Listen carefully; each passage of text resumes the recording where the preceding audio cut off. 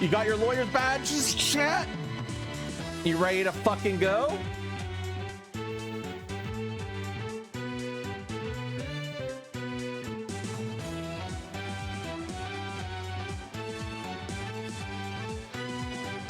Present the badge? Are we presenting the badge? Show me your badge, chat. Give me some yeses. I'm not gonna start until you guys show me your badges.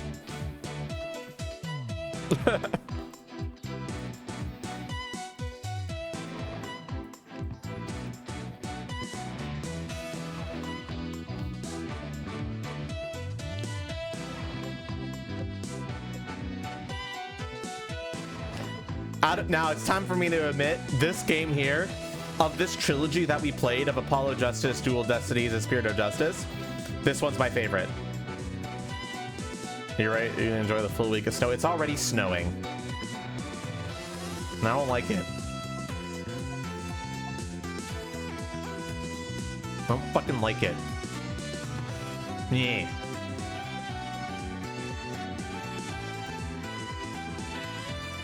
Heavy snow here.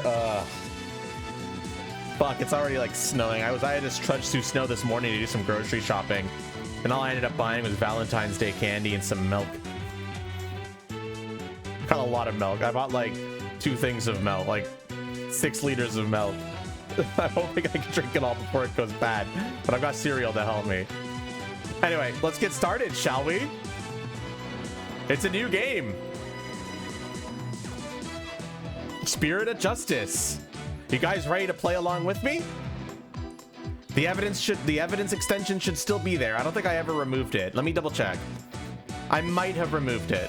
Wait, do you guys see the extension? If you don't, let me know and I can easily fix that. Because I think I actually forgot to remove it. It's there? You do see it? Okay, perfect. It should only have the attorney's badge right now.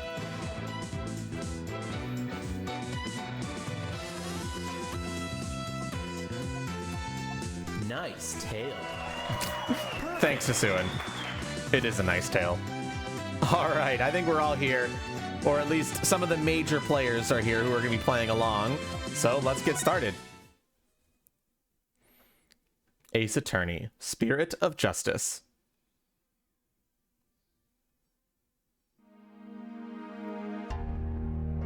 On the western edge of the Far East,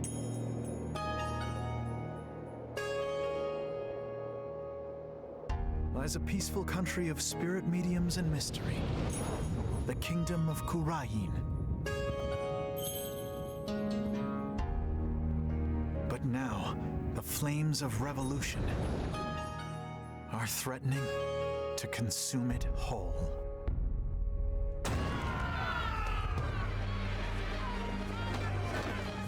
But things like revolt and revolution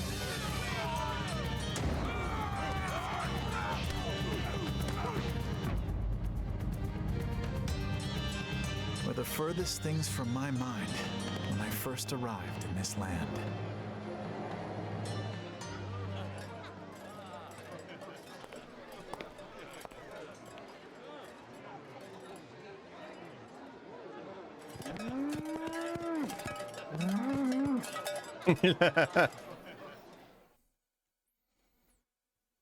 Episode 1, The Foreign Turnabout. We in another country, motherfuckers.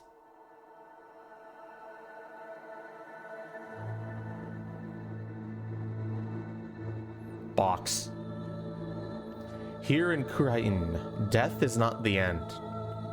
Even after death, the soul lives on in the Twilight Realm. And priestesses can commune with the spirits of the dead. Fear not death. In the name of the Holy Mother, fear only the impurities of your soul.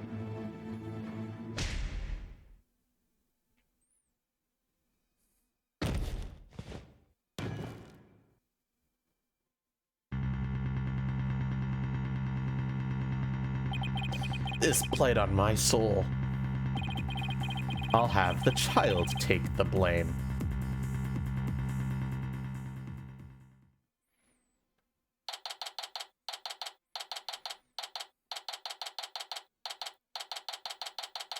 Kingdom of Krain.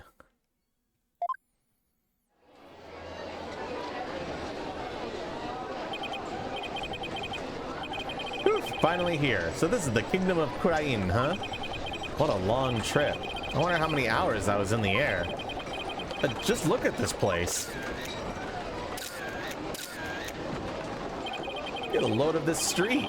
It really feels like I'm in another world here.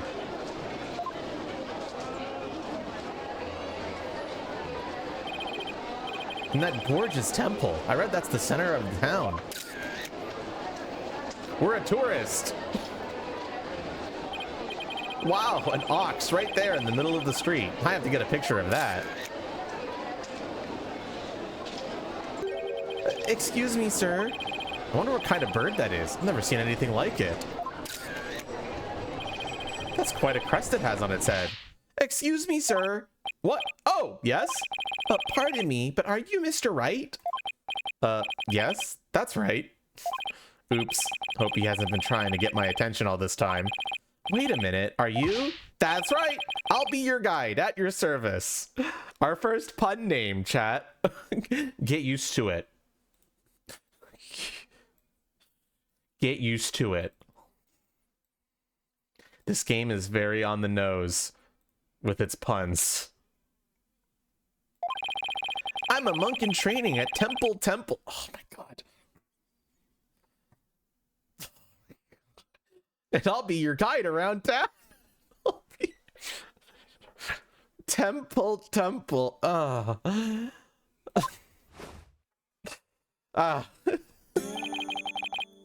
It's very nice to meet you. Hapikari. Happy what now? Hapikari. That's how we greet people here in Krain. It's like hello or how do you do? It's a pretty handy expression to know. There's temples in response, Sasre. Okay, let me give it a try. Hello, I'm Phoenix Wright. Haprika. Haprikai. Is it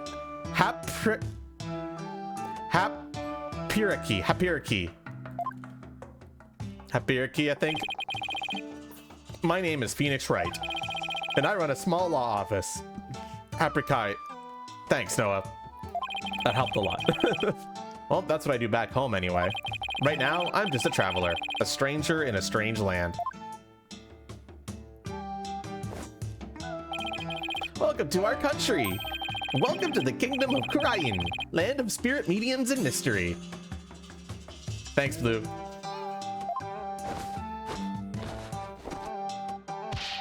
This is for you! To celebrate your arrival. Speaking of mystery, what is this mysterious green lump exactly? Allow me to explain. This is a famous Kuranese sweet bun. It's called a magataman, or soul bun. It's shaped like a magatama. It's so yummy, it'll send your soul right to the Twilight Realm. That doesn't exactly make me eager to try it. Thanks. I think I'll indulge later. That will be 20 damas. Thank you for your patronage. Bitch! I have to pay? Why would you? I've been here for 2 seconds and he's trying to scam me. I always have plenty of those on hand, so just let me know if you ever want any more. No wonder his bag looks so heavy. Stuffed with all the tools of his trade. Oops, I almost forgot to tell you something really important. It's about Miss Maya. Hi, Robotic. She can't come see you for a few days yet. Yeah, when I called her from the airport, she said she was still training up in the mountains. I told her I'd wait for her here. Either way, I was glad to hear she's in good spirits. Maya Fey. She's a spirit medium who used to work as my assistant.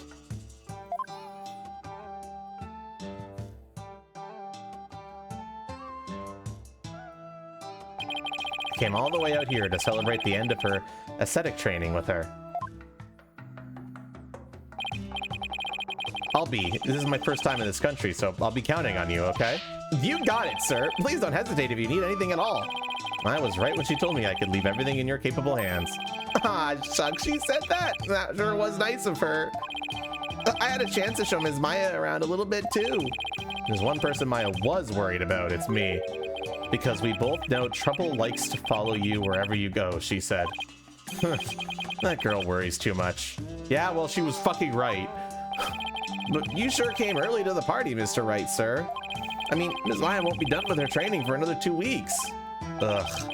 I hate to admit it, but I came early because I was worried about her too. Oh, well, you know. I thought I'd get in a little sightseeing first. Yeah, a little bit. Oh, sightseeing! Well, I'm your man for that! They'll show you all the best sights this country has to offer! Thanks. That would be great. I guess Albie takes his job very seriously. Well, what are we waiting for? Those sights aren't going to see themselves. Yikes, you don't have to shove. First stop, Temple, right there in the center of town. There's something really I want to show you. I want to make sure every pun is recognized, of course.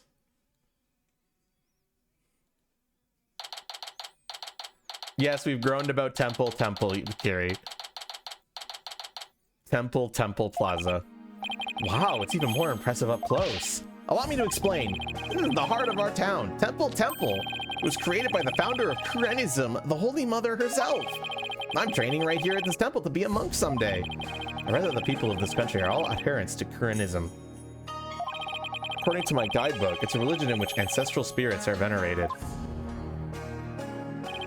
The Holy Mother was a great spirit medium who could commune with our ancestors' souls. And spirit mediums become queen to this day, direct descendants of the Holy Mother. Yeah, don't worry, I'm aware of this. I slightly watched Koba playing through this. It's funny that he's playing through this, because I was always planning to play through this week. And it just kind of, we ended up lining up playing it together.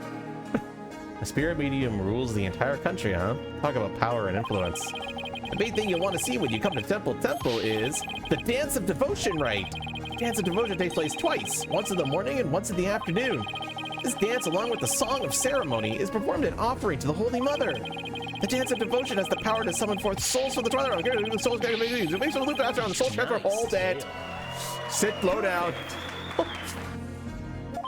I can't remember all of that at once. Oh, I'm sorry. I guess I got a little overexcited. Anyway, the main thing I got from all that is that you really, really love your country. Well, that's sure true. I like this kid. He pours his heart into everything he does. Let's see, I guess I just explained about half of what I usually explain. So I'll give you a special discount and only charge you 10 damas for the tour fee. Thank you for your patronage. I guess he pours his heart into aggressive salesmanship too.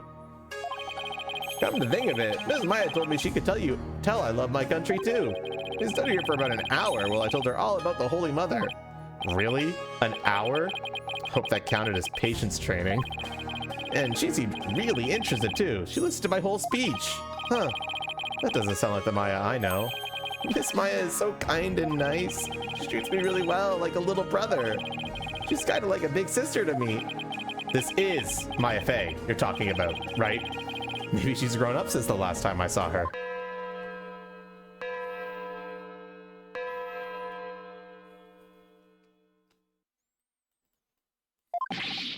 Oh no! What's the matter? Is it that time already? We have to hurry into the temple right away! But first, let me give you this lyrics card for the Song of Ceremony I told you about. There's an English translation of the lyrics there too, so give it a read, okay? But why the big rush? We don't hurry. We'll miss the beginning of her benevolence's dance of devotion. Her benevolence?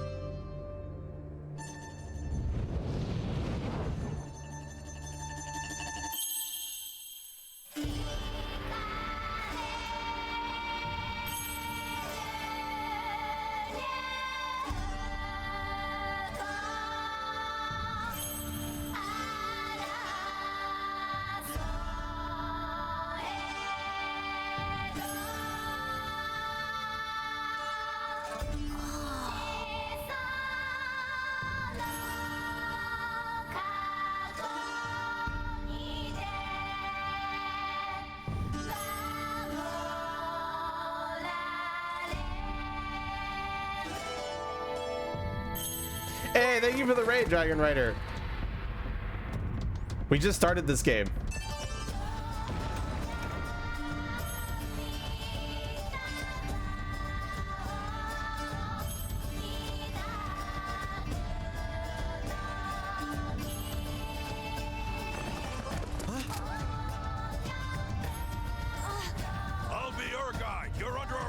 treason.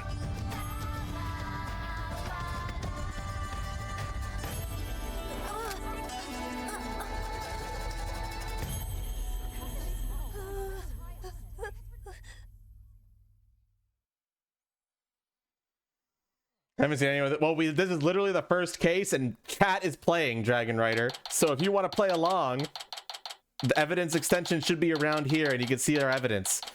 So sit down and play along with us.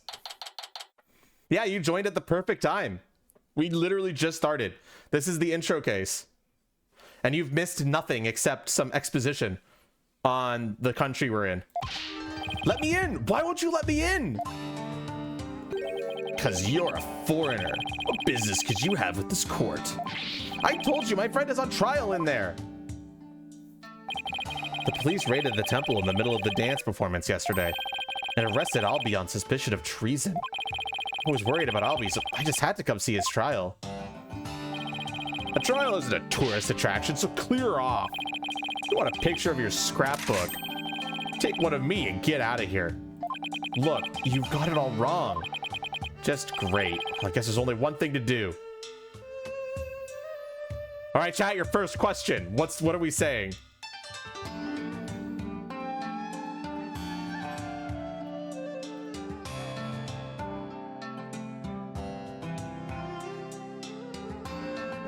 Present patch.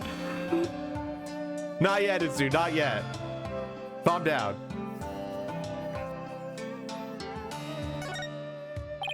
Yes, I'm a foreigner, but I'm not your average foreigner. What? I'm actually a lawyer. Back at home, anyway. It's not extension, it's evidence, yeah. So the extension is like a little picture of my... It should be like a picture of like a case with my tail on it. Click on that and you'll be able to pull up the evidence list. There should only be the badge in there right now. But as I add evidence, it will be added to that, and you click the refresh button and it will load with all the evidence. Or you can go to that link that's like there and just access it from the web browser. What? A lawyer? I can't. That's not possible. What's he so shocked about? Well, whatever. Now's my chance. Nothing wrong with a lawyer entering the courtroom, right? Wait, get back here, you.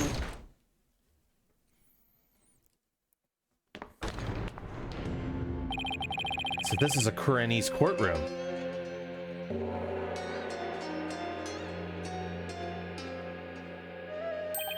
Wait, isn't that her benevolence? What's she doing here in court? The divination seance has been performed. I will now hound down my verdict against the accused.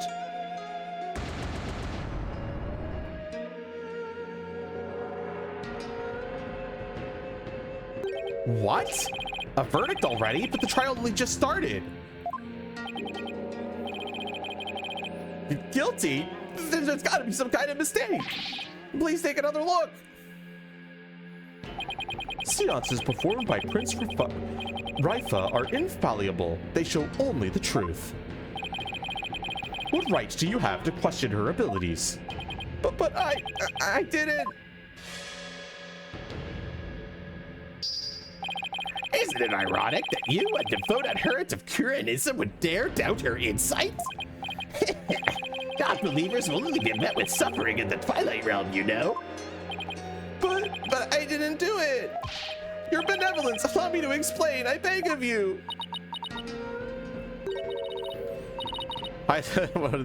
Should we just go visit the first 14? I don't get that reference. Be silent, impudent whelp. There is no merit to be had in indulging the ramblings born of a criminal's unclean soul. But what in the world is going on here? The judge made his ruling based on something called a divination seance? What is Albie's attorney doing? Wait a minute. Where is Albie's attorney? Why is this happening? I didn't do anything wrong. Foolish child. Doubting the divination seance is tantamount to doubting the Holy Mother herself. Your Majesty, as Royal Priestess and in the name of the Holy Mother, I command you. Impose the highest penalty against this unclean soul. As you command, so shall it be done, your benevolence. May her holiness grant us her divine favor. Tihara Kurayan.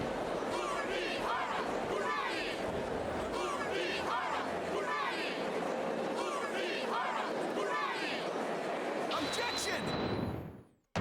What?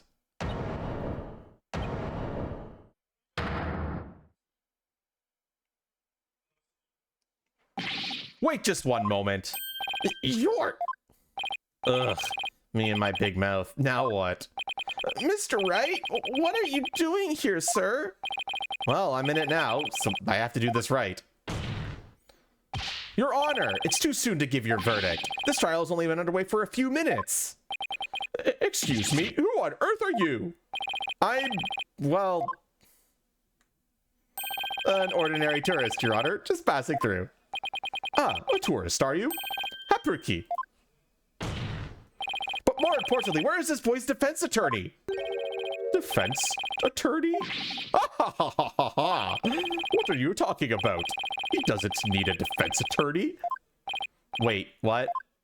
Of course you wouldn't be aware, being a foreigner and all, but we have no need for defense attorneys here in the Kingdom of Kurayan. We leave it all up to her benevolence's sacred power of spirit communion. Her divination seances determine all. What? But surely you see how unfair that is. What kind of insane court system are they running here? You would dare mock me, you barb-headed buffoon? If you value your life, you will leave post-haste. Or shall I summon the bailiff? The bailiff is that big scary dude with the big scary gun, isn't he? I'm sure he would be happy to oblige you with a bullet or two as a souvenir of your travels. At the cost of an arm and a leg, no doubt. Now hold on! Mr. Wright has nothing to do with any of this! I appreciate what you're trying to do, Mr. Wright, but never mind about me. You just go ahead and go see Miss Maya. But forget about me. You have to go now. I'm sure you can find another guide. There were lots more places I wanted to show you, but it looks like I won't get a chance now. I'm sorry. The poor kid. He's trying to put on a brave face, but look at how terrified he is. What can I do? What should I do? What are we doing, chat?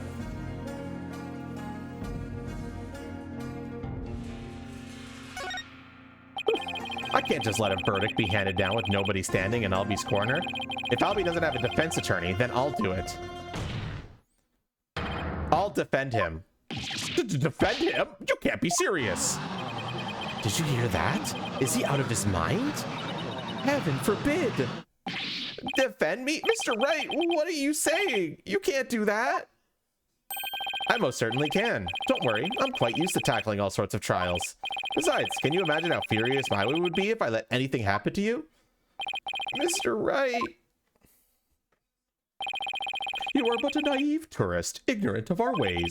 But if you are smart, you will heed my advice. Do not pursue this matter any further. Looks like defending someone is easier said than done in this country. Well, you underestimate one thing, Judge. This man is not smart.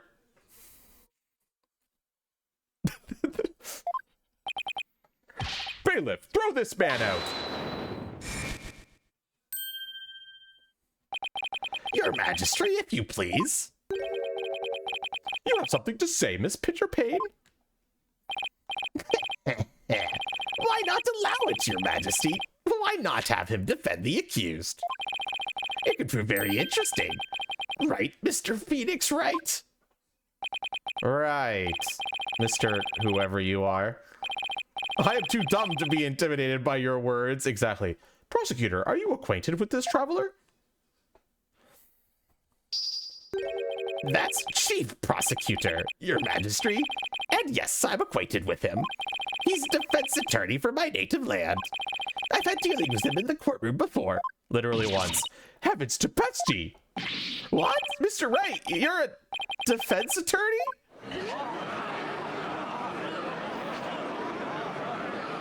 It's funny, he's not another one, Stevish. A defense attorney? Well, this is a shock. You may be surprised to hear that I have more than 10 years of experience. Yes, there aren't all that many lawyers around here. Your Majesty, would you kindly allow us to proceed in the matter of my old country? Where's back home? It doesn't take much to be a good prosecutor in this country, let's just say that. But Mr. Payne, I've already made a ruling in this case. Call it nostalgia, if you will, but I am most eager to give it a try. But I have a previous engagement, you see. The class together with the missus. Your Majesty, I agree we should have a whack at it. It sounds amusing.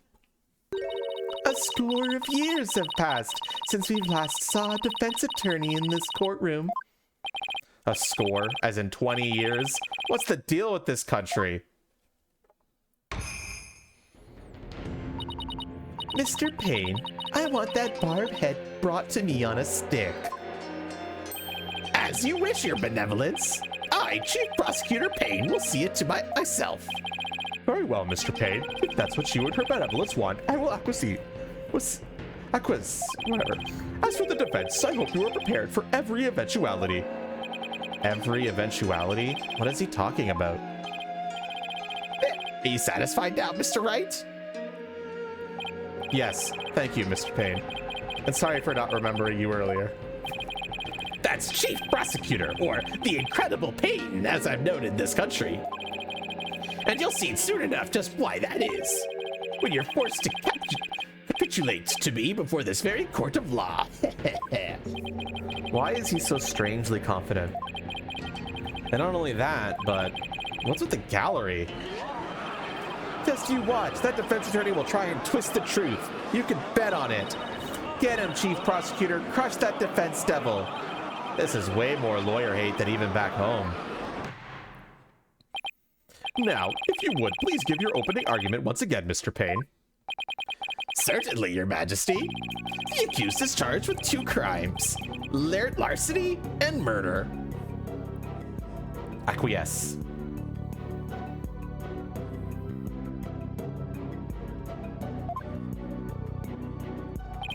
Yesterday, the Founder's Orb was stolen from the treasure room of Temple. In addition to the theft, 2 other things were discovered in the treasure room. The dead body of Mr. Patrol, Temple security guard. Another pun name. And the empty treasure box that housed the orb, which Mr. Roll was in charge of guarding.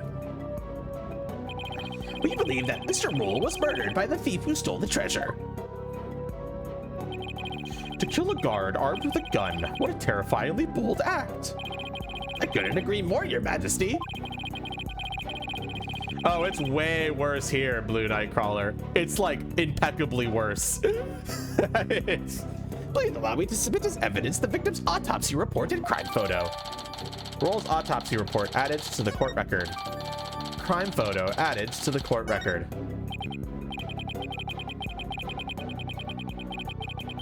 It's been a long time since we had evidence presented in court as well. It's kind of refreshing, actually. We may rely on the power of seances, but our police still carry out investigations. Thus, any proof I provide is indisputable. Oh, really? Well, forgive me if I don't just take your word for it. I can check evidence out myself by looking at the court record. All right, it's picture time. Time to get you all pictures. And it's time for me to update the profiles finally as well, now that I can see which profiles are available.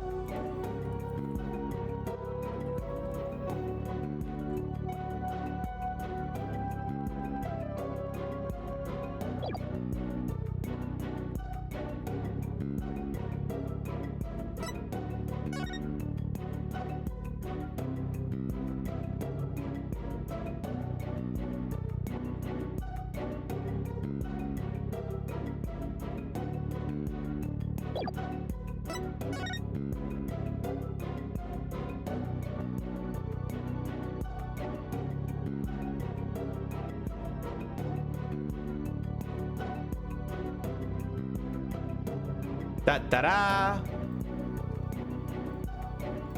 Update your evidence, chat. All right, profiles are, we've got these 3. Got it.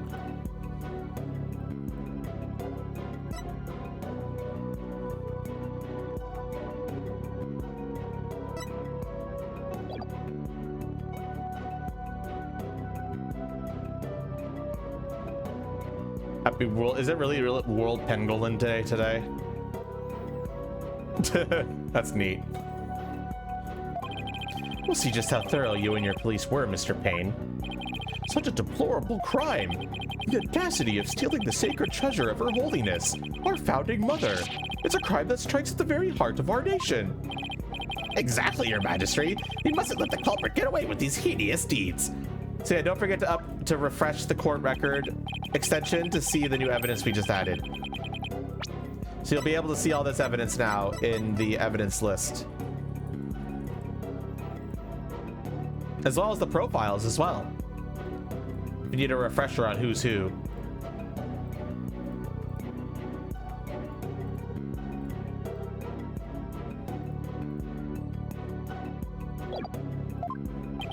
Is this treasure really such a valuable object? How can you even ask such a thing? Of course it is. What's sealed within this treasure is the very soul, the mitama of our Holy Mother. Her soul is sealed within the treasure? I think I'll take that with a grain of salt. You don't believe it, do you? Of course I believe it. Something tells me I'd better play along. This kind of irreverence is exactly why I dislike defense attorneys so much. Your Honor, Your Majesty. What is it now? This treasure. I've never seen it, so it's a little hard for me to imagine. Can I see a photo of it or something? Of all the outlandish requests, you defense attorneys are truly beyond the pale. He's been getting awfully angry with me. And are those veins popping out of his forehead? It is forbidden for anyone outside of the royal family to view the treasure itself. They say that anyone without the proper spiritual power will be blinded instantly. That's why the average person has never seen the treasure, Mr. Wright. I guess there are national treasures that are off limits to the public back home, too. For the benefit of the shamelessly uninformed defense, let me share this newspaper article.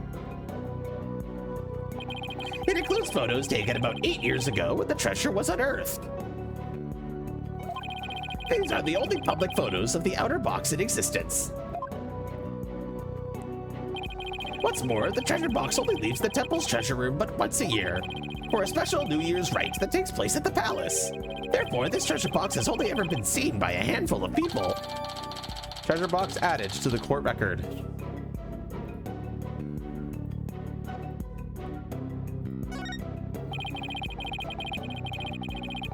I hear there's been a string of thefts lately of historical artifacts with the temple. Right, Your Majesty. Inexcusable thievery of precious national treasures for the personal gain. And the culprit is the accused. How am I adding this stuff so quickly? It's prepared in advance. So he used his position as much in trading to get his hands on the treasure? Is that it? The accused family is by no means wealthy. To help with family finances, he works as a tour guide in addition to his aesthetic trading. Thank you for giving an excellent outline of the case, Mr. Payne. Now then, no more questions from the defense, I presume? What? No, I do have questions. Even more, but you just asked a bunch. Well, make it snappy. My class starts in just a few short minutes. What? He's still planning on going to that thing? There's still a lot I don't know about the case. I should ask now while I have the chance. Let's see, what else do I need to know more about?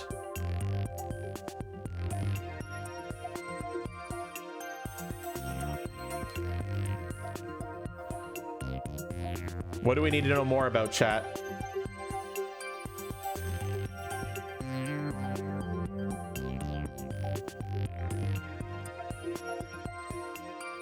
Asuin says 2.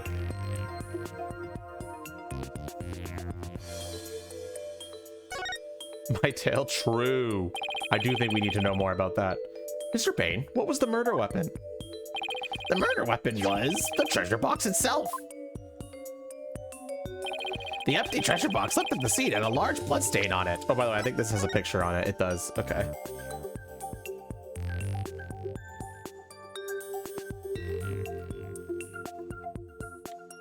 These pictures are the only thing that aren't prepared in advance, so I do need to add those. Okay. It's been done. How utterly reprehensible, using the sacred treasure box for murder.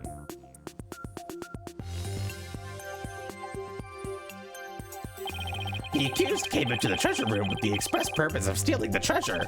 He climbed the altar stairs and snatched the box, ready to abscond with it. But he was discovered by Mr. Roll, who had come to the room in the course of his rounds. After walloping Mr. Roll in the head with the treasure box, the accused forced the bloodied housing open and made off with the treasure inside.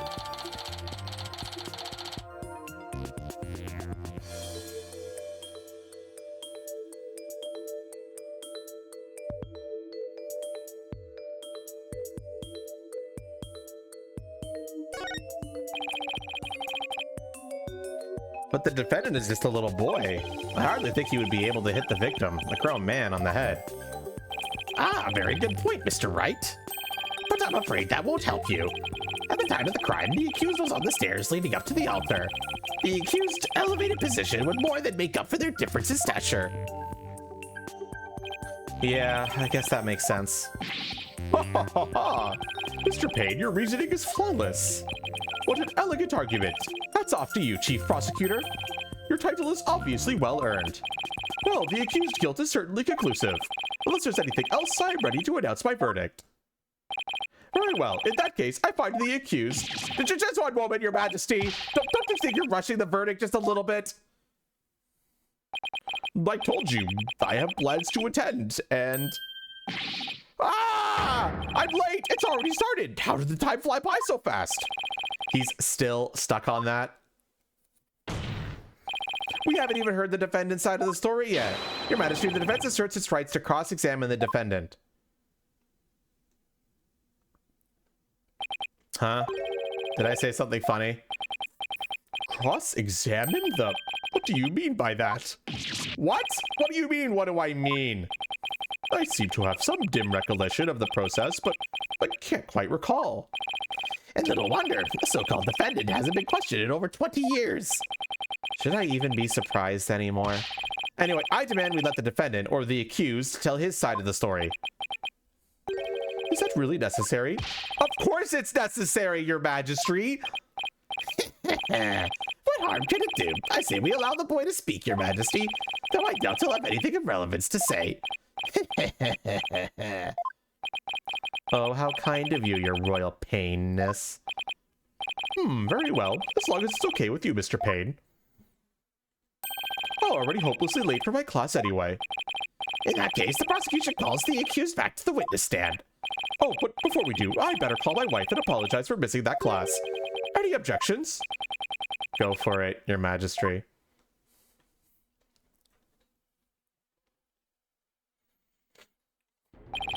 Accused, state your name and occupation again, if you would. I'll be your guide. I'm in training to be a monk, and I'm a tour guide, too. Oh, why me? Now, where were we? Cross-examining the defendant, Your Majesty. Right. Let's do that, then. At the defense attorney's insistence, I might add. He sounds a little dispirited. His wife must have given him a piece of her mind. Well, the defense had better get to it. And make it quick, if you please. The defense? Mr. Wright, I didn't know you were a lawyer. Well, I am, and now I'm here to defend you, Albie.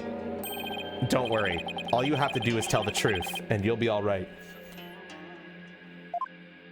You tricked me! What? If I knew you were a lawyer, I wouldn't have given you that tour. In fact, that Magatama I gave you yesterday. Albie, what's gotten into you? Don't talk to me! You disgust me! Now even Albie's against me, but why? This must be a new experience for you, Mr. Wright, being loathed by a client. No, it's not. Now then, accused, please give the court your testimony. The incident occurred around noon, during the break between the morning and afternoon dances of devotion. I want you to tell the court what you were doing around that time. All right.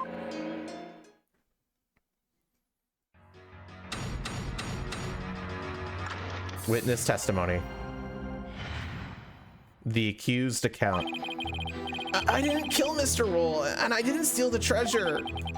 I'm not allowed to go anywhere near the treasure room. I never even seen that treasure box with the green Kurenese butterfly on it. When the incident happened, I was in the hallway planning out my tour route. Were you well acquainted with the victim? Yes, he used to chat with me whenever we ran into each other at the temple. Mr. Roll was a monk in training when he was a kid too, you know. I bet Albie looked up to him. But he had to give that up and go to work when his family needed money. That's why he became a guard, but at least that way he could still stay on at the temple. He was so proud when he was put in charge of guarding that treasure box. He even got to carry the box to the palace for the New Year's rite. The victim's parents apparently both died relatively young. So Mr. Roll had to support his younger brothers and sisters as well. But even with his job as a security guard, I'm sure things couldn't have been easy for him. Sounds like his circumstances and Albie's are very similar. Mr. Roll encouraged me to never give up.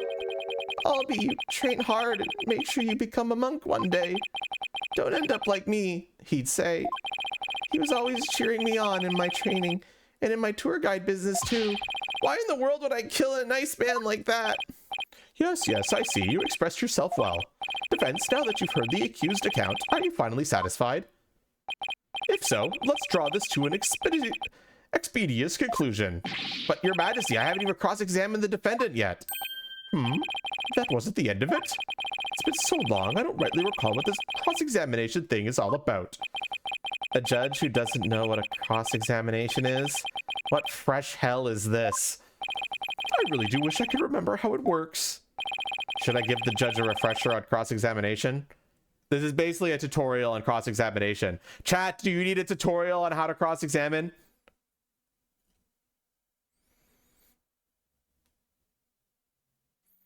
Do you? If somebody does, I'll do it. Because someone might be new. The judge does, yeah, but who cares? You don't? You guys are good? All right. I can explain it for any new people as well.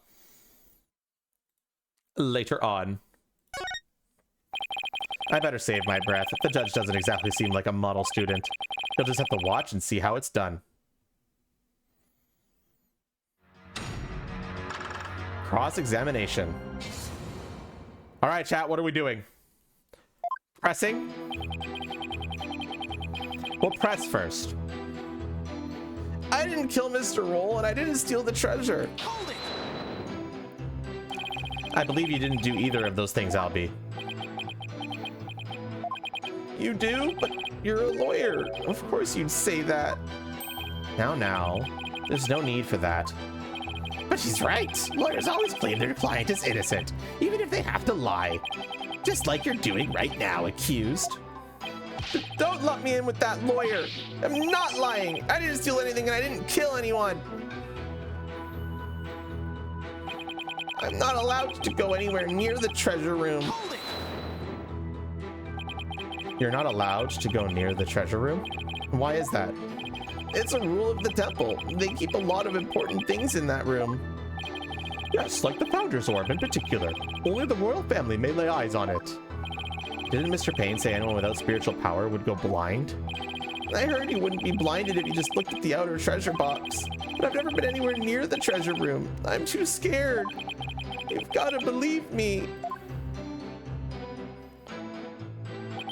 I've never even seen that treasure box with the green Kuranese butterfly on it. Hold it!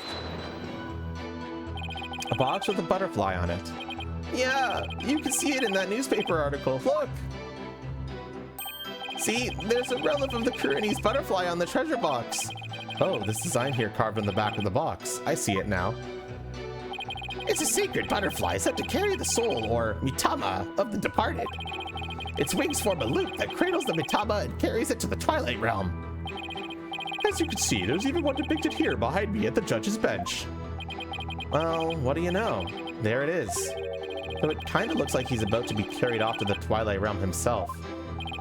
Anyway, I've never seen this treasure box. Besides, when the incident happened, I was in the hallway, planning out my tour route. Hold it! Planning out your tour route.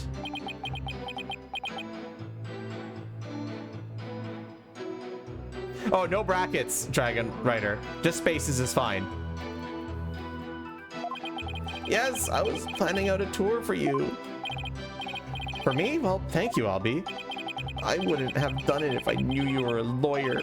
I wasted all that time on you. Give it back! Sadly, I'm a lawyer, not a Time Lord. Actually, as soon as he heard that's what I am, he's been like a totally different person. I certainly didn't think Albie committed murder, however. Don't talk to me! You disgust me! That outburst earlier makes me wonder if he'd be willingly tell me the truth. I better compare his statements in the court record carefully. If I find an inconsistency, I could present some evidence and maybe get him to open up. So you're saying statement 3 and you want to present the crime photo?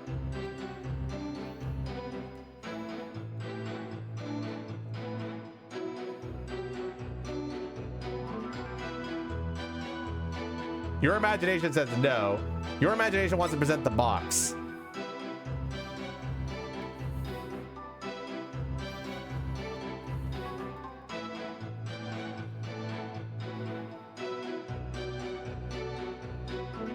That's 3 yeses. Objection! Oh, Albie, why would you lie to me? Noodle! Thank you for the raid. How y'all doing? This is, you came at a good time. We literally just got through the first cross-examination, which means if you want to play along and play Ace Attorney with us, you haven't missed much. Evidence can be seen in the extension or on the link here. And you can play along as long as you don't know the answers. If you know the answers, don't spoil it for chat. So play along with us.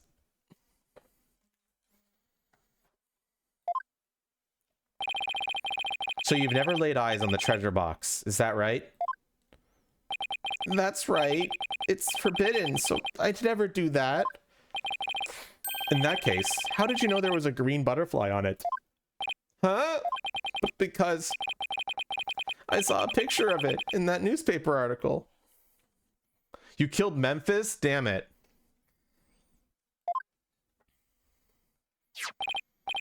Where's Luke gonna send people now? Nope, take another look. These photos are in black and white. You couldn't possibly tell what color the butterfly is from these pictures. Ah! Hold on, his bag. Did it just move? Polkuna! Polkunka is a word in Guyanese that people use when they're surprised. You just exposed a lie. So this is the power of cross-examination, is it? I should be the one shocked here by your shocking lack of understanding. But just a moment. If the accused was lying, then this just makes him even more suspicious than ever. Ugh. And this just makes things worse for me than ever. Albie, are you hiding something? Please give only true statements. I can't help you if you don't tell the truth. Darn, I just can't seem to get him to open up to me. So, accused, you have seen the treasure box with your own eyes after all, haven't you? After stream care, go do that, Noodle. Have a good one. Well, maybe I did take a peek one time a long time ago when I was cleaning the treasure room. But you weren't in the treasure room at the time of the incident, right? Of course I wasn't. That is a lie. You were most definitely inside the treasure room on the day of the incident. And I have proof. Someone gave a toilet bill to an OpenAI employee. Yeah, playing Sonic 06 sounds like a torture experiment, Noodle. You go rest. He does? This was found on the floor of the treasure room. It's a scroll entitled Notice, and it contains a list of temple monk duties. These instructions pertain to the day of the incident. And what exactly is that supposed to prove? The accused fingerprints were found on the scroll. What? Oh no! Where is it? It's not here. I must have dropped it somewhere. Indeed, you must have dropped it when you were busy murdering the victim.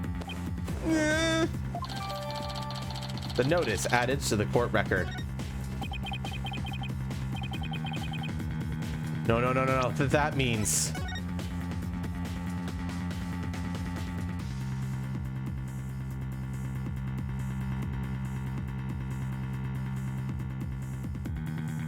Let's get this evidence into the court record for you all.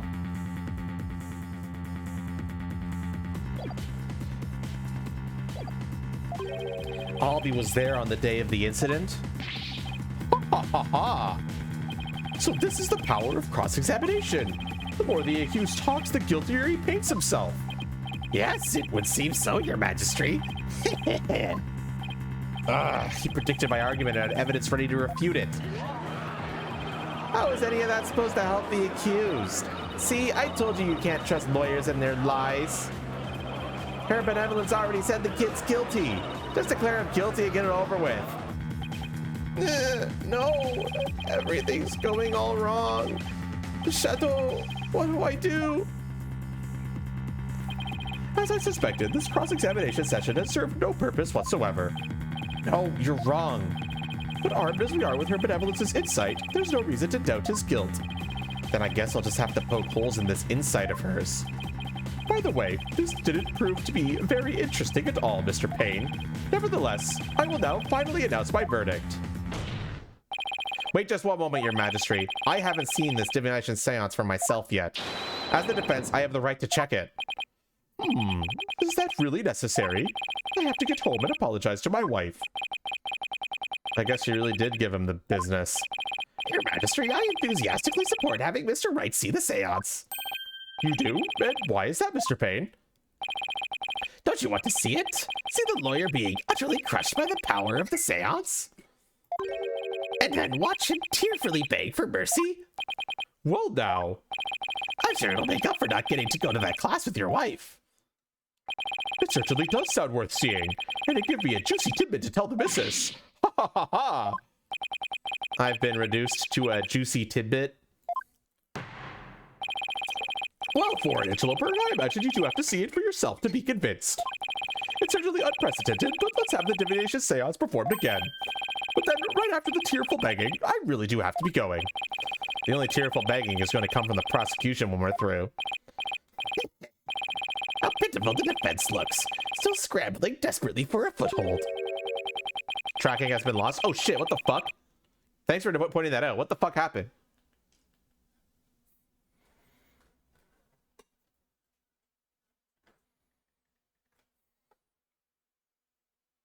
Huh, that's weird. I'll restart the app. That might help. Eye facial mocap. There we go. That was weird. Let me know if that ever happens so that I can fix it quickly.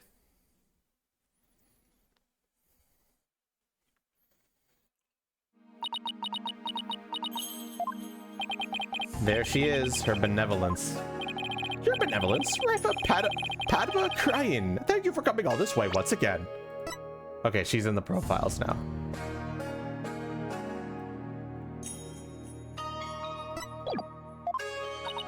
Your gratitude is unnecessary.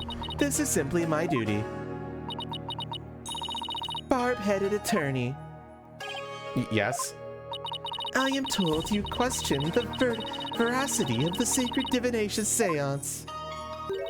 It would seem the depths of your irreverence and blasphemy are lost on you. I'm just a foreigner, ignorant of the ways and customs of this country. I apologize in advance for anything rude I might say or do, your benevolence. All I want is a fair trial for Albie. You would imply that the trials of this country are unfair? Do explain, outsider. How verdicts founded on truths imparted by the very souls of the dead lack impartiality. What's fair about trials with no defense and no chance for the accused to tell their story? How dare you speak to her benevolence in that manner? Did you hear that? Did you hear how he talks to her benevolence? What does he know about anything? Ignorant outsider. He won't stand for it. He must be punished. It's like I really stuck my foot in it this time. Punish him. Punish him. Punish him. Punish him. Silence, one and all.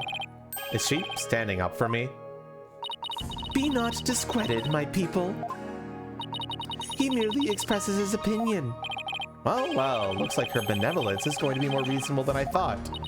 Attorneys are ghastly creatures with souls stained black by brazen untruths. The words of a lowly worm such as that are not worth troubling yourself over. All right, I take that back. None of his prattling can sway the truth of my insights. Rest assured, he will soon see the error of his foolish ways. Now then, your benevolence, the divination seance, if you would. Certainly. Naya, my robe.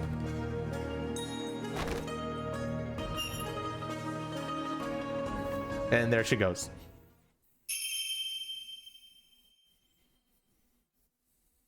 O Holy Mother, we hold this divination seance in your name. Let the eyes of everyone here be clear, and our ears be unstopped. O dance of devotion, guide the victim's soul to me, so that we may receive their final memories in the pool of souls.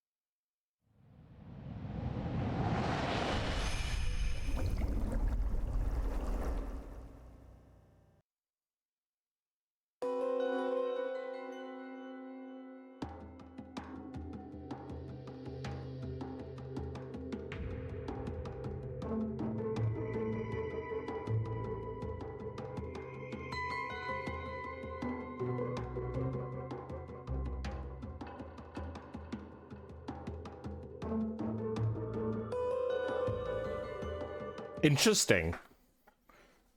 What just happened? An image appeared in the pool. A final message from the victim's soul, the last communication of his Mitama. The divination seance has revealed this to us. Their benevolence can use her power of spirit communion to project the victim's memories of the last few moments before their demise. So what we saw in the pool is what Mr. Roll actually experienced? In the victim's memories, we see the accused raising a weapon up over his head. This is consistent with the findings of the police investigation. There has to be some kind of mistake. I didn't do it. This looks bad for Albie. Really, really bad. Now do you see why I'm the incredible pain? More than I can express. But even if those really are the victim's last memories, what can I do with them? There it is. There's the face of a man being utterly crushed. Oh, how long I've waited to see it. Isn't it wonderfully gratifying, Your Majesty? Oh, yes. Very satisfying indeed. Now, are you finally convinced, Traveler? The accused is most assuredly guilty. Am I really the only unbiased one here? Now then, I think we've been amused enough. If you give up now, I won't even invoke the Defense Culpability Act against you. You'll be free to slink back to your own country with your tail between your legs. I would like to. No, just the Defense Culpability Act. What's that? What? You mean you honestly don't know? Yeah, no.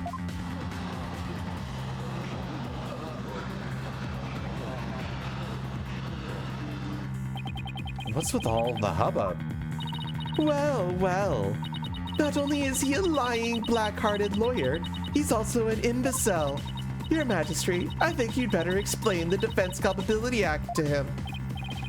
Yes, I think I'd better. The Defense Culpability Act, or DC Act for short, is as follows. In the name of her evidence, those who would support criminals will be deemed just as guilty. In other words, if you help the accused by defending him and he is found guilty, you will receive the same sentence as he. What? What kind of insane law is that? Under the DC Act, many an attorney have been convicted and met with a grim fate. Some went to prisons, others received the death penalty.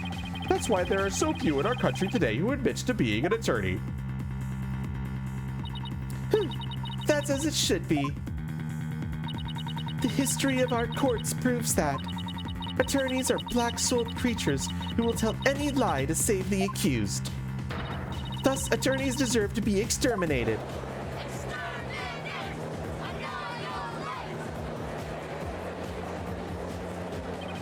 I've never felt so much hostility coming at me from so many sides. What could have happened to make everyone feel this way? You fell right into my trap, Phoenix, right? Your win streak against me and my brother ends today. With the seance and the DC Act on my side, I'll finally get my revenge. So that's why he was so eager to have me defend Albie. Yeah, it definitely does, Dragon. Chased down and humiliated back home, fate brought me to the foothills of Kurain. I thank my lucky stars that I'm chief prosecutor here now. Defense, know that if I rule the accused as guilty, you will go to prison too. Wait, I think his... Okay. That explains Albie's reaction earlier. Defend me? Mr. Wright, what are you saying? You can't do that. Your Majesty, isn't a prison sentence a bit lenient? After all, we're talking about treason. One should pay for such a crime with one's life. Yes. I believe the death penalty might be appropriate under these circumstances. The death penalty? No way. You're kidding, right, Your Majesty? Do I look like I'm kidding? I'll have you put your life and your dark, tainted soul on the line here. Death? This can't be happening. The courts of resignation. Our courts are well known as thus. In this land where my seances provide the truth and no attorneys can intervene, criminals know that all they can do is resign themselves to their fate. Oh, foreign lawyer, I ask you once more. Are you sure you still want to defend the accused? Well, there's Maya to think of in all of this too. I can't just lay down my life. What in the world should I do?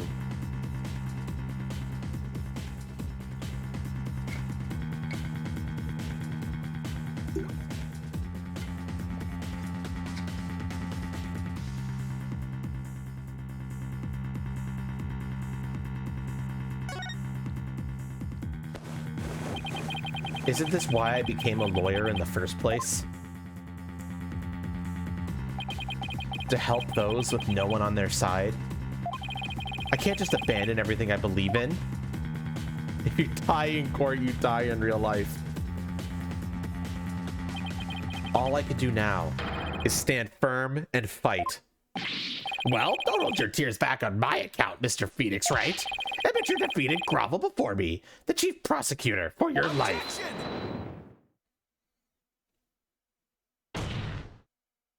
Even if it means being subject to the Defense Culpability Act, I will defend Albie. What? But Mr. Wright! The defense insists he's innocent, and note not even a divination seance should be accepted without examination.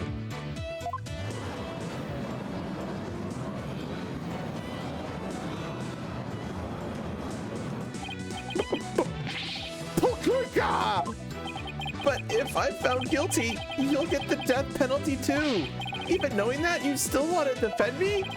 I don't know what happened in the past, but it looks like everyone in this country considers lawyers to be liars. So I can understand if you don't believe me. But I still believe in you and your innocence. So all I have to do is keep believing and find the truth. That's all there is to it.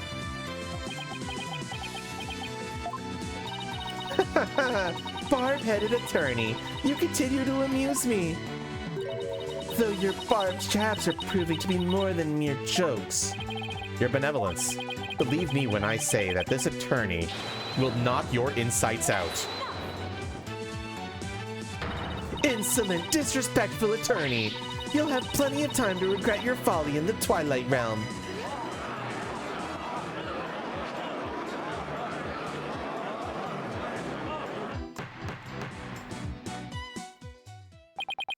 Not a wise move, traveler. Not wise at all. You should have taken the chance I offered to save your life. But you have made your choice. The defense culpability act will be applied in this case. And with this verdict, you'll both soon be parting with your head.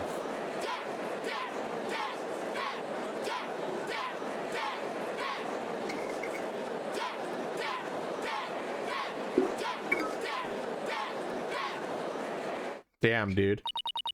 The souls of the departed speak only the truth, and I but give their messages a voice.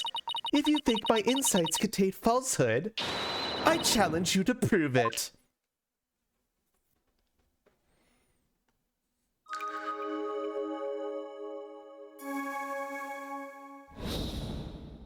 Raifa's insight. The accused swung whatever he was holding down on the victim's head. With the pain, the victim's vision went dark. This is when he lost his life. Still, I can't believe it. A murder after the morning dance of devotion. These are the victim's experiences just before his death. As the victim's final memories, we can assume they aren't lies. So how do I break this down? Allow me to relieve you of your ignorance, defense. Did you notice the words that appeared in the seance's vision? Come to think of it, I did see words, like Song of Ceremony and Incense. The victim's final memories are not limited to sight alone. Sight, smell, taste, sound, touch, all is laid bare in the pool of souls. So what Mr. Roll experiences with his 5 senses appear in the vision as words, right? Precisely, and by examining these sensations, we can perceive the victim's final moments with unparalleled clarity. Works for me. I can use all the extra information I can get. Now, to find a contradiction between our insights and the seance vision. Your benevolence, I ask that you please show me the seance vision again. Very well.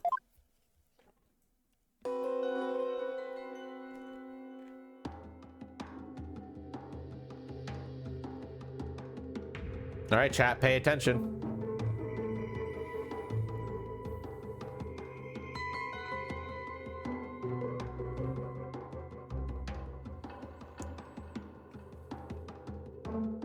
Wonder if she has to do this dance every time? Maybe.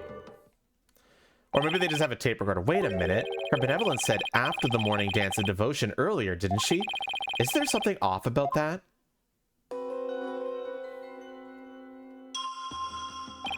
First, I'll use A and D to make my way to the insight that seems off.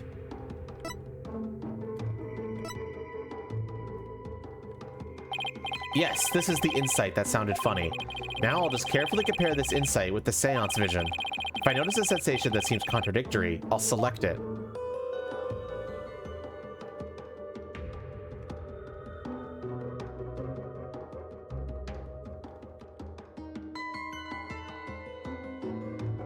All right, chat.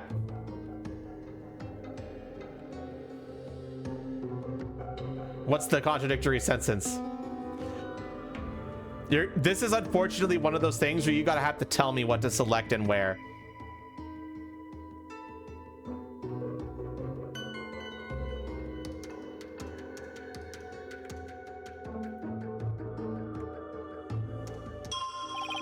This is it. This is the part of the vision that contradicts the insight. Now I just select the sensation I think is inconsistent and then present it.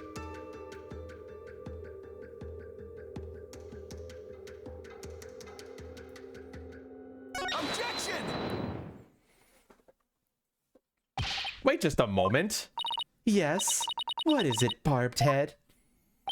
You're saying the incident occurred after the morning dance of devotion, right? That's right. What of it?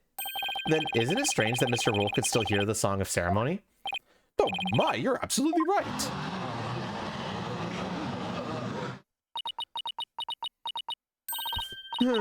Is that all that troubles you? Huh?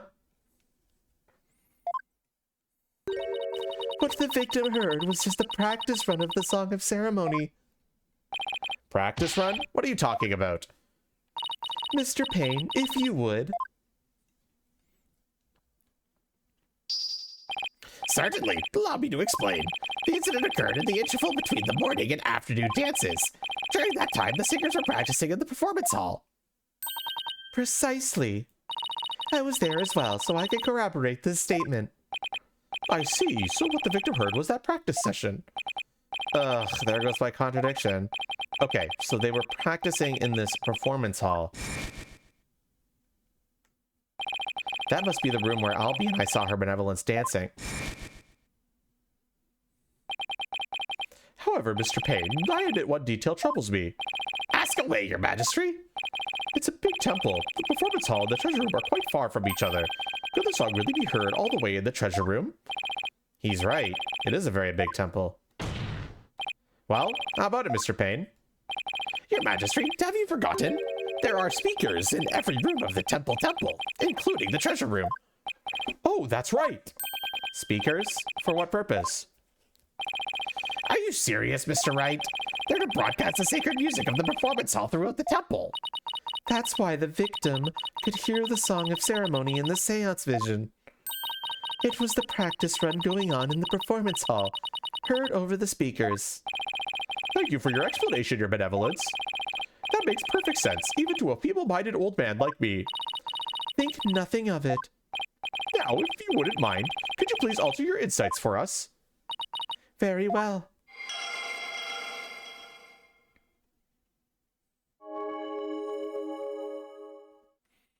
The Song of Ceremony the victim heard was a practice run through the temple speakers. I think I'm getting the hang of this. If I point out an inconsistency, she'll update her insights accordingly. So if I keep pointing things out, maybe I can knock all of her insights out after all. I better find another inconsistency, no matter how small. Alright chat, here we go. Now we're off the leash. It's a bit hard to focus on the insights with the seance vision going.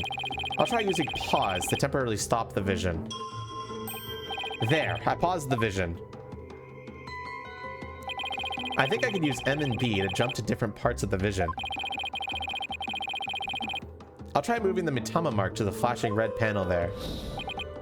Okay, now that I know how to get around in seance visions, it's time to find inconsistencies between the insights and the vision.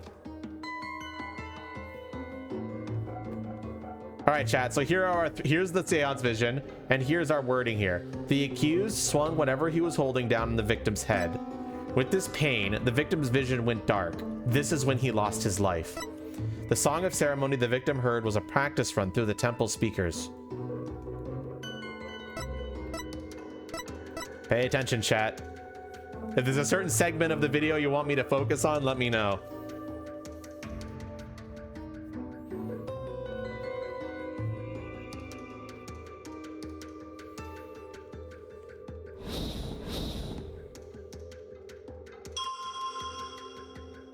Your imagination wants to present incense on this statement.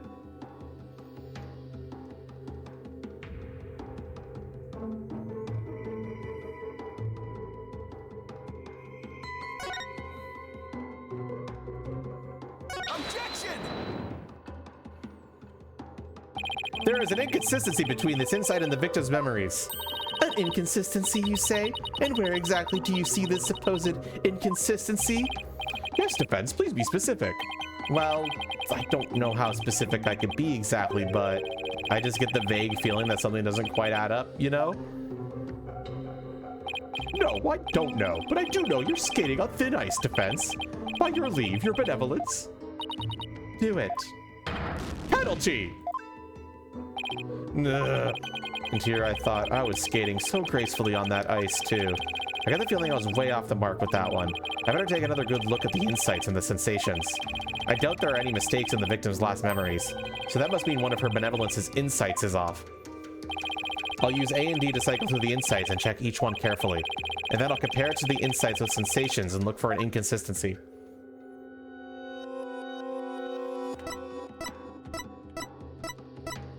The accused swung whatever he was holding down on the victim's head. With the pain, the victim's vision went dark. This is when he lost his life. The song of ceremony the victim heard was a practice run through the temple speakers.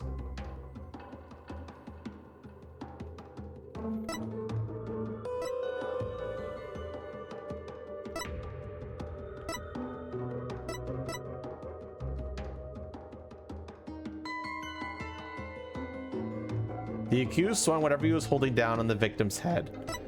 With the pain, the victim's vision went dark. This was when he lost his life. The song of ceremony the victim heard was a practice run through the temple speakers.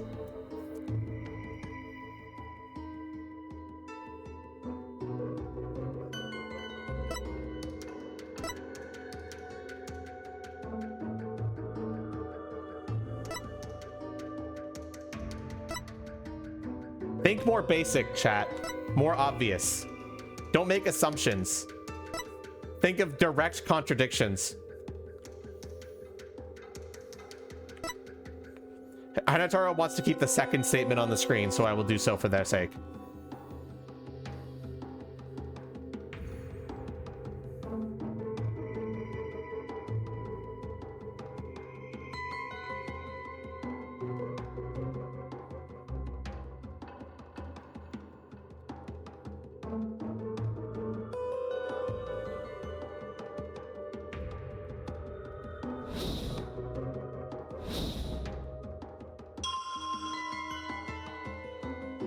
Technically playing 5, because it sounds like you want to select pain here.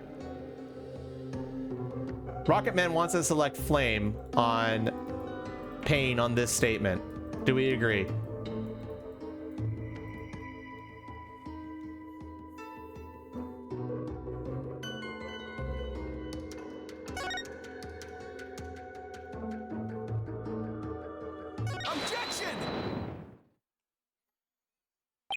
You're saying the victim's field of vision went dark right after he was struck, correct?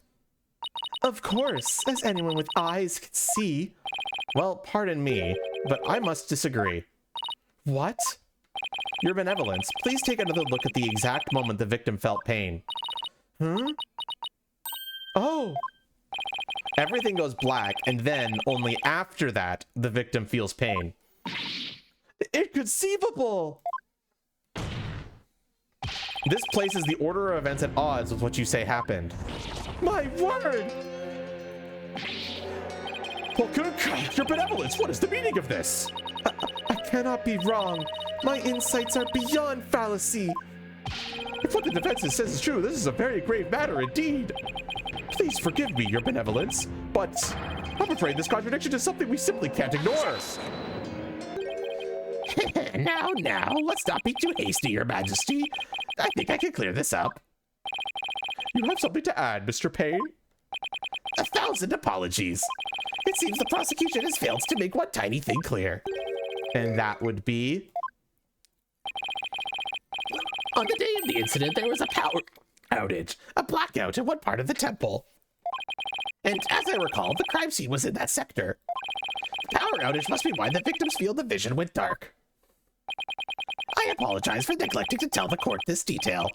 I'm afraid it slipped my mind. Or rather, you knew all along, and we're only letting it slip now that it's convenient, Payne. The power outage knocked out both the lights and the speakers. Oh, there was a blackout there, was there? Well, now, that explains everything, does it not? What do you mean, your benevolence?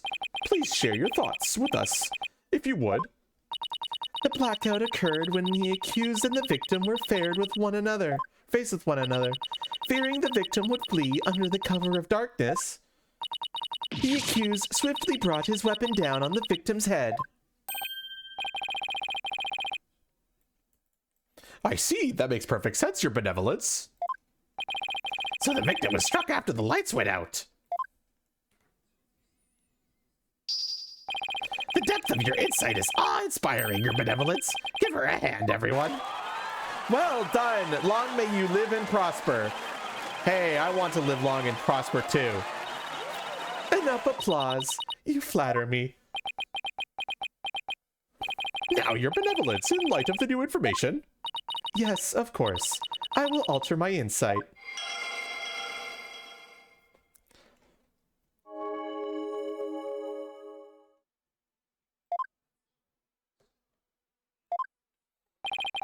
So much for ranking consistency. At least I was able to draw out some new info. And with new info comes a chance to find new inconsistencies. Now to compare the insights with the vision again and see what I can dig up. The accused swung whatever he was holding down on the victim's head. One can safely assume the accused struck the victim the moment after the blackout began. The song of ceremony the victim heard was a practice run through the temple speakers.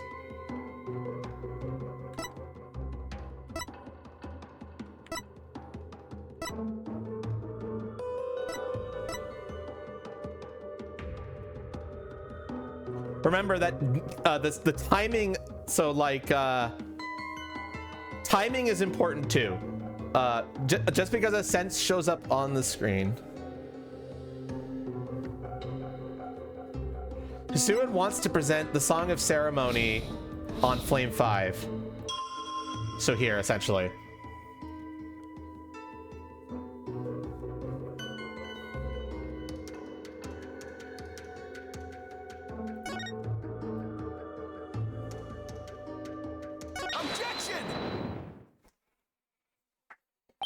Yes, I finally found it.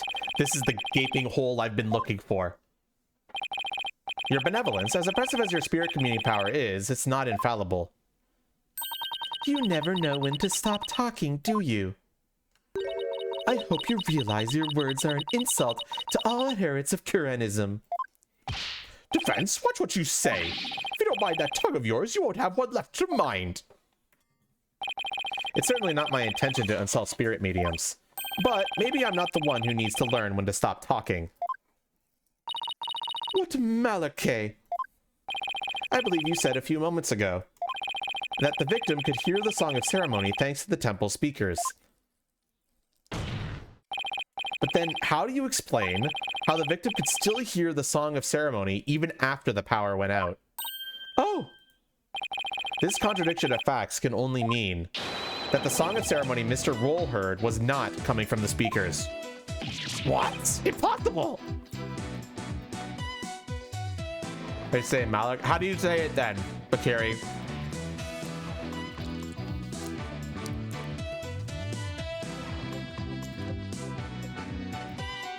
Malarkey, okay. Malarkey. Malarkey, wow, that's a weird word. I've never heard that word. Malarkey. Got it. What are you saying? That the song you heard was coming directly from the performance hall?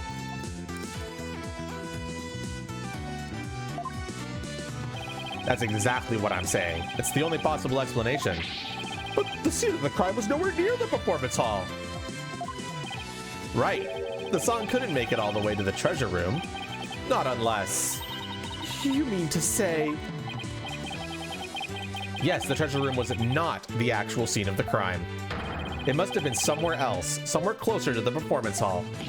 What? You can't be serious. There is a glaring contradiction in the claims of her benevolence and the prosecution. Therefore, the defense insists that this case be thoroughly re-examined. What? No. This is completely unprecedented. An inconsistency in her benevolence's insights? Unbelievable! Heed not his forked tongue, your majesty. These are but the claims of a corrupt lawyer, a feeble ruse from a feeble mind. But the contradiction revealed by the defense is undeniable. We can't just turn a blind eye to it. But the defense assertion is in the end meaningless. Even if the location of the murder turned out to be different, it doesn't change what we see in the moment of the murder. Indeed, The accused is standing right there in front of the victim. Furthermore, the murder weapon remains raised above his head. My insights still stand. I hate to admit it, but she's right. The seance vision still makes the situation look really grim for Albie. I doubt even the defense can dream up an explanation as to why. The accused has his hands up over his head. Well, this defense dares to dream of making it out of this nightmare alive. You what? You still insist on trying to tear down my insights, do you? You'd better be prepared to back up your claim. Remember what will happen to that tongue of yours if we find you are just wagging it. Of course I can back up my claim. That's as soon as I think of something. You appear to be fully prepared, defense. As the embodiment of this court, I give you permission to try and prove your claim. As long as you're willing to stake your life on it. I concur, your majesty. Prepare the tongue shears. Chop, chop. Chop, chop? Yes, let's have the bailiff fetch them. I think I saw a suitable pair in the basement. Chop, chop. Stop. Stop. I hear that lying lawyers have several tongues to spare. I'm sure he won't miss one. Yikes, these people are actually serious. Soldo. I'm rather attached to my tongue. Think, Phoenix, think. Other than to raise a weapon, why would Albie have held his hands up like that?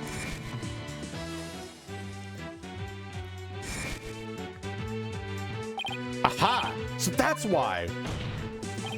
The reason that the defendant has his hands up over his head can be explained by something in the crime photo. What explains why Albie had his hands raised above his head? Well, chat?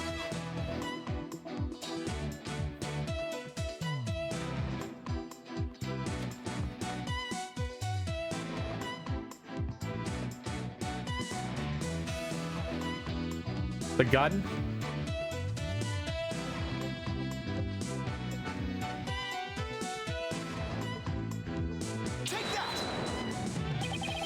As in the seance vision, I witnessed the defendant raise both of his hands over his head yesterday. You did? Where did you see such a thing?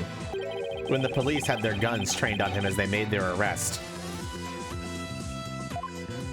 Oh, are you saying? The victim was a security guard, and an armed one at that. The defense proposes that the victim had pointed his firearm at Albie, and that's why the defendant's hands were raised in the air.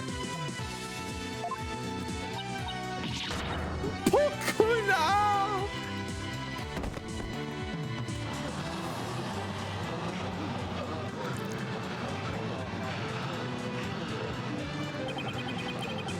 Who would have thought the seance vision could be interpreted that way?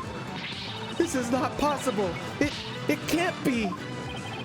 Not bad for a total knockout. How dare that lawyer devil go against her benevolence? He's no better than that traitorous snake Dirk. Traitorous snake? Dirk? Who's that? No, I can't believe it. A contradiction in one of my insights? There has to be some kind of mistake. I won't accept it. That's right, your benevolence, and I won't accept it either. It goes against all we hold secret. Throw him in jail immediately for lese majesty. What? Yeah, you said it. Throw him in jail. Yes, make him pay the way he disrespected her benevolence. Ugh, these people definitely not my fans right now. Exterminate him.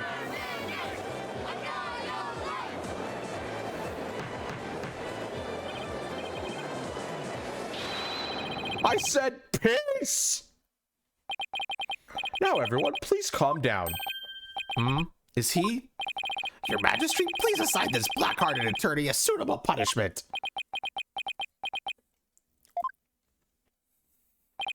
No, I can't charge him with lese majesty. What? What? Why not, your Majesty? He was simply following the proper procedure for defending the accused. There's nothing unlawful about that. But your Majesty, don't you want to wrap this trial up quickly? Why not just give your verdict? Then you can go home and make it up to your wife. We can't end the trial now. Not when we just learned new information about the case. What? Your Majesty, not you too! You would honestly entertain the idea that my insight contains a contradiction? Truly, it is shocking. In the 20 plus years since the DC Act went into effect, such a thing has never occurred. To be honest, I didn't want to believe it either. But with his life on the line, the defense pointed out an inconsistency, and it is our duty to scrutinize it to the satisfaction of the law. You dare go against the royal priestess, you non-believer? No, my faith is as strong as ever, but I have a duty to make fair ruling in this trial. If you insist on interfering with that process, your benevolence, I'm afraid I must request your removal from this courtroom, royal priestess or not. What? I'll have you know, your benevolence. Please acquiesce in this, your benevolence. If looks could kill. I won't forget this offense, Barbhead. I do not admit defeat. I won't. Bailiff, please see her benevolence out. Your Mitama will face due retribution in the Twilight Realm. The demons there will pluck the barbs right off your stupid head. I hope your suffering will be super duper painful. And I hope they throw you into a lake of burning fire. Yeah, and then. Acquiesce. Whatever. I can't talk. We've learned this. I guess she's still just a teenager after all. Now then, defense. Mr. Light, was it? That's right, Your Majesty. Phoenix Wright. Of course, Mr. Wright. My apologies. Well, now that we have this newly uncovered fact, I suggest we proceed with arguments. Thank you, Your Majesty. Yes, but do not misunderstand me. This doesn't mean that I trust you completely. I'll be keeping a close eye on you, so don't ever think about lying to this court. I understand, Your Majesty. Maybe now we can finally run a real trial. Mistakes. Look, the problem is that people don't use those words a lot around me, and I usually read them rather than hear them. So what the fuck am I supposed to do? English is a stupid fucking language. What?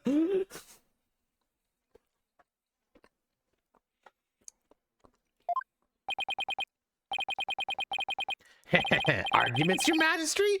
Very well, I accept your challenge.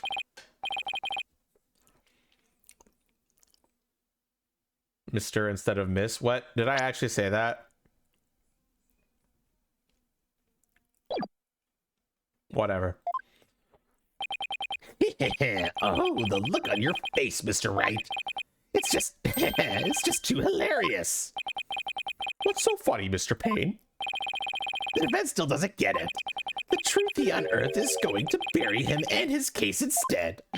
What do you mean by that, prosecutor? I told you, it's Chief Prosecutor. Yes, because that's the thing to focus on right now.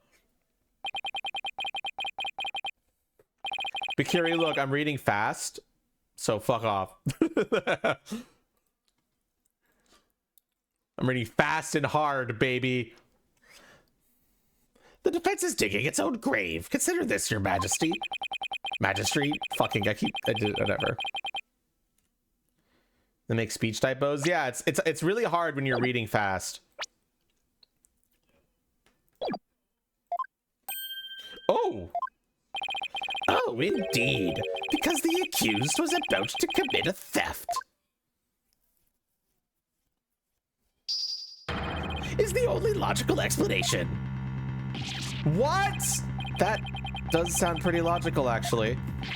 It doesn't help the accused situation at all. If anything, it makes him look even more guilty. Yes, I have to agree. Allow me to spell out this truth the defense didn't bother to think through. Mr. Roll came across the accused just as he was trying to steal the treasure. The guard pointed his gun at the accused, and just when the power went out, the accused murdered the victim and hid his body in the treasure room. Ugh. A hand truck for moving heavy treasure around is stored in the treasure room. The accused could have easily moved the body with that. And after all that hard work to knock down those insights, back into the old familiar corner once more. Mr. Wright, do you have a rebuttal? Ugh, I'm drawing a total blank here. I hope you're ready to climb that scaffold. I asked you a question, defense. I've got nothing. I can't think of any grounds for an objection. The only thing to do at this point is to ask the defendant himself what happened. But I don't know if Albie will cooperate with me or not. Albie? Will you tell us what really happened? You don't have to say anything, accused.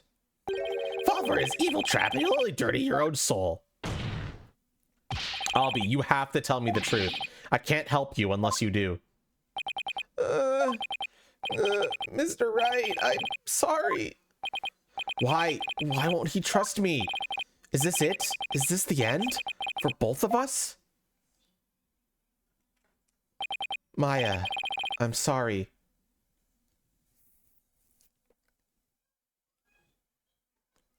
I never met a real lawyer before. Everybody always told me they're bad people who help dirty criminals go free. I never thought a lawyer would actually try to help me, would actually believe in me, would risk his own life for me. I never would have even imagined it. Albie. So that's why I lied, to try and save myself. But I'm not going to lie anymore. If you believe in me enough to put your life on the line, then I'm going to believe in you too. What? Allow me to explain.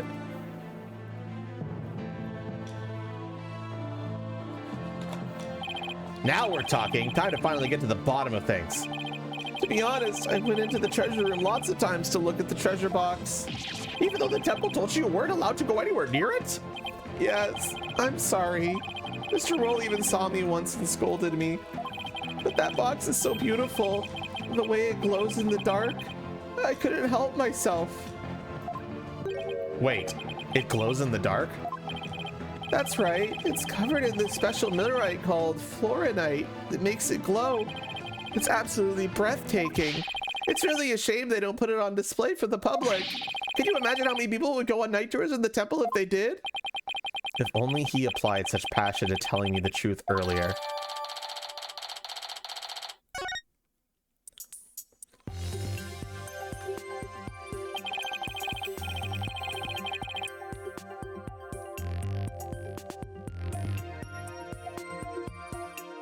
What's that? I gotta do some quick retooling here. Okay.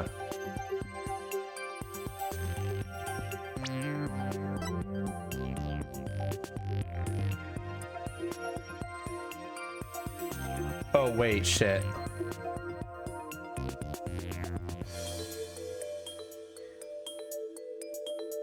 Give me a second, chat.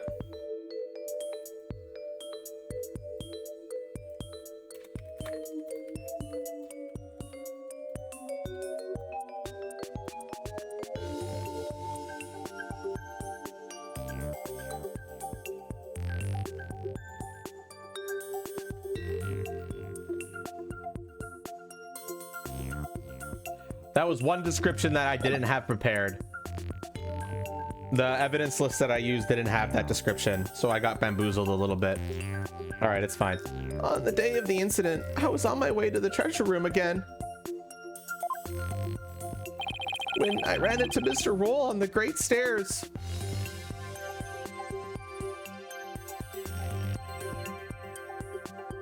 That was in case 5. What do you mean by that?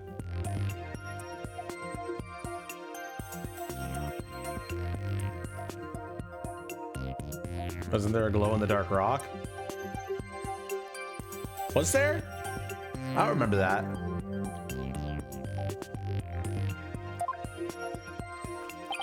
So those were not the treasure room stairs in the seance vision. No, they were the great stairs that connected the hallway. Makes sense. The vision wasn't clear enough to show us what was at the top of the stairs.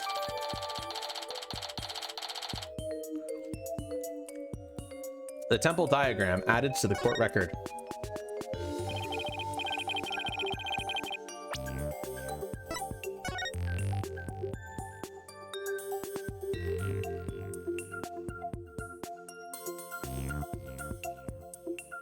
Let's get these records in the court record. Yeah, baby.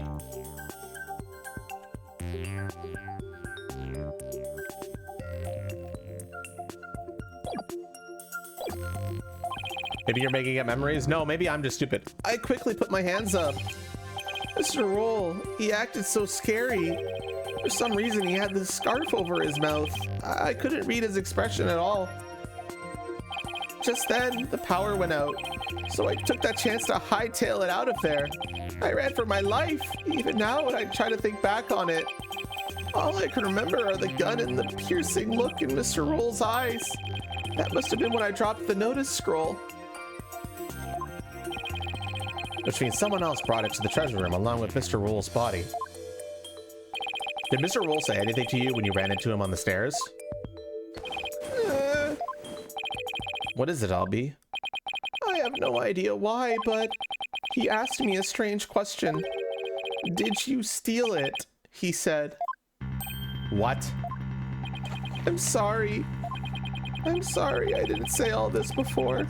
I didn't think anyone would believe me.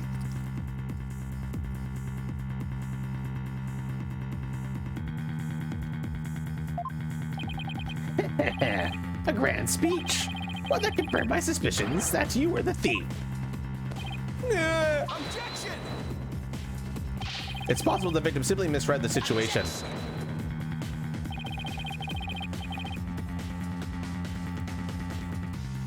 Where there's smoke, there's fire, as they say. The victim must have had good reason to be suspicious of the accused. Why does every new piece of information have to seem so incriminating? Shadow, what do I do, Shadow? And what better reason to suspect the boy than see the treasure box in his hands? In the course of his rounds, the victim must have noticed that the treasure had been stolen. And then just after that, he ran into the accused. I'll be your guide. No, that's not what happened. Therefore, the one who stole the treasure and killed the victim can be none other than the accused.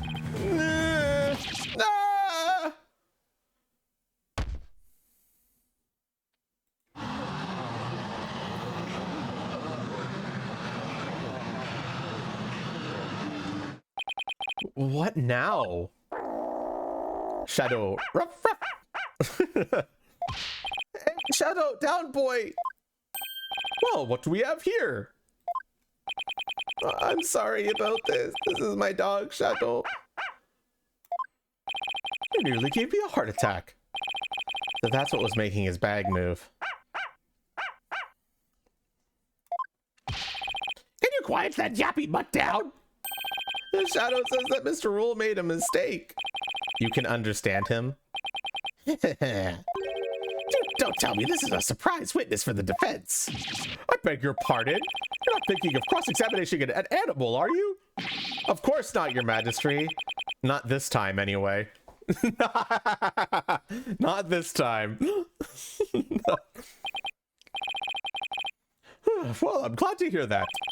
I thought I'd have to reassess my assessment of your sanity for a second there. I think I'd better reassess my strategy and fast. I have to somehow show that somebody else could have struck the victim or we're sunk. While it's true that the defendant was standing in front of the victim when he died, it doesn't mean that somebody else couldn't have struck the victim at that time. If you're going to go that far, then I hope this means you have another angle of approach ready.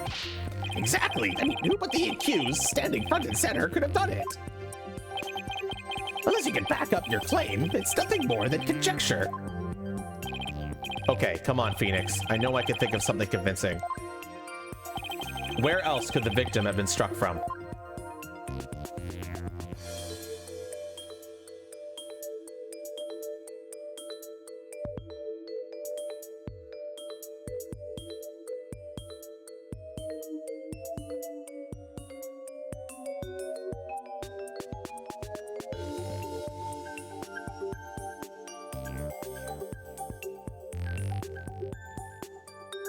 Behind? We locking this in?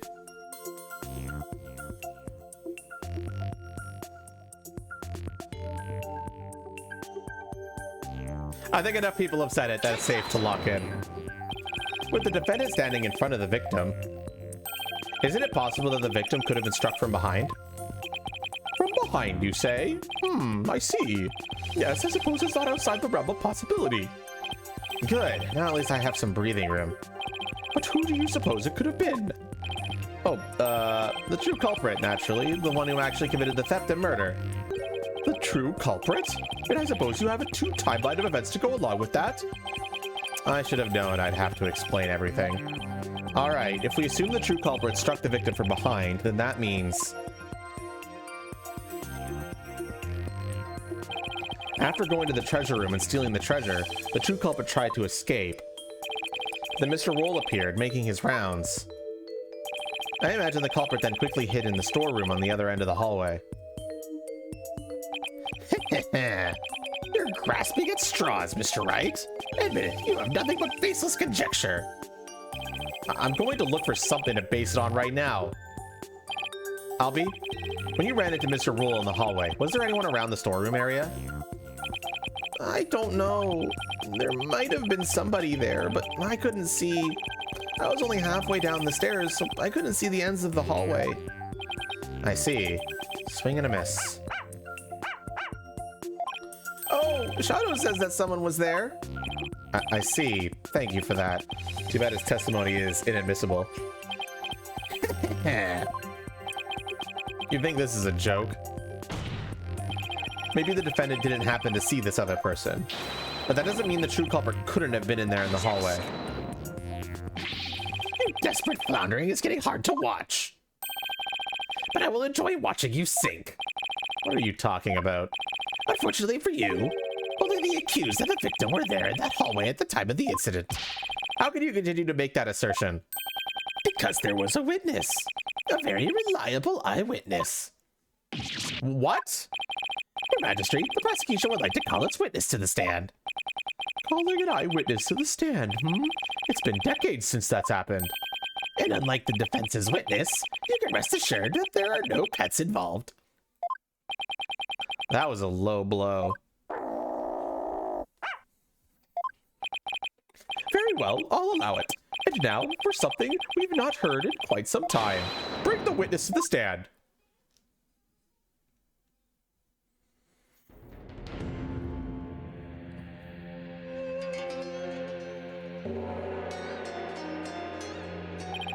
Witness, please state your name and occupation. Please but understanding is the name. I'm like Temple's head monk, can you dig? Oh, Pippin is an instructor at Understanding. You're the eyewitness? Instructor? Not only is Mr. Understanding Temple's head monk, but he's also a renowned Dalman expert. Sorry to have to ask, but what's a Dalman? Dalman?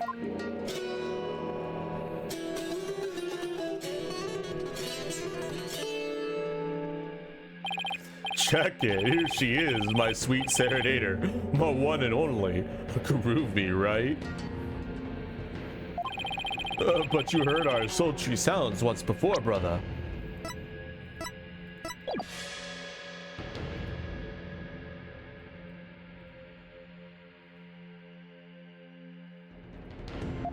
Hello, Alexi.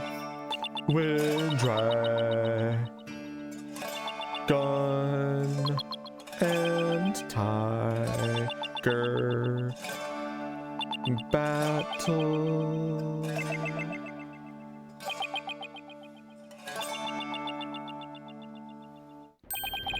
That's the song from the Dance of Devotion. Right on, brother. Song of ceremony.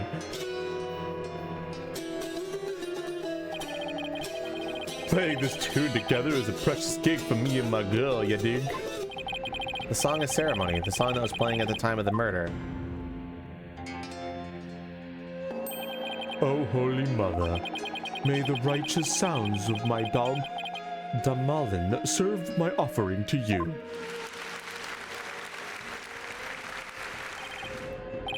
Wonderful, a great performance as always. This is my thing, you know, my bag. I make instruments speak, baby. By the by, Magistrate Pops, no drama in classes today? No, I'm afraid this trial has gone into overtime, thanks to the lawyer over there. The class the judge wanted to attend was a Demalin lesson. Well, you know what they say, baby. Never trust the lawyer, man. But the transgressors against the Holy Mother have to be brought to justice. Thank you for your cooperation, Mr. Understanding. As the treasure's keeper, you must have been shocked to learn it had been stolen. Yeah, man. That was not cool. Keeping the treasure safe is one of your duties, Mr. Understanding? That's right, brother. This here's the one and only treasure box key. And I keep it on me at all times, can you dig? What the sneaky thief went and cracked open that sucker anyway. Total bummer, man. So that's the key to the treasure box, is it? You know it, baby. It's called the Magatama key. It's a historical artifact to boot. It's been passed down from head monk to head monk at temple. The Magatama key, huh? The Magatama key added to the court record.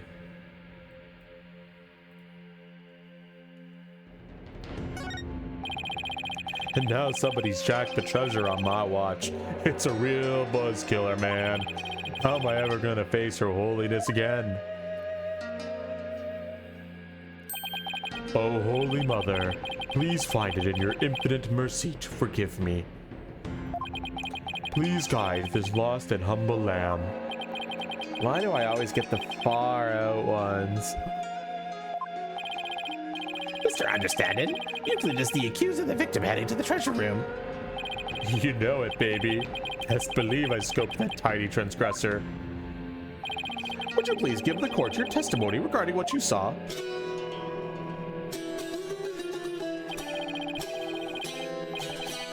To bring justice against the transgressor, man. Yes, of course, I'll do all I can. In the name of her holiness, I vow to sing. Not but the truth I swear to bring. Hit me. Hello, Darius.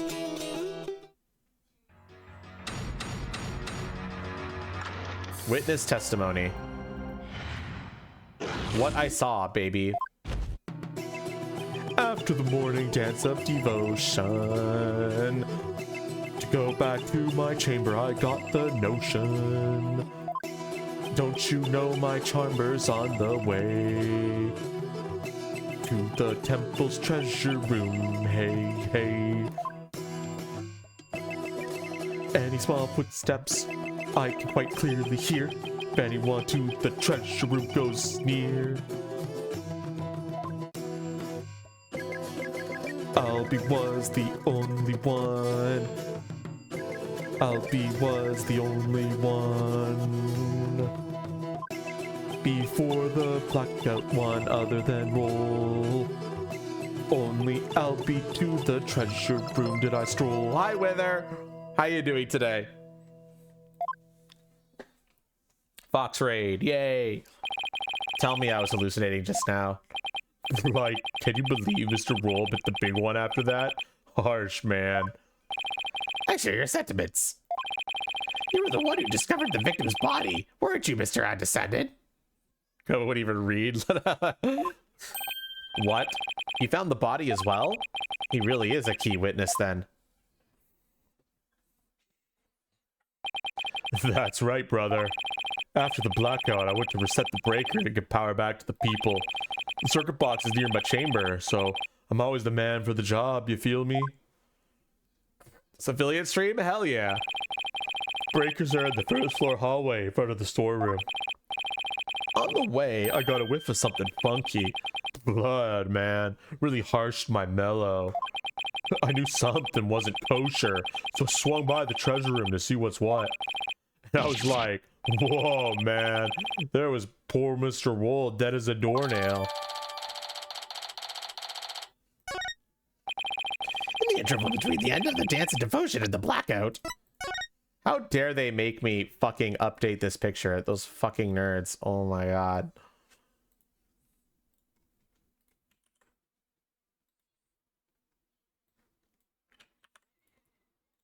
Oh my god. Okay, it's fixed now.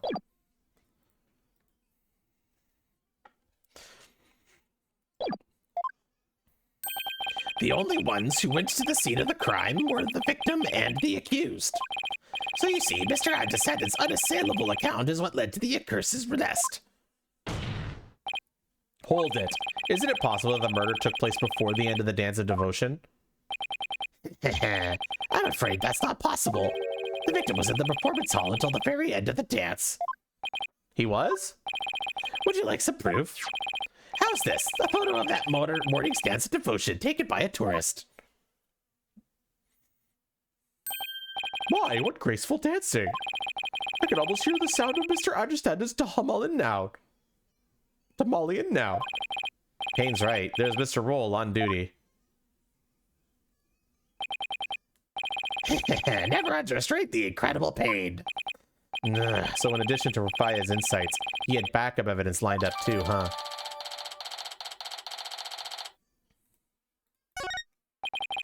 As head monk, my monks in training are like my own kids. Like family. Can you dig it?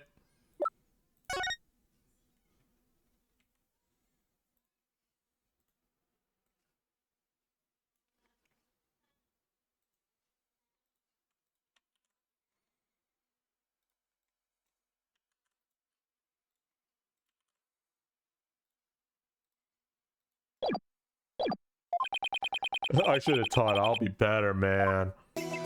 Before her holiness, the Holy Mother. Oh, I'll be confess your sins, my young brother. Yeah, monk understanding.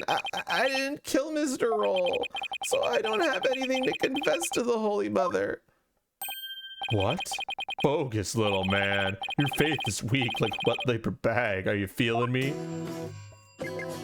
Spare the rod, hey baby. Spoil the child, not maybe.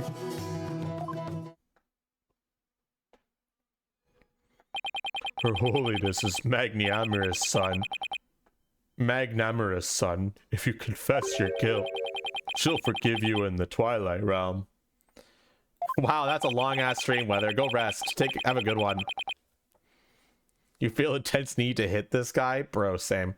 I don't suppose she could forgive him in this realm first. Defense, please begin your cross-examination.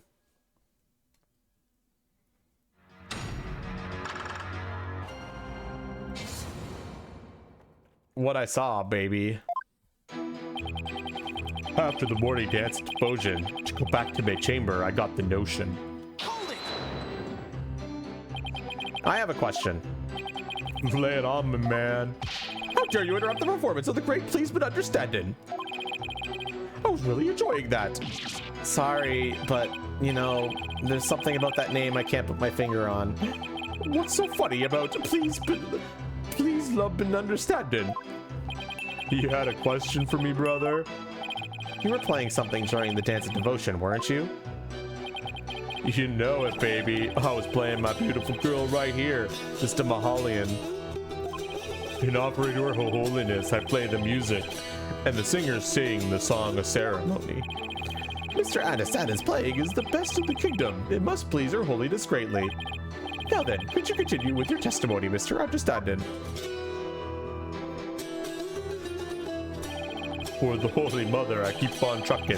Mr. Mahalian still needs some plucking.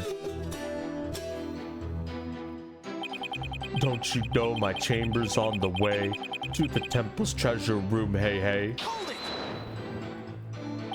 Could you please point out one more time where your chamber is located?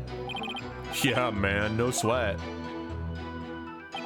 My chamber's on the way from the performance hall to the treasure room, so anyone going to the treasure room would have to pass by Understanding's chamber. Give please but a chance.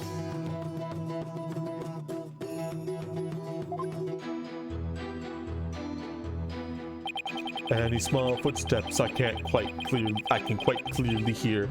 If anyone to the treasure room goes near. Even from inside your chamber, you can still hear what's going on outside? temple is a groovy old building built from Mother Nature's finest.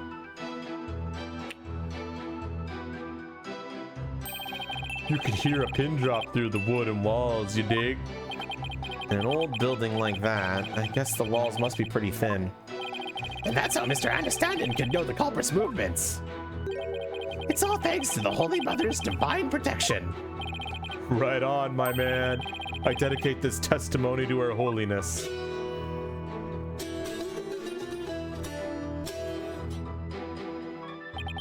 Albie was the only one. Albie was the only one. How could you tell it was Albie just for the sound of some footsteps? Albie is practically family, man.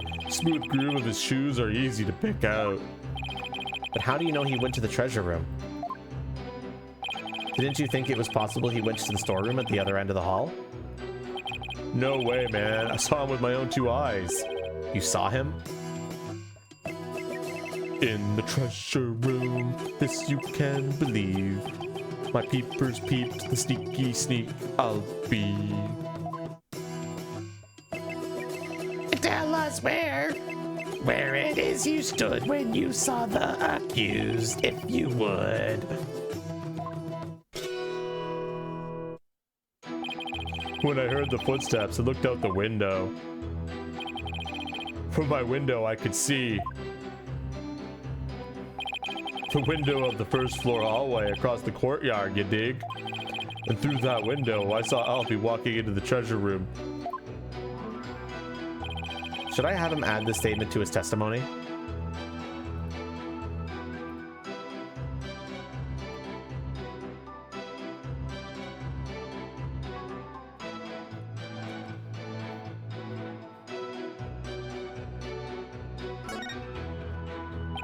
Could you please add that statement to your testimony, Mr. Adjustandin? You got it, brother.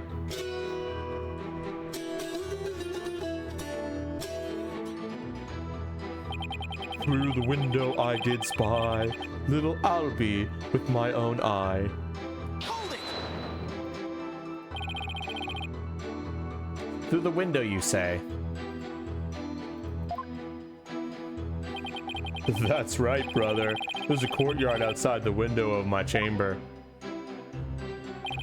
Across the courtyard, I can see the window of the hallway to the treasure room, man. Judging from the diagram, I guess that's plausible. A view of the courtyard from your chamber. How nice that must be. I bet it's beautiful at this time of year. What with Corinides butterflies flickering about. You know it, Pops. I have to look out into the courtyard while playing my Demolian.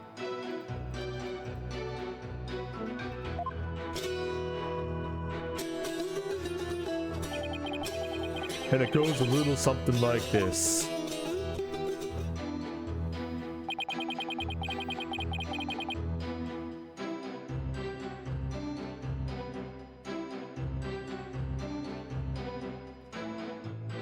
Albie was the only one. Albie was the only one. Dragon Rider wants to present this statement here. It is statement 4. They want to present this notice.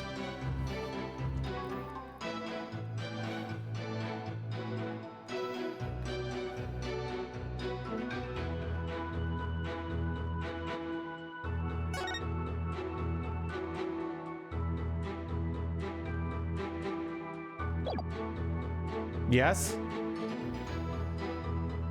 Press that last statement first.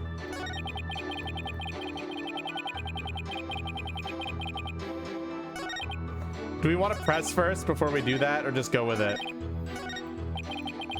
I think I found the flaw I've been looking for. I understand it was in his chamber on the 2nd floor, but there was something that definitely should have been blocking his view. Might as well press? Okay, we'll get some dialogue.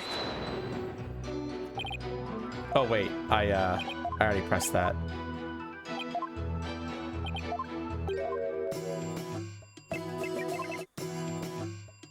I fucked up.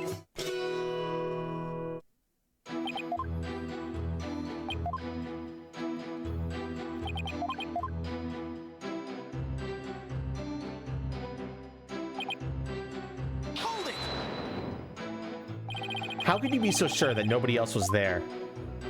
Whoa, man, you lawyers are as uptight as they say. Isn't it possible that someone else could have snuck past? The answer, my friend, is squeaky wooden floorboards, baby.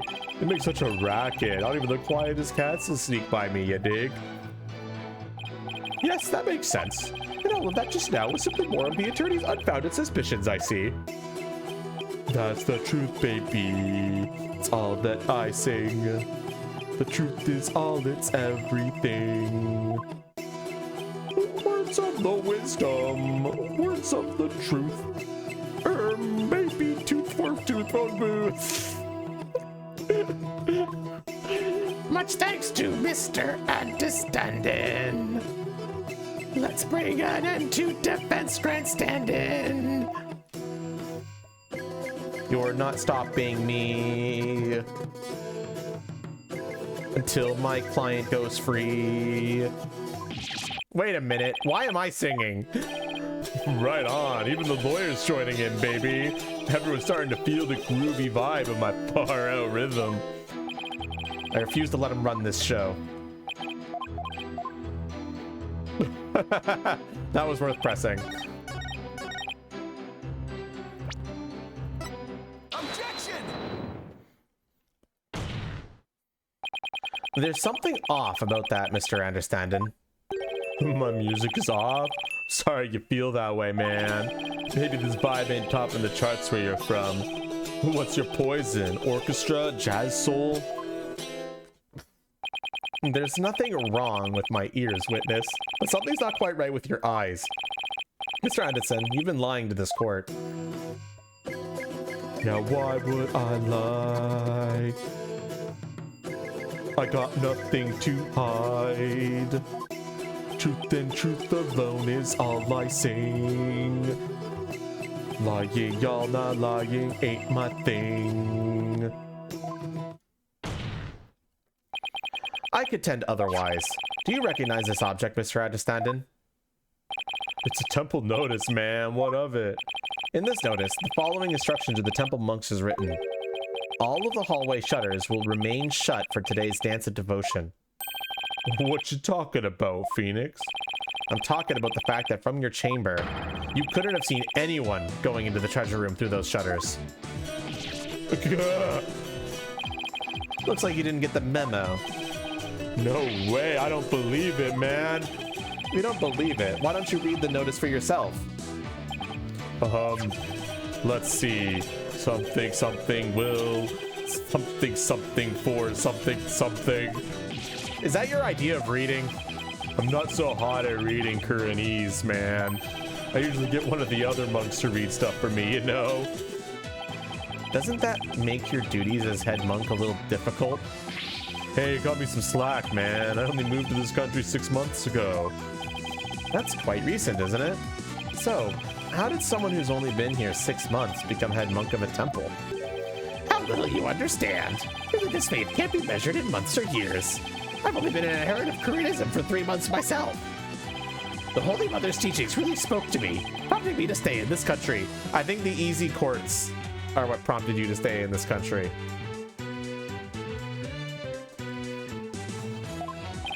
Or was it the fact that there are no lawyers here that spoke to you? Yep.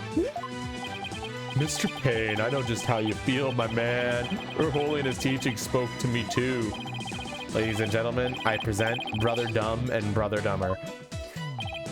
Well, I know why Payne suddenly became a believer in Koreanism, but could Understanding have had an ulterior motive for becoming a believer too?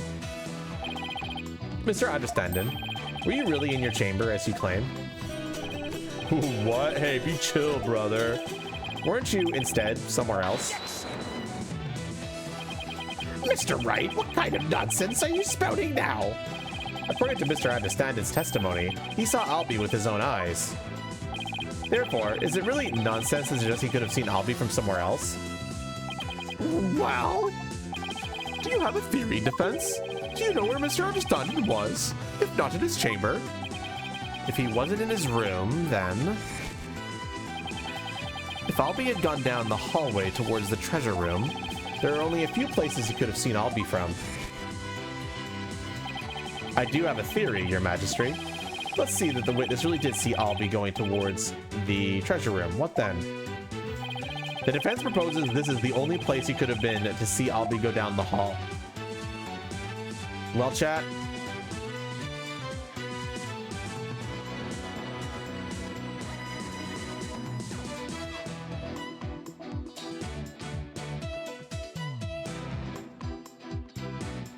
By the breaker.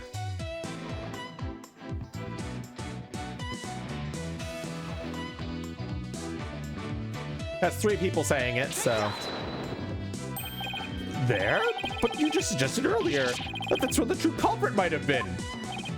True, but no matter how I look at it, this is the only place understanding could have been. Mr. Foreign Lawyer, don't tell me. Are you accusing Mr. Understander of being the true culprit in this case?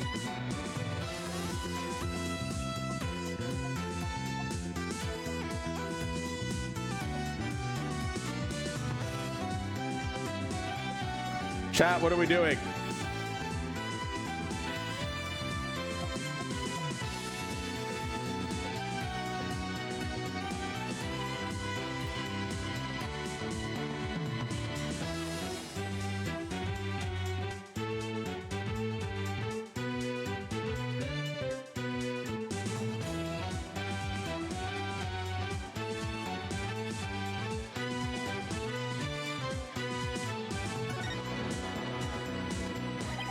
Yes, Your Majesty. I contend that there's a strong possibility this witness is the murderer.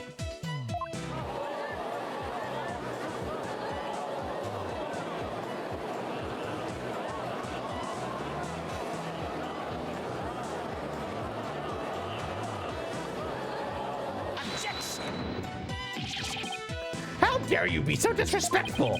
First you criticize her benevolence insights. Now you accuse the head monk of murder? This is the only place the witness could have been. If he was here, he could have struck the victim down from behind and moved his body to the treasure room. That's nothing but groundless conjecture. And there's one more thing. Do you remember what was said in the opening argument? The opening argument? During that argument, it was suggested that Albie used his position as monk in training to get his hands on the treasure. That's right, and what of it? Well, why don't we try this twist on for size? The thief used his position as head monk of the temple to get a hold of the treasure. What? What? You joshing me, man. The key to the treasure box has been passed down from head monk to head monk. What better position to be in if you want to steal the treasure? You can't possibly be serious. Does this mean you're claiming that Mr. Understanding's oath of faith is nothing but a lie designed to get him closer to the treasure? The witness hasn't been truthful in his testimony to this court, so clearly he isn't above lying. Didn't you swear to the Holy Mother that naught but the truth would you bring? In light of that, I don't think it's unfair to call your faith into question. This is ridiculous. Are there no limits to what this lawyer will say? I mean, lie is such a strong word. Maybe it was just a mistake.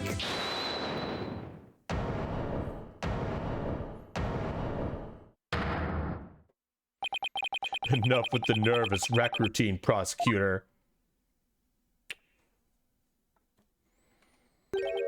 You've just embarrassing yourself, man. What? What was that, Mr. Understanding? Lawyer man, you really are the lowest of the low. You've gone and said something I can't forgive. You called my belief into question, my faith in the Holy Mother. And nobody gets away with that.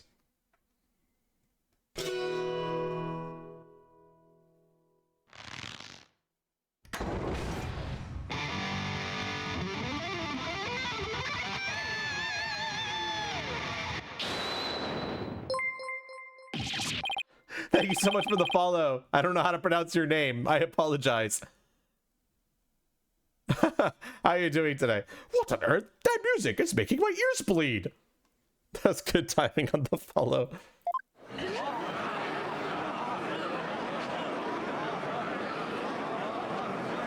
You thought I was following me before? Unfortunate.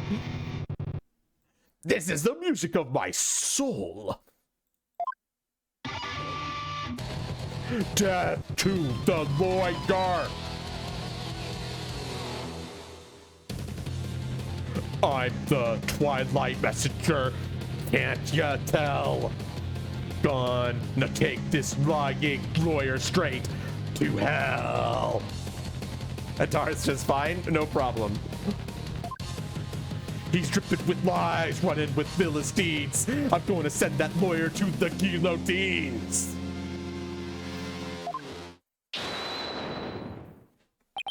And now for something completely different. That plinkety plunk music just wouldn't let me express my rage. Your rage, huh? Been rectified. Well, it's good to see you. Is it the real source of your anger having your lie exposed? You just don't get it. If I lied, it's because you drove me to it. Oh, sniffing around and suspicious, throwing out false accusations. Sorry, but as a lawyer, I'm afraid that's my job. Yeah, well, lawyers are crap. You making noise, and I'll have to use my partner here on you. I'm the one making noise. Hey, so you want to know the truth, huh? Think you can handle the truth, do ya? Fine. Let's see you try. Feel the heat of my brutal death beat.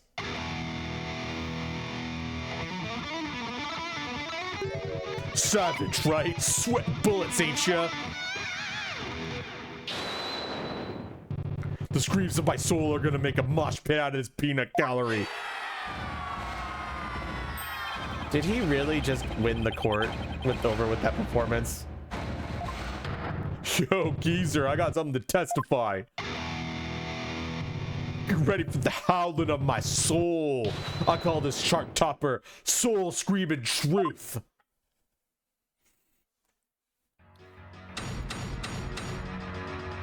Witness testimony. Soul screaming truth.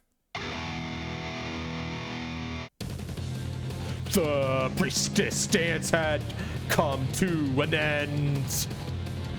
To the music storeroom my way I did wend. Death, truth is what you dread. Hear me shred. From my spot in front of the storeroom, I saw Albie creep to the treasure room. And trailing from behind, hound on the scent, I saw Patrol. After Albie he went. Me and my girl, innocent and sweet, back by the storeroom, can't be beat.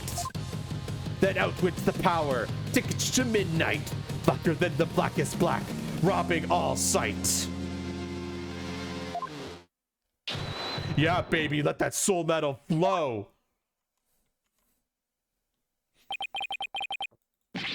What is that music? I've never heard anything like it. And it's so fast, just making my head spin. This is Damalian metal! Hey, yo, geezer, how those ears ringing? I don't know much about music, but I've got chills, and they're multiplying. Are you scared, lawyer man? Run away as fast as you can. What a wonderful rhythm. The perfect accompaniment for further deliberations. Now, Mr. Understanding, what did you go to the music room storeroom for? Hey, I went to put my Damalian away.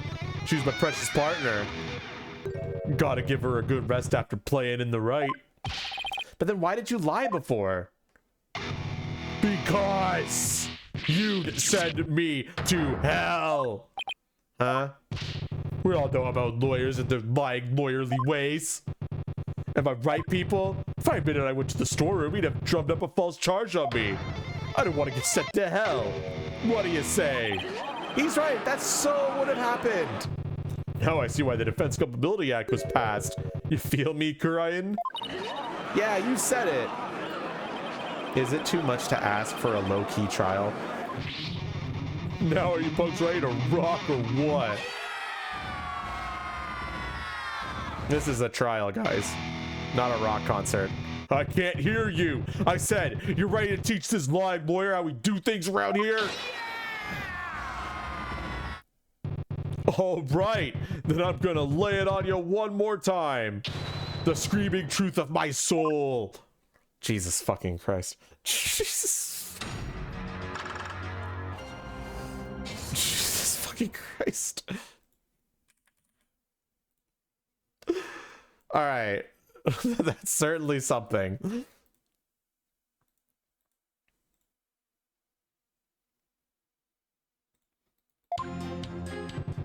The priestess's dance had come to an end. To the music storeroom, my way did I did wend.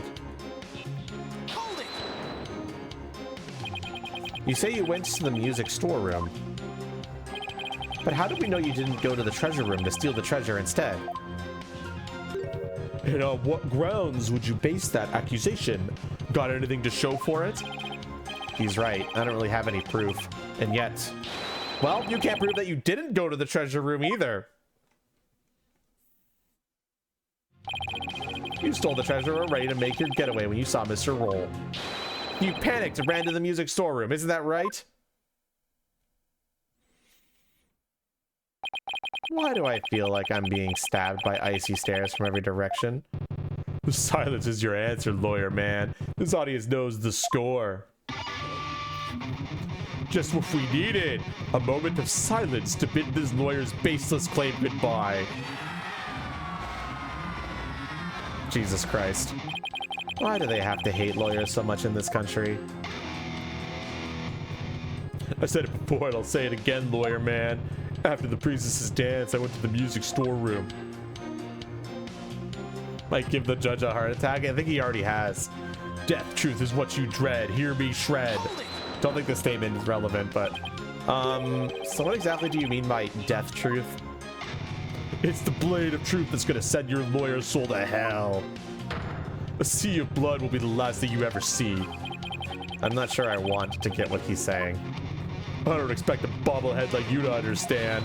Either you get it and you feel it or you don't. Simple as that. From my spot in front of the storeroom, I saw Albie creep into the treasure room. How did Albie appear at the time?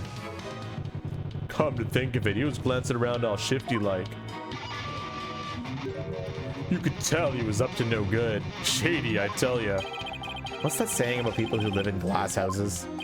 Well, he was about to steal the treasure, so it only stands to reason he'd look fugitive. Objection! The defendant admitted he was sneaking in to see the treasure box. Wouldn't that be why he was looking around? What's that, people? Only the Holy Mother knows the truth, you say? Wrong. Lesbian knows the score, baby. From my lips to our Holy Mother's ear, an artist only sings what he saw there. In other words, my reasoning isn't good enough for God Boy here. And what did you see next, Mr. Understanding? Trailing from behind, hound on the scent. I saw packed roll. After Albie he went. Something tells me this is going to be a spectacular waste of time, but what do you mean by hound on the scent? What? You don't get it?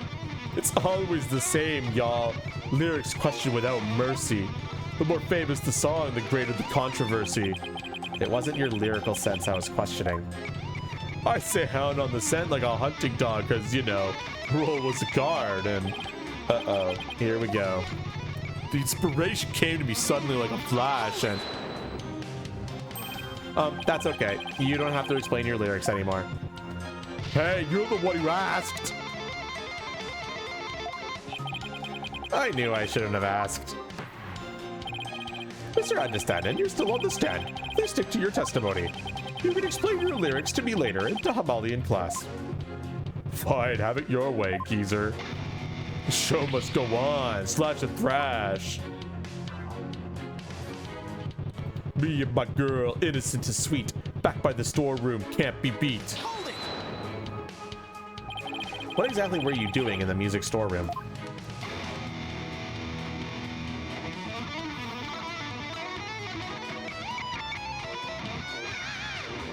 Damn, he's shredding. There, get the picture? Picture? What picture? Mr. Understanding is requesting that you not ask him the same thing over and over. Hey, geezer, you got it in one. Take a bow, baby. How the heck did he understand that? What was I doing in the music storeroom, you ask? I already told you. I was taking care of my partner in crime, getting ready to put her away.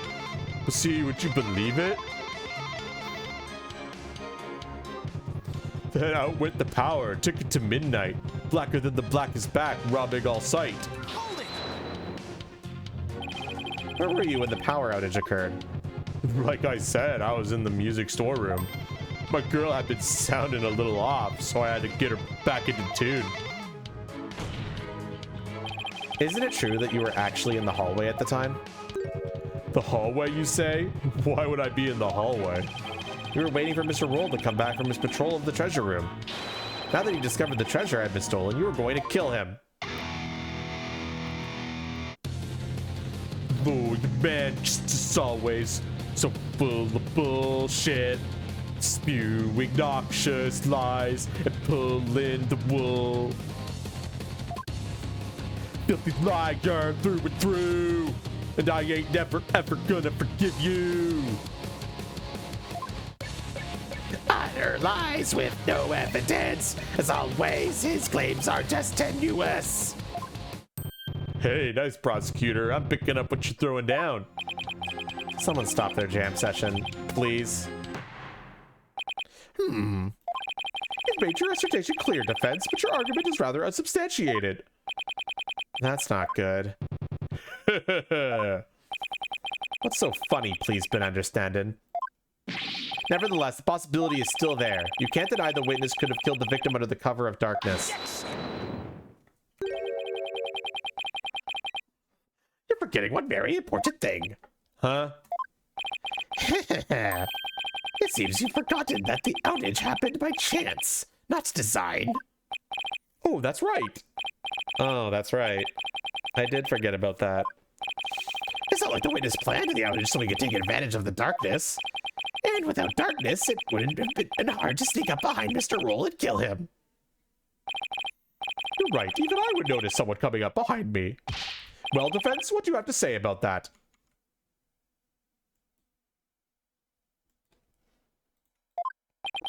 What can I say about that? Mr. Wright, your claim is completely without merit. Unless you want to argue that the witness somehow magically made the outage happen. Well, maybe not magically, but... Wait, that's it! Like I said, the witness could have made the power outage happen, with no magic necessary. What? You have a theory, defense? All he had to do was make use of something shown on this diagram. What did the witness use to make the power outage happen?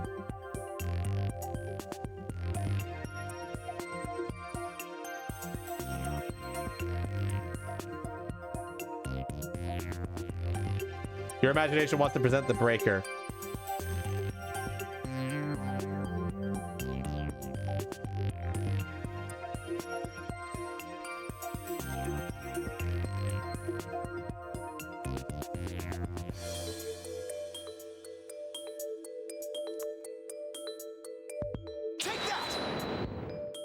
The witness was in the storeroom. The circuit box is on the storeroom end of the hallway. There's nothing really magical about turning off the breaker, wouldn't you say? Nice try, but that theory doesn't hold water, lawyer man. And why not? You're saying I turned the breaker off and stuck up on Mr. Roll and hit him? In pitch black darkness with no source of light whatsoever? Is that what you're saying? With the lights off, that hallway is blacker than 100 midnights. You can't see the hand in front of your face. How could anyone commit murder like that? Unless there was somebody standing right in front of the victim like the accused. I hate when he's right. But I can't just let him point to stand. Well, maybe the victim was holding something that served as a guide. A guide through the darkness? Something? That's more than a little vague, wouldn't you agree? You ain't gonna move this room with that fake hunch like that, bro. You gotta hit him hard, really make him feel it, you hear me? Just like my verse, baby, whoa. Well, I'm afraid I don't understand the witness's lyrics very well either. But in a trial, your arguments have to be clear and precise. Let's see some of that clarity and precision now, defense. Uh-oh. What do I do? Can you present to us something that could have served as a guide through the darkness?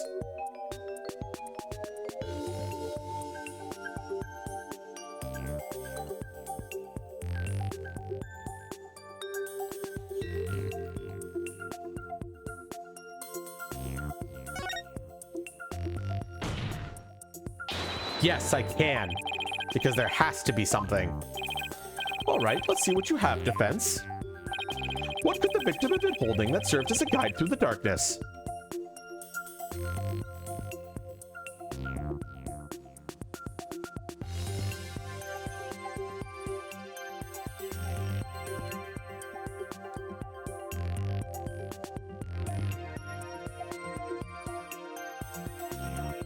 All chat.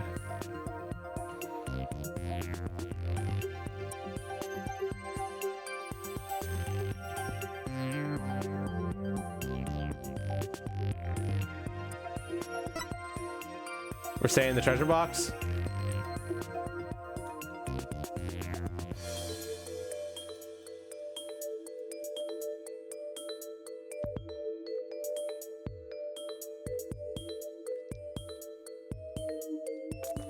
I think there's enough people saying the box. I believe the victim was holding the treasure box. Huh? Huh? Have you gotten mad? Well, the box glows in the dark, so you could use it as a sort of beacon. Well, I guess you're right. But why in the world would the victim be holding the treasure box? Oh, well, because your guess is as good as mine. What is this lawyer talking about? Nonsense and lies yet again. Just give him the death penalty already. Is there no way to win them over? Defense. Are we going to be needing those tongue shears after all? No, your majesty. Yeah, man, do it, do it. Then we can jam out to this lawyer's shrieks of pain. Better get those screams of agony out now, lawyer man.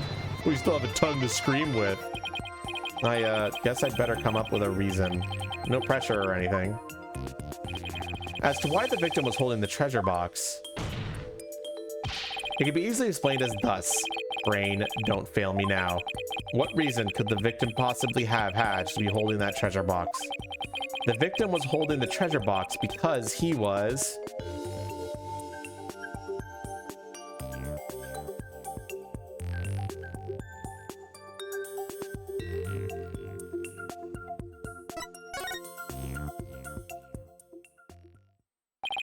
It's an idea that just happened to stumble upon, but I think it just might be the answer. And it would turn this whole trial upside down. Hello, defense? Are you still with us? Let's hear this easy explanation you promised. Isn't it possible that it was because the victim itself was the thief? The victim? The thief? Hey, Granite, thank you so much for the raid. Lots of raids today. Hi, I'm Mika. We're playing Interactive Ace Attorney. If that sounds interesting to you, stick around. You were playing Star Ocean. Hell yeah. What kind of bully are you spewing now? Your Majesty, this guy's off his rocker. If the victim was the thief, everything we've learned so far would all make sense. And it would give us a completely new way to interpret the victim's actions. After the morning dance of devotion, Mr. Roll went to the treasure room. He grabbed the box that contained the treasure and started to take off with it. But then he ran into Albie on the Great Stairs. That's why Mr. Roll pulled his gun on Albie. Then, when the blackout occurred,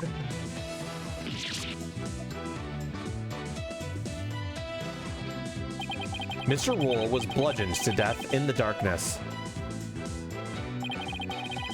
This explains why the victim would be holding the glowing treasure box in the dark, and how it would have been possible for someone other than the accused to kill him.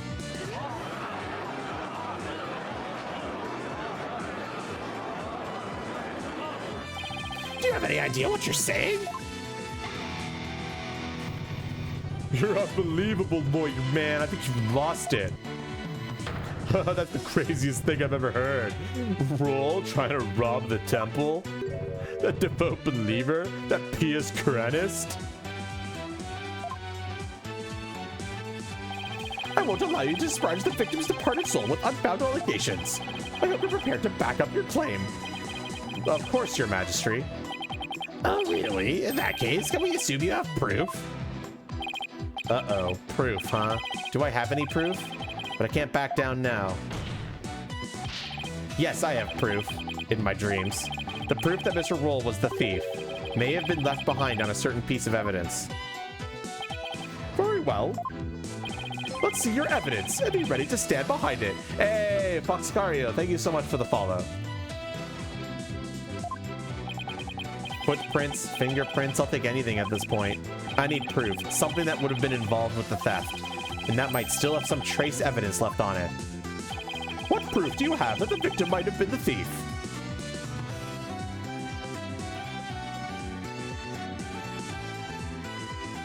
Well, chat, what is it? By the way, for newcomers, there's an extension that should be on my stream that will let you look at all the evidence we have, or you could go to this link to access the web browser version of it.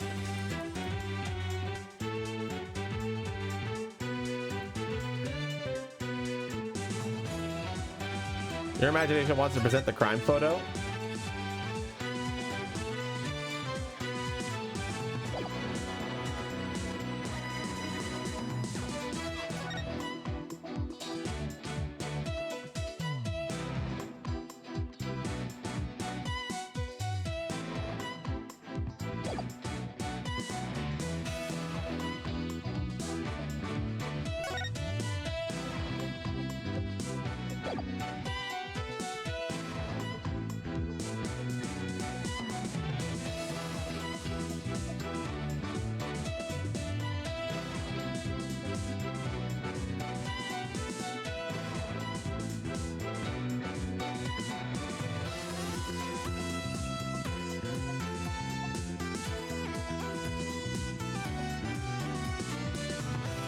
Anyone else agree with that?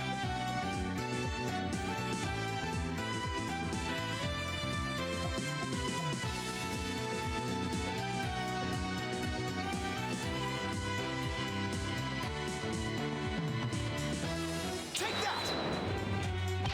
The defense would like to examine this piece of evidence. Would you now? I don't think that piece of evidence will give us any answers. Whoops. Looks like I got it wrong. Perhaps you would like to examine this penalty instead.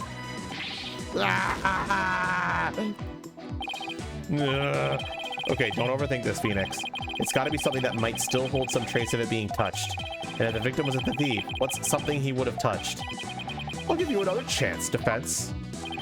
At this time, show me evidence you can stand behind. Footprints, finger... Okay. Dragon wants to present the dragon, the treasure box.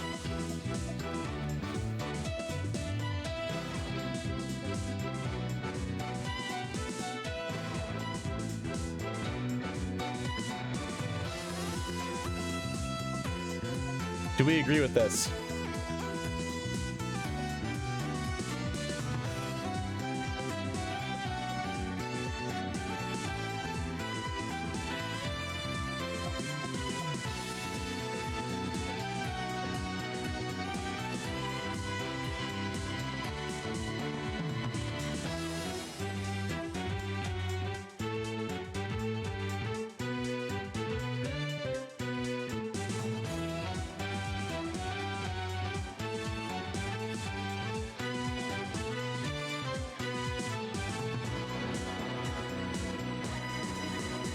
Come on, chat.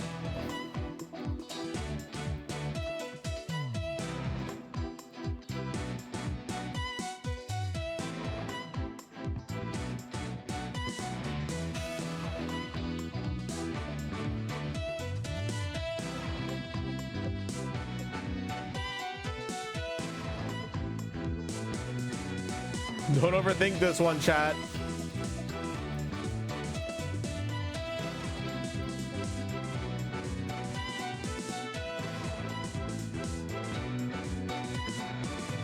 Lux, what do you mean by that?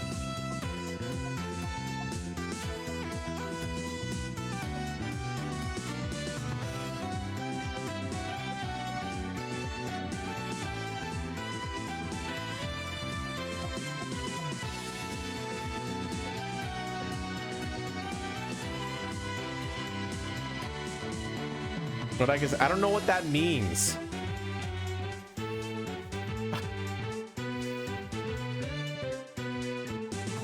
Okay, so far we have 2 propositions stated. The box and the notice.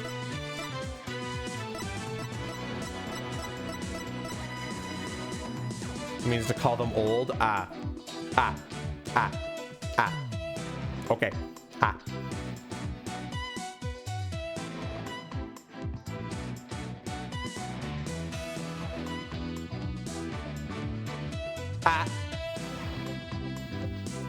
Get with the times, Uncle. Fuck you.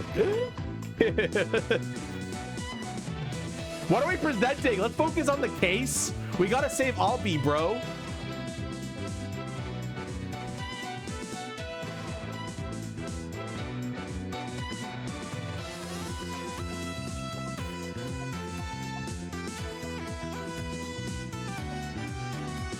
Present it. Tell me what to present now, or I'm doing it myself.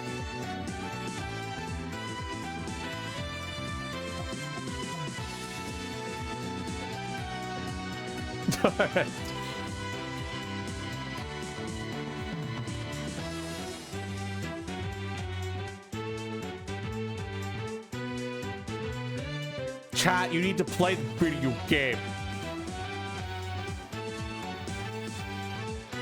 Crypt wants to present the box. Do we agree with him?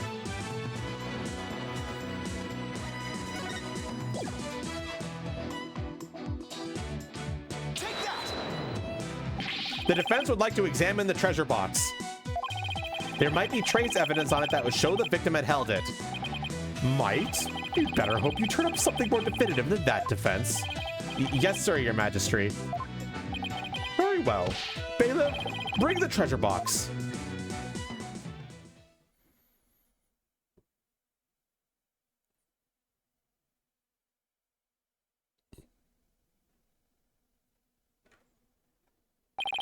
There you are, defense. You're free to examine it. And I'm free to go to the bathroom. So, fuck, my hand tracker got disconnected. Whatever, I'm leaving to go to the bathroom anyway. I'll be right back.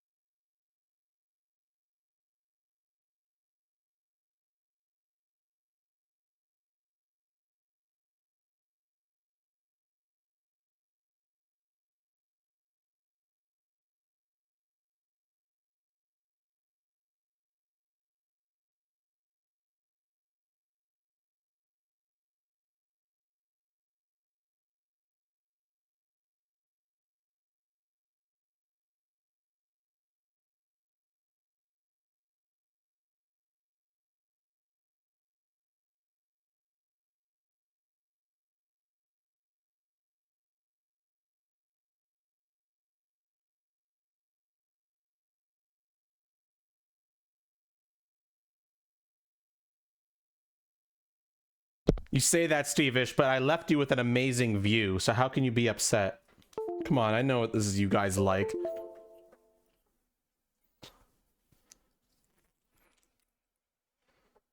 I know what you like.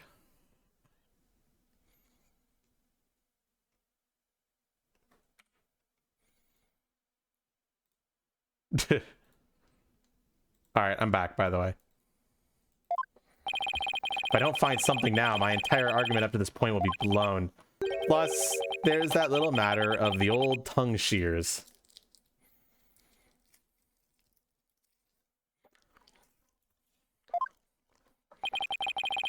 I have to find something. I just have to. And to make sure I remember how to do this, I can rotate the evidence with the arrow keys. I can also use B and M to zoom in and out to get a better look. And if it ever gets turned around, I can always use reset to return things to this initial state. I better search every inch of this box carefully and examine anything of interest and detail with space.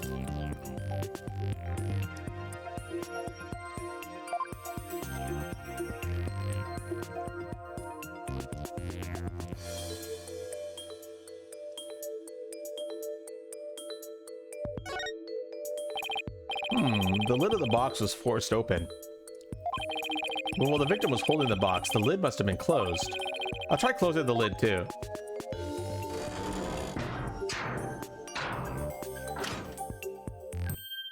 Hey! What? You son of a... You locked it! So? What's the big deal? I thought you can open it with that key you're wearing. Yeah, I can. No sweat.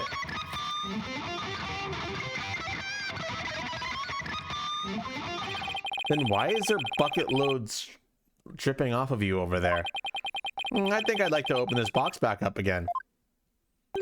Could you lend me your Magatama key? Sure. Okay, let's see. Where's the keyhole? No, it's the Magatama key. So where did it go in the hole above the Magatama mark?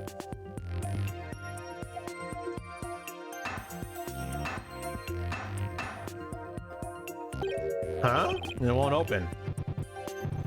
Would you look at that? The thief must have busted the lock when they forced the box open. Really? Because I'm not so sure about that.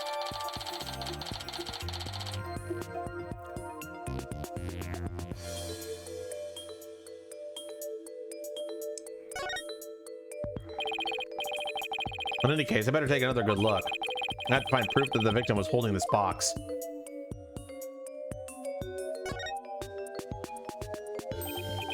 This blood stain. It shows the outline of a hand. Could this be what I've been looking for? Your Majesty, take a look at this. There's a blood stain here that outlines the shape of a hand. Really? Let me see that. Oh my, you're right.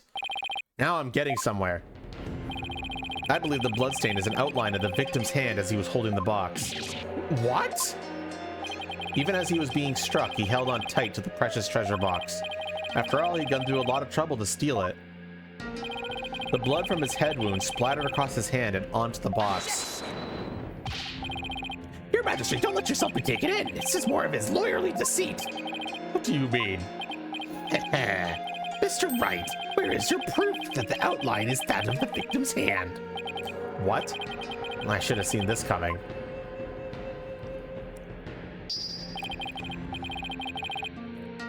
Either show proof or prepare to meet the shears. Or you can save us all some time and bite your tongue out now and submit it instead. That I did not see coming. Well, defense, how about it? Do you have proof that the outline is of the victim's hand? Where would the proof of something like that even be? Please submit your evidence at this time. What evidence shows that the outline of the treasure box is that of the victim's hand? Dragon Rider wants to present this.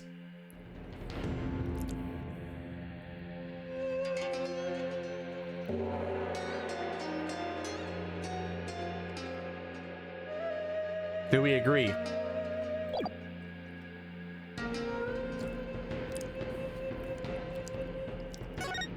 That's enough yeses. I've got it! This is the evidence that's going to save my beloved tongue. Mr. Payne, despite your claims about my forked tongue, it just so happens I have the proof you require. You do? It's right here in this crime photo. It is? Where? Defense, please point it out. What proves that the bloodstained outline of the box is that of the victim's hand, you ask?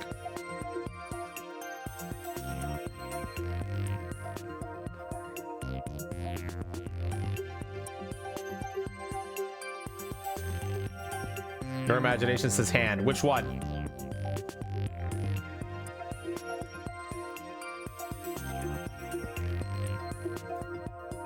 Which one?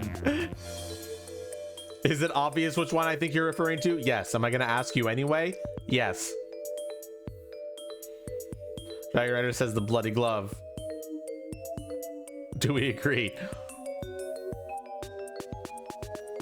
And yes, it does, Dragon Rider. It's basically just the game saying, do you actually understand, or did you just guess this piece of evidence?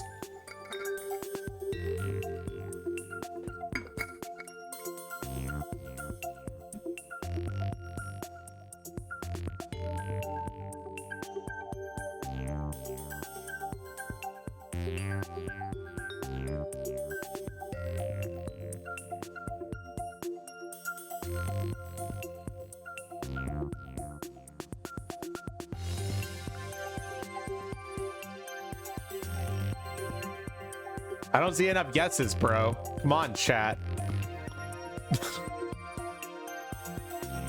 There we go. Mr. Payne, take a good look at the victim's hand. Don't bonk me like this, man. I didn't deserve this shit. See this? That's blood. What?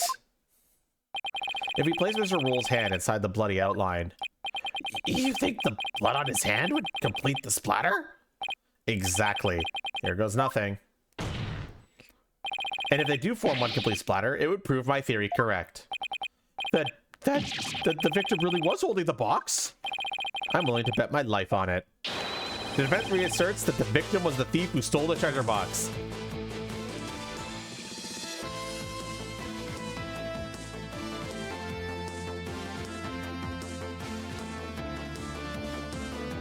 Here's your quartered theme for this game.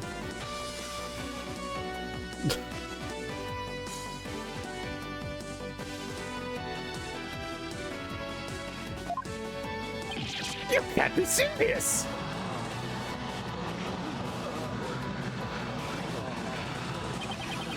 I protest! There's no way they would ever match up! I assert that it's painfully impossible for... No! Talking about tongue karma. Sounds like he just bit his. What's the matter, Mr. Payne? Did your forged tongue get tangled up in there? Or were you trying to submit your own tongue to the court? What? You...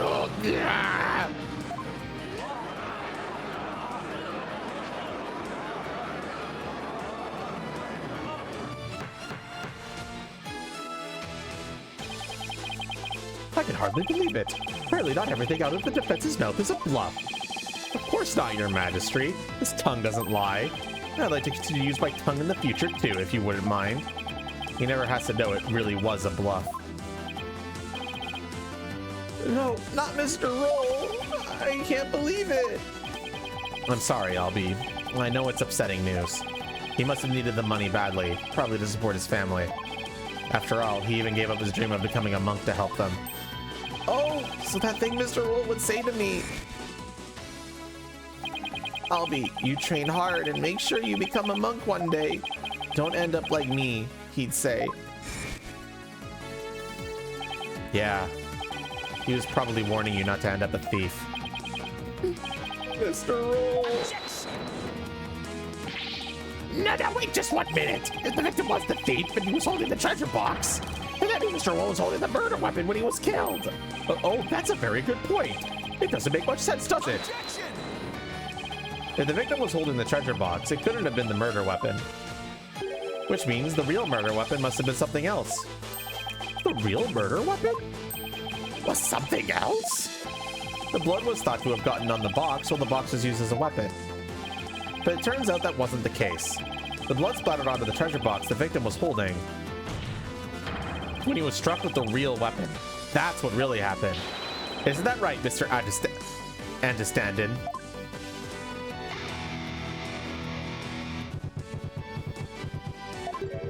Are you insinuating I'm the one who used this real weapon? Are you saying I'm wrong in my understanding? You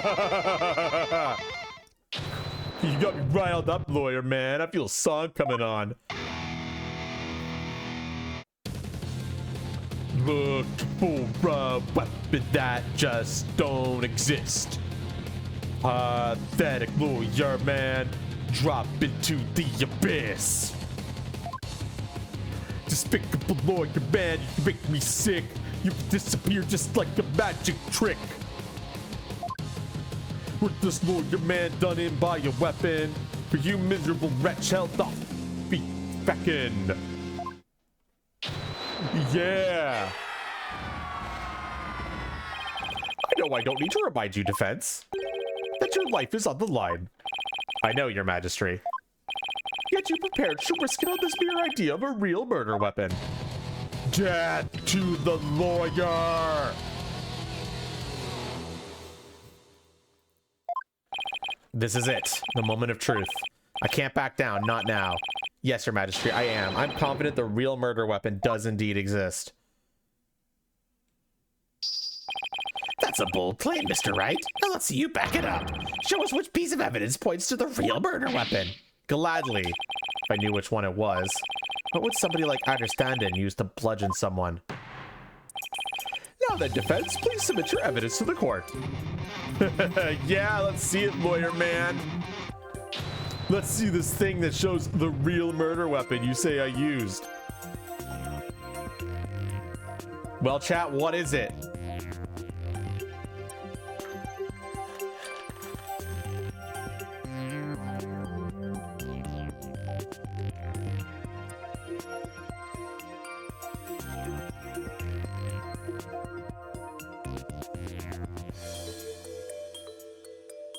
What is it, chat?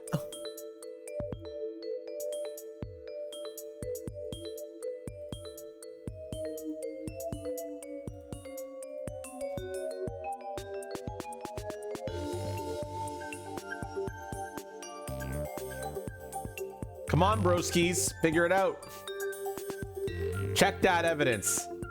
Hisuan wants to present the divination dance photo.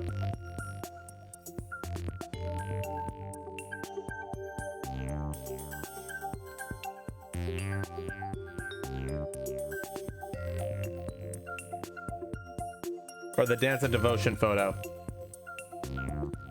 We got one yes, two more, and I do it.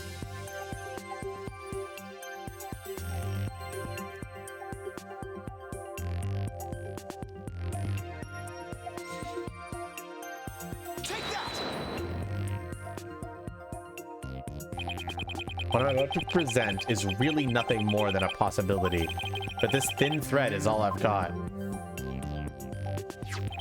Allow me to direct the court's attention to this photo of the morning dance of devotion.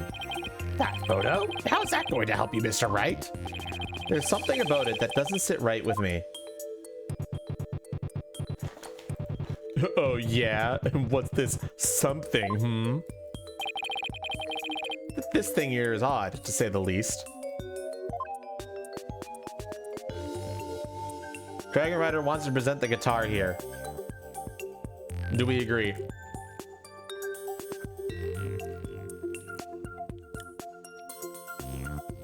It's technically not a guitar, but...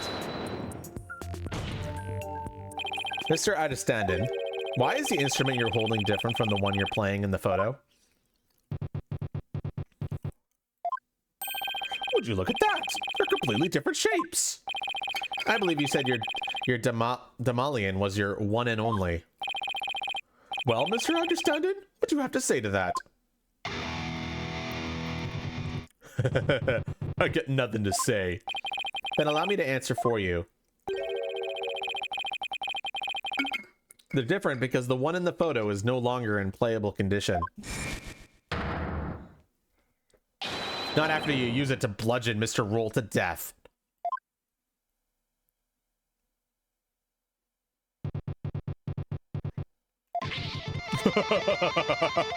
My old partner wasn't doing so hot, so I brought her sister along, that's all. Not a big deal, lawyer man. In that case, please submit your old Demalin to this court as evidence.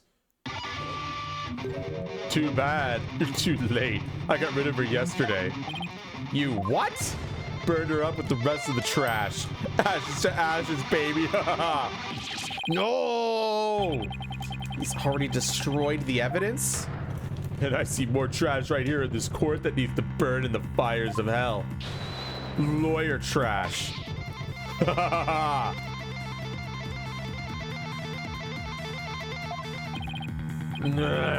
Now there's no proof to show. Oh, come on. That was pathetic. Your agony can sound better than that. Where's the great scream of yours? This can't be how it ends. I think I've heard enough. It seems the defense is unable to produce the evidence it needs to prove its assertion. But your majesty, that's only because the witness destroyed it. Evidence is everything in court. Don't tell me you've forgotten this most fundamental principle of our profession. Without sufficient proof, your claim that Mr. Understanding is the murderer is no more than conjecture. Arg! There's the pained expression I've been looking for. By the way, there seems to be one more thing you're forgetting. What is it now? You accuse Mr. Understanding of being the thief. The real thief turned out to be the victim. Uh-oh. And with that, Mr. Understanding's purported motion for murder goes out the window. Ah! Great point, prosecutor. You tell him. If I had been there, I would have just collared roll and gotten the treasure back. Collar. There wasn't any reason for me to kill him now. Was there? There's no good counter argument to that. It sounds to me like Mr. Understanding has been completely wrongfully accused. Unfortunate as it may be, I think it's time to hand down the verdict in this case. Not good, not good. Defense, I trust you understand what you yourself will receive for taking on this case.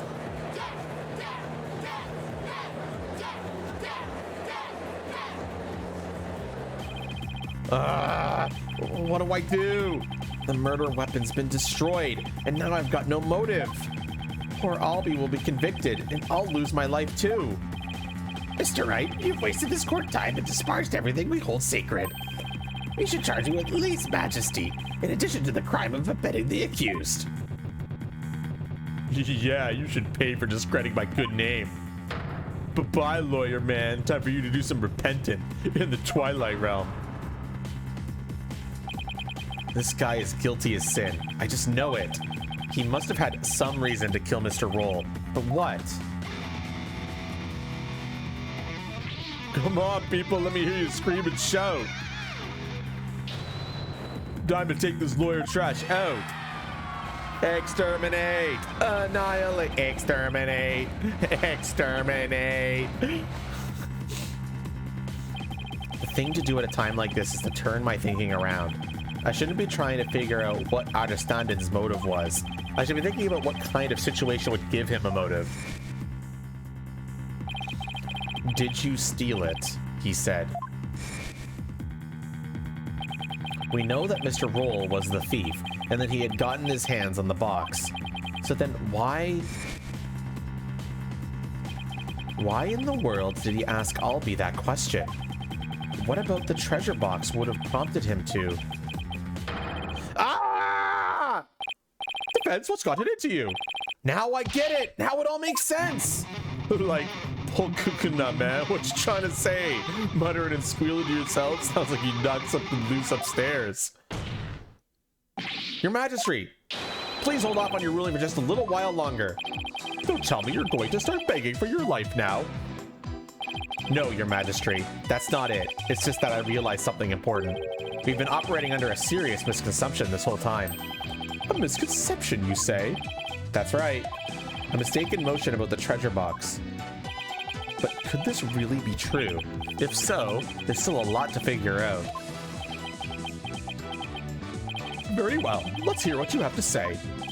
Thank you, Your Majesty. Majesty, this is just more of its nonsense. He's just stalling for time. This is your last chance, Defense. The second I find it really is nothing but nonsense, no amount of begging will stay my hand. Understand? Yes, Your Majesty. We all know this is just going to be another one of your stupid bluffs. Now then, Defense, what is this misconception you mentioned? The thing we didn't realize about the treasure box was that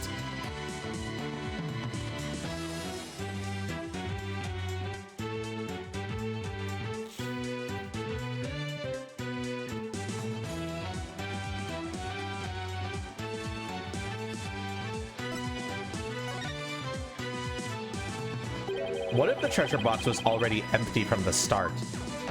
What? What? Please recall that when Mr. Roll ran into Albie on the Great Stairs, he asked the boy a question. Did you steal it? He said. Also recall that Mr. Roll was holding the treasure box at the time. So why then did he ask Albie that question he did? That is a bit peculiar, isn't it?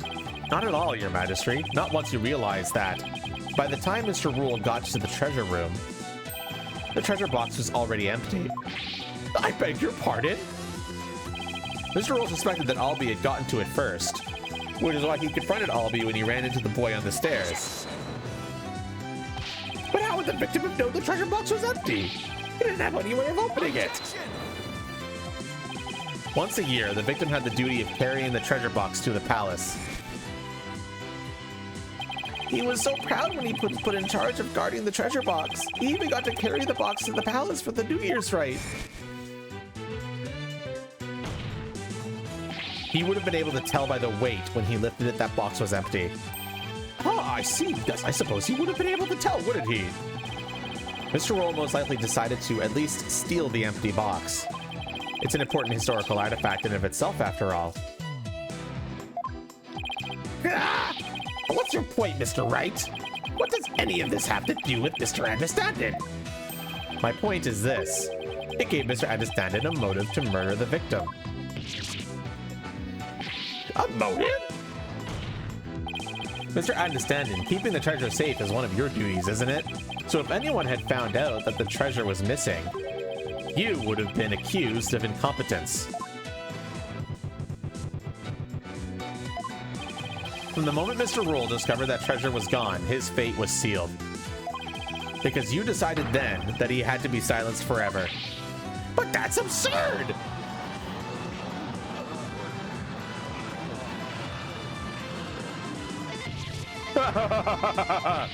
Can you believe the stuff that comes out of this guy's mouth?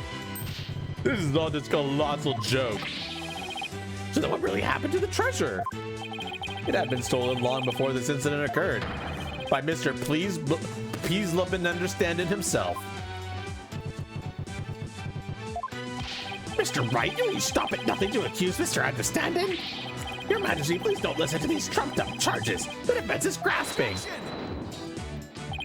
The treasure box can only be opened with the key Mr. Understanding holds. Who else could have stolen the treasure? As I said, the accused stole the treasure by forcing open the box. Your Majesty, I call for a swift ruling. I'm not ready to give my verdict yet. What? The defense has successfully presented a new possibility in this case. Yes, finally a tiny shred of hope. Mr. Understanding, would you care to make any statements in response to the defense's claims? Gah!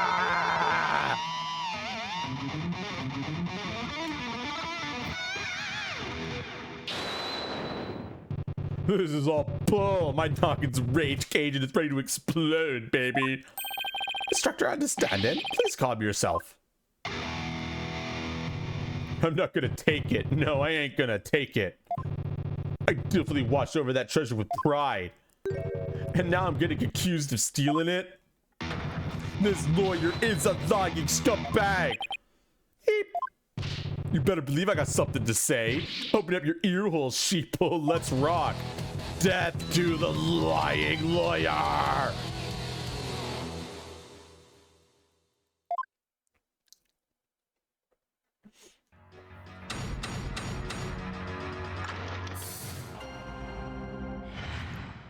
Lying lawyer. Steal the Founder's orb. Me, I did it. This lying lawyer's insult, no limit. Did he just rhyme it with it? All this time I guarded the orb faithfully. Sacred duty to the Holy Mother, easy to see. Hands unclean, the accused did the deed. Forced the box open, no key did he need. Lying lawyer, condemn him to hell. Kick him, throw him into a prison cell.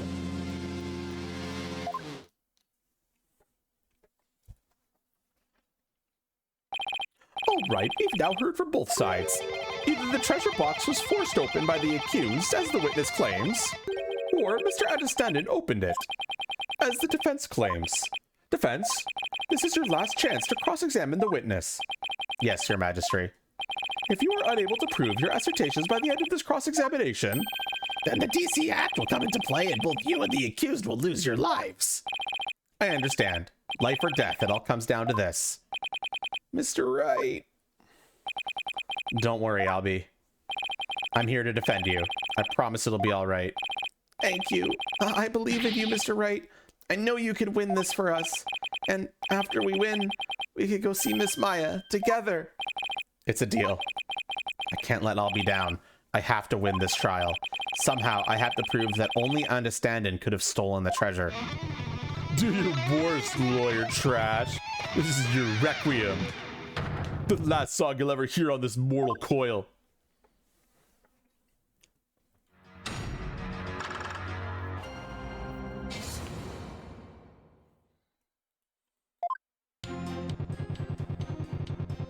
Steal the Founder's orb, me, I did it. This lying lawyer's insults know no limit. But the argument that the orb was already gone before the murder fits all the facts.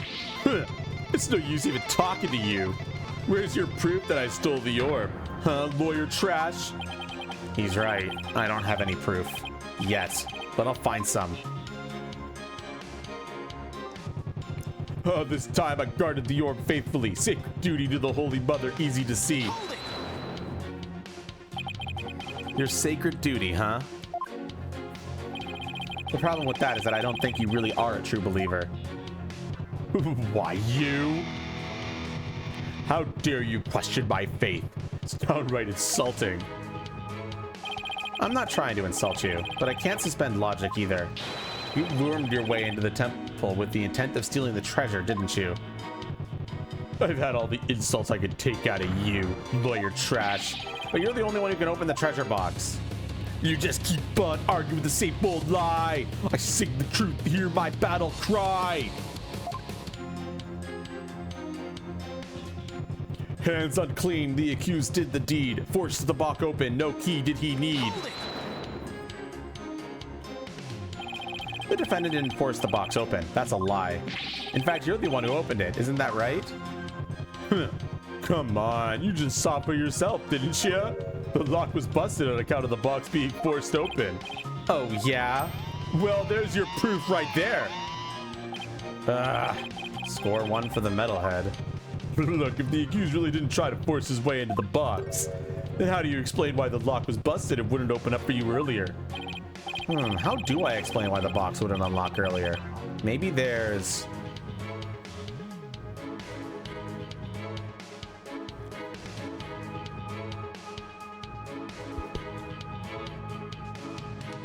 Well, chat.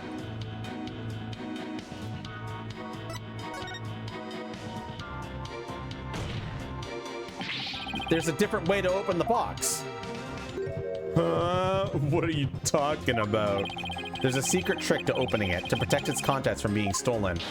And you're the only one who knows how it works, isn't that right? Are you for real? You've been watching too many movies, lawyer man. So you're one of those tourists. Honestly, Mr. Wright, did you come expecting magic and mystery around every corner? I'll have you know, defense. The kingdom of Korean is not some sort of fantasy funland. It's true I don't have any real grounds to make that assertion. And yet... Oh yeah, I feel another song coming on. A little number about a crazy lawyer with wild, fantastic ideas. The real metal to open the lock, you say? Delusional man, there ain't no other way. Oh, a new verse. Please do add it to your testimony, Mr. Understanding. The real method to open lock, you say? Delusional man, there ain't no other way.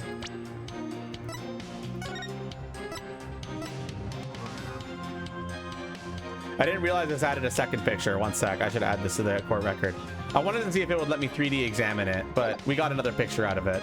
I don't know how relevant this picture will be, but probably good to have it in the evidence.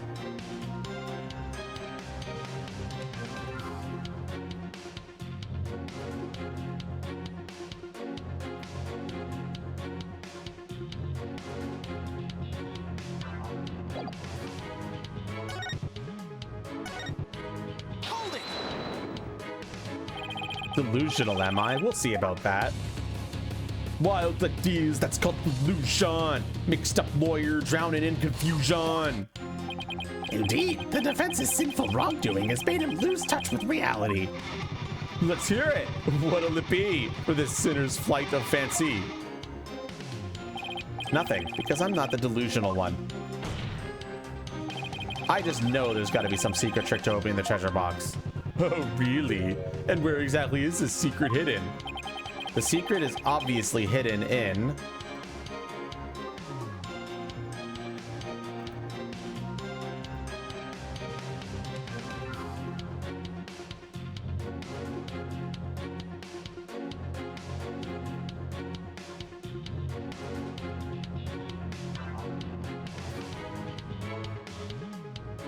Well, chat.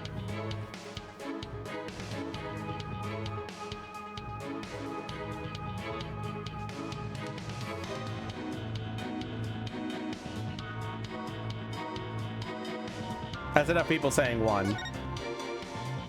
The treasure box. Yeah, and where in the box is this secret exactly?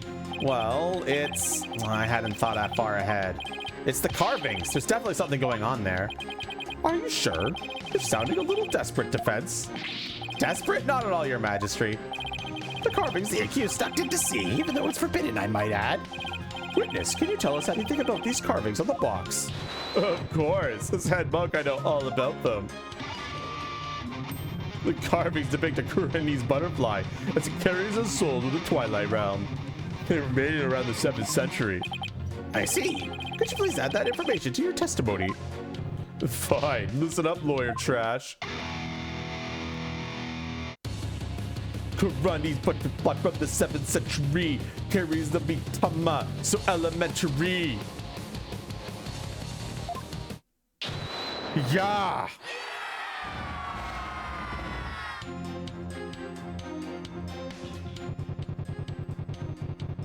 Kuranese butterfly from the 7th century carries the Vtuber, so elementary.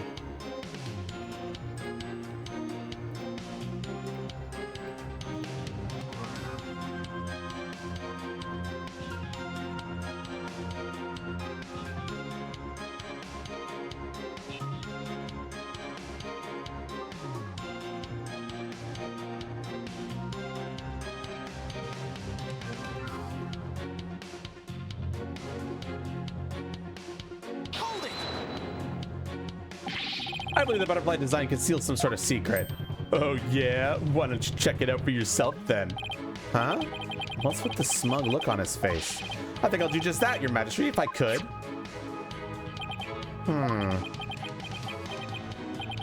Nothing unusual here. Well, defense, what have you discovered? I'm afraid I haven't discovered anything, your majesty. Here, I'll return it now. I told you, didn't I tell you? Ugh. Then in that case, there must be some secret to the key.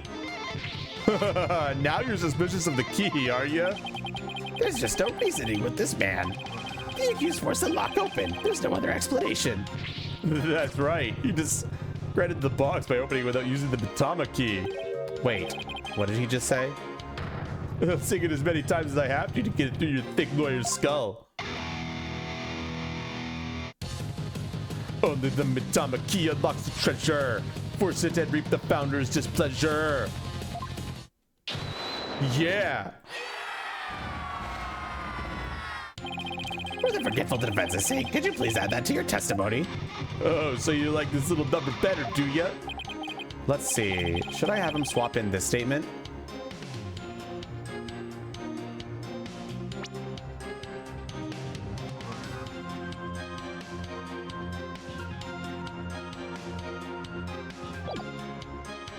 Yes?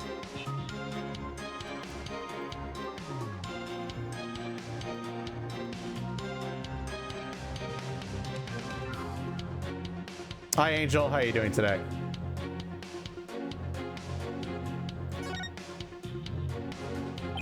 I believe the witness just made, or sang, a very important statement. I'd like it switched into his testimony. Very well.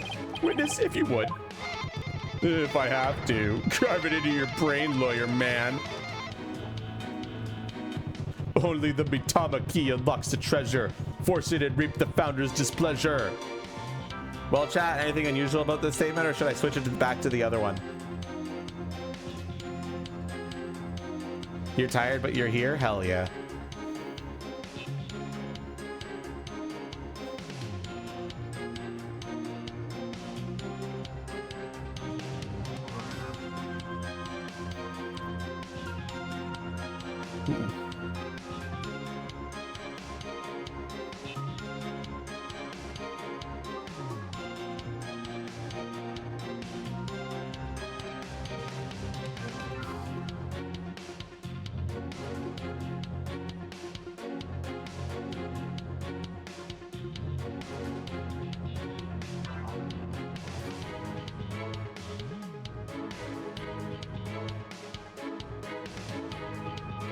This is the new game, Angel. We're on Spirit of Justice now. Statement 2?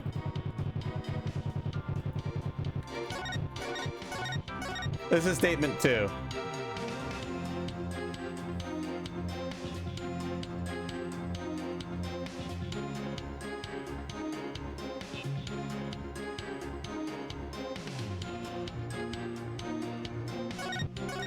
So this one?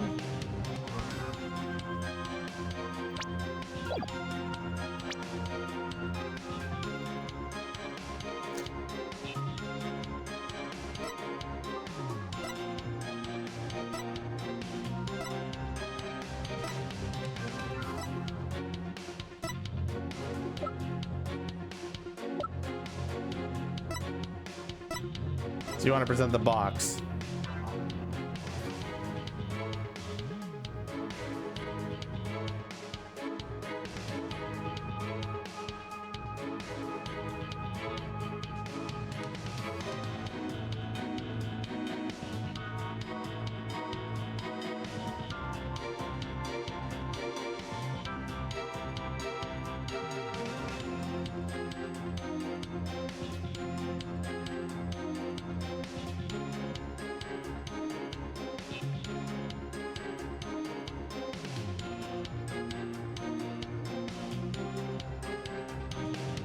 Okay, now you want to present the Magatama key.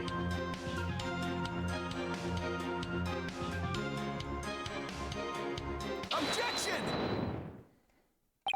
Just a minute, Mr. Understanding. You just called your key the Mitama key, didn't you? But didn't you originally say it's called the Magatama key? Got the Mitama key? What's that? I don't know, Your Majesty, but apparently it's rather crucial question. What's the big deal? So I said the wrong thing, so what? It was slip of the tongue.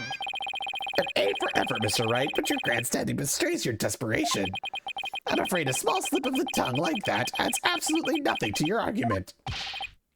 What say you, defense? Is it an important detail? Judging by Anderson's reaction, I'd say it's everything my argument needs. Yes, Your Majesty, it's very important. This key apparently not the Magatama key, but rather the Mitama key. And I believe this discrepancy holds great significance for the defense. Nah, man, it's a meaningless mistake. Insignificant. If you're riding the crazy train to nowhere, lawyer man. Your Majesty, please don't pay the defense any heed. It's all nonsense. To tell the truth, I'm not really clear on what the defense is driving at myself. However, I am eager to find out. What? Defense, you will explain yourself, like your life literally depends on it. Because it does. Now then, is the name of the key an important detail? Yes, it's an absolutely important detail, I think. Because the Mitama key is connected to the Founder's Orb. I see, very well. In that case, please show the court the grounds on which we're basing this claim. The grounds, Your Majesty? You can, of course, show grounds, can you not, defense? Of course! What else can I say? I have to come up with something, anything, even if it's just a bluff. The Mitama key. Mitama, huh. There has to be something somewhere that ties Mitama and the orb together.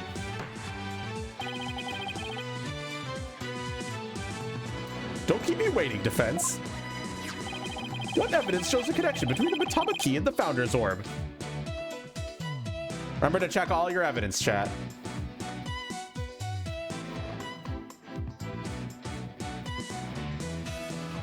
Dragon Rider Luke wants to present the Song of Ceremony.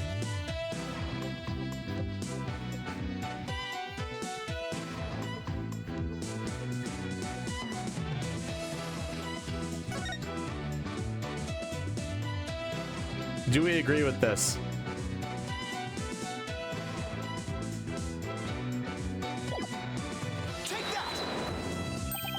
What's that? The Song of Ceremony? All this time, the answer was right there in front of me. It's right there in the Song of Ceremony performed during the Dance of Devotion. Your Majesty, the Song of Ceremony tells of the treasure of the founder of Kurinism, but hidden within its lyrics is the secret behind how to really open the treasure box. Holy mother!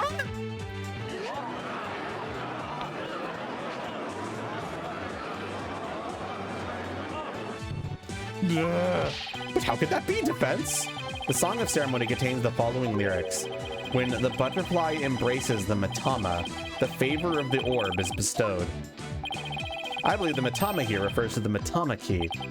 Well, yes, it's the same word, but that doesn't mean... We've been calling this key the Magatama key, and that's why I inserted the key into the lock with the Magatama design on it. But that was obviously not the right way to use it. And I suppose you know the right way. I do, Your Majesty. To use the key properly, you have to first...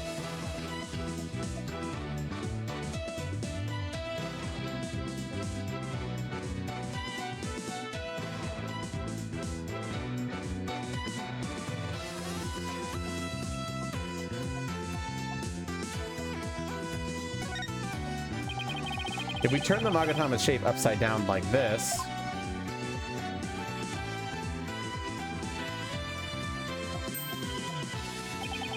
it becomes the Kuranese symbol of the soul. In other words, a Mitama. Oh my, you're absolutely right. But now what? What do you want to do with it? It's too big to fit in the lock that way. Oh, I knew he was just bluffing. Bluffs and lies are the only tools of his trade, after all. There must be some other place this key fits, but where? Let's see, what were the words to the Song of Ceremony again? When the butterfly embraces the Mitama, the favor of the orb is bestowed. Where should the Mitama key actually be used?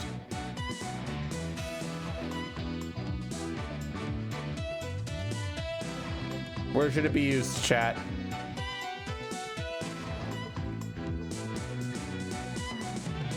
Underneath, the front, the top, the back.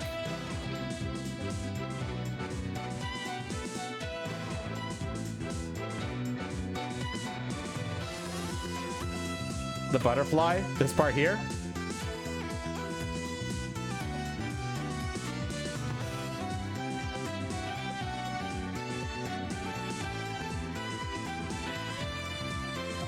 That's enough people saying yes.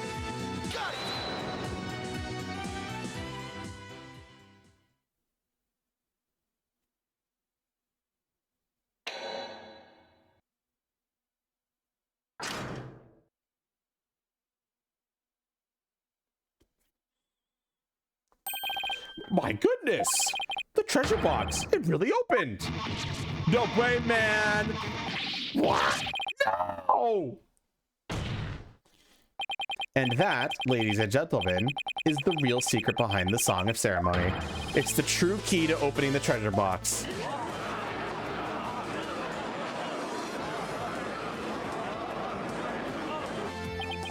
It's all over, Mr. Payne.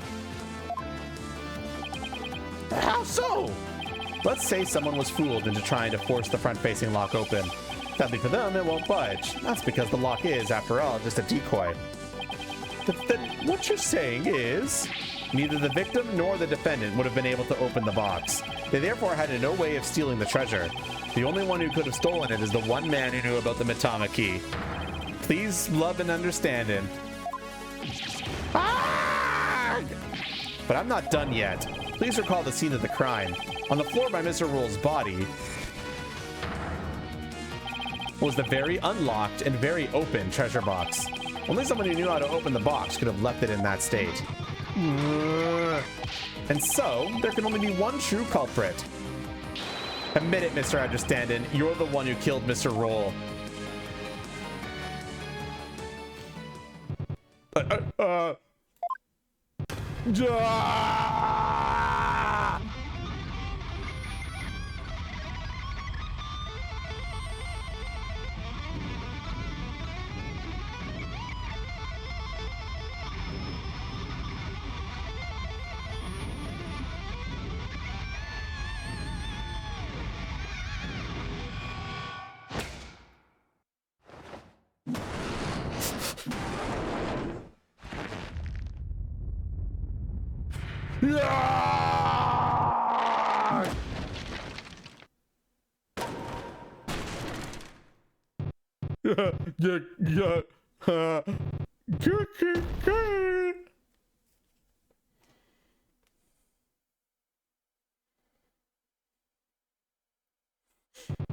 Curse him. It's all his fault.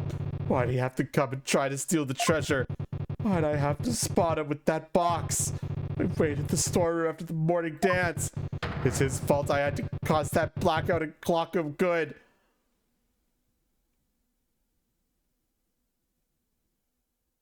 I couldn't let my secret get out. Nobody could know the treasure box was empty. I'd lose my position as head monk. Who knows what else they'd do to me? I couldn't let... I had to stop him.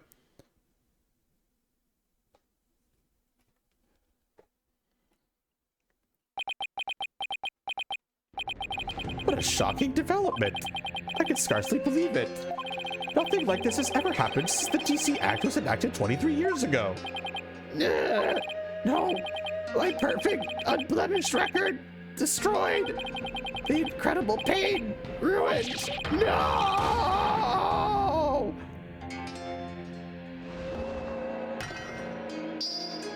He's bald. Did the lawyer really win? I can't believe it. No way, this can't be happening. Peace, I said peace. Honestly speaking, I'm just as shocked as everyone else. But the truth has been made known, so it's time for me to give my verdict. In the name of the Holy Mother, this court finds the accused. I'll be your guide.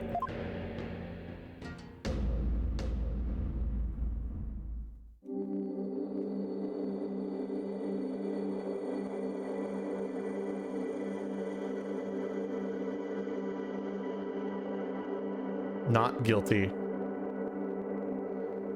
Bot.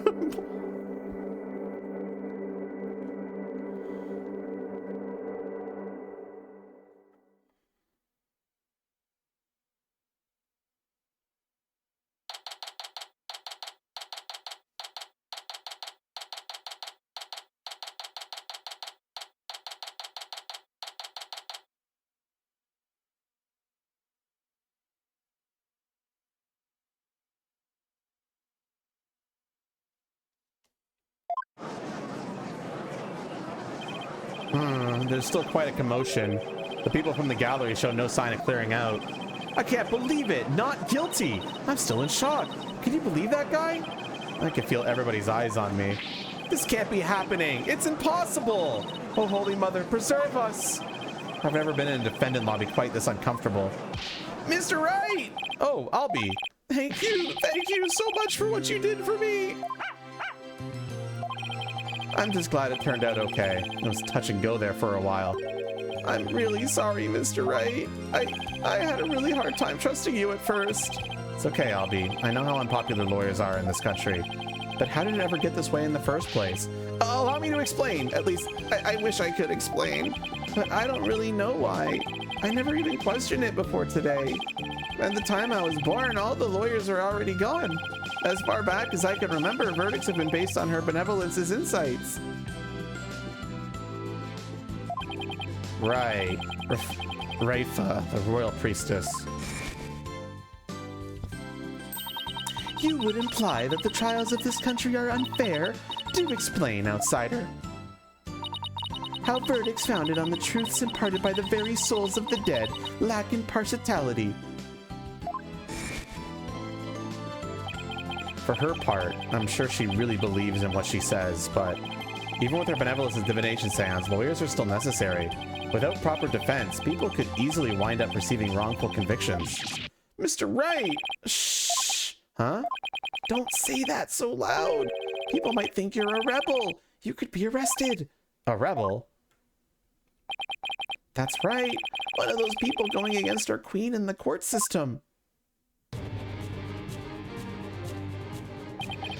They call themselves the Defiant Dragons. And they're led by a scary guy named Dirk. They'll do anything to overthrow her eminence, even commit crimes.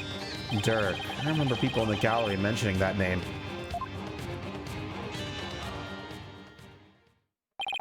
The things you're saying sound a lot like the stuff they say. But you're not scary like that Dirk guy. Pardon the intrusion.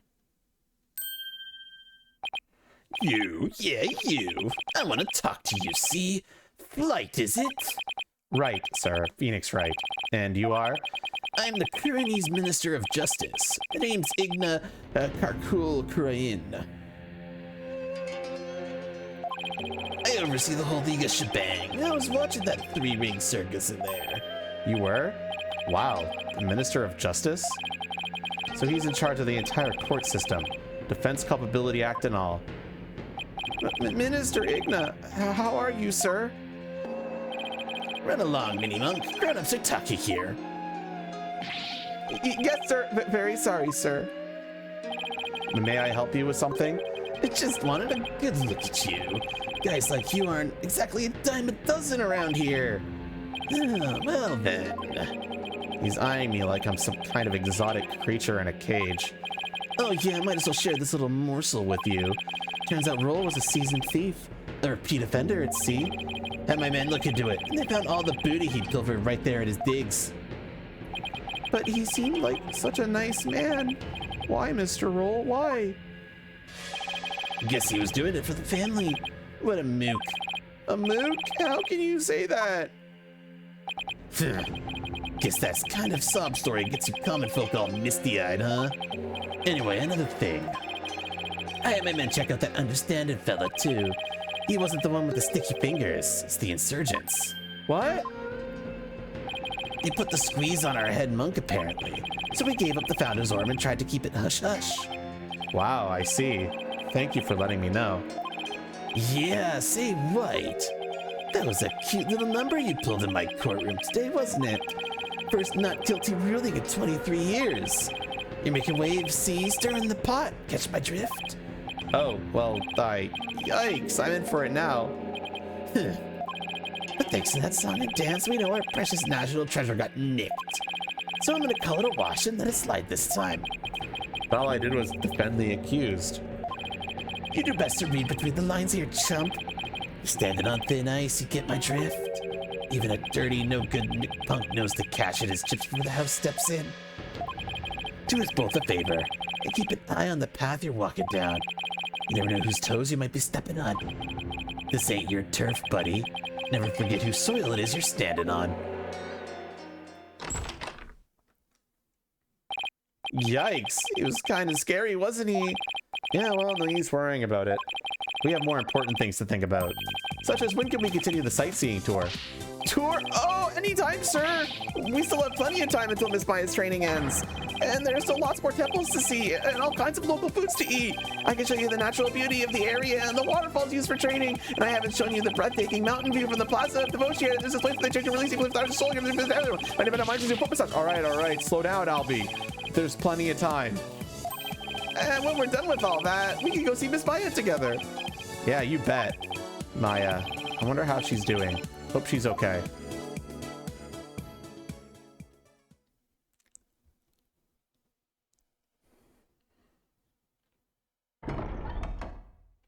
So, how about that not guilty, jerk? I heard.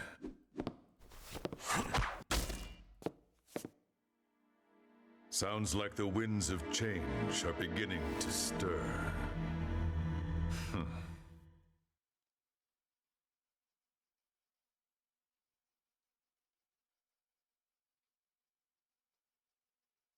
Bada boom, bada bing. Case 1 is done.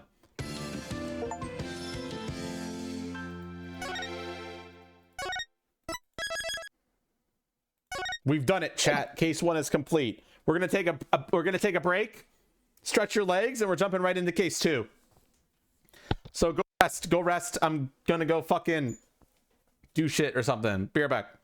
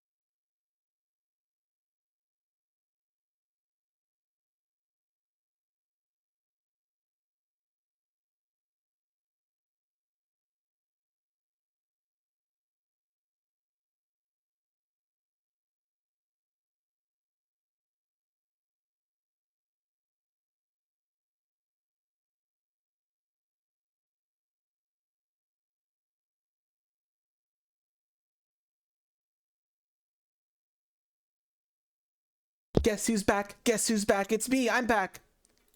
I got food. Shitty food, but food nonetheless. Store-bought hot dogs and some cereal. The ultimate dinner for a slob like me.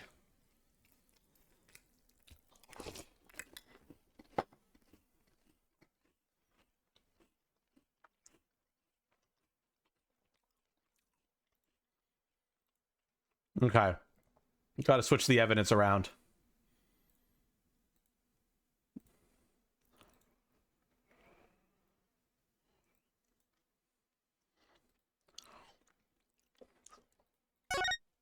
Episode 2, The Magical Turnabout.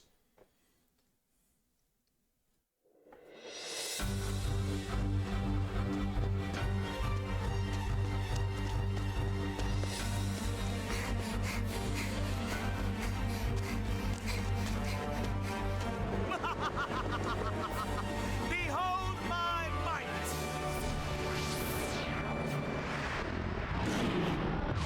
Oh shit.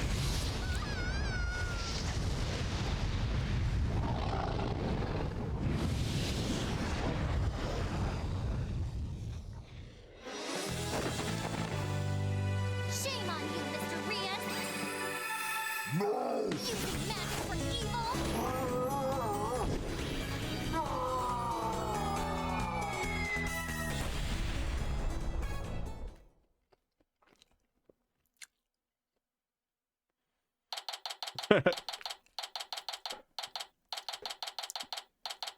Quite the intro. And that's how the evil magician Mr. Rias was defeated. Arg! See you for Act 2, everybody. Bravo, bravo, Trucy.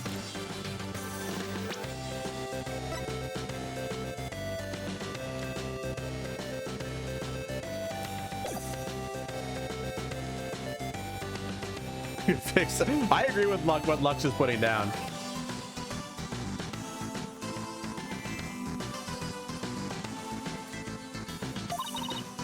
Wow, Apollo, wasn't that a great trick? You bet. I've never seen such a great magic act. Did you know they even featured Trucy's show on TV this morning?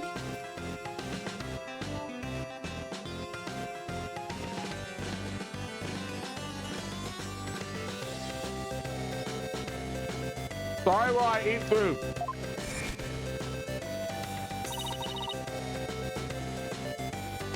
Penrose Theater, a well-known gateway to success for entertainers. It's here at this famous theater that we'll finally get to see Trucy Wright's Trucy in Gramarye Land. The long-awaited revival of the magic of Troop Gramarye.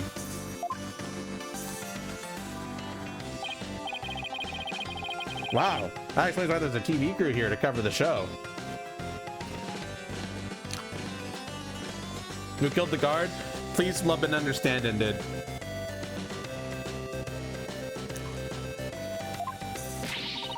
This is the perfect opportunity to promote the Write Anything Agency too. After all, people look up to things they see on TV, right?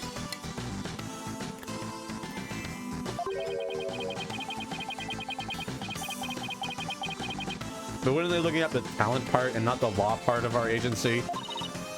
Mamma mia, you're right. We get nothing but wreck requests from Trucy fans, wouldn't we? Oh well, guess we'll just have to make it the old-fashioned way. My name is Apollo Justice. I'm a rookie lawyer with only about 2 years of experience under my belt. We're here to see Trucy's magic show. She's a fellow member of our agency. They came on behalf of our boss, Mr. Wright, who's away on a trip.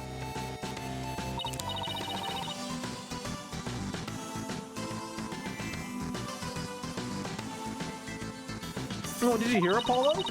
Even though it's only her debut, the shows are completely sold out. Really? That's amazing. Voila! A star is born, and this is how the Write Anything Agency gets all their money, by the way.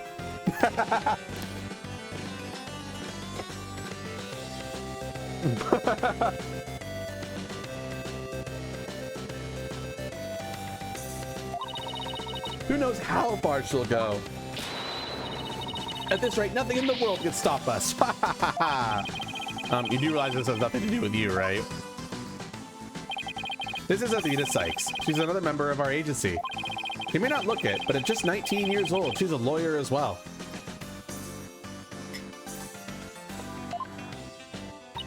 What do you mean she may not look it? Of course I look the part. The true sea hard carry. Yeah, care to explain how exactly? Oh, come on, have a heart. Stop treating me like a child. That gadget around Athena's neck that spoke just now, that's Widget. Widget helps Athena out with her special field of expertise, analytical psychology. He also has a habit of blurting out whatever Athena's really thinking. Yeah, this little guy can be a little unruly at times. Hey, upgrade me already. Your attention, please. The show will restart after a 20-minute intermission. We ask that you please be back in your seats before the next act. Thank you. Hey, why don't we go say hi to Choosy in her dressing room during the break? Oh, yes, let's go see the big star. I'm so nervous. What should I say to her? You work with her on a daily basis. Whatever you usually say to her at the office every day. That's what I was going to say. Like...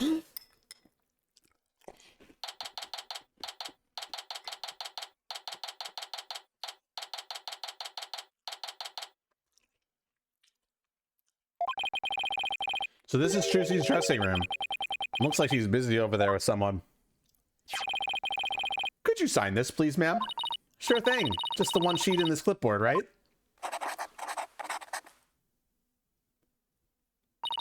A fan asking for Trucy's autograph, maybe? I don't think so. It looks like some kind of contract.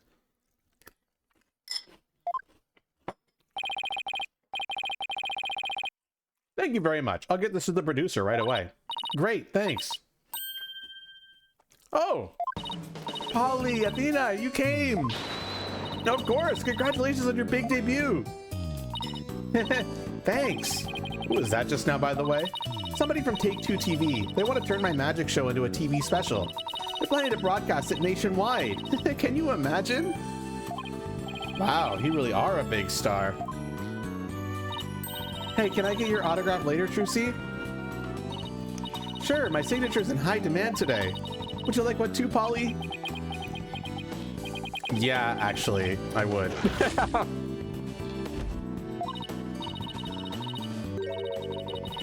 Oops, looks like I ran out of flyers, so I'll have to sign your forehead instead. Hey, knock it off. Look, just forget about the autograph. This is Trucy Wright. She's a magician and Mr. Wright's adopted daughter. She's becoming quite a renowned in the magic world these days for her impressive skills. A lot of people get this wrong, but Apollo's actual job is being my magic assistant. No, you're the one who gets it wrong.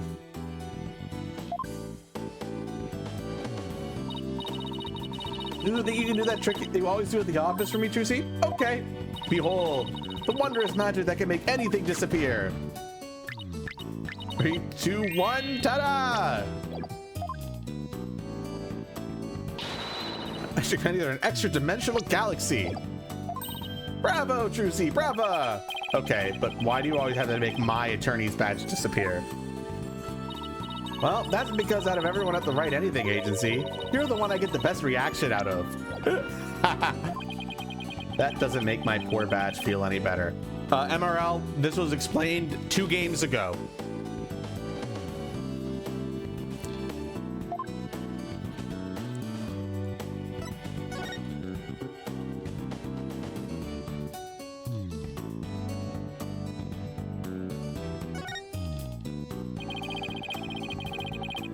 Okay.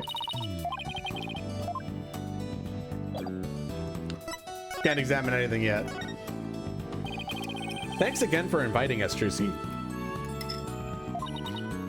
Thank you for coming. You show up Axel Wallop. I nearly fell out of my seat when that dragon showed up.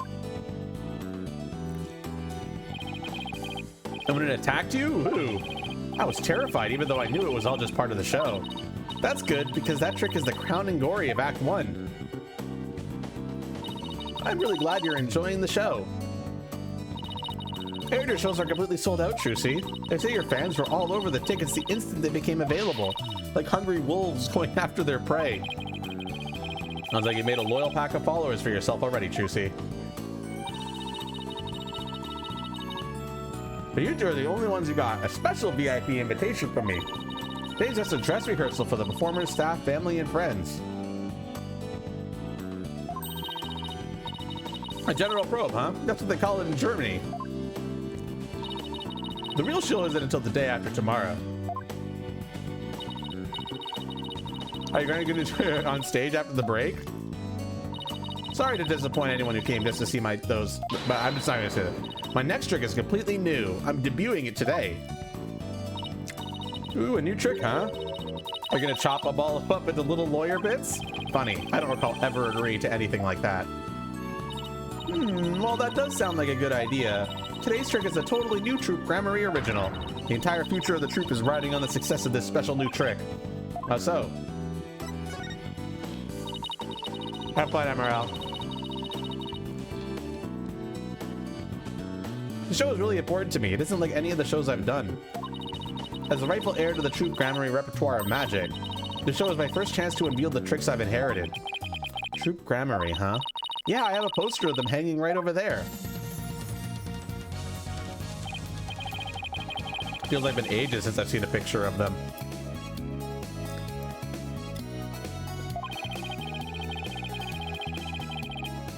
Troop Grammary was a group of magicians who dominated the magic world in their day.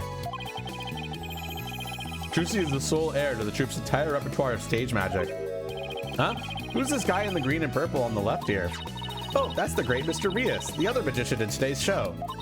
He used to belong to Troop Grammary too, a long time ago. Hey, so tell us more about this special magic you're going to reveal today.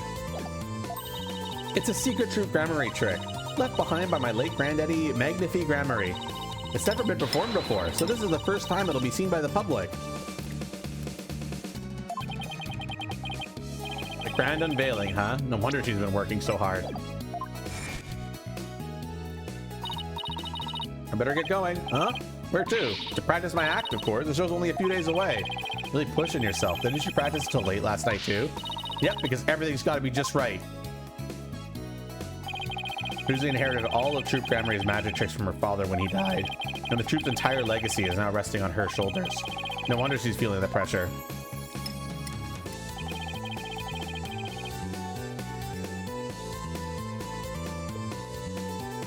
Looks like everything's going well today, though. I mean, that last trick was perfect. Grace under pressure. That's me.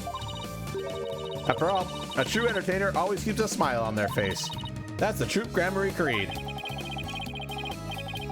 It's hard to believe you've accomplished so much even though you're still in high school. But to tell you the truth, I'm actually pretty nervous. Who wouldn't be? Well, I bet this would do the trick. You'll be fine, Trucy. If anyone can do it, you can. Polly, that was just the boost I needed. Thanks. Apollo's fine sure is a way of really hitting you right in the heart. And in the ears. Enough ragging on my voice already.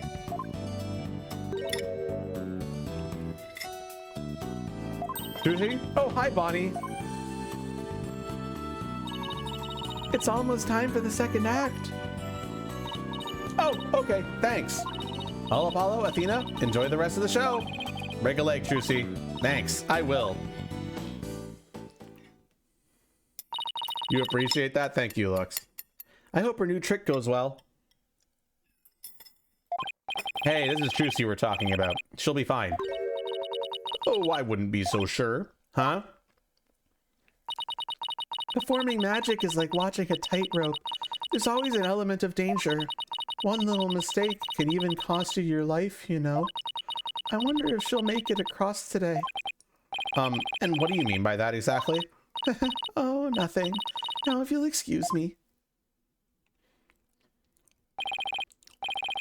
She's gone. What was that all about? Judging by what she said, I'm going to guess she's probably a magician too. Come on, Apollo, we got to get back to our seats now or we'll be late. Ow, hey, stop pulling. Okay, let's see. Guess it's time to move back to the stage.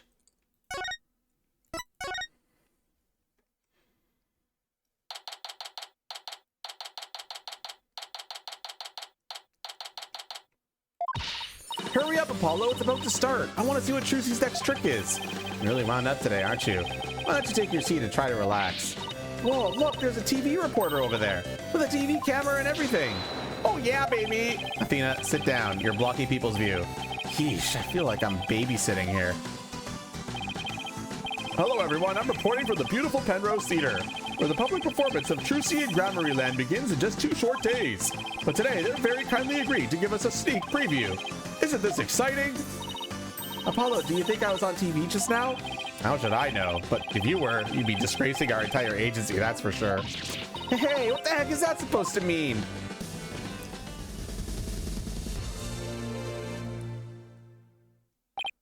Oh, here it comes.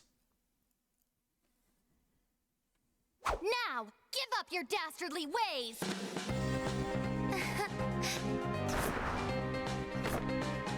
Huh? Over here.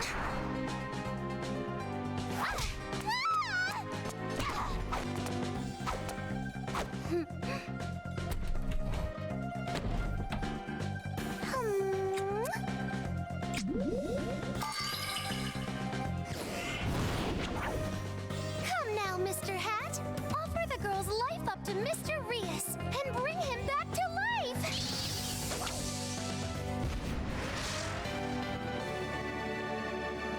What? Just when and how did she make the switch? You won't be reviving anyone today.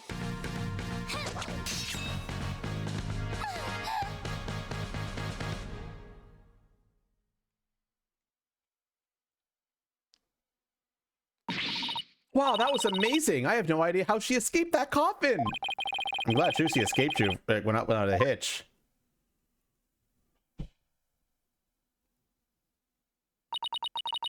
And when I open the coffin like this, inside you'll see...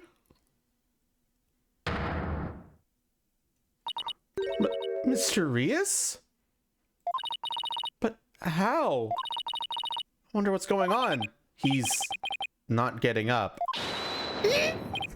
Trucy?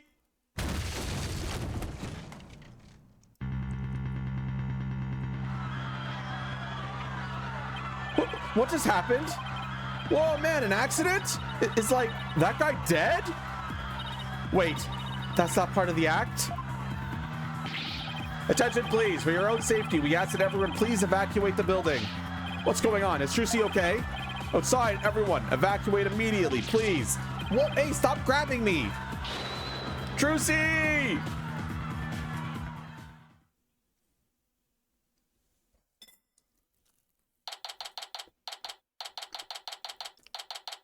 April 27, Penrose Theater. They kicked us out. Hey, what gives? Will somebody please tell us what's going on? Poor Trucy. I hope she's okay. Hey, here comes that staff member from before. Your attention, please. We regret to inform you that today's show has been canceled. What? I was looking forward to the rest of it. We are very sorry, but the theater is on lockdown pending a police investigation. Excuse me, is it because of that accident? That man in the coffin, is he? Well, we're still trying to figure things out, sir. But I can tell you that Mrs. Wright is fine. She wasn't injured, so please don't worry. Thank goodness she's okay. Hey, you there! What the heck's going on? They wouldn't even let me in. Me, for crying out loud. Oh, Mr. Retinas, there was an accident during the show. An accident? Great, just great. That's all I need right now. Do you have any idea how much money we're sinking into this program? And you are? The man behind the scenes, that's who. This is a fine kettle of fish, let me tell you. Spinning all this is gonna be a real pain in my posterior, believe you me. Spinning? As in covering it up?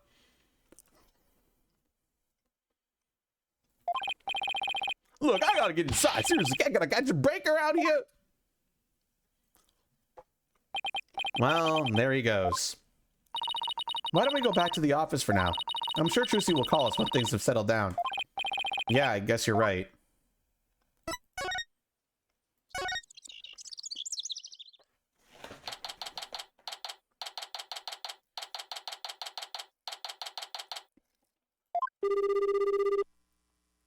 Ring, ring.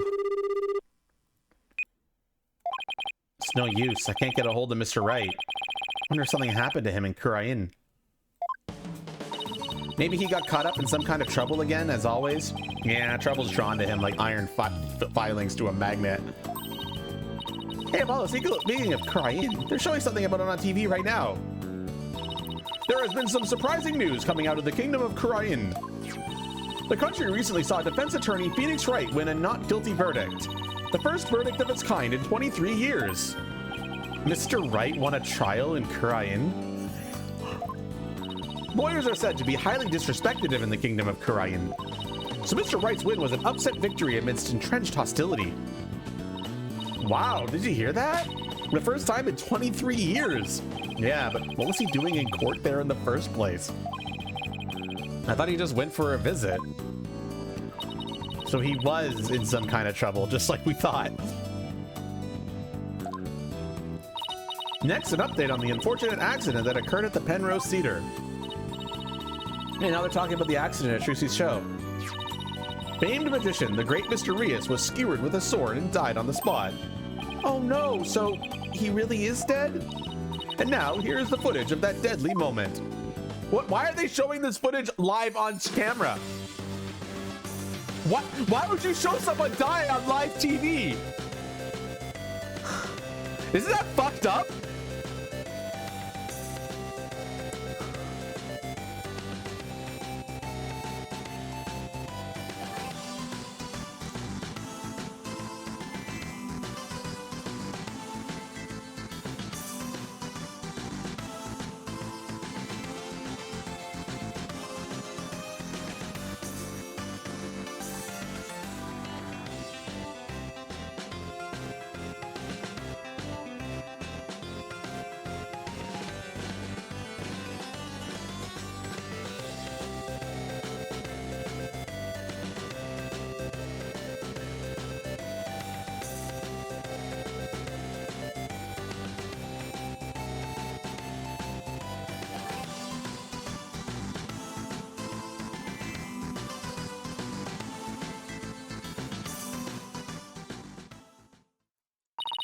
Mr. Ria's body isn't visible in this footage, but these are still very shocking images.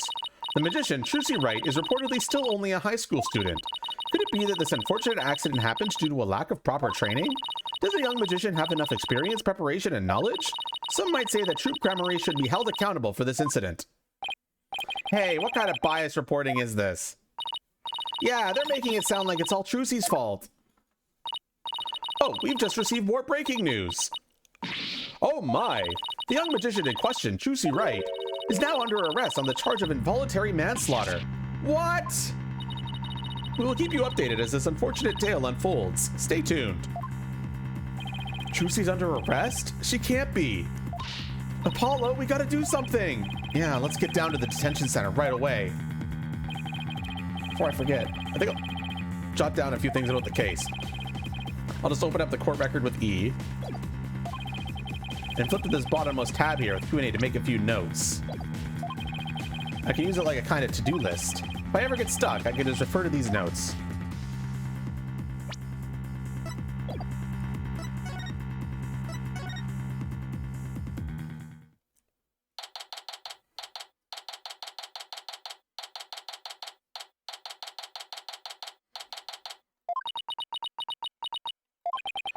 Poor Trucy. What can we even say to her? Oh, Polly, Athena! Refresh the page, Corbin. I already updated the description. I started the stream with it being Helldivers by accident, but it should be updated now. I changed it pretty quickly after the initial startup, so I'm surprised you saw that. You're just playing with me? Fuck you. You're just...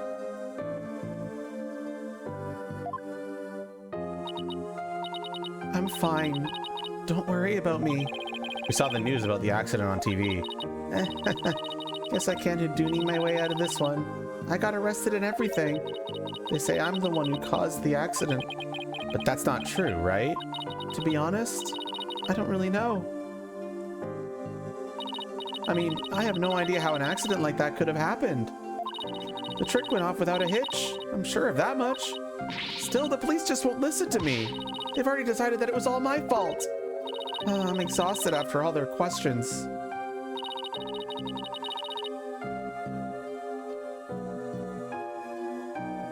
Looks like she's been able to hang in there at least.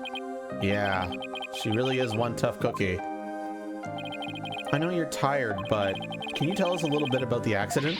Yes, of course. Go ahead and ask me anything. I'll be fine. For starters, can you help us understand what happened? In today's show, there was a dead body in the coffin. How did that happen? Was there some kind of accident? I don't really know.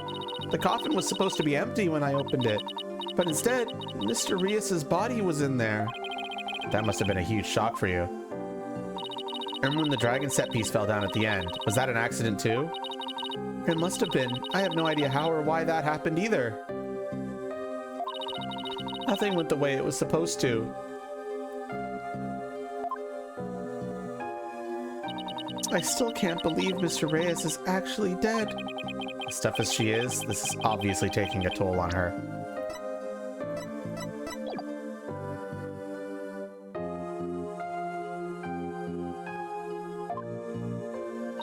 But how did Mr. Reyes' body get in the coffin in the first place?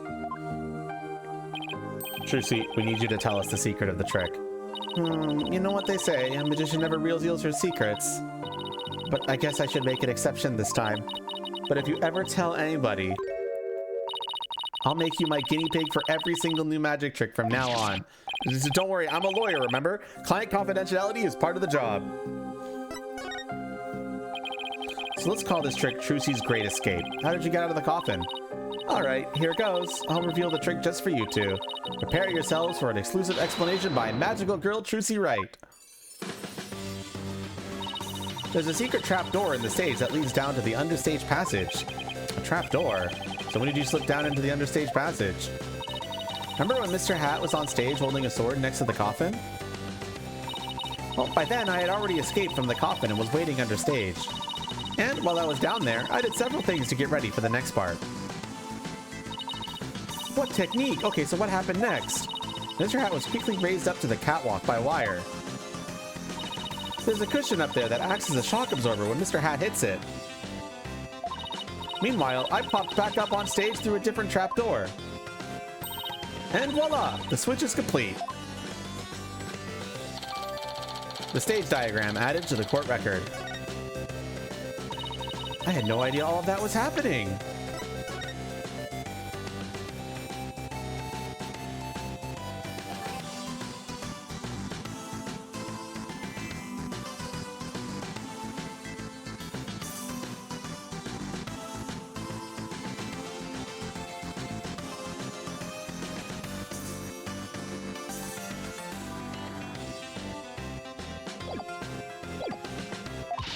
I was convinced you were still in the coffin. That's what professional magicians do. They make their audience see something that isn't really there.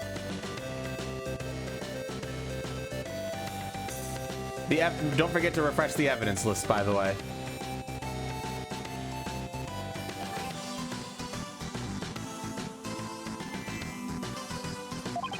In other words, you make us see illusions, right? We call it misdirection. Well, we keep you busy believing one thing. We're busy making something else happen. What we say is there really isn't. What we say isn't there actually is. I get it. It's kind of like a magical bluff. But there's no escaping the fact that the victim's body was actually in the coffin. It wasn't empty like it was supposed to be. Yeah, that's the part I don't understand. The last thing in the world I expected to see there was Mr. Rias. Could he have climbed in there by mistake? I should get back to asking Trucy about the accident. Can you tell us more about the victim?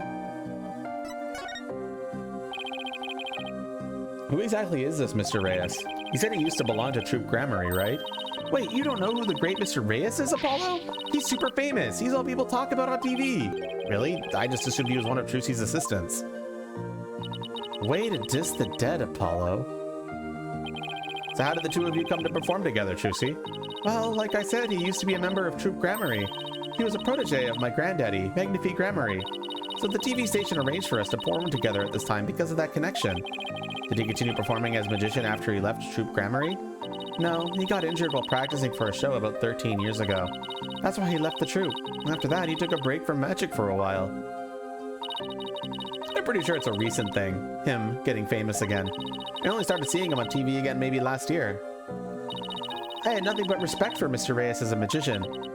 I can't tell you how sad I am this happened. I can't imagine how traumatic it must be to have someone die during your big show. Oh, but hey, don't worry, I'm fine. I have to stay strong for my fans. Huh? My bracelet is reacting. People tend to unconsciously tense up when they're trying to hide something. When I pick up on their distress, the bracelet around my wrist starts to feel tight. So I guess that means that Trucy is trying to hide something from me. Well, I guess I should give my bracelet a tap with R.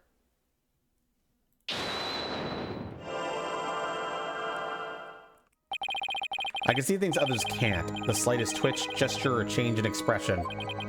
Yes, I can see it all when I'm concentrating intensely like this. And when people feel feeling nervous, they sometimes reveal a certain habit or tell. I'll just shift my viewpoint around until I find Trucy's tell. Okay, I think I found her telltale tell. Now, to listen carefully to every word and see what she gets shifty-eyed over. Then I'll perceive whatever she seems nervous about to get to the bottom of things. So obviously this is a tutorial, so I'm not going to ask chat because it's very obvious. It's just a tutorial. Next one, though, you guys got to point out. Gotcha. Come on, Trucy. You should know by now that you can't hide anything from me. Don't tell me that your bracelet reacted. Yep. And here I thought my smile was going to do the trick. Looks like I broke the first rule of being a magician. A true entertainer always keeps a smile on their face, right? I remember hearing you say that before. That's right. It's a Gramarye motto that my daddy used to say before he passed away. I'll never forget it. It's one of the few precious memories I have of him. But you can't keep everything inside, Trucy. You'll burst.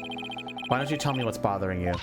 I can't. If I did, you wouldn't believe in me anymore. That's not true.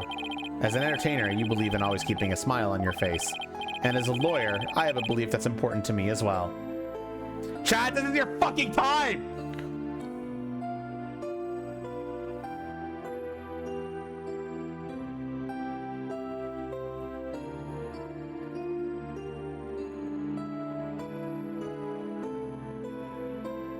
This is your time, chat. Fucking do it. I need to see you do it. This is the moment you've been fucking waiting for. I'm not gonna rob you guys of the chance. I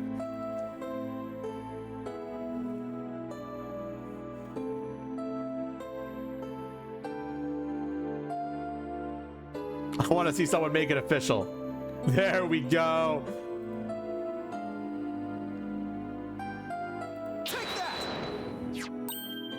Your attorney's badge.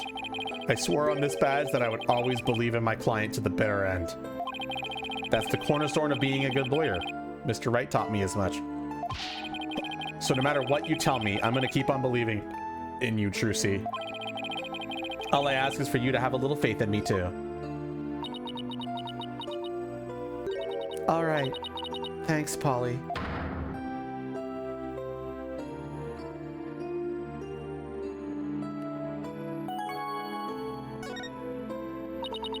Polly, what if I made a mistake? What do you mean? What if it really was me who stabbed Mr. Reyes? What makes you say that? Well, in my escape trick, I used both a real sword and a rubber sword. I switched the real sword for the rubber sword just before I stabbed it into the coffin. So even if somebody had been in there, the rubber sword shouldn't have hurt them. But Mr. Reyes was found dead in the coffin. I know, it just doesn't make any sense. I know I swapped those swords. You're absolutely sure? Positive! I practiced that trick hundreds of times with no mistakes. I remember very clearly swapping the sword this time too. But could I have? Could I have made a mistake this time? Could she really have? Well, I better get going. Huh? Where to? To practice my act, of course. The show's only a few days away. Really pushing yourself. Didn't you practice until late last night, too? Yep, because everything's got to be just right. Maybe I really did kill Mr. Reyes. Trucy. The worst possible mistake I could make. Such a horrific accident, right in the middle of my show. And yet, all I think about is, now that this has happened, Troop Grammary will get its performance rights pulled. There'll never be another show. Everything my family worked so hard for will be gone forever. And poor Mr. Reyes had his whole life and a great career ahead of him. I ruined everything. I destroyed it all. I took it all away.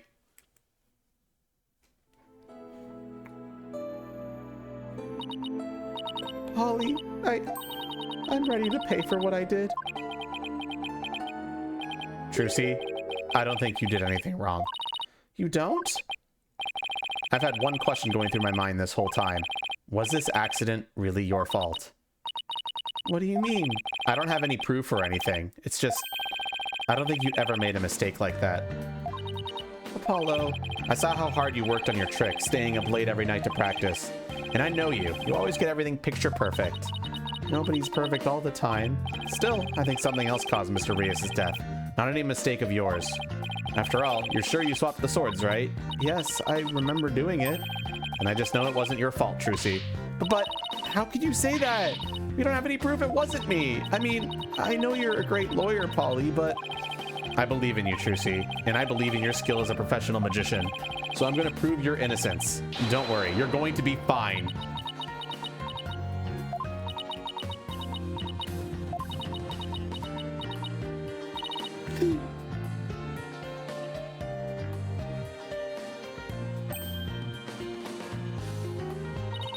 Thank you, Apollo.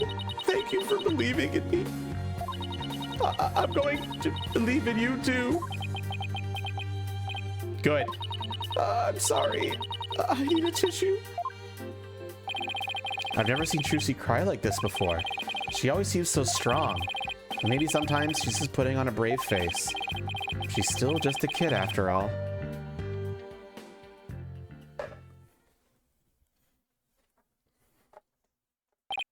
So, I have to ask to make it official, but will you let me defend you?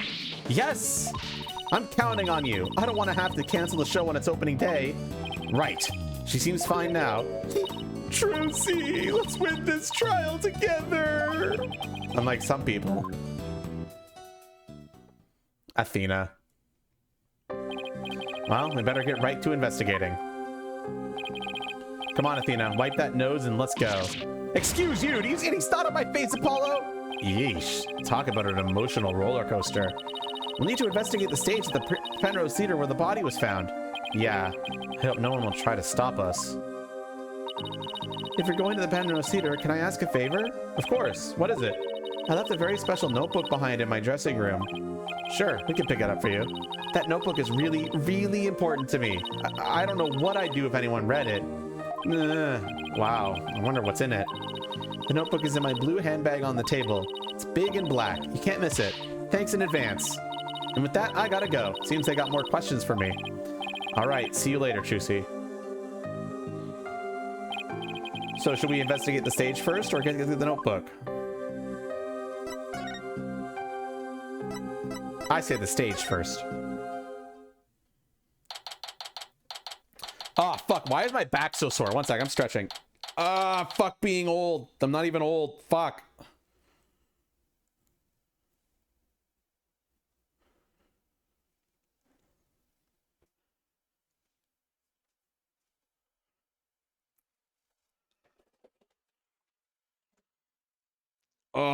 Well, maybe 30 is actually pretty old for a dog.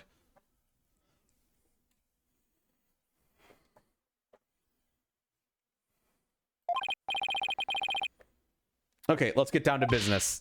Hey, what do you think you're doing? We're the attorneys for the defendant in this case. Is it all right if we examine the scene? Of course it's not all right. I don't care if you're the defense of the president. No one authorized investigations. Come on, it wouldn't kill you to let us take a little look around. I said no. Now get out of here. I guess we'll just have to try and get permission from the lead detective.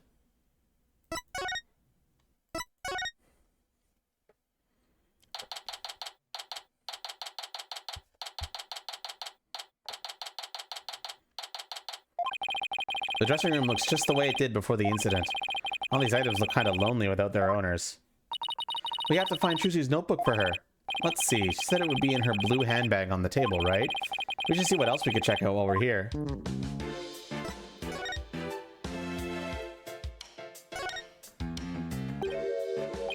Huh? Aren't these Ninetales flowers?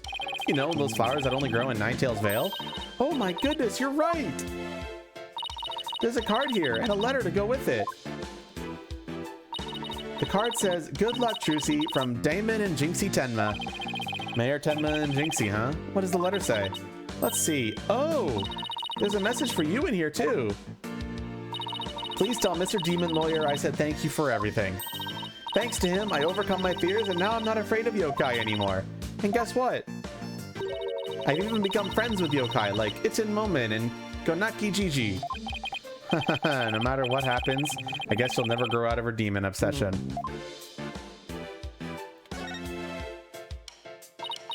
Oh, these are from Prosecutor Cabin.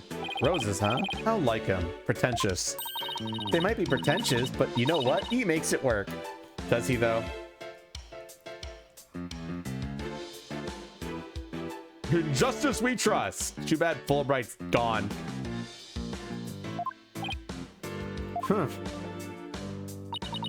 Apollo, I've noticed this for a while now, but you get awfully prickly when it comes to Prosecutor Gavin. You think so? I mean, don't hate him just because he's beautiful. That's not it at all.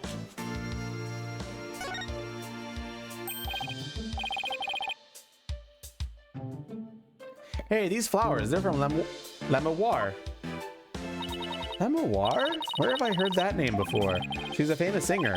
They call her the Siren of the Ballade, and she's pretty popular. Why would a famous singer be sending Trucy flowers? Well, we met her through a case I headed up once. Wow, your circle of acquaintances is bigger than I thought. Lemoir. I don't know why, but her songs really touch me for some reason. I hope she's doing well. Yeah, gee, I wonder why, Apollo. Nothing particularly interesting here.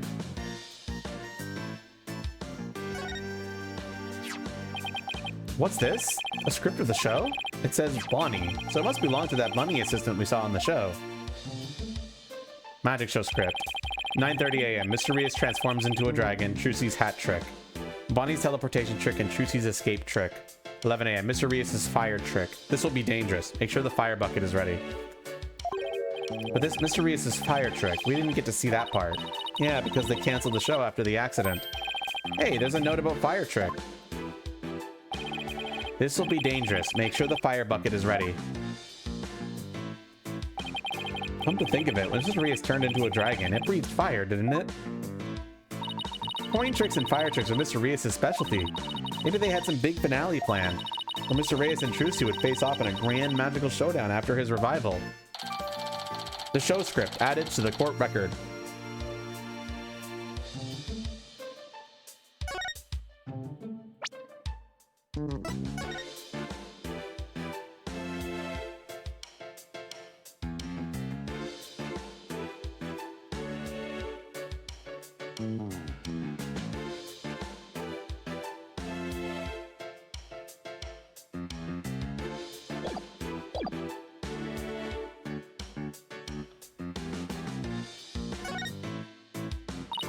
Look at all this stuff. I bet it belongs to that bunny assistant we saw on the show. Wow, that's a lot of stuff.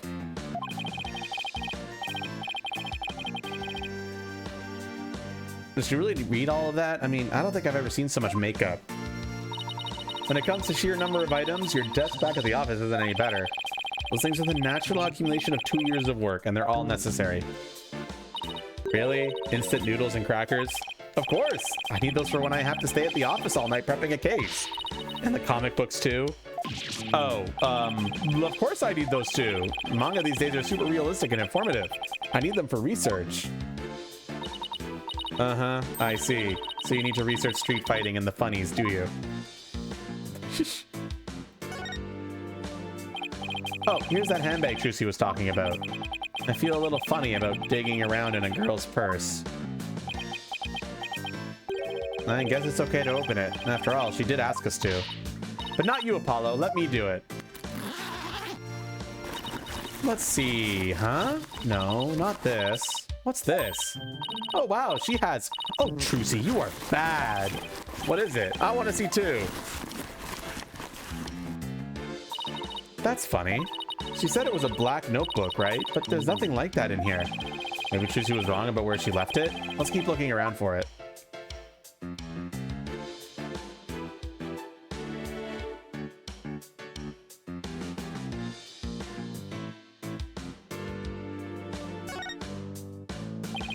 Trucy put some posters up, I see.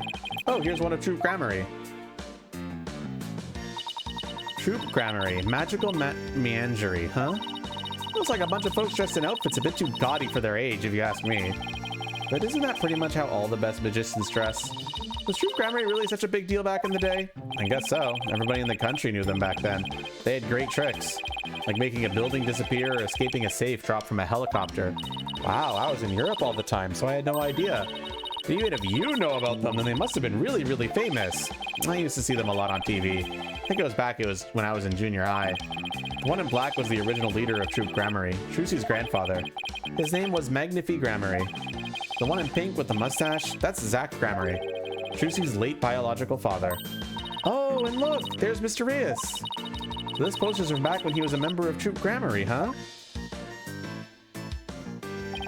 Trucy said he left the troop after he was injured during a show or something, right? The 13-year-old poster added to the court record.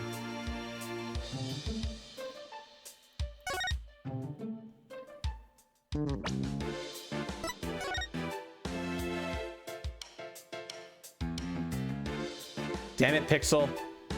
Okay, there we go. Pixel's Steam notification that he's playing a game popped up. While I was trying to take that picture, I almost got that in the picture.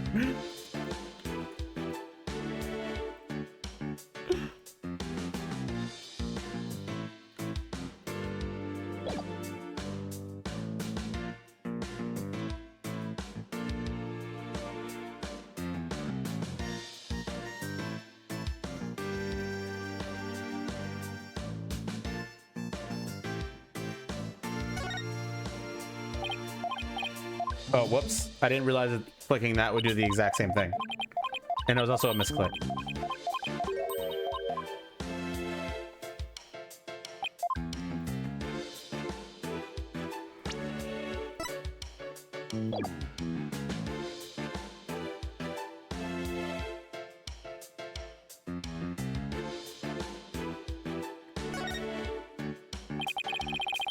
Look at all these costumes. But they're all Trucy's.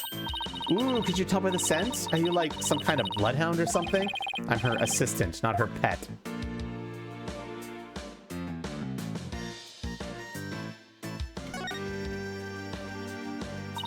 I say we take a look through Mr. Reyes' things too. Hey, is that a notebook sticking out from behind his briefcase? You're right, it's practically screaming, over here, look at me. Do you think it could be... Oh wow, Athena! Our hunch was right, Trucy's notebook. What did doing mix in with Miss Reyes' stuff? Good question. Trucy's notebook. Added to the court record. Huh. Unfortunately, the evidence that I have is named something different. I'm not going to add that to the court record just yet, because it's probably going to change name, and then I'm going to update it when it does. It's locked. I guess that means we can't read it. I wonder what kinds of secrets are in there to make her want to lock it. Girl Hooray needs her privacy. It's obviously the Troop Grammary's shit. There's a secret or two they don't want others to know about. If there's anything in there about kisses or crushes, I think Mr. Wright would cry. Well, we've examined just about everything, I think. Looking through other people's stuff was so thrilling. Like I'm doing something naughty. I know what you mean. Just don't go poking around in my things at the office. Why? What do you have to hide? I don't think I like how her eyes lit up all of a sudden. Anyway, we better get this notebook to Trucy.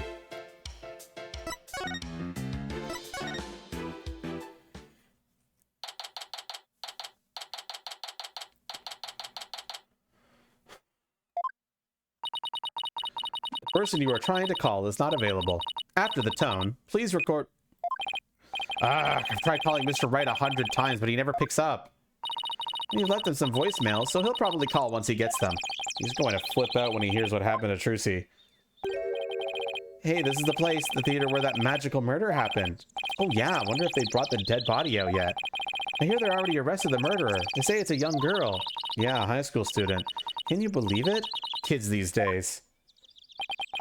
What's with all the curious bystanders? They sure are kicking up a fuss. How dare they call Trucy a murderer? They've got some nerve. We can't let people think that about her. We have to defend her. Apollo, is that you? Emma? It's sure been a while. How you been? Oh, can't complain. I haven't seen you in ages. Emma is not usually in the best of moods, so I never quite know what to do or say around her. Well, we have some business to take care of, so I guess we better get going. Hey, wait a minute! What? Was it something I said? You darn right it's something you said. What's with you brushing me off like that? We got heaps to catch up on.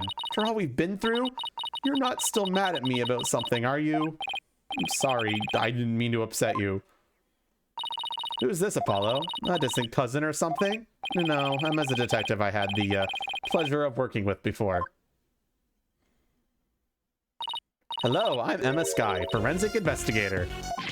What? So you're finally a full-fledged forensic investigator? Yeah, I finally achieved my lifelong dream. Look, I even have an official forensic investigator armband and everything. That's great, Emma. I bet the exam was really hard, huh? Oh, it was a cinch. Really? Because I thought you said something about failing it over and over. Well, never mind that. The important thing is I'm not plain old detective anymore. So no more boring old investigations for me. So happy I could hug the whole world. Coming from you, that's really something. Criminals beware! Fingerprinting, luminol testing, DNA analysis, and the sky is raring to go, so bring it on. Wow, I guess it's goodbye grumpy clouds, hello fanatical sun. She's very cheerful, isn't she? Is it because of the weather or something? She sure wasn't like this before. She was pretty frustrated back when she was assigned to the criminal affairs department.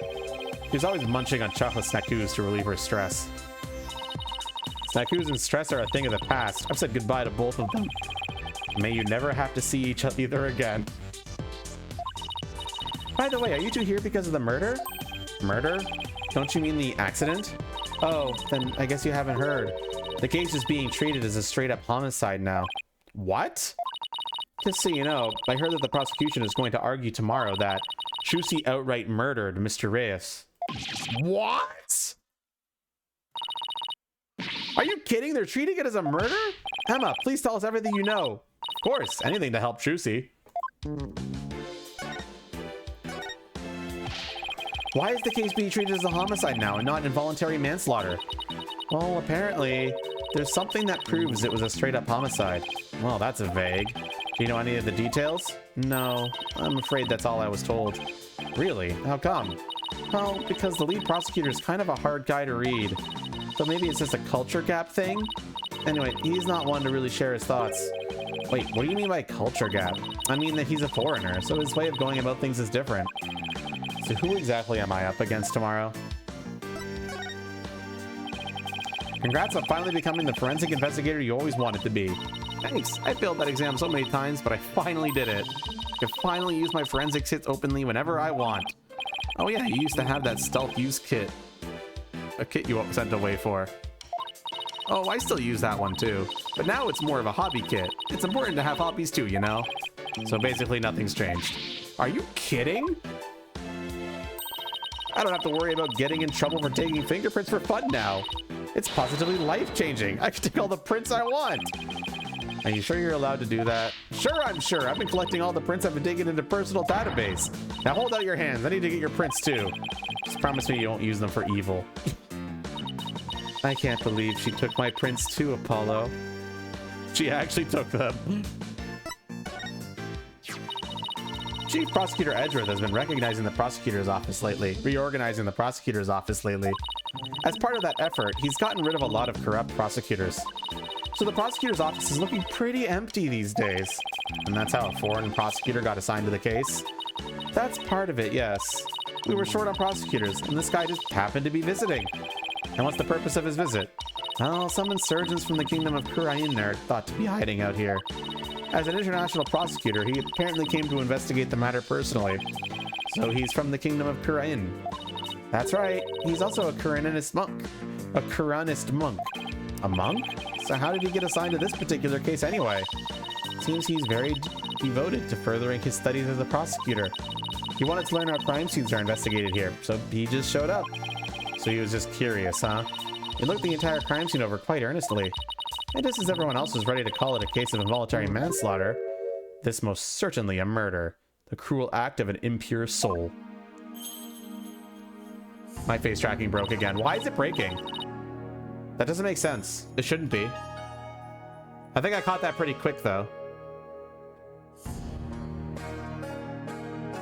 Thankfully, it looks like fixing it is as easy as just resetting the app, but please let me know if that ever happens.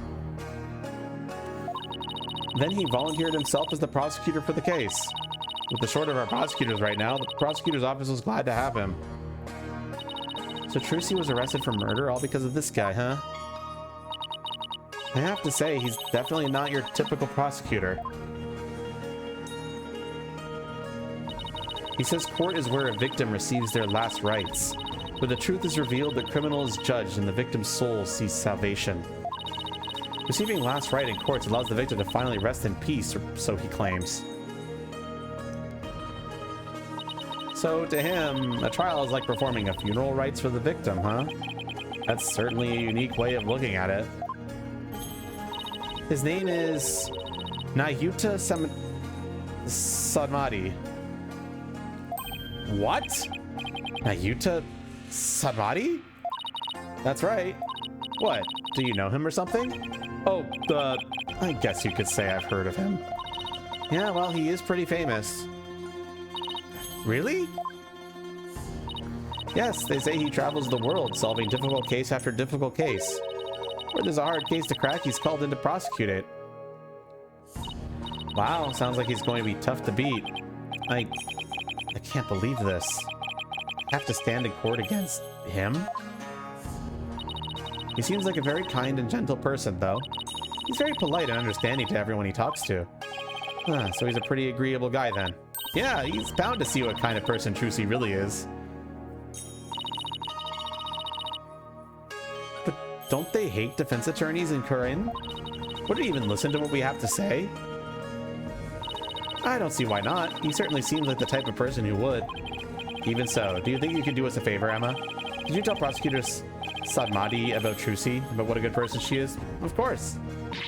Leave it to me. I'll make him understand there's no way Trucy could have committed murder. I hope he listens to reason. Me too.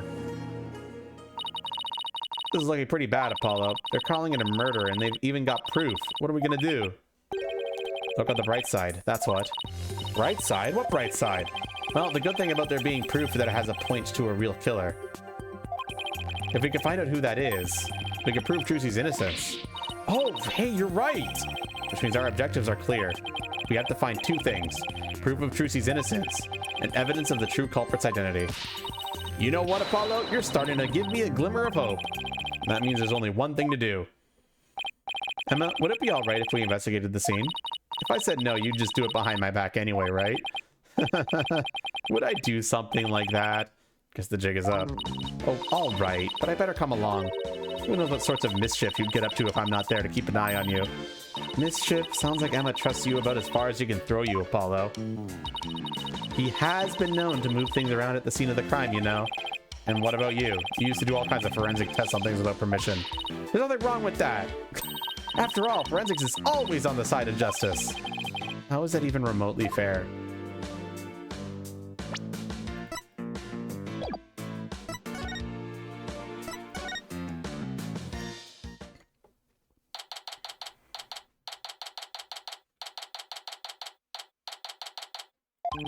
All right, let's get down to investigating, shall we? Just make sure you don't move anything or I'll get in big trouble. Fine, I promise. To only move the things I have to. Well, I have my own investigation to conduct, but let me know if you need anything. It's been a while since we've done any investigating. Well, what are we waiting for? Let's dive right in. You do remember how to do this, right? If you don't, I can give you a quick rundown. Should I have Athena give me a rundown? No. Don't worry about me. I've got it all locked away in the vault up here. Good, and I'm sure it'll all come back to me too as we go along. Wait, wasn't it you who just offered to give me a rundown?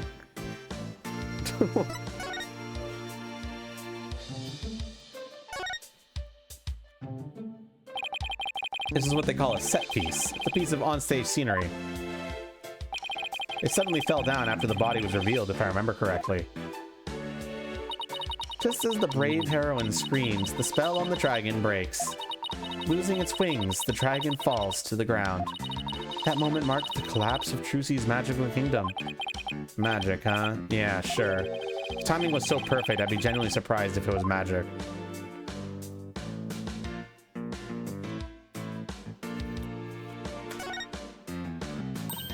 Ooh, I've seen something like this before. It's like that game where you stick swords into a barrel and a little man inside pops out.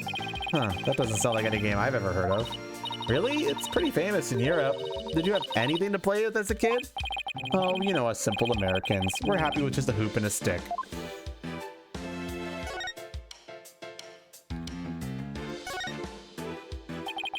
So this is the coffin the dead body appeared from. I actually haven't examined that yet. Would you mind giving me a hand? No sweat. She just said the coffin was supposed to be empty when she stabbed it.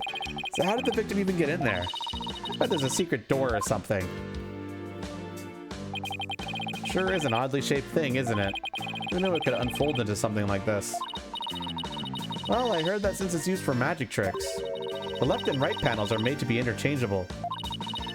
How that helps with magic tricks, though, I have no idea. I'm sure they make use of it in some way we can't even imagine. A white outline, huh? So this is where the body was? What exactly did it look like just after the incident occurred, I wonder? Oh, I have a photo of the crime scene. Here you go. Oh, wow. Looks like he was stabbed in the back. Yes, that's definitely what killed him. What's this thing around his waist? It's a stunt harness. A stunt wire can be attached to it so the person can float and fly through the air. Come to think of it, he did fly in Act 1, didn't he?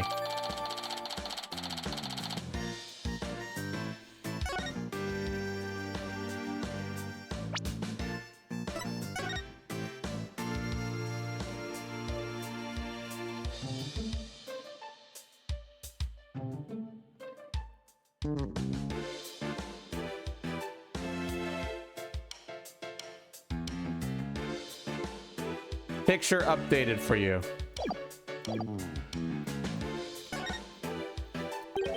Wait a minute. It looks like the bottom of the coffin opens too. Ooh, a secret door. Let's try opening it. Oh, look at that. Seems to lead to a place under the stage. That's right. It goes to the understage passage. It's pitch black down there. Hold on. I think I see something glowing faintly. It's hard to make anything out from up here. If you try to go down there, the magicians will get mad at you. Apparently, there are things down there that will give away the secrets behind their tricks. Well, that sucks. It's all right there, and we can't even check it out. We're definitely going to have to examine that understage passage at some point, though.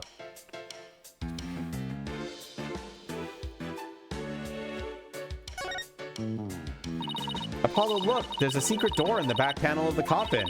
You think Mr. Rios could have entered the coffin through there? We could have done it without Trucy noticing them, maybe. It's like two magicians trying to out-magic one another right under each other's nose.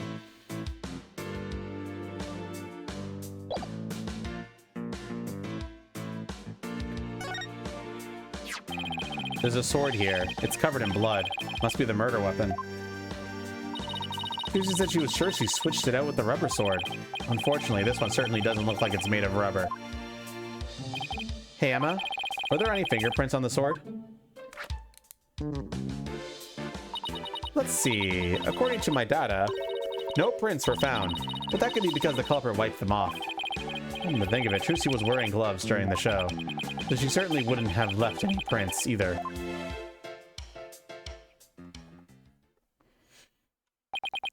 Something isn't right. It just doesn't make any sense.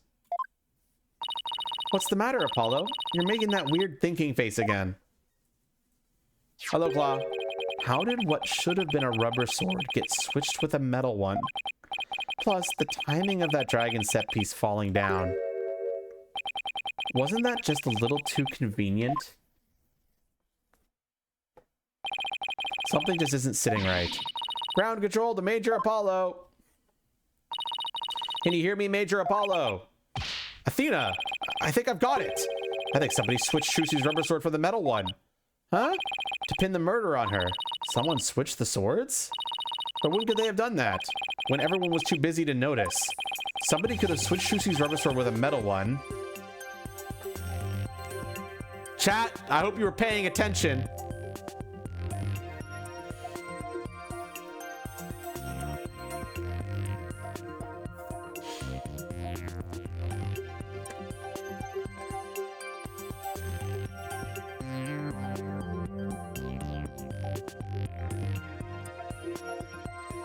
Your imagination says 1, Crypt Warrior says 2.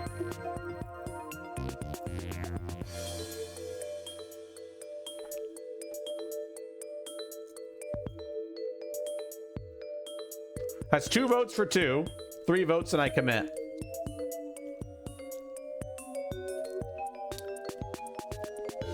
Asuan says 3. Now Kite says 3. Okay, we got more for 3. During Truce's trick, maybe? And how would they have done that? Well, they would have just... If they knew that they did it, I could be a magician too. In other words, you have absolutely no idea. I think it would have been pretty hard to switch them during the trick. Well, in that case, somebody could have switched the sword with a metal one. We have 3 votes for 2 now, so... After the set piece fell, everyone in the audience was kicked out of the theater. In the ensuing chaos, somebody could have carried out a cover-up operation. Any one of the stagehands or show personnel could have done it before the police arrived. So what you're saying is... somebody's actively trying to frame Trucy for the crime. Yes, some disgusting individual is trying to get away with murder. So someone related to the show. There's definitely a very high chance of that. You know, if we could just figure out who it is.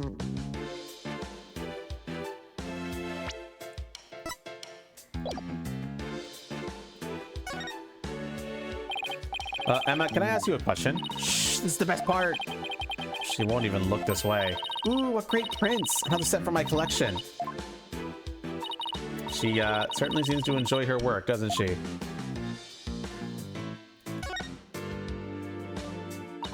We have one of these in the office too, don't we? Yeah, that poor magic prop we use as a shelving unit. I kind of like to see Trucy perform this trick sometime. Well, we both know you'd be the one in the box if she ever did. I feel bad for the prop, but it could stay a shelving unit in that case.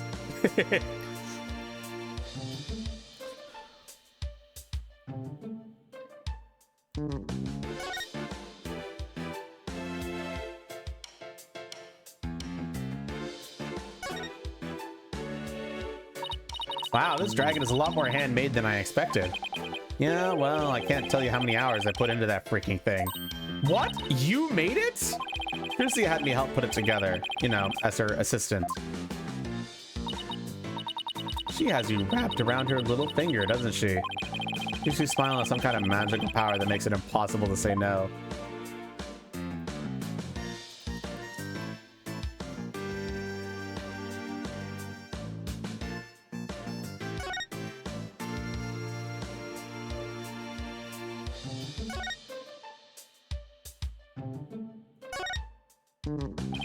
Oh hey, this is a curtain. I wonder what's behind it. The backstage area. There's magic equipment and stuff like that back there. I'll open it a crack and check it out later. You weren't thinking of opening that curtain, were you? Ooh, me? Would I ever do a thing like that? Rats, guess I'll have to ask her to open it for me later.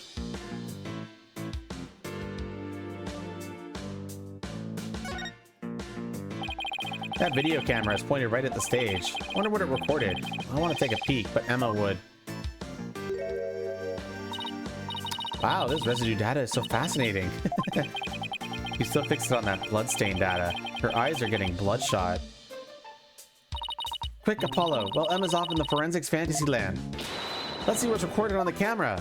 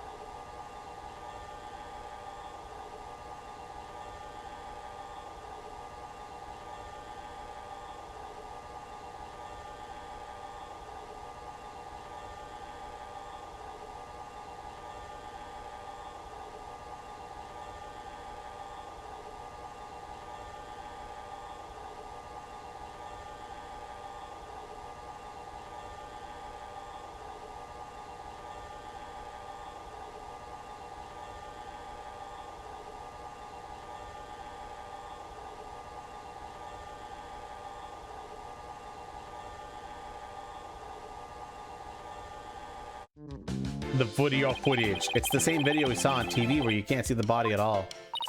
Apollo, did you notice a strange shadow in that footage? No, why? I don't think it was my imagination, but I'm pretty sure I saw something... A strange shadow, huh? I wonder what it was. Let's see, what else do we need to do on this stage? Emma, did you find any fingerprints on the coffin? Actually, I haven't checked yet. I was hoping to do that at the end. I'd like to save the best for last. Aren't we exactly talking about the dessert here?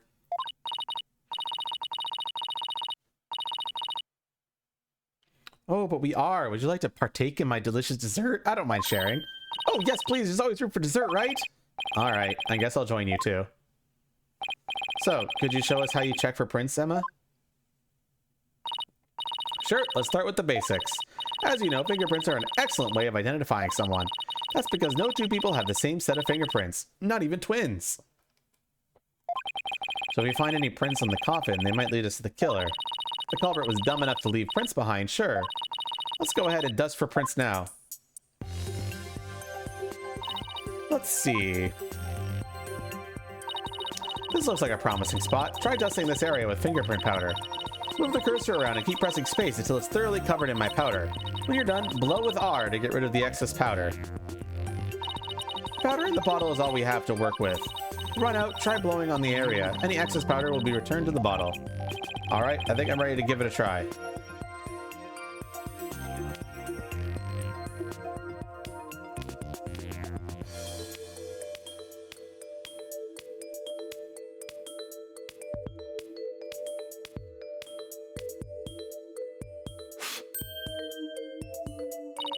You found some prints! Looks like the fingers of somebody's left hand. Now let's try comparing these with the ones we have on file. First, switch to Analyze mode with Q to select a print. Next, select the print you want to analyze and confirm it with space. I've got a pretty clear print here. I wonder whose it is. I have prints of everyone involved in the case right here. Just choose the person whose prints you'd like to compare the sample against. Well, the last person who was in the coffin was... Alright, chat, whose is it?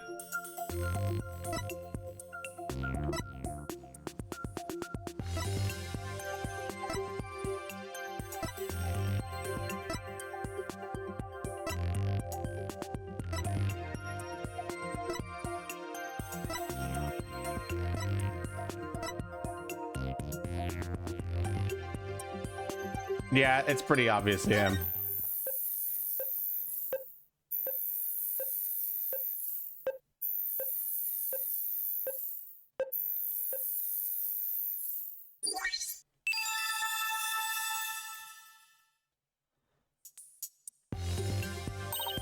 Bingo! Looks like the prints belong to the deceased Mr. Rios. Well, if we found prints here, maybe we could find them elsewhere on the coffin too. Guess I'll try dusting for more prints.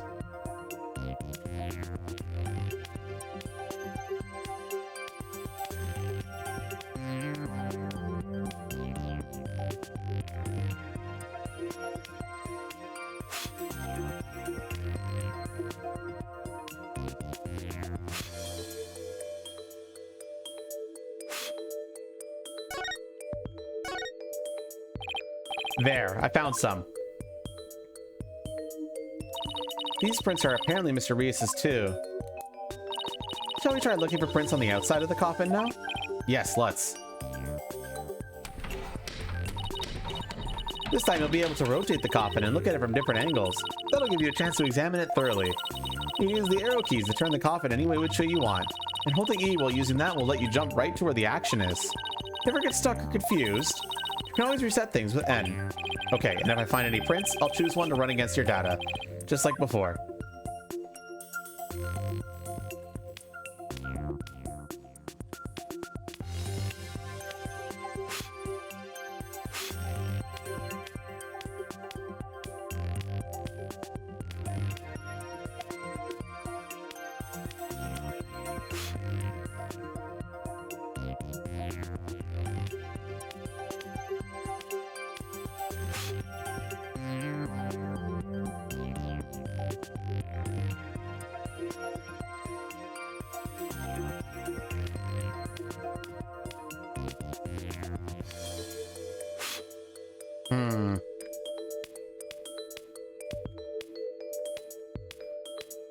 Working some fingerprint speed chat.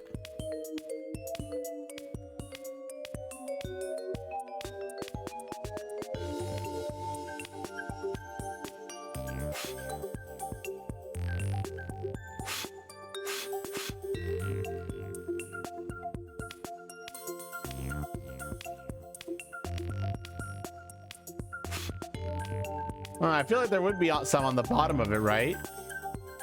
Like, that would just make sense.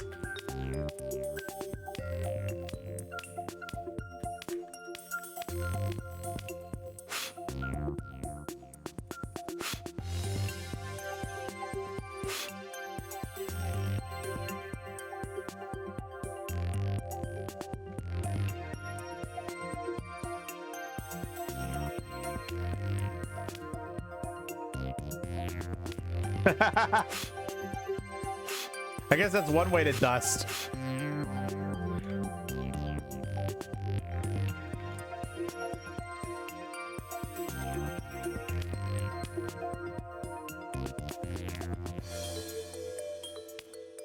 A new exploit found.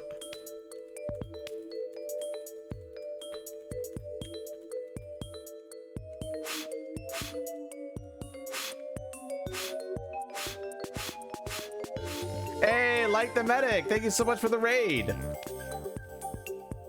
How you doing today?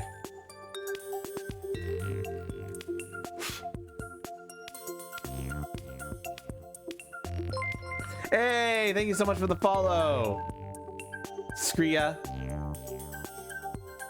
Is chat solving crimes? Yes, chat is solving crimes. Thank you. Anyway, we found the fingerprint finally.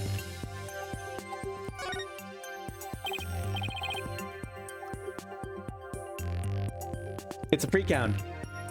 There, I got a print. All right, I'll just check it against my data. Huh? That's funny.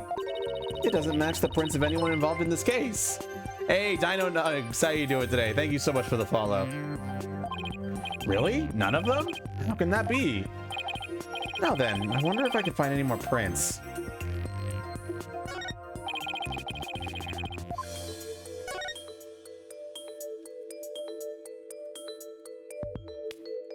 Maybe on the other side? Nope. It's a free count. That's the name of the model.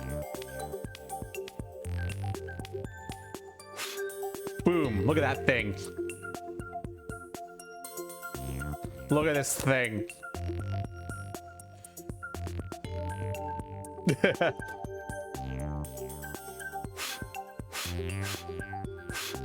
That's a big thing, indeed it is.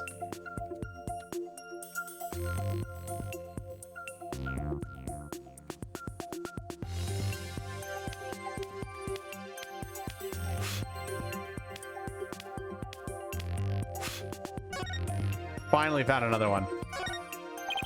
I found another print. Judging from its position and location, it might have been made when somebody put this lid on the coffin. Let's see now. There was one part during the show where somebody put this lid on, after Trucy had gotten into the coffin. Therefore, this print should belong to... Love the spikes? Hell yeah. Big tail. Who's in the chat?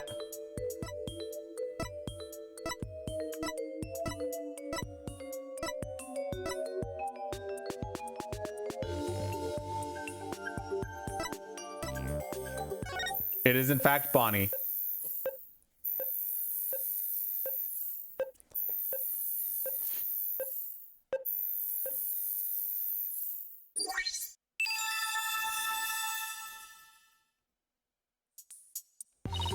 Looks like the print belongs to that bunny girl. Come to think of it, she did put the lid on the coffin during the show. That's probably when she left her print on it on the lid.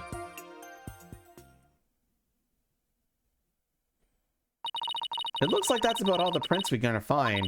To sum everything up, the prints were found belong to the victim, Mr. Rias, the bunny assistant Bonnie, and some third unidentified person. But that's strange. We didn't see anyone else up there on that stage during the show. Does this mean some outsider was up on there? Somebody unrelated to the show? I guess we can't really say at this point. Oh, thank goodness we didn't find any of Trucy fingerprints, right? It's only because Trucy was wearing gloves. Hey, Emma, there's something else that's been bothering me about the prints. Don't you think there's something odd about Mr. Rias's prints? Odd? What's odd about them? Well, if Mr. Rias was standing in the coffin facing forward, he would have left prints like this, right? When we look at the actual prints, they're facing backwards. It doesn't make a whole lot of sense. Hey, what do you know? You're right. I wonder how they wound up like that. Maybe he was accidentally facing the wrong way at first, but then turned around later? No, the coffin is much too small for a guy his size to turn around in. But all he would have been able to do is manage maybe a little bit of twisting. And it really doesn't make any sense, does it? I think I might have hit onto something major here. Oh, I have just one more question, Emma. Oh yeah? What is it? Mr. Rias was stabbed in the back, right? But if he was standing in the coffin like this, how would that have worked? Oh, right, that. The lead prosecutor has an explanation, actually. He thought that the victim might have tried to dodge the sword as it came through the coffin. So maybe he twisted his body and the sword ended up stabbing him in the back. That's his theory, anyway. I see. I guess that sounds plausible. Fingerprint data added to the court record. So there's still the area behind that curtain.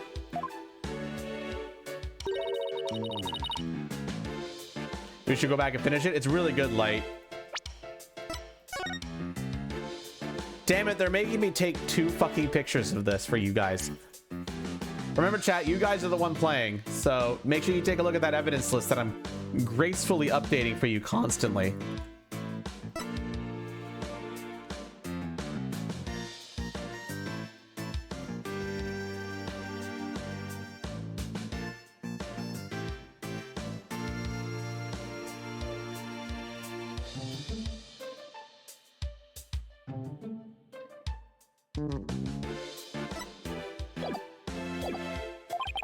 Sure do, but Emma told us not to move or touch anything, remember? That's so cool, I know, right? Thanks, Stevish, for it. Would you quit staring at me? Fine, I'll go open it for you. Wow, look at you, flaunting your lady killer eyes. I have my ways. I'm only doing this so I won't get charged with animal abuse for not throwing you a bone. I guess puppy eyes can be just as effective.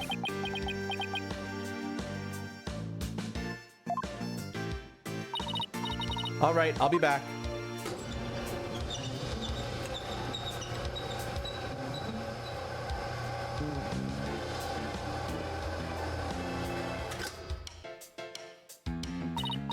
Well, go on and investigate to your heart's content. But before you go moving anything, I know, we'll be sure to ask first. Oh, by the way, just examine the backstage to move to the area beyond the curtain.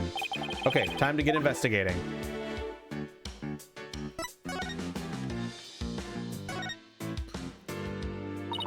Seeing the stage this way kind of breaks the illusion, doesn't it? It just goes to show that some things are better left unseen.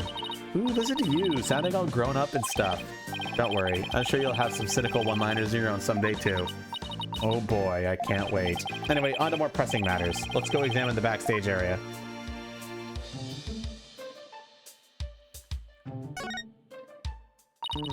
A dustpan, a broom, and a bucket. Guess they use these to keep the stage tidy.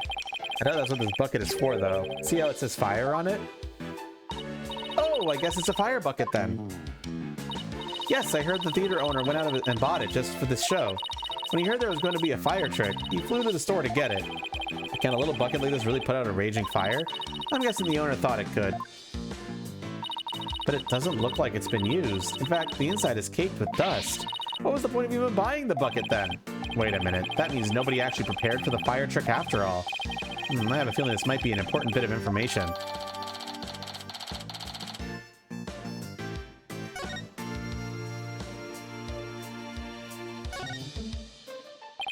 Hey, there's a coffin back here too. Looks like there's stuffed dragon inside. No, wait, look. It's just an illusion. See, the dragon looks like it's inside.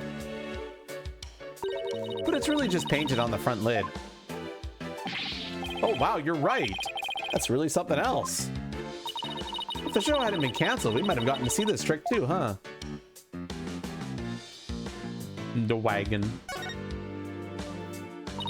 It's a guillotine, but it's not real. It's just another one of Trucy's props. I wonder if it was supposed to appear in the show. Huh? You mean she didn't mention it to you? She said you were going to make a guest appearance on stage for her guillotine trick. No, I definitely remember not agreeing to something like losing my head on national TV.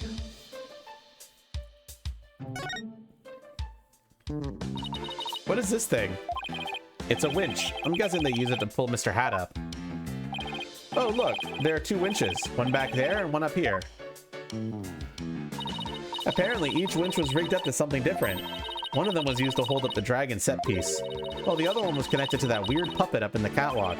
A weird puppet, huh? We better go check out the catwalk later. There's a sign here that says understage. I bet those stairs go to the understage area. Thursday told me she and her fellow magicians call it the Abyss. I wonder why. Who knows? Maybe it's because it's really dark down there or something. Ooh, I bet they've all got kinds of magical goodies stashed away down there. Come on, let's go check it out. Huh? The door's locked. The entrance of the Abyss is barred to mere mortals like us, huh? Oh well, that's what you call a swinging abyss. Har, har, har. It looks like this ladder leads to the catwalk overhead. Do I really have to go up there? Why don't you go on up and check it out, Athena? I'm sure you'll like the air up there. Huh? Where in the world did you get that idea from? Wait a minute. Are you saying I'm an airhead? How rude can you get? That's not what I'm saying at all. Now up you go. I'll just wait down here. Okay, now I'm starting to get the picture. You're afraid of heights, aren't you, Apollo? Come on now, this is for Trucy. She needs us. Up the catwalk we go. Well, I guess it's time to put on my big boy pants.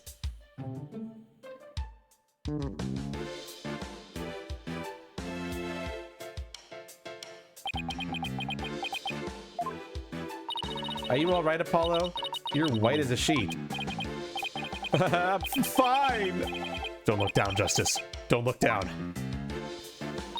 Those green things over there look like cushions. I guess one of them was used to absorb the force of impact when Mr. Hat zipped to it. Let's go check it out. Way over there.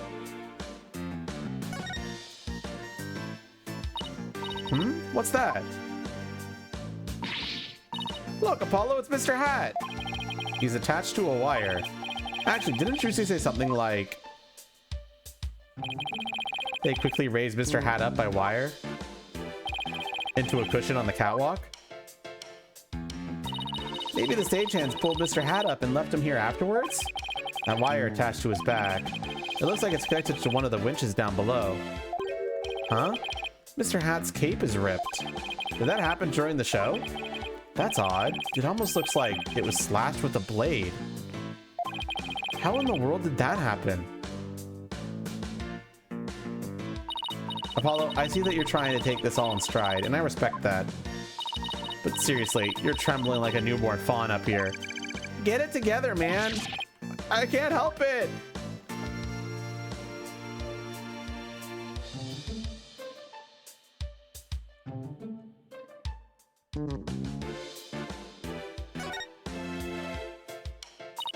Hey, look, there are cushions attached to the underside.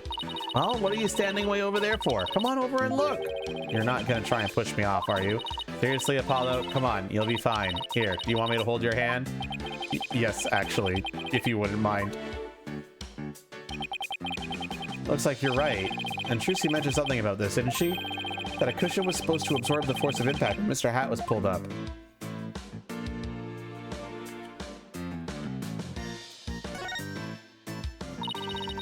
These set pieces look like a rabbit and a moon.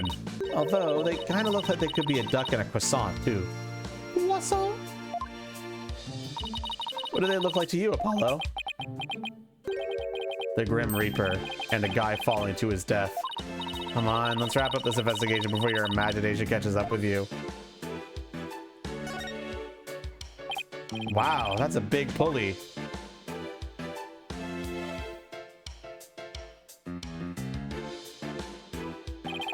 Looks like it's connected to one of the winches down below.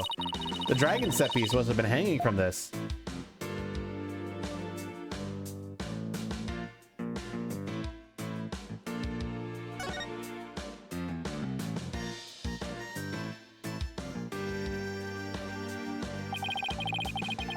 Looks like Mr. Hat is rigged with a smaller pulley. Let's see, how did it go? After being blown a kiss, Mr. Hat goes wild and, just as he's about to stab the coffin, he gets pulled up to the catwalk. And the smoke screen was to hide his ascent from the audience's view. Well, I think that about does it for the catwalk. Do you think we missed anything? Nope, we didn't miss a single thing. We're all done here, yes sirree. I take it you're ready to go down. Yep, I think we better. I feel a fainting spell coming on. Oh, brother. You don't need me to hold your hand again, do you?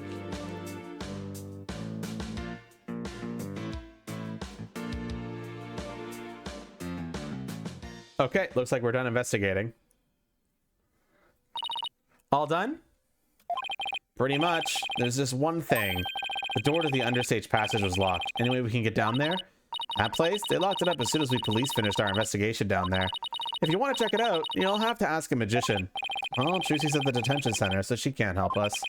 I guess we'll have to look for somebody else from the show. Okay, and I better get back to my own investigation. See you around. It's too bad about the understage area, but at least we learned a few things. Yeah, like one of your greatest fears. I wasn't talking about that.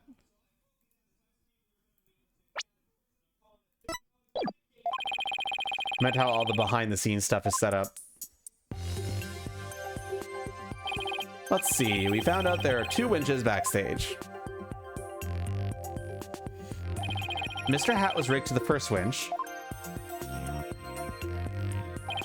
and the dragon set piece was attached to the other one. And both of them were used during the show. Right after the body was discovered, the dragon set piece fell to the stage.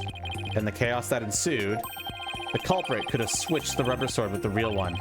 So it looks like the best way to prove Trucy's innocence is to identify the real killer. Yeah, that's usually how it goes. What a complete and utter mess! This is all great, just great. That right kid is bush league, small potatoes, half-grown has-been. There's somebody on the stage. I wonder who it is and what they're doing. Maybe we should go talk to them.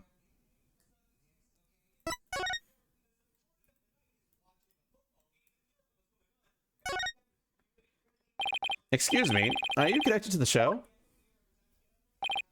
What, you two got a couple more headaches for me to handle? I got my hands full as it is. Hey, I remember this guy. Hey, you there. What the heck's going on? They wouldn't even let me in. Me for crying out loud. Oh, Mr. Retznes. There was an accident during the show. An accident? Great, just great. That's all I need right now. Do you have any idea how much money we're sinking into this program?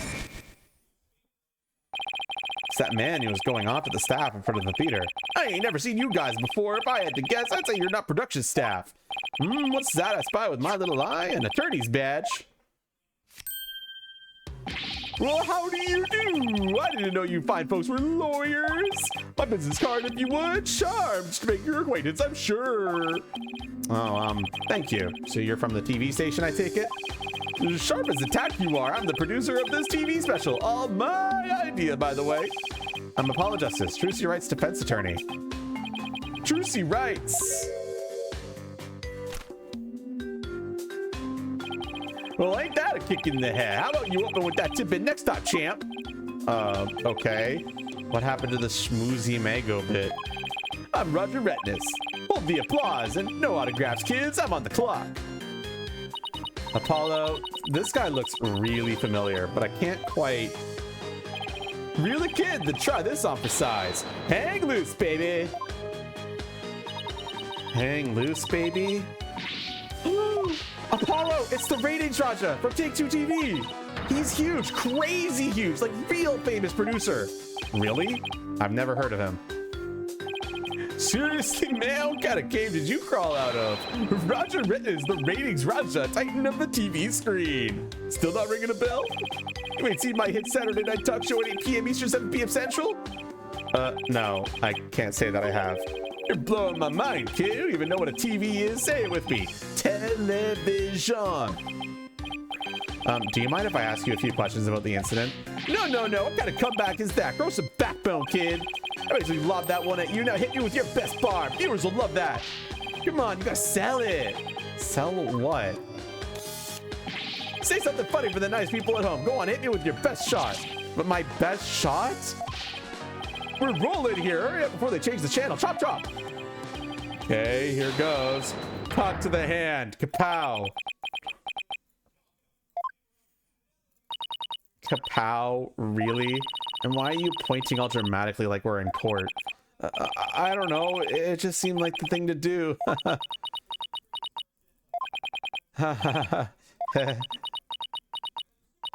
Apollo? Ooh, that's going in the cringe reel for sure. I think we can all agree that was a mistake. Ugh, if I choked any harder, I need the Heimlich maneuver. The Bundus, I really hope so. I pray for you. I blame myself, really. Should have known better than to waste good film on a nobody. So you wanted an exclusive or what?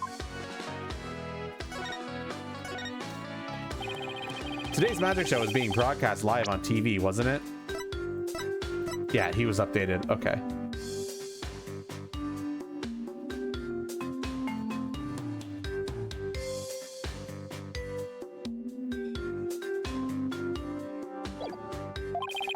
And you were the producer, right? That's right. Rising Magic Star versus Old School Grammary. It was gonna be wild.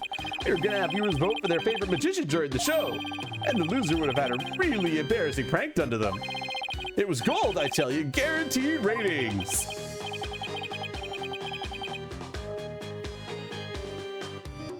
Isn't that what you initially thought was the problem? The Bundus, and then you turned it off? I feel Steve's coming. It didn't happen. That's the worst feeling in the world. I'm gonna tell you that right now. Sounds kind of tacky if you ask me. I'm telling you, man, modern viewers eat this stuff up with a spoon, trust me. All we got to do is serve it up nice and hot. A feast for the eyes. That wasn't your first fix attempt? More like junk food for the brain. But that little brat had to go and ruin everything with that accident of hers. You have any idea how many times they dragged me over here to prepare for today? Oh, he must know this theater pretty well if he came by that often. Ooh, that gives me an idea. How about this? Mad mindscape of a magical murderess. Closest comrades come clean. Tell me, has Trucy always shown signs of being unhinged? When could you tell if she was about When could you tell if she was about ready to snap? This guy's cruising for a bruising Apollo. As long as you don't get caught on camera. Truth be told, I'm not surprised about the way things turned out. Magicians are pretty much the dregs of society, am I right? What's that supposed to mean?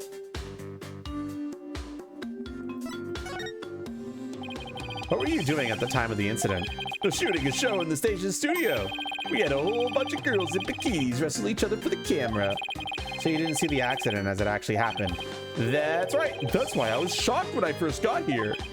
So he didn't hear about the accident until he arrived, huh? I'm guessing what you really want to know is whether or not I have an alibi, am I right? My staff at the TV studio can vouch for me. Why not go there and ask them yourself? You can give them my card and they'll let you in. So you have an alibi, huh? Good to know. Magicians are all a bunch of good-for-nothings if you ask me. Con artists and thieves is what they are. They trick people and take the money. Coming from you, that's rich, pal. Magic tricks aren't the same as con jobs, you know. That's right, the people watching never feel like they've been cheated. Lawyers spout hypocritical nonsense. Big surprise there, lol. And post. Did he just post about us in real time? Those Grammaries are all criminals. It's in their blood. Trucy Wright ain't no different. That girl is no good. She may look all sweet and innocent, but she's a stone-cold killer. Don't you dare talk about Trucy like that. You don't know the first thing about her. You won't find a sweeter, harder working girl anywhere, period. She's got the wool pulled over your eyes, I see. What in the world are you talking about? You'll see, I'll dig up the dirt and expose the dark heart behind that sweet smile. I'll prove those grammary magicians are all a bunch of lowlives. Does he have a grudge against Trucy? Or maybe against all of Troop Grammary? Hey, Moonlight, thank you so much for the follow. How are you doing today?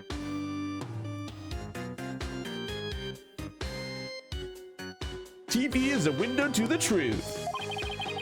It's not like that magic stuff or the streetwise charlatans that perform it. It's a shame, a cried shame, I tell you. What was supposed to be a fun, lighthearted program turned into this sorry affair. I'll have to sell it to the news outlets all over the world if I'm going to make my money back. Trucy Wright will make her debut, all right. Not as a magician, but as a criminal. What? It's my duty to report it. Can't let a tragedy like this happen again, now can I? Even if she gets off somehow, I'll make sure she never walks the streets again. We won't let that happen. We won't let them do that to her. We're going to prove her innocence in court. Listen to you acting all high and mighty. Here's another money grubber. I know how much you lawyers do things. You'll stop at nothing to win. I beg your pardon. You win your trials, you get fat stacks, right? Is money really all you care about? What's with him, Apollo? Why won't he listen? But enough about you. I'm all about going after Trucy now. I won't stop until she's behind bars. That's how we in the media dish out justice. Before you even get to court, my expose is gonna take you down. Not if I have anything to say about it. Well, we gotta get back to the station. Hang loose, baby. Looks like the prosecution won't be our only opponent this time. But no way we're gonna let that guy have his way either. That's right. Okay, we're done with this stage, so let's go someplace else. Still wish we could check out that understage passage. What else can we investigate right now?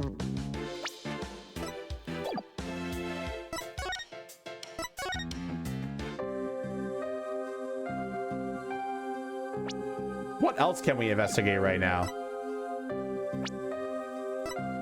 This says to give return the notebook to Trucy, but Trucy's not here.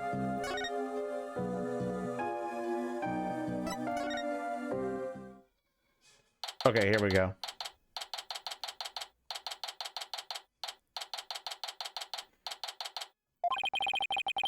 And but that's left to check out is that understage passage. We'll have to try and get one of those staff members to unlock the door. Someone just came into the dressing room. Oh, it's you people again. You came back. Huh? I saw you, you know. Oh, it's you, the bunny assistant from the show, right? What? Oh, yes, that's right. My name is Bonnie DeFemme. I remember her talking to us earlier. Performing magic is like watching a tightrope. There's always an element of danger. One little mistake can even cost you your life, you know? I wonder if she'll make it across today. What do you mean by that exactly? Oh, nothing. Now, if you'll excuse me. She's just a pretty strange thing then. I saw you take it. You took something from our dressing room. Oh, Bonnie, that teleportation you did was amazing. Fantastic. What? Oh, thank you. But what you did, stealing is... What other kinds of magic tricks can you do? Me? Oh, well, how about this?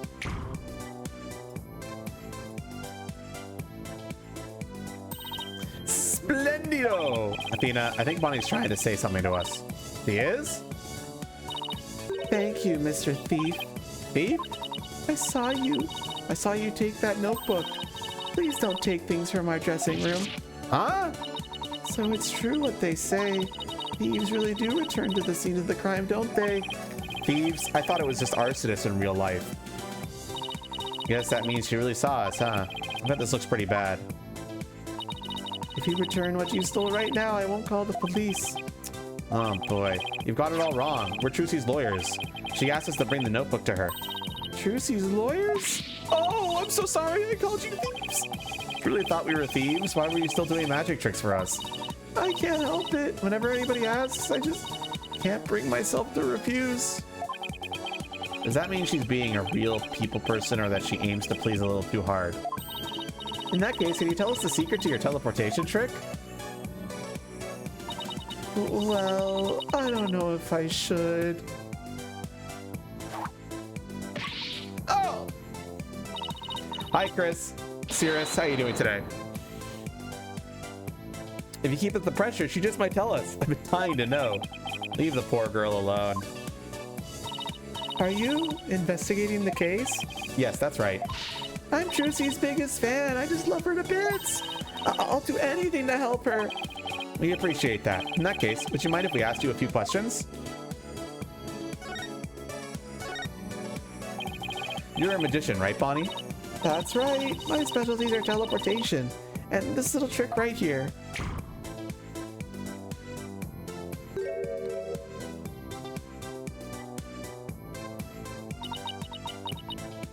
Looks like Mr. Bunny's in a bad mood right now. Or that she messed up. You said you were a big fan of Trucy's, right? Oh, yes. I look up to her more than anyone else in the whole world. What about her makes you respect her so much? Well, has her profile updated? Yes, it has.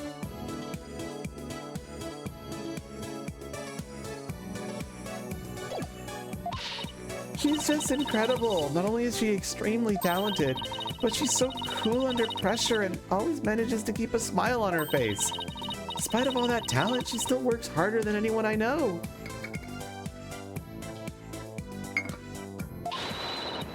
You couldn't ask for a more out of a magician. I'm sensing a shift into hyper fangirl drive. I love the unique way she does her tricks and how she charms her audience. Don't you love her magic panties tricks? It was the most cute and gobble. Every time I thought I did that trick, I was so impressed and so moved. I kind of was here before every time lost count and...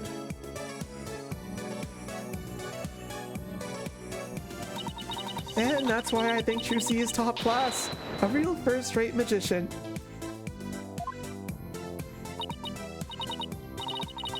I see. I think we have a pretty good idea how much you adore her now. Oh, was I talking too much? I'm so sorry. I'd better be careful about when and how I ask her about Trucy. Anyway, that's why I'll do anything at all to help Trucy. Oh, Mr. Lawyer, you just have to prove her innocence. Don't worry, I plan to do just that. I wish Trucy could see that she has people like Bonnie in her corner rooting for her. You were in the magic show, right? That's right. I take it you saw my teleportation trick?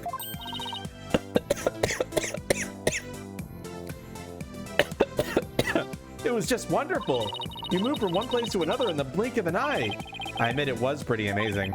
I have no idea how you transported yourself over such a distance in such a split section. It must be so fun to be able to do a trick like that. Teleportation looks so cool. It's like a superpower or something. Yeah, my trick is turning some heads in the magic world right now. They're calling it new miraculous magic. Some even say it's the real deal. Real magic, huh? I know there must be an explanation, but it sure does look real. I just have to figure that trick out. I want to do it myself. Oh, you'll never figure it out. I always perform it perfectly.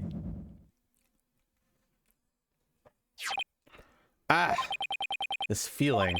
Looks to me like Bonnie is hiding something.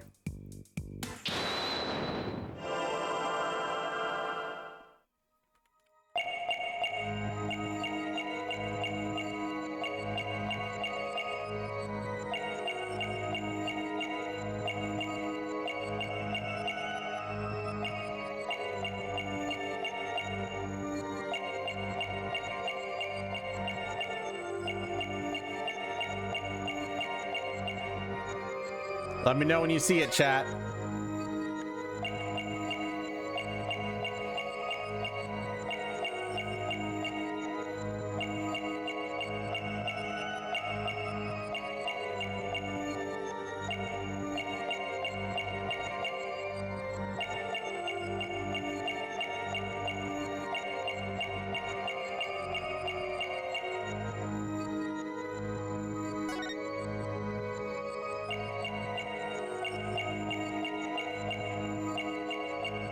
Hat?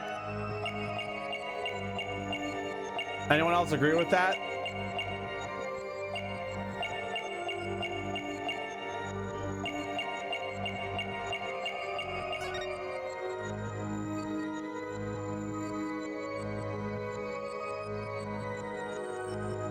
Creepy ass. Gotcha! Bonnie, when you said perform it perfectly, your right hand would tremble and move your hat a tiny bit. I even got a glimpse of the little rabbit hiding underneath. Did you really perform the teleportation trick perfectly this time? Of course! I definitely got that part right. What do you mean, that part? Oops! Wait a minute. Are you saying that you picked the wrong career?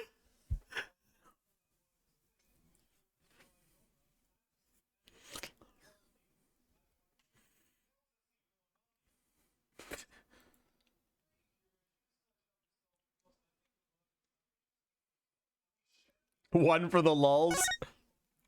Does that mean you regret ever choosing to become a magician? Is that why you perform your job with such a forced smile on your face? Is it to hide your true feelings of regret? What? Do you feel like you made a mistake in your choice of career? How can you even say that to me? I became a magician because I looked up to Trucy and wanted to be like her. I'd never regret that decision. No? Are you sure? Maybe you're the one in the wrong line of work, Mr. Lawyer. Ouch! So I made one mistake. Look, if what you messed up wasn't the teleportation trick, then... Wait a minute. Are you saying that you... Alright, I'm seeing a lot of 3s, so we're gonna go 3. You might have performed the teleportation trick flawlessly, but what about Trucy's escape trick after that? Did you make some kind of mistake during that? Oh, well... Well, did you? You see... You did? Did you or didn't you? I did. You're absolutely right, Mr. Lawyer. I made a mistake during Trucy's escape trick. I'm sorry I lied. I feel like I pulled off a magic trick of my own just trying to get that out of her.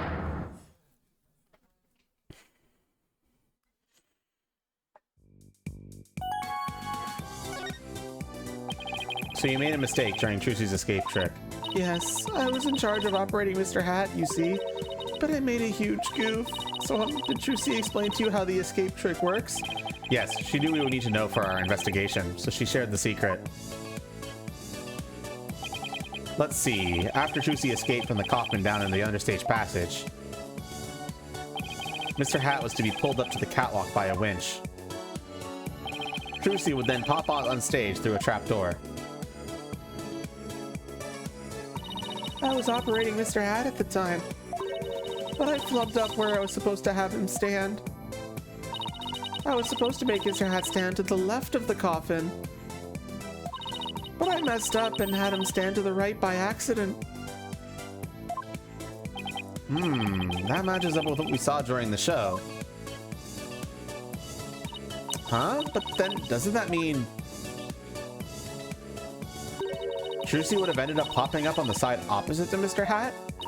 Yes, she would have if she hadn't done some quick thinking on her feet. She managed to pop up on the right-hand side of the coffin for me, so the audience never even knew a mistake had been made. Way to go, Trucy. But my mistake caused her so much trouble. I think I better ask Trucy about this later, too. Oh, by the way, we'd like to investigate the understage passage. Would that be all right? Oh, yes, by all means. Anything to help prove Trucy innocent. I'll unlock it for you. Hey, there you are. You got a minute? Oh, Mr. Retinas. Yes, of course. Not you, Bunny. The lawyers. They're the ones I want to see. You have business with us? I hear you two are from the same agency as Trucy. Is that true? Yes, that's right. This is for you, then. Hang loose, baby. A contract between Take-Two TV, the first party, and Trucy Wright, the second party? If, through the fault of the second party, the show must be canceled in part or in full, the second party will pay $3 million as compensation to the first party? The $3 million? Yeah, that's more like it. That shock reaction, that dopey expression. You make a great comedian. Really? I know, I'll put you on my show. We'll get one of those cartoon anvils to fall on your head. Wait a minute. Is this for one of those hidden camera prank shows? You wish. That's an official contract. See for yourselves. You're the lawyers after all. You should know when you see one, right? He's right. It's all signed and everything. You better make sure your agency pays what Trucy owes me in full. Are you kidding me? The right anything agency doesn't have that kind of money.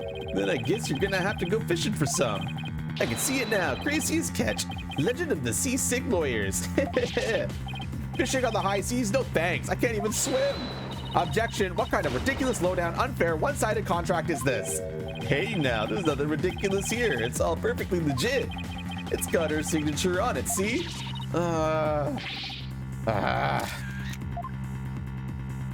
My boys have got to see the stupid look on your faces. It's priceless. And post. I'm getting responses already. It's gonna go viral. No, how could he? Bye-bye reputation. Contract added to the court record.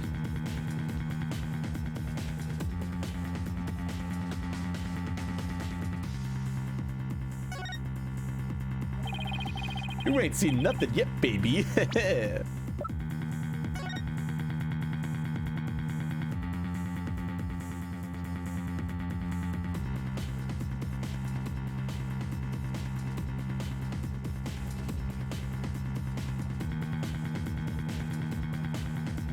Let's get this picture into the evidence liste for you all.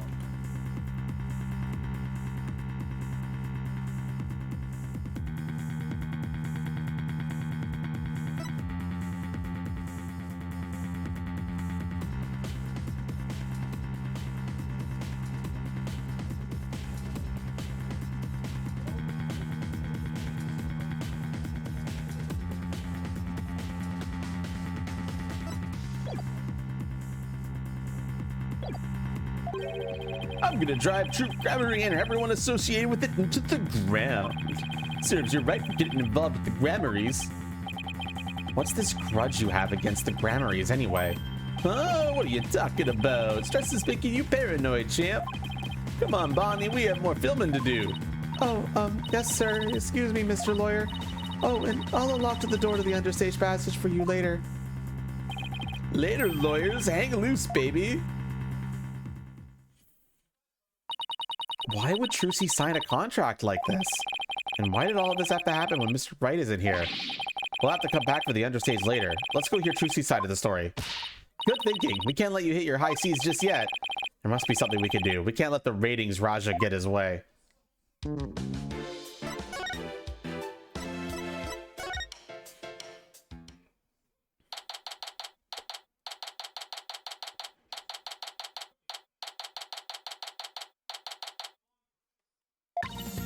3, 2, 1, ta-da! Wow, now you made my handcuffs disappear. How'd you do that?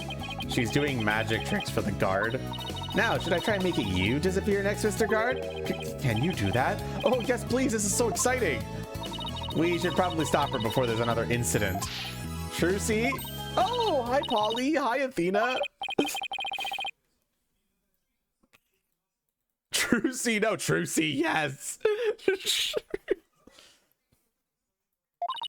Judging by the looks on your faces, it must be about something big. Yeah, I guess you could say that. Things have gotten a little sticky. Oh, and I have to remember to give her the things she asked for, too. Here you go, Trucy. Here's your notebook back. Oh, great. Thank you very much. So what's written in there, anyway? It looks like it's full of secrets or something? That's because it is. It was originally my granddaddy Magnifi Grammary's notebook. He used it like a diary, and as a place to jot down ideas for new magic tricks. Some of which only members of Troop Grammary have ever laid eyes on. Wow, this notebook is a really big deal then. Yes, that's why it's always kept under lock and key. I bet a magician would do just about anything to get their hands on that notebook. And we found it mixed in with Mr. Rias's belongings. Could he really have been trying to steal it? The Troop Grammary Creed is also written inside. A true entertainer always keeps a smile on their face. That creed was passed down from me from my daddy as his daddy passed down to him. Through the Trucy always keeps a smile on her face. I guess it's due in part to her family creed.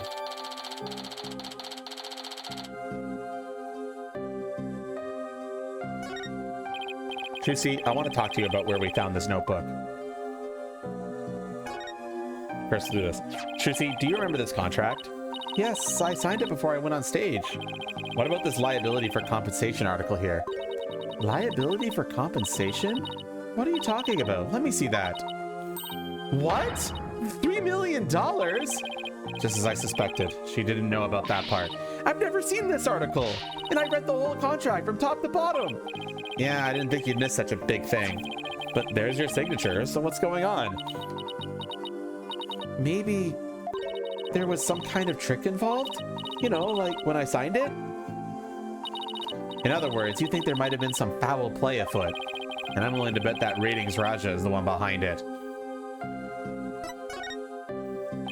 Bonnie told us about the mistake she made on stage. Oh, you mean with where Mr. Hat had been placed? Even I was at a loss about what to do for a second there. So how did you fix the problem? Well, I was down in the understage passage when I found out. I had to work my butt off to fix it, let me tell you. After I escaped from the coffin and went down to the understage passage, I got a signal from Bonnie saying she made a mistake with Mr. Hat's positioning. No joke, I was freaking out. After all, I had to be back up on stage in a few short minutes. Magical Trucy Wright was faced with an unprecedented crisis beneath the stage. Would that spell the end for Trucy and Grammary Land? And then what happened? Athena's totally hooked. I was supposed to get back up to the stage to the trapdoor number 1 on the left. Using a platform that can be raised and lowered is called a stage lift. There was a stage lift ready and waiting in the lowered position under trapdoor 1. The Mr. Hat had been placed on the right above trapdoor number 2 by mistake. There was already another stage lift under trapdoor 2, but it was in the raised position since we hadn't planned on using it. Okay, so how did you get it back up on the stage? Why, through brute strength. I couldn't lower stage lift 2 by myself, so I pushed it back and out of the way. Then I moved the lower stage lift 1 into a place under trapdoor 2. I find that very hard to believe. Like, they say a matter of minutes, but like, Mr. Hat was up there for like 2 seconds.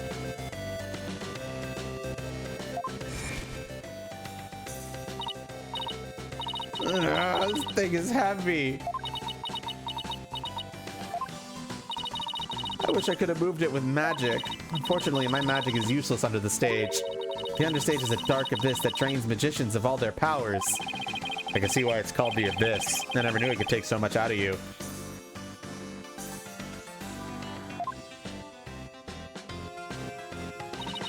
That's just how it goes in the real world. Illusions are created by the blood, sweat, and tears of those behind the scenes. Wow, I learned so much just now. Juicy, have you told anyone else about this? Nope, nobody. This sounds like some critical information. I better make a note of it. Trucy's statement has been added to the court record.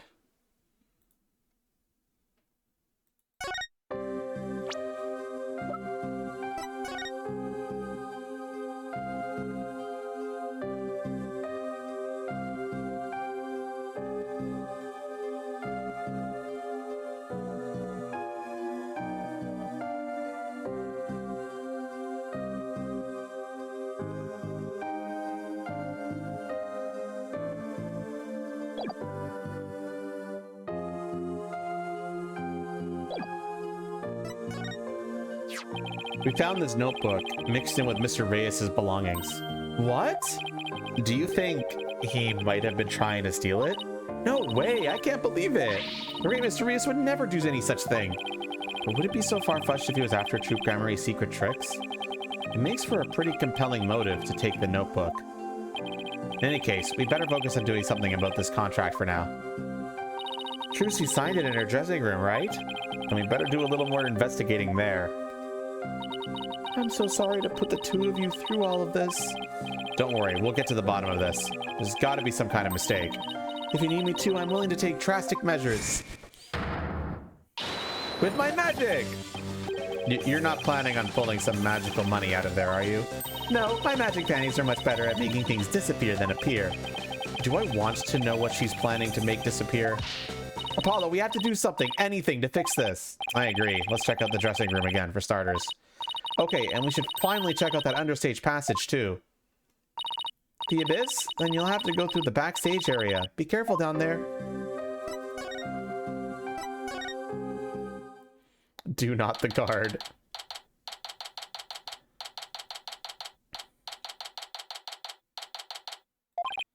Okay, this is where Trucy signed that contract. Right, and there must have been some kind of trick that was used when she signed it. The question is, what kind of trick, and how was it done?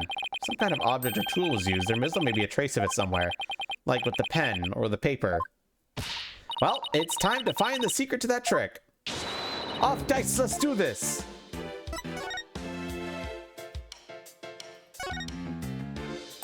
Huh? Hey, take a look at this clipboard. Could you sign this, please, madam? Sure thing. Just one sheet in this clipboard, right?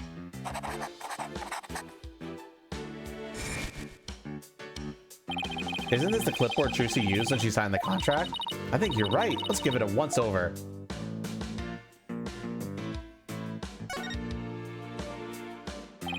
Let's try opening the folder. This part here holds papers in place. Could this clip have something to do with how they conned her? Ow, it bit me! Only you could get hurt by a clipboard, Athena. Hey, this screw, it's different from the others. Not only that, but I think it's loose. Look, I can move it. Are you sure you should be fooling with it like that, Apollo? What? Came right out. See, I tried to tell you, but would you listen? No. Hey, take a look through the hole, Athena. I think there's something back there. Oh, wow, you're right. What is it?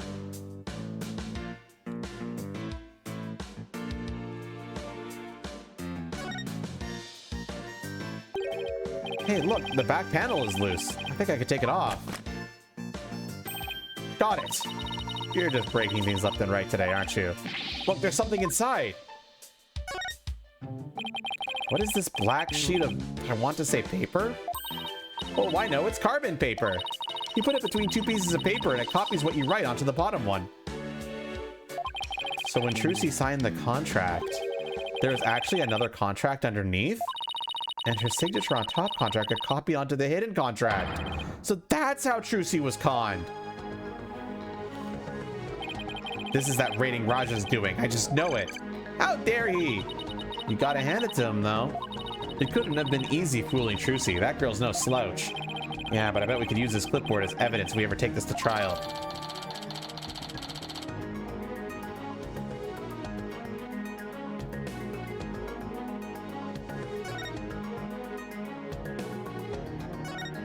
Oops, didn't mean to examine there.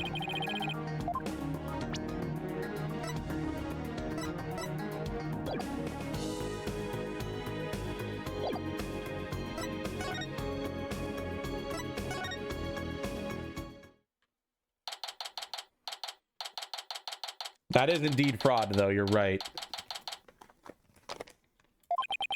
Let's see. We should be able to get to the understage passage from backstage. Hopefully Bonnie unlocked the door for us like she said she would.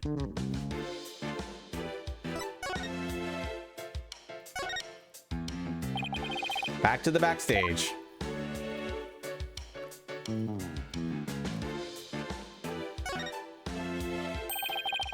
The door's unlocked. Thank you, Bonnie. Well, Athena, here we go.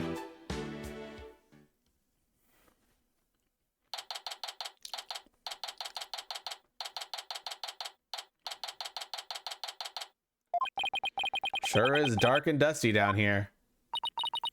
The Abyss, the magical underworld. And look, there's a denizen of the Abyss now. A fearsome beast with long, sharp fangs, ready to prey on unsuspecting souls.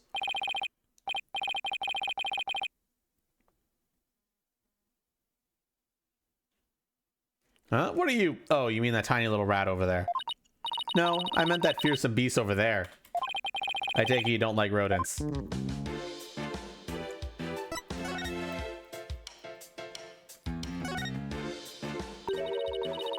I'm gonna make it big someday too. Just you wait and see. But what's that all about? My guess is it's the soulful cry of some poor assistant made to toil here in the darkness. And who would know about the soulful cry of a bitter assistant better than you, right? You really understand the writer's feelings of despair and frustration. Sadly, yes. Yes, I do. You really shouldn't scribble on the walls, you know, Apollo. It wasn't me.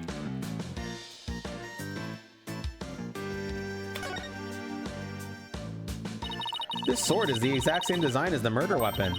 Wait, what's this? Yeah! Ow, what are you doing? That hurts. I think I'm bleeding out. Oh, stop being such a drama queen. It's only rubber. Huh? Hey, you're right. So this must be the sword Trucy used during the trick. After the incident, someone must have switched this rubber sword with the real one on stage. Maybe that's when they brought the rubber sword here.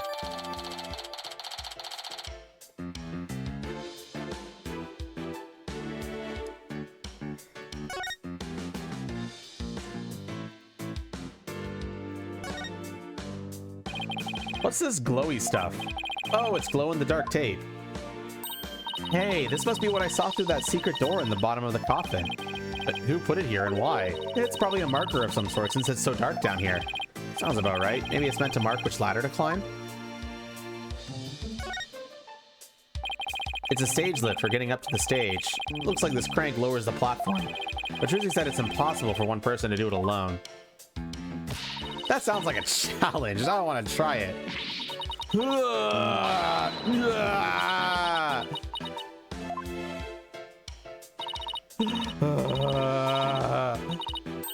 It's probably just broken. Or you could just take people at their word. If I'm reading this room right, this must be the stage lift Trucy moved during the show. Originally, it was there when stage lift 1 was now.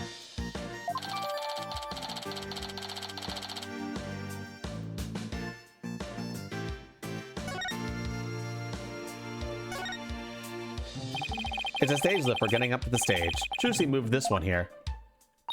I guess it used to be where that yellow tape is. How in the world did she manage to move this huge thing? It couldn't have been easy for her. She's pretty petite. But I bet it'd be easy for you. Just what are you implying? That's it, chump. You're looking up microaggressions later.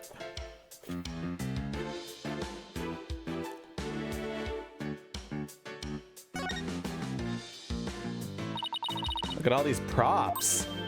Hey, there's something in this hat. A dove, cards, a juice box and some snacks.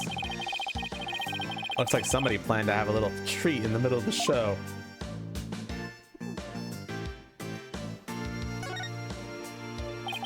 This ladder goes up to the ceiling, so I guess it leads to one of the trap doors on the stage. Trucy must have used this ladder when she escaped from the coffin. Why don't you climb up there and see if I'm correct? It's not so high. You'll be fine, right? Huh? Why me? You'd make a young lady wearing a skirt climb a ladder? Fine, I'm going.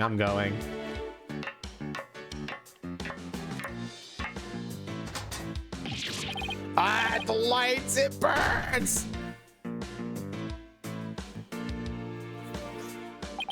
Ow! Are you alright? I can now confirm that the ladder does indeed lead up to the stage. Well, that tasty bit of info is definitely worth risking life and limb for. Well done. Hold on, Apollo. I hear voices. Quick, hide. Huh? Ow! Quit shoving! Hurry up and get down there! Ow! My arm doesn't bend that way! What the heck, Athena? Shh, look. It's so much work pretending to be cute and sweet. Isn't that Bonnie? Hey, Bonnie, wait for me! And the ratings, Raja? What did we have to hide for, Athena? Because I heard something funny. There was something off in their voices. Oh, right. Athena's super sensitive hearing.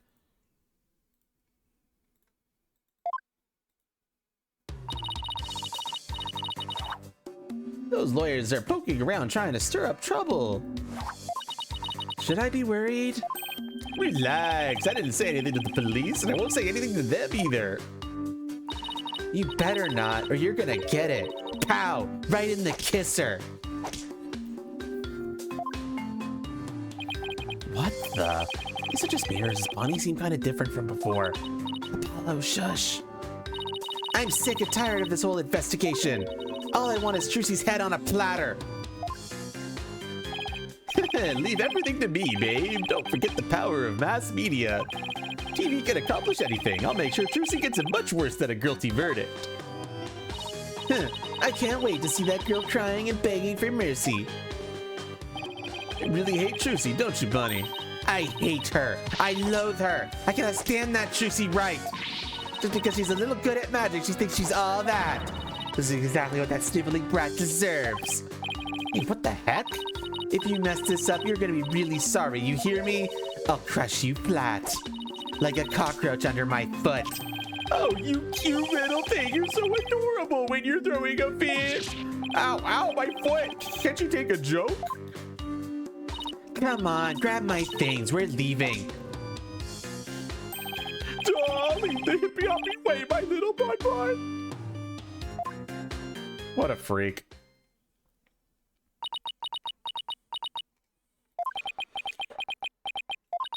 What was that absolutely revolting scene all about? I guess the entertainment industry attacks all kinds of eccentrics. But that conversation set off every red flag in the book. You said it. I smell plot with a capital P-U. Retinas claims he was at the TV station at the time of the incident. And we saw Bonnie on stage ourselves. Hey, Apollo, I have an idea. Why don't we pay Take Two a visit? We can check over the Rating Raj's alibi while we're there. Sounds like a plan.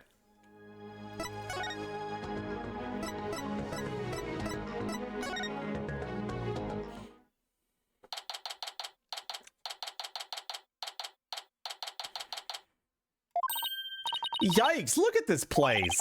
There's so much going on at once, it's making my head spin. Take a look at that screen and listen to those hosts. Magical murder, live audience witnesses shocking skewering. 17-year-old magician Trucy Wright. See exclusive unedited footage of the heinous crime, complete and uncut. We can't let them broadcast that. Trucy will get tried in court of public opinion. Well, I doubt we could stop them from airing it.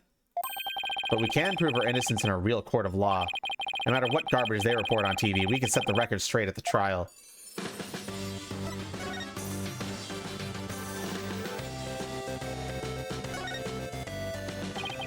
Excuse me, we're looking into the incident that happened at the magician show this morning. Oh, that? Yeah, I was the cameraman for that. Can you tell us anything about what you saw? Bonnie was super adorbs.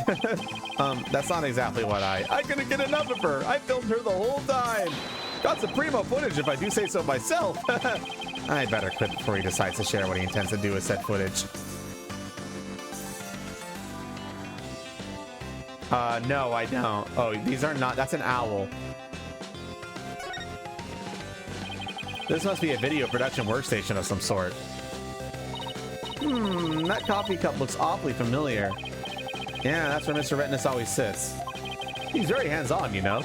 You'll always find him on the set of his projects. But he's here at the station during the magic show, right? Yeah, well, he had 2 shows going on at once this morning. He had his regular program to oversee here, so he couldn't be at the Penrose. So you can vouch for him, that he was here at the station during the magic show? What, like an alibi? Sure can, he was definitely here. Still, after a while, he couldn't stand being away from the Penrose, it seems. As soon as his part was over here, he took a taxi to the theater. But he apparently didn't get there until after that thing had already occurred.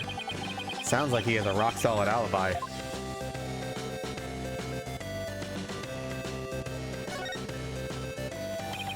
Look at that logo above the screen. Scandal, Gamble, Gambit. Is that the title of the show? Yep, haven't you ever seen it? They present scandalous rumors about celebrities. And then people bet on whether the rumors are true or not. Ugh, so it's just another tasteless TV show. It looks like Trucy is their next target. Today's scandal is... tragedy on stage. Did Trucy Wright cause an accident or did she commit murder? It looks like murder is in the lead. Well, I say neither. Then we'll just have to create a third option tomorrow, in court.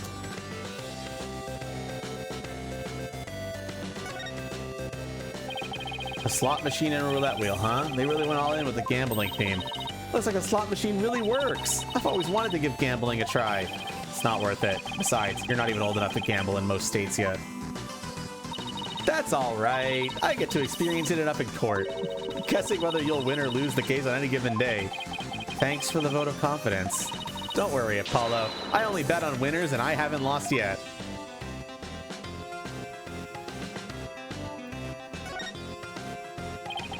Pardon me, I know you're busy right now. What are you guys, street? Street? Does that mean people off the street or something? We're Trucy Wright's lawyers. Oh, okay, lawyers. Got it. Well, what do you want? He must be really busy. He hasn't even looked this way. We're investigating the incident that occurred at the Maggie show this morning. And we heard that Roger Retinas was in charge of that program? Yeah, that's right. The guy hates magic, but the show is all his idea. As between you and me, I think it was Bonnie that egged him on. Egged him on? How so? I saw the two of them together, you know, walking arm in arm. I bet she sweet-talked him into doing the program because she wanted the work. She hasn't been selling very well on her own, apparently. I see. Oh, hey, if you're looking into that incident, I guess you'd want the show footage, right? It's on the disc in my back pocket. If you want it, go ahead and fish it out. Wow, thank you very much. He turned out to be surprisingly helpful. The show footage, disc retrieved from the staff member's back pocket. Well, I guess we got about everything we can out of this place. So, unfortunately, I don't think there's a YouTube video of this evidence anywhere that I can put into the evidence list.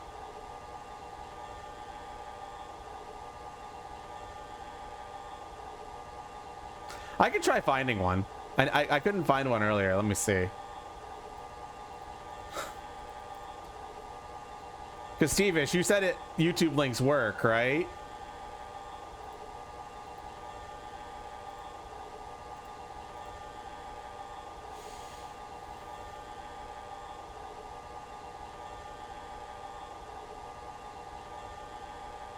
Sadly? Ah, okay.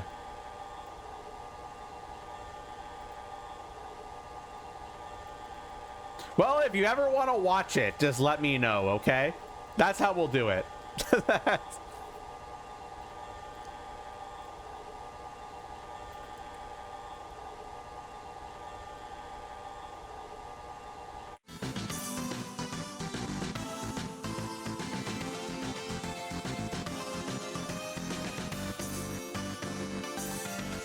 There we go. I just did something. Is this going to be another Guitar Serenade? No. They don't make you look at it as often as the Guitar Serenade. Don't worry. I just made a little note saying video footage, ask Mika to show you.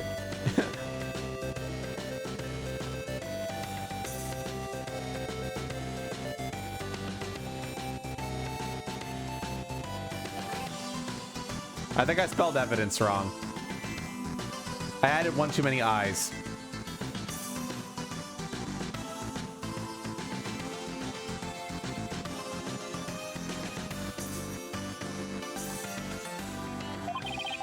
It looks like Retinas' alibi is pretty airtight. But if that's true, then who could have killed Mr. Reyes? Looks like we're pretty much done here. Should we go back to the office? We can get a snack and talk over our plan of attack. Sounds good to me.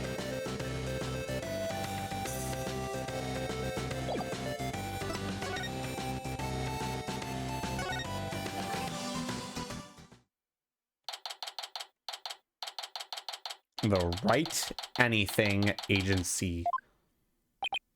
What in the world? What's going on here? All these stickers say repossessed. Who did this? Who's responsible for this? Whoa now, this is a restricted area, champ. No trespassing. Trespassing? But this is our office. You're the one who's trespassing. Enough with the lip, boy. Don't tell me you forgot about your debt. What are you talking about? I'm just abiding by the contract. The agency can't pay me. I have every right to seize this property. Am I right? Bitch, no you don't. Trucy hasn't been proven in a court of law to be responsible yet. You can't do shit until after the trial, you fucking bitch. Just like that. We haven't even had a chance to take this to trial. If you're gonna be mad, shouldn't Juicy be the one you're mad at?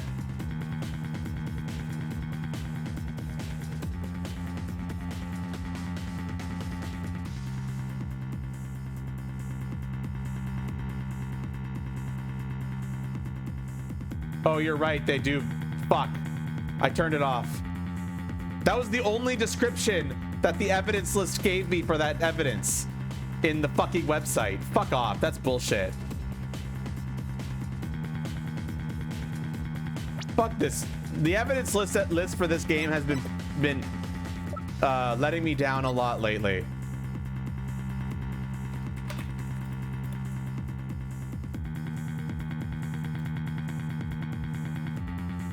All right, it should be fixed now.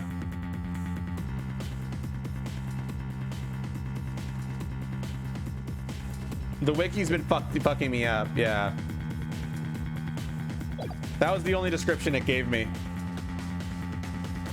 I'm gonna need to be careful. I told you, it serves you right for getting involved with those grammaries. Why, you dirty rotten. What are you gonna do with all our stuff? Sell it, of course, every last bit of it. That's why I'm seizing everything. And I'll take this little office of yours, too. You think you could just waltz in here and do whatever you want? Indeed I do, unless you write whatever warehouse joker's got 3 million ready. I don't know then, because I gotta recoup my money somehow. After all, the entire program went south because of Trucy. It's called a liability for compensation, and this infantile agency is the liable party. Why, you black-hearted. Hey, Apollo, what about the crooked clipboard? It's no good. We don't have any proof that Rendez was behind it. Darn. You're gonna have to do better than that, folks. Looks like the famed Mr. Right left behind nothing but incompetent noobs to run things. No way. He was counting on Mr. Right to be away for this plan of his? What a two-bit thug. We'll show him. Haha, there's the sugar, that expression. It's priceless.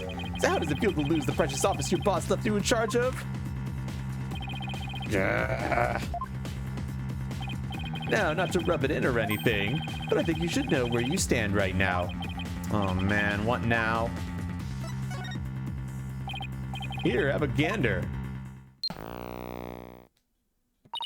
The trial of young up-and-coming magician Trucy Wright is scheduled for tomorrow. We're here just outside the office of the suspect, hoping for an exclusive peek inside. What? Is this live? Apollo, look! There's a sea of reporters outside. Oh, a questionable-looking pair are peeking out the window at this very moment. Our viewers at home can see for themselves their vicious, brutal expressions. Yellow journalism at its finest. And that's the way it is. The majority of the public already thinks Trucy is guilty. They saw the whole thing happen with their own eyes during the show's live broadcast. Everybody in the country's against you. No way. No office, no allies. Are you sure you still want to represent that girl? Of course we do. We believe in her innocence. Go ahead, think what you want. It's a free country. Just know that you'll be the biggest losers in the end. In the meantime, feel free to keep on flopping around like the dying fish you are. Now then, you gotta be out of here by tomorrow. Take in this cozy little office tonight while you still can. Hang loose, baby. I can't believe we let Mr. Wright's office get placed under seizure. Of all the... This is just ridiculous. Eee! Look out! Clear out. We don't want murderers here.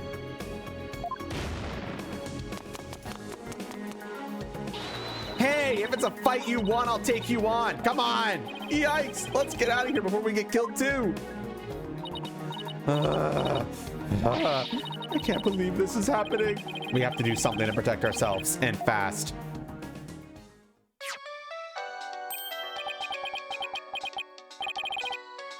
It's Mr. Wright.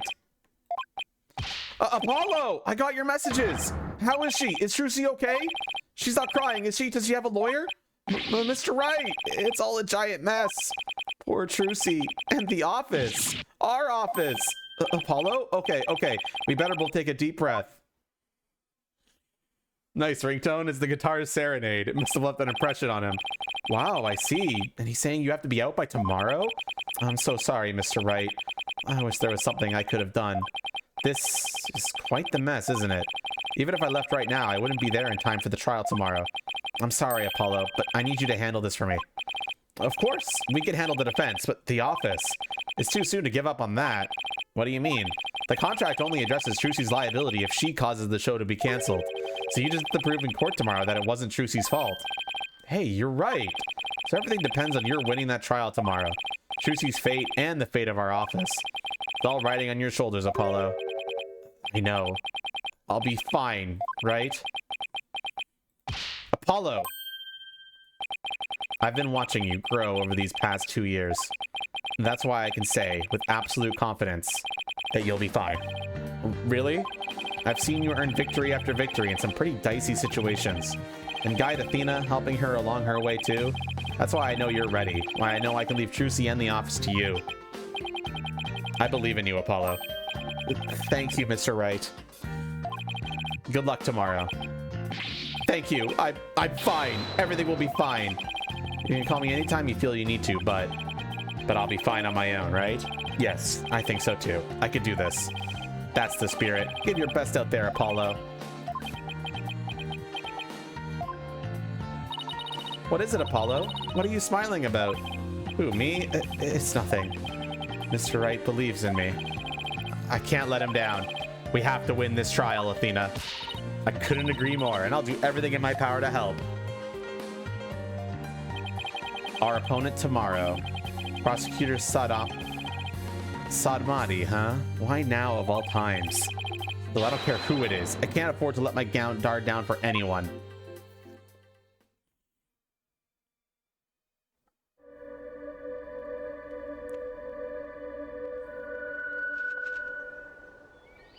Oh, restless, wandering soul of the dead.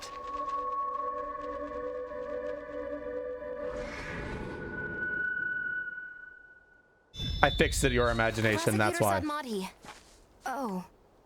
Sorry to disturb you, but I figured I should tell you. The lead attorney's been decided. It's Apollo Justice. Apollo Justice.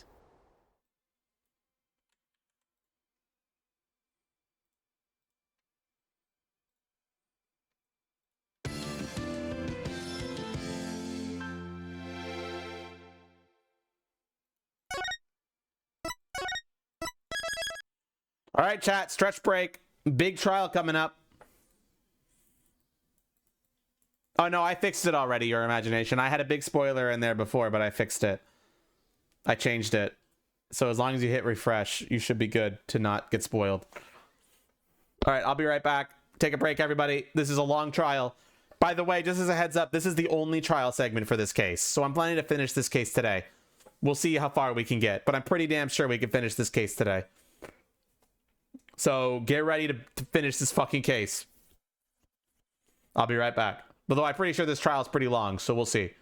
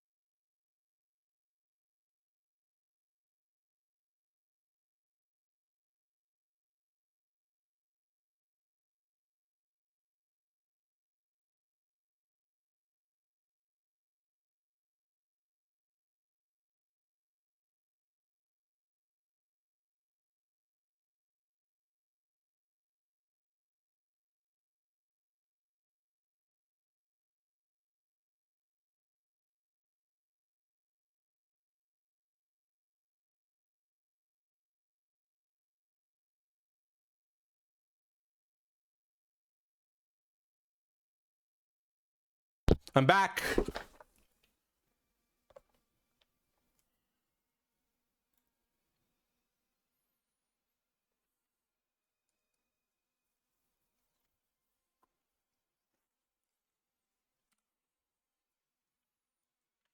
I got myself another bowl of cereal too.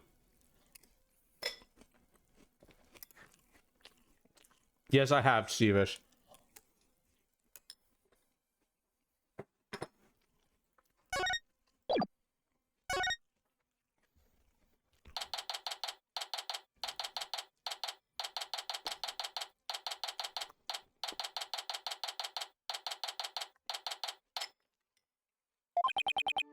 I'm fine. I'm fine. I'm apologizing and I'm fine.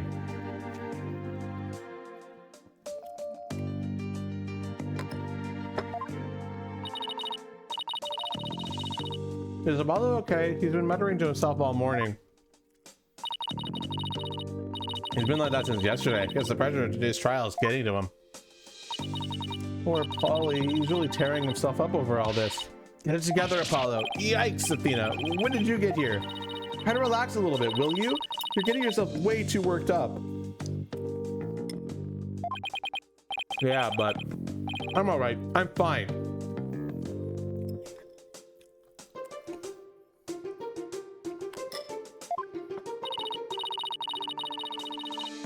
You know, I did a little digging on this Nayuda Sadmati guy.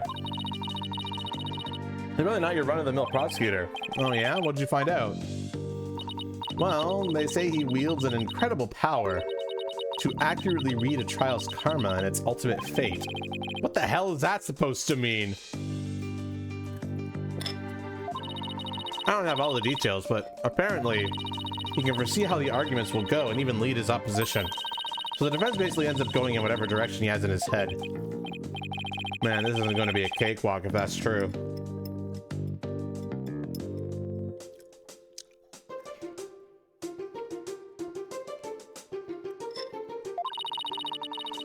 Emma did say she talked to him for us, though. Here's hoping that went well.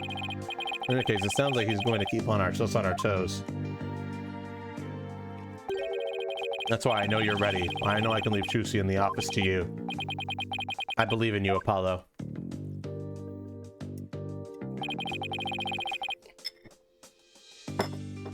He's right, he's putting his faith in me. I can't let him down now.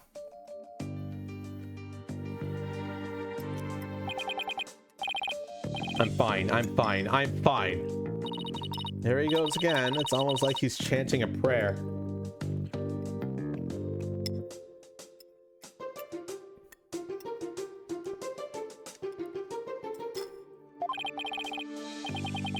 I'm fine, I'm fine. I'm Apollo Justice and I'm fine! If you say so, Apollo. The trial will start momentarily. Is the defense ready? Yes! We're fine! Juicy's fate and the fate of the agency rests on this trial. This is it, Justice. If there ever was a time to shine, it's now.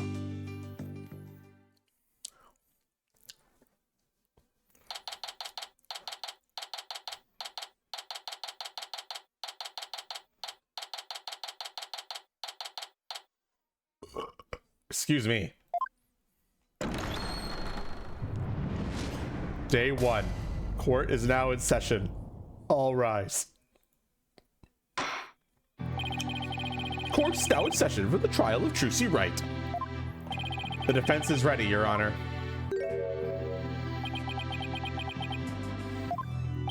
And the prosecution. What voice should I use for him, chat?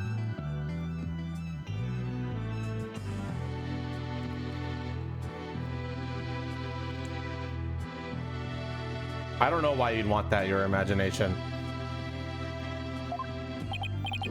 Prosecutor Sadmati? 1,000 pardons. It was rude of me to keep you waiting.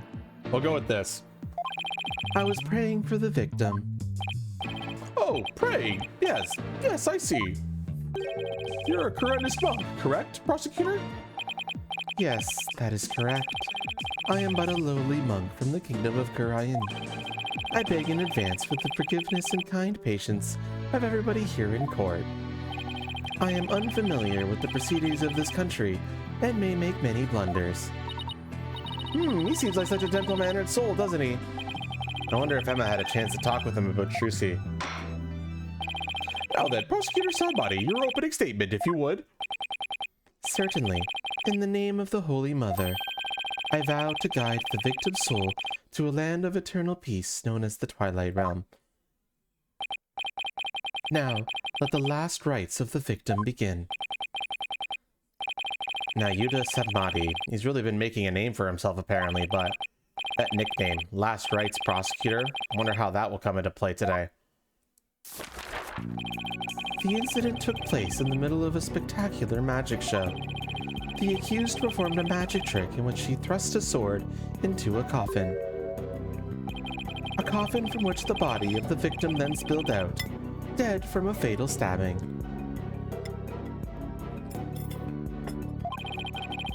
The victim's name was Manov Mystery, otherwise known as the Great Mr. Reyes. His blood was found on the sword that was used during the magic trick.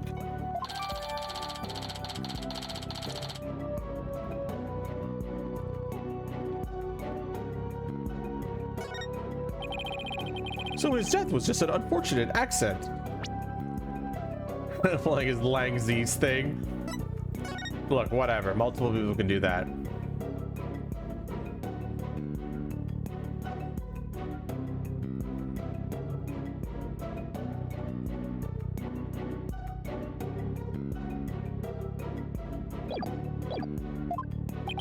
It is only natural for one to assume as such, Your Honor. However, it was no mere accident, but rather a homicide. The prosecution's position is thus, that this was a murder made to look like an accident. I see. And you believe this crime was committed by the defendant? After a thorough consideration of all possible scenarios, I, unfortunately, had no other choice but to conclude as such. So that's how it's going to be, huh? I guess Emma couldn't convince him after all. Very well. And now let us hear from the defense. Naturally, we maintain that the defendant is innocent, Your Honor. If the defense wouldn't mind, could you please explain your reasoning? My reasoning? Well, I would have to say that my main reason is because I believe in the defendant. I see. So you find it difficult to come up with anything more concrete than that, do you? What a fine demonstration of the fact that you are indeed a lawyer of putrid mind. Putrid mind? Prosecutor Sabati! Excuse me, but I don't...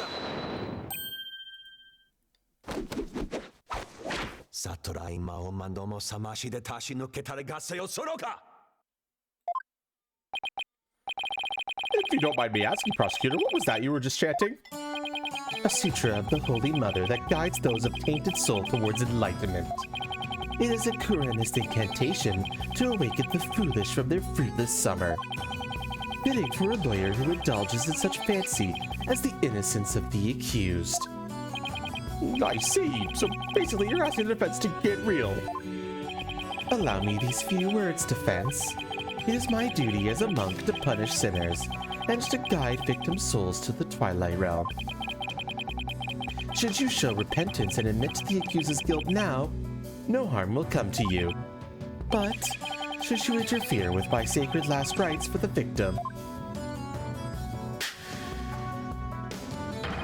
then I shall cast you down into the pit of hell, along with Trucy Wright. Now wait just 1 minute here. Putrid pit of hell? Is that any way to address someone in a court of law? Prosecutor Sabati, that may be the way you conduct trials at Kurain, but I would appreciate it if you would refrain from such charged language here. Your Honor, that was but a Kuranist sermon for those who have strayed from the path. Harsh words are often necessary to admonish contemptible deviants who cannot see reason. Oh, I see. I didn't realize. How do you get swayed that fucking easily? I guess they really do hate defense attorneys in Kurain, huh? Even still, that was way over the top as far as verbal use goes. And the trial's only just begun. Well, defense, I suppose the way a prosecutor does things vary by country. Why don't we look at this as a cross-cultural exchange and try to be open-minded about it? No, he literally just fucking What? I agree. Bailiff, please bring in the first witness. I thought she said she gave up the snackoos. Uh-oh. I thought she said goodbye to the snackoos.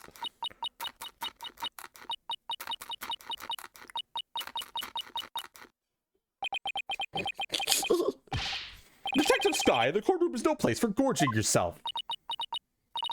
What's wrong with having a little snack? Girls gotta eat, right? Seems a little stressed out. Detective Sky, your testimony, please. Yeah, about that. I just want to state for the record that I believe Intrusi Wright is innocent. I'm sorry?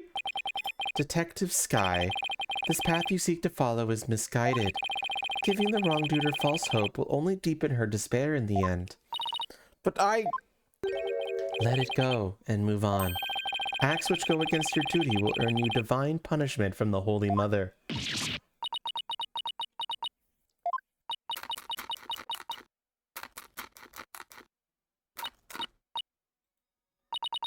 Fine. I don't know about the divine part, but I get the punishment bit loud and clear. I guess Emma got assigned tons of paperwork or something for sticking up to Trucy. She and Prosecutor Sadmati don't seem to get along very well, do they? Shall we continue? The prosecution contends that the accused had a clear motive. The evidence, if you would, Detective Sky. All right. Please take a look at this poster. It's a Troop Grammary poster from 13 years ago.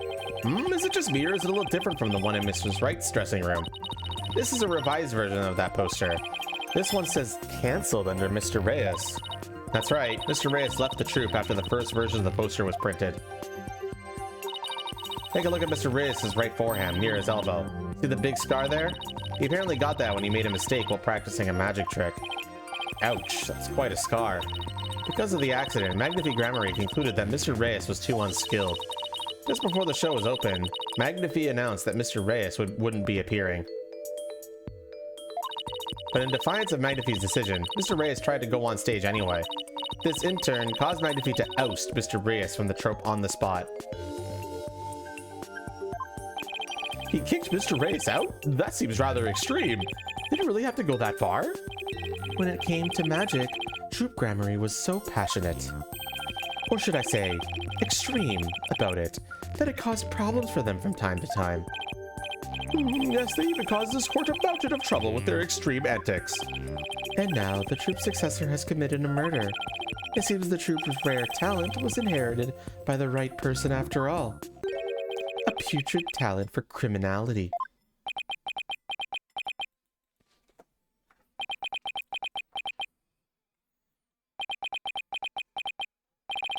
You sound rather extreme yourself, prosecutor.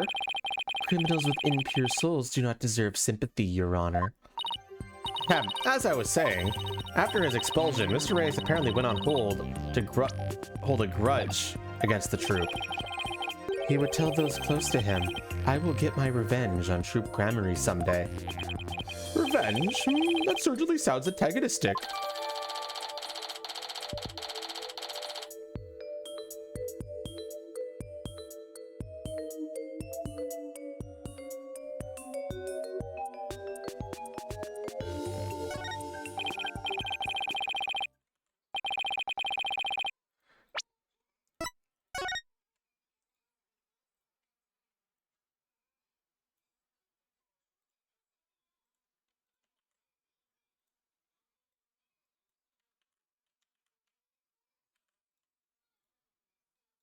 There we go.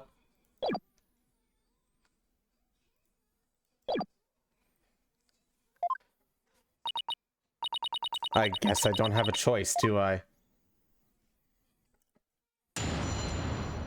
Witness testimony. The defendant's motive. The victim planned to get his revenge on Troop Grammary during Trucy's magic show. Mr. Reyes was going to first steal the Grammary notebook from the defendant. He then intended to reveal the secrets behind their magic tricks during the show. That was the victim's plan for revenge. And while he did, in fact, steal the notebook, the defendant murdered him before he had a chance to reveal the secrets.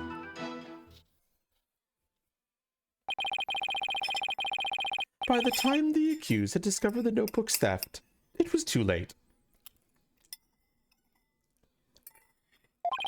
Her only option was to kill Mr. Reyes and make it look like an accident. Objection! That's nothing but conjecture. The victim's assistant, Bonnie DeFam, gave the police a statement. She testified that just before the start of the show, Mr. Reyes said, "I'm going to reveal all of Troop Gramarye's secrets on stage today." What? Well, that isn't exactly a great starting point for a rebuttal, is it? You're telling me. Allow me to give you one piece of advice, defense. Oh, and what's that?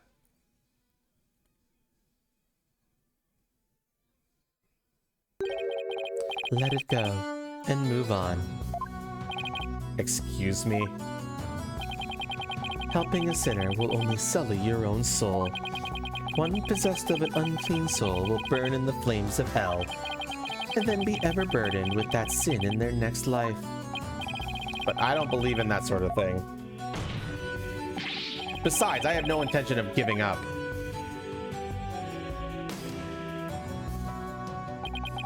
Oh, Holy Mother, grant me the strength to deal with this putrid lawyer. All actions have consequences, and yours will surely earn you the honor of being a mere stink bug at best in your next life. A stink bug? Says the stink bug himself. Fuck you. Now then, Mr. Justice, your cross-examination, please.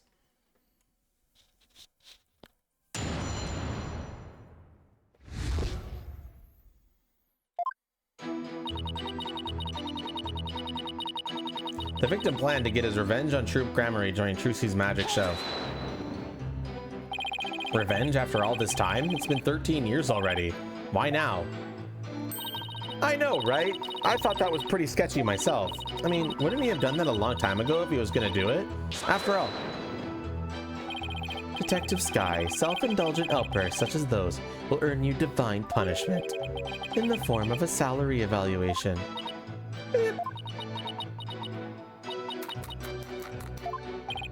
Wait, that's what divine punishment means? Let the detective have her snack. This humble servant of the Holy Mother shall explain. Over a decade ago, Troop Gramarye was at the height of their popularity, but then their reputation declined, and they had all but faded from public memory. Until recently, that is, when Trucy Wright sought to recapture their former glory. The defendant? And at such a young age, too! How impressive! Yes, the accused's skill at magic is undeniably impressive.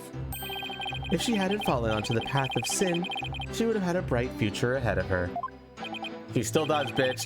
It's always sad to see such promising young potential go to waste. Now then, Detective Sky, how did Mr. Reyes plan to get his revenge? And please put down the statues before you continue with your testimony. Yes, Your Honor. Mr. Reyes was going to first steal the Gramarye notebook from the defendant. What evidence do you have that Mr. Reyes actually stole the notebook? Well, you see, whenever you're ready, Detective. Fret not, Detective Sky.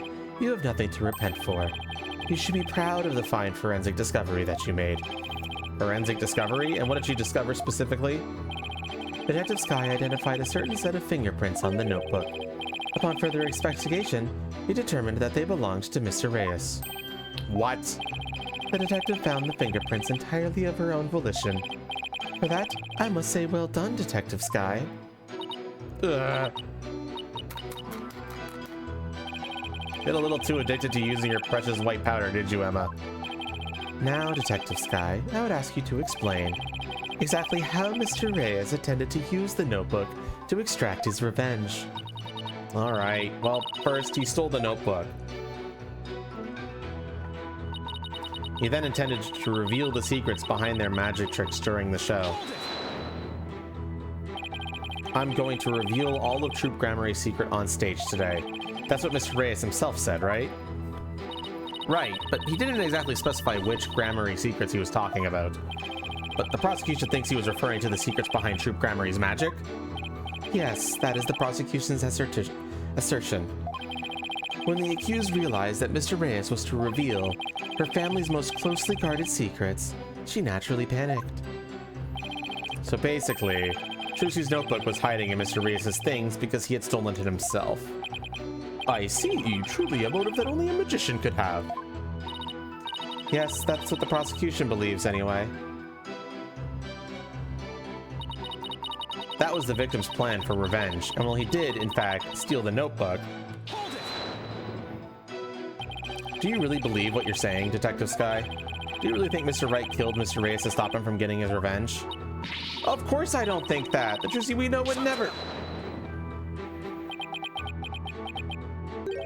Keep your private considerations separate from your public duty. I warned you about this very thing before the trial began. Did I not, Detective Sky? Yes, you did. Please recite my exact words to you. Emma Sky, you are a detective first and a foremost, not the accused's friend. Remember your duty and fulfill it faithfully. Excellent. So you do remember what I said to you. Another look at the Gramarye notebook real quick.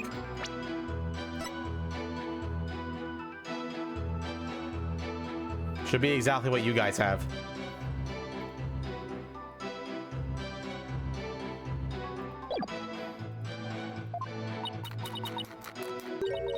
This Holy Mother is no scientific concept I've ever heard of. Those two really don't get along, do they? Well, science and religion go together about as well as oil and water. As I was saying,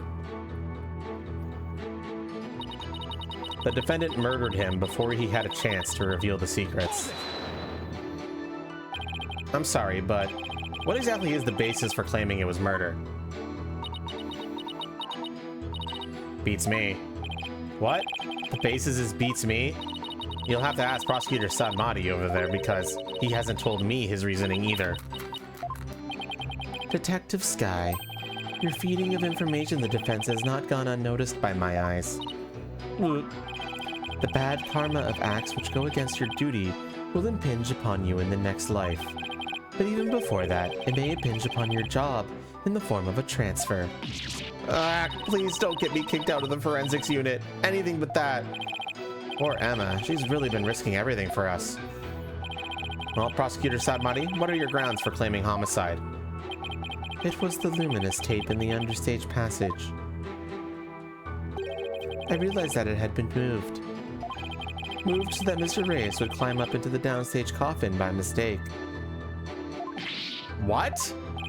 Mr. Reyes, who was waiting in the understage passage, was supposed to have used the upstage ladder, shown here on the left.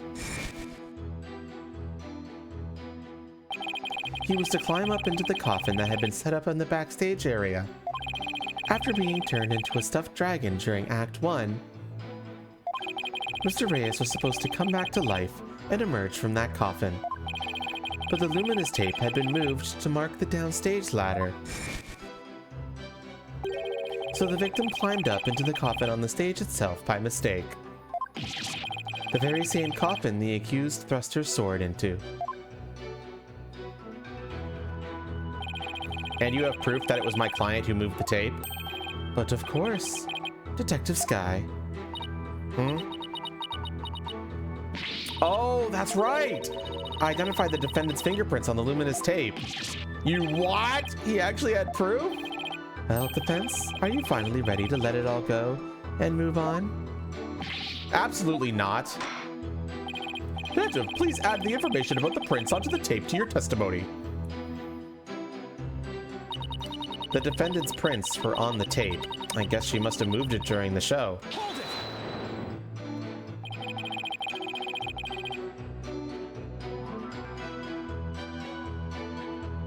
What made you think to check the luminous tape for prints? Well, I bet it was detective's intuition. I dusted not just the tape, but just about everywhere for fingerprints. Oh? I dusted pretty much every single surface in the theater. I mean, it was so nice to be able to dust for prints without anybody getting mad at me. Great that you're enthusiastic, Emma, but there is such a thing as too enthusiastic. The tape was moved to guide Mr. Reyes into the coffin that was downstage. If that's true, it does sound like a murder rather than an accident. Certainly doesn't help that Trucy's prints are on the tape. Ugh. I wish I knew what sound would even be appropriate to make in this situation. Alright, chat, what are we doing? This is the new statement.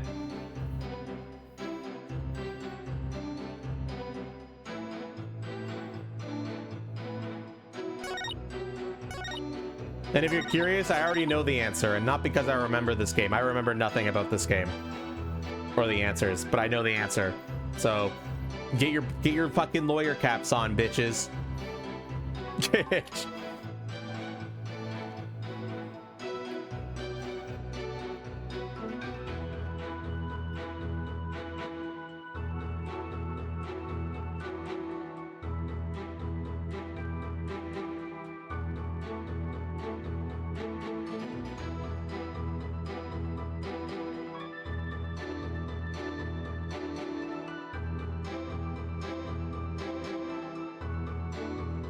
My picture for the stage diagram?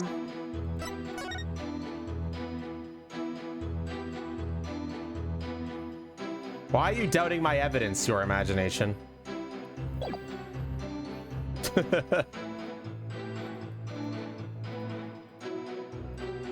Oh, wait. It's not the treasure box? I don't know how the fuck the treasure box showed up there. Yeah, that shouldn't be there. I don't know why it's the treasure box. Because I have the picture here uploaded, and I copied and pasted it. I don't know how the fuck that happened. Should be fine now.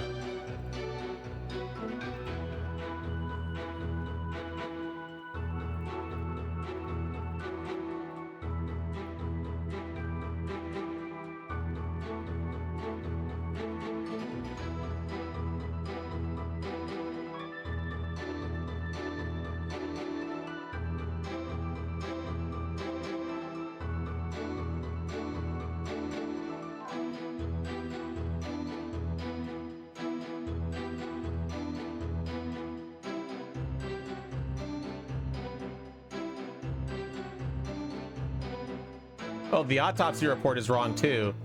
How did that happen?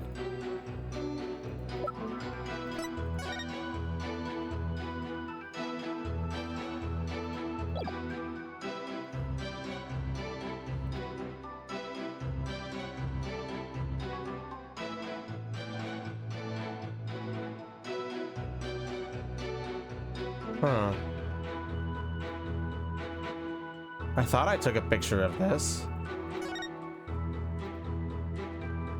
Well, whatever, I can grab it now. That's weird. Something's going wrong with my ability to get evidence today, chat.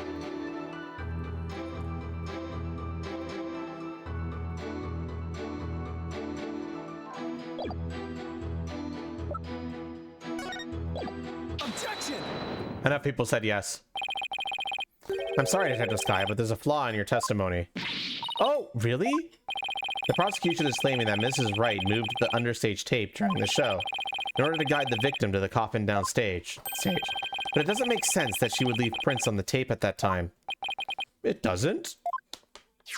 Please consider the fingerprinting results of the main coffin, which shows that not one of my client's fingerprints was found on or in it. That's true. We didn't find any of her prints on that coffin. Hmm? I think you realize what the flaw in your testimony is. Claiming Mrs. Wright left prints on the tape during the show is inconsistent with the facts. Because she was wearing gloves during the show. Oh! She must have left the prints sometime before the show started. In other words, her prints do not prove she moved the tape to mislead the victim. The prosecution's investigation was insufficient. Oh, bye! But on a personal level, I'm very happy about that. Well, Prosecutor Sadmati? Sadmati? If the defense's argument is true, then you have no evidence the defense moved the tape to deceive the victim. I see. Apparently defense is more intelligent than I had thought. More than a stink bug at any rate. Come on, you can bump me up to at least a stag beetle now, can't you? Would that really be any better? Of course, way better. Stag beetles are cool with those huge mandibles of theirs. If the defense wishes to be promoted to a stag beetle, then answer me this question. Alright, shoot. Even with no evidence that the accused moved the tape to misguide the victim,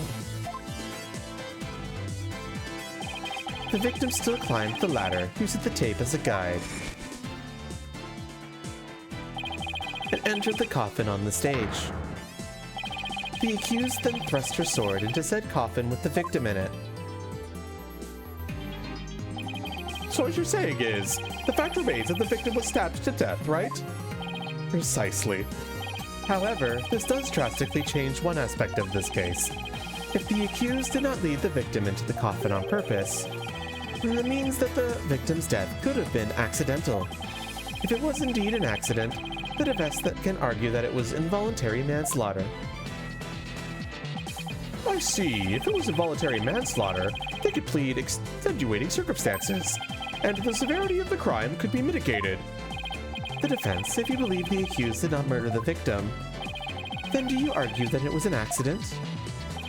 This is it, the all-important question. The defense argues that Mr. Rios' death was...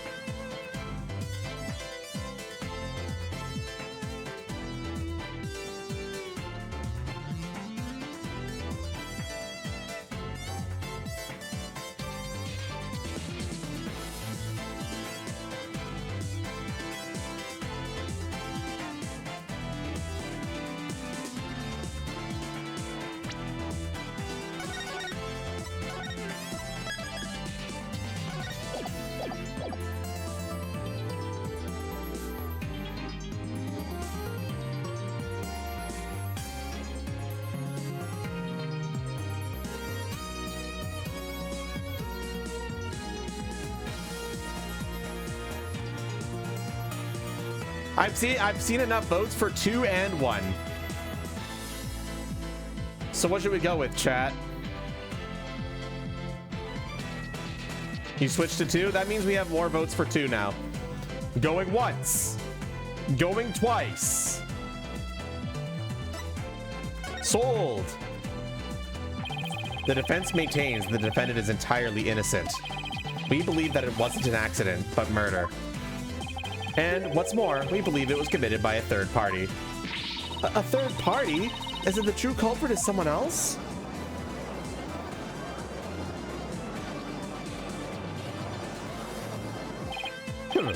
That is quite a brazen claim to make, and one wholly without grounds. Your voice is as loud as your suit, and your mind echoes just as loudly in emptiness. Surely you were but a loud red pepper in your previous life. I've been demoted to a vegetable? Wow. I didn't know a person could be reincarnated as a non-sentient plant. In any case, I do have grounds to make this claim. Let us hear this reasoning of yours then. Alright, before I give it, there is one question that we need to address. If the victim was killed by some third party, then the sword the defendant thrust in the coffin wasn't the cause of death. If that's the case, then how did we wind up with a dead body inside the coffin? A very good question. Now let's hear your opinion, Mr. Justice.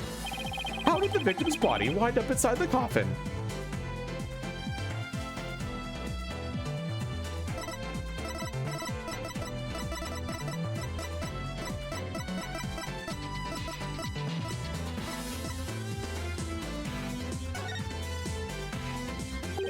What if the victim was killed under the stage before being put into the coffin? In other words, what if the victim was already dead in the coffin from the get-go? Oh, I see. In that case, the defendant's sword wouldn't have been the cause of death. How do you respond, Prosecutor Sadmati? That is the third time. The third time of what? Yeah!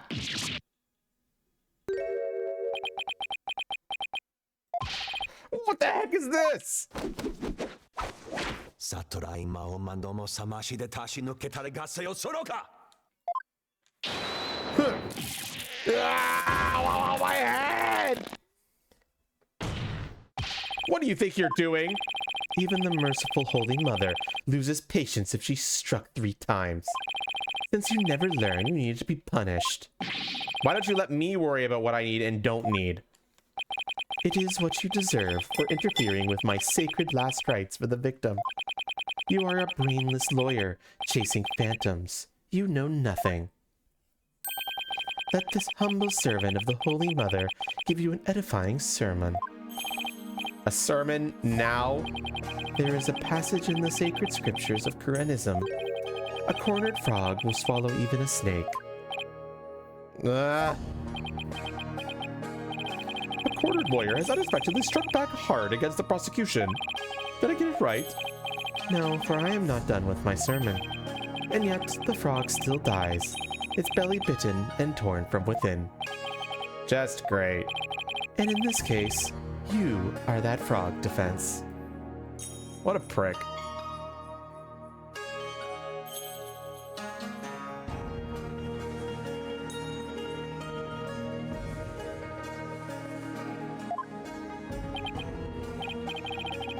What exactly is your point, anyway? Let us assume for a moment that the victim was killed under the stage. Who, then, had the opportunity to do so during the show? Let's see, the people in the show were... Bonnie DeFam, the victim, Mr. Rios, and Trucy Wright. Bonnie DeFam was on stage throughout the entire show, as easily confirmed by the footage of the show. Which leaves us with only one suspect, Trucy Wright. Now do you see? The accused killed Mr. Reyes as he waited on standby in the understage passage, and then placed his dead body in the coffin above, thus making the murder look like an accident. No!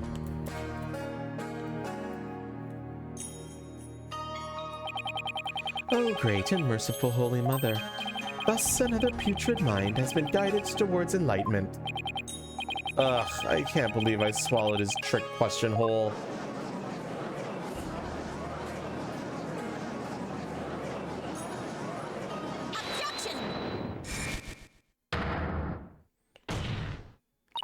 Sorry, but I have to raise an objection here. Athena, what are you? There's something I want you to point out, Apollo. And who might you be? You strike me as a mere child in countenance. Whatever. I may be young, but I have an attorney's badge just the same. And you would contribute to this discussion in that capacity? I most certainly would.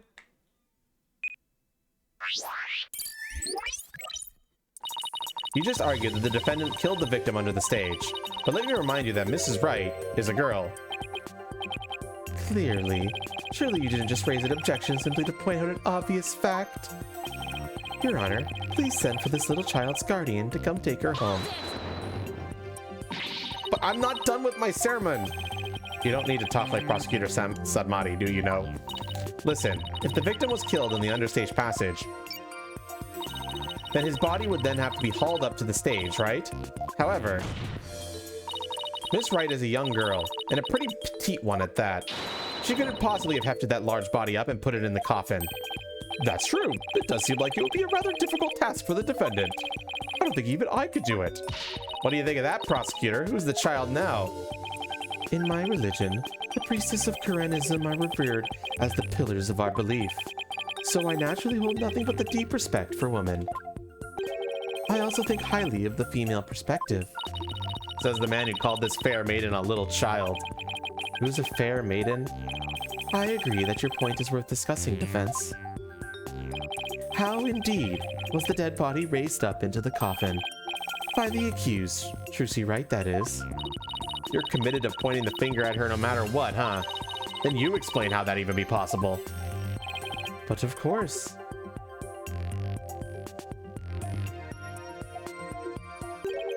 There was a way for even a small creature like her to raise the victim's body up. Huh? Wait, you really can explain it? I foresaw that our arguments would come to this, so I have prepared a witness. Well, I admire your readiness, prosecutor. It is really not that difficult when one can read the ultimate outcome of any trial. He couldn't have really predicted that things would turn out like this, could he? It's pretty hard to believe. Excuse me, but may I step down now? Yes, I suppose you may. One moment, Detective Sky. I'm sorry for, when I handled all this. You did a fine job, Detective. Your testimony was invaluable. It was?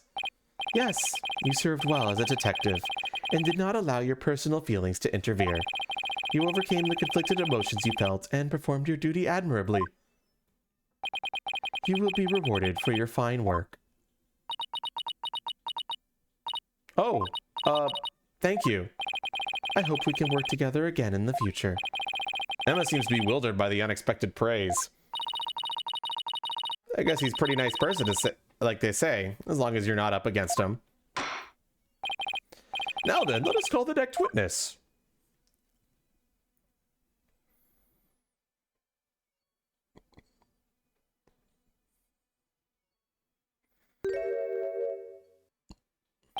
Witness, please state your name and occupation.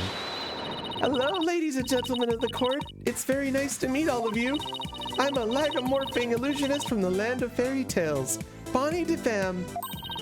I can't wait to do some magic tricks for all of you. Please, witness, there is a time and a place for all things, including magic. Aw, but it would be okay if I just do a little magic, right? Come on, please. Look, everybody's waiting. Now's my chance to shine. That is your second time. My second time doing what? There will be no further warnings. You should know that from our preparatory meeting, correct? Yeah. Is no one exempt from His Holiness' rosary of suffering? May we have your testimony, witness, once you've recovered from your disappointment? Well, as a huge fan of Trucy's, I don't really want to testify against her, but I guess I have to, don't I? As a huge fan of Trucy's, huh?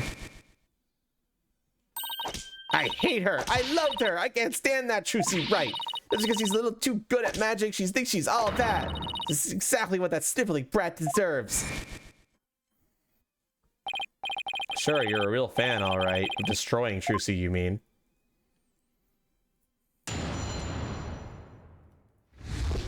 The understage passage. I really can't believe that Trucy killed Mr. Reyes. I guess it's possible for a small girl to lift a dead body up if she used the stage lift. Is it possible? Could Trucy really have? If Trucy did use the stage lift, I think she must have used stage lift too. I was on stage for the entire show, by the way. You were on stage the whole time? And you're sure about that? There is no question. The entire audience could testify to that fact. What's more, she is shown clearly in the TV footage as well. I couldn't possibly have killed Mr. Reyes. Not little old me. Therefore, the only person who could have killed the victim understage is the accused. Furthermore, by using a stage lift, even a petite young lady could have raised the body up to the stage without difficulty. You've got to be kidding me. Very well, the defense may now cross-examine the witness. It does have perjury laws. It's just never enacted as often. They're a little too lenient with it, but it does have perjury laws.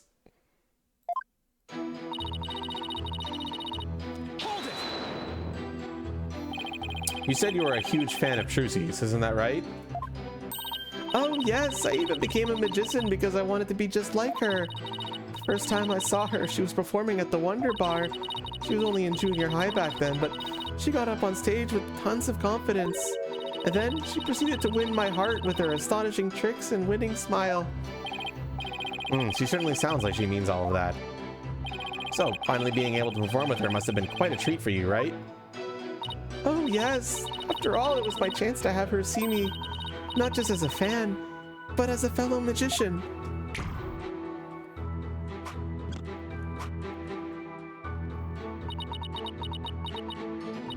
but then that horrible accident happened. It was not an accident, it was murder. Witness, please explain, if you would, how a small young woman such as Trucy Wright could have raised the body.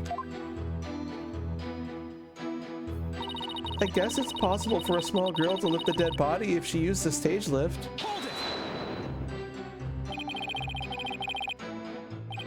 What makes you think that it would be possible? It's not like you tried it out yourself, right? Well, actually, we did try it for ourselves. You did? Detective Sky, if you would. Oh! So that's why you made me do that. Detective Sky, what did he have you do? The prosecutor asked me to try raising one of the male police officers with the stage lift, without a single word of explanation as to why he was making me do it. You're kidding. It's as if he really can foresee all of our counter-arguments. Do not underestimate this humble servant of the Holy Mother. More like haughty. I guess that means Trucy could have lifted the dead body up. Does that mean... Is it possible? Could Trucy really have... Is what possible? Could Trucy really have what, Miss Tifam? Please finish your sentence. Well, Don't try to beat around the bush. Come right out and say it. Why not tell this court what you really believe? What I really believe? Well, of course I don't believe Trucy could ever commit murder. Such an amazing and wonderful magician would ever do such a thing. But taking all the facts into account, what else can I think? I know of at least 3 other unflattering things you really think about Trucy. How can you attack this girl when she is obviously speaking with reserve? There is such a thing as reading between the lines, Mr. Justice.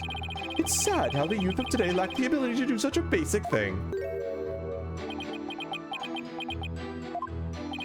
Looking at me like that isn't going to help me stick my foot in my mouth less, Your Honor.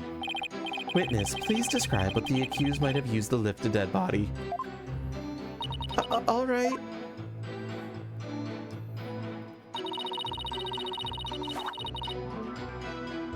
Okay. If Trucy did use a stage lift, I think she must have used stage lift number 2.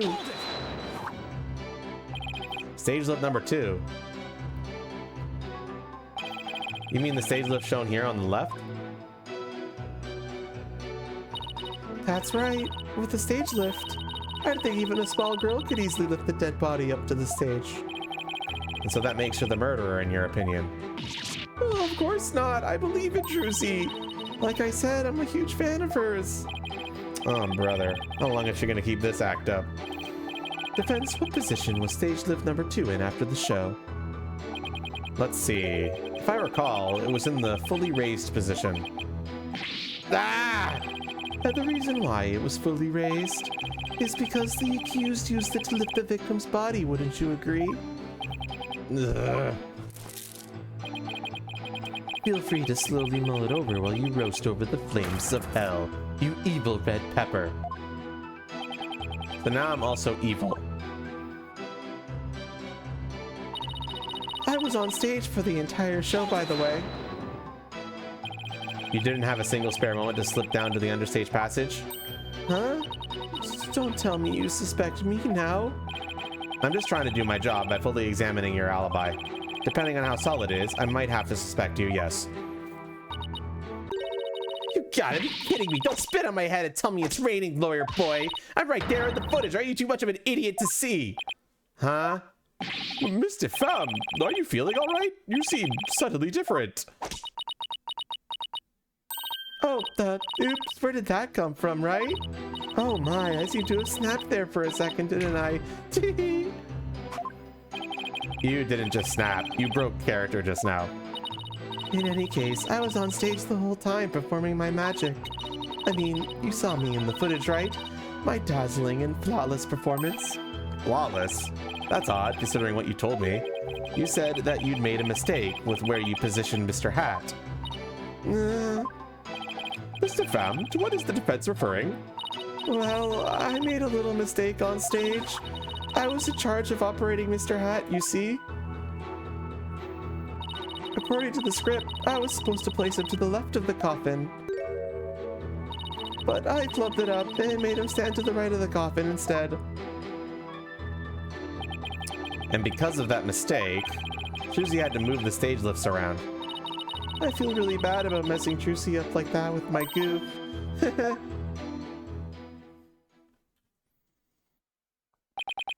Darn it, I don't see any inconsistencies in her testimony. Now do you know who the real killer is? Come on, Gramps, don't just sit there. Hand down your ruling pronto. Do it quick before you peel up there. I beg your pardon? Oops. Oh, what's gotten into me? I'm so sorry. I give her another 5 minutes before she tears off that mask. Well, defense? Are you ready to let it all go now? Of course not. I'll never give up. I see. I suppose this too is fate. The sacred scriptures of Kurenism describe a variety of hells for the damned. For someone like you who struggles ceaselessly against his fate, Papul Bojang seems most appropriate. People boil... What? Oh, wait, that's Kurenese. What sort of terrible place is Papul Bojang? A place where the more one struggles, the further one falls into the abyss. At the bottom of the abyss, a ferocious beast awaits. Think of it as something akin to an antlion sandpit trap. Oh, there's one of those in my backyard. Wow, Kurenist hell is closer to home than I thought. Now then, it would appear that the witness's testimony supports the prosecution's claims. That the defendant is the only one who could have killed the victim understage. Ugh, how are we supposed to get out of this jam? Hey, Apollo, if you can't find any contradictions, maybe it's time to use analytical psychology. You mean, I heard some discord in Bonnie's voice while she was testifying. See? Widget is picking up on the noise in her heart, too. That's right. Athena can hear things others can't with her super sensitive hearing. She could hear the emotions people suppress as a kind of noise or discord in their voices. All right, Athena, let's give it a try. You got it. Your Honor, I'm afraid that our witness, Misty Pham, is suffering under terrible traumatic stress due to this horrible incident. She is? Yes, what with that terrible death on stage, and her beloved Trucy getting arrested, she's under awful strain and shock. In fact, I don't know how much more she could take before she's unfit to testify. What? Oh, I've heard of that. What is it called? Postal stress disorder, right? It's where a person becomes uncontrollably angry, I think. I read about it somewhere. That's going postal, Your Honor. This is PTSD. Oh my! So that's why the witness acts so hostile at times, as if she were a different person.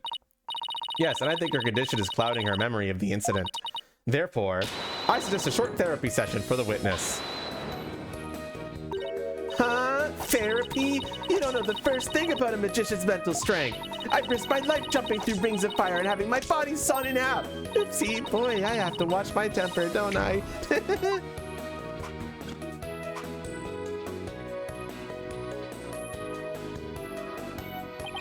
Miss Sykes, please do whatever you can to help this unfortunate young lady.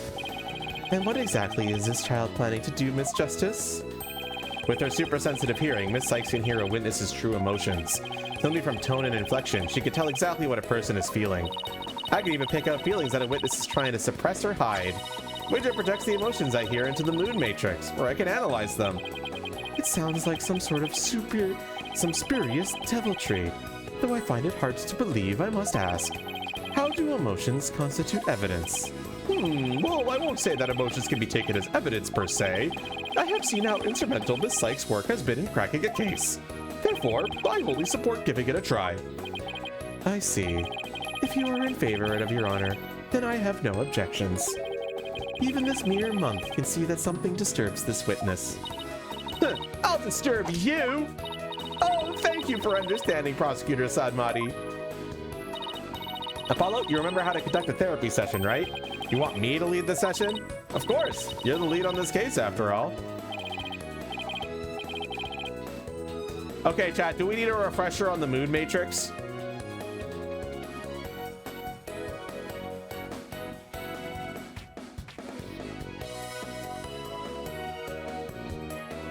Or are we all good? Nah. I'm seeing a lot of nahs. It sounds like you guys are all prepared. No need. I think I still remember from the last time, so let's get right into it. Okie dokie. You ready, Widget? Let's do this.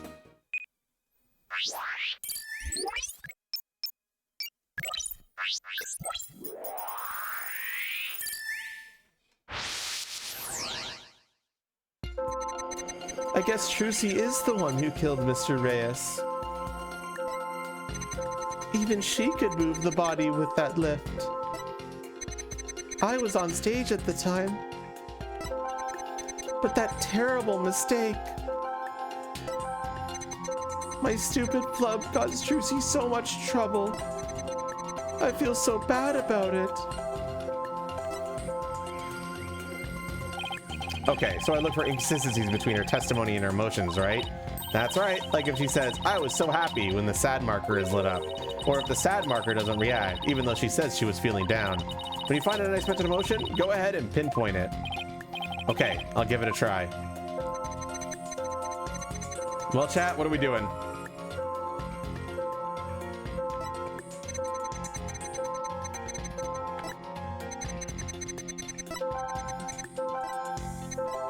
Your imagination wants to present happy here.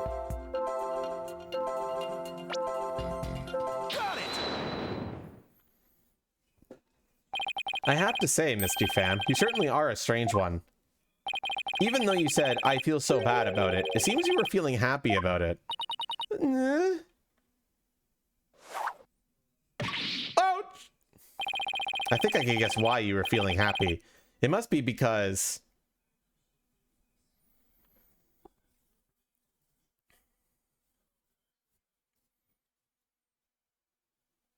Yeah, what is it? I said F3s. I think you were happy because you messed the defendant up. I'm right, aren't I? You gotta be kidding me! Why would I be happy I messed Trucy up? I'm a big fan of hers! Because we saw you. I hate her! I loathe her! I can't stand that Trucy right! Just because she's a little good at magic, she thinks she's all that. So this is exactly what that sniveling brat deserves. We saw how you said you hated Trucy right, how you were glad she was in trouble, and even how it was what she deserved. Ouch! It looks like I hit the bunny on the head, so to speak.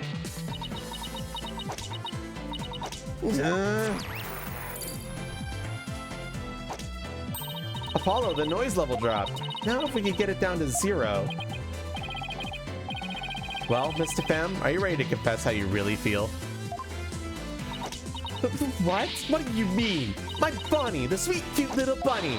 I'm a rookie magician working hard to be just like my idol Trucy. That's the character I'm supposed to be. Keep that up, Mr. Fam, and you're going to have a mental breakdown. Just let yourself be who you really are. Who I really am?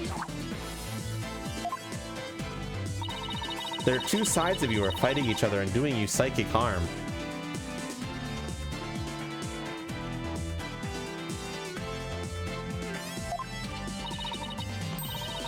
I can hear them, two distinct voices battling inside you.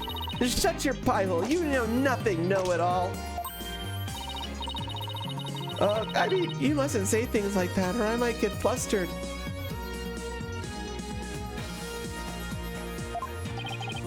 Mr. Fam, how long do you insist on maintaining this wolf in sheep's closing act? We can't end this therapy session until you get real with us. Set the wild beast inside you free. Ouch! Ah! Ah!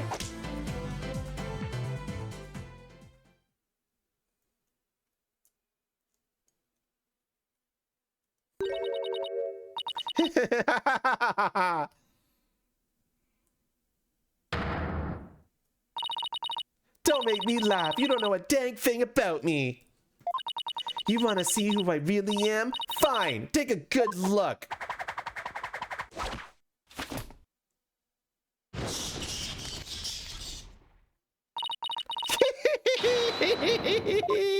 What in the world? Sheep's clothing? You've got it all wrong. It's a rabbit suit I've got on. And I'm not a wolf, I'm a blood-sucking vampire. A bat with fangs and wings.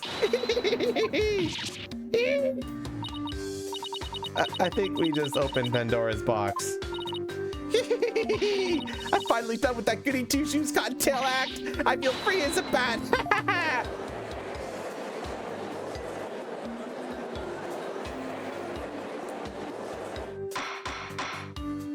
Defense! Your therapy session is taking a turn for the worse, or it looks like. There's a perfectly good explanation for this. Isn't there, Miss Sykes? He thinks I created a monster. We blew it. Hey, you lobster boy. Who, me? You think I've got Juicy's in trouble? That I think she's getting her just desserts? Well, guess what? You're right. Does this mean you admit to wishing the defendant harm? Well, the bat's out of the bag now. That mistake of mine was a work of art. Thanks to my cube, poor little Juicy had to do all that hard physical labor. When you say hard physical labor, what are you referring to? Because of his hat's new position, Juicy had to move both those huge stage lifts. They must have been so heavy. What a riot! That's strange. Athena, could you please add that last statement to Bonnie's testimony? All right, I'll update the mood matrix with the new info. Hey, Apollo. Now there's a new inconsistency in the testimony. Yeah, she finally slipped up. So what do I need to do now? Well, from this point onward, you just do what you do best. Find the contradiction in the testimony and present evidence to refute it. All right, I've got you now, Bonnie DeFam. I guess Trucy's the one who killed Mr. Reyes. Even she could move the body with that lift. I was on stage at the time, but the terrible mistake. You know what? Serves her right. Thanks to that, she ended up having to move the stage lifts. So this is the new statement, chat. What's the evidence that contradicts?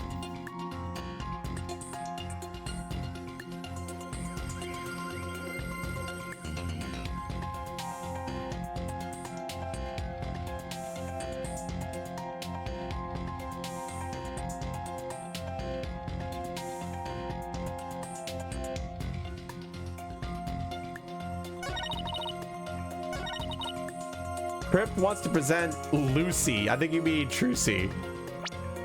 Statement on this statement.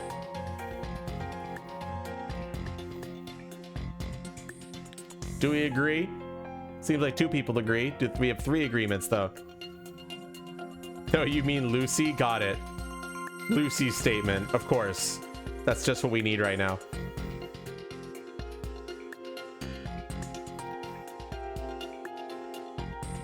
Lucy from Sorry We're Closed. True. We did just play through that game. I need one more yes.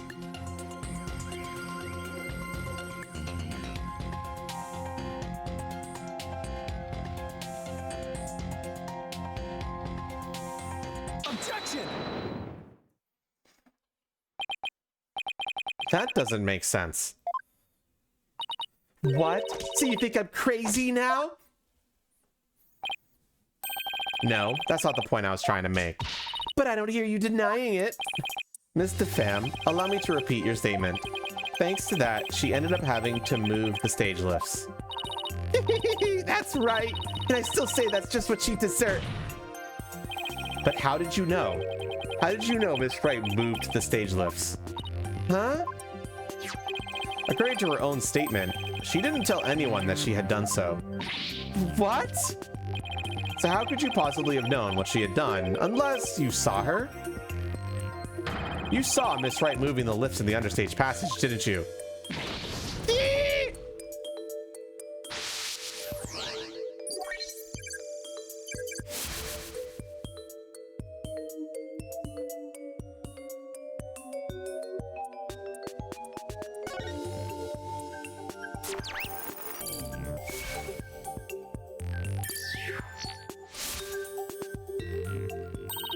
You did it, Apollo. Noise levels are at 0.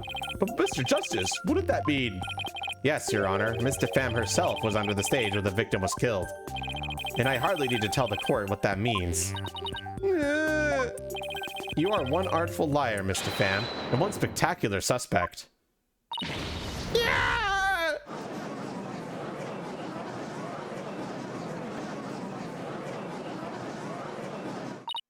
Why, you snidey red lobster boy?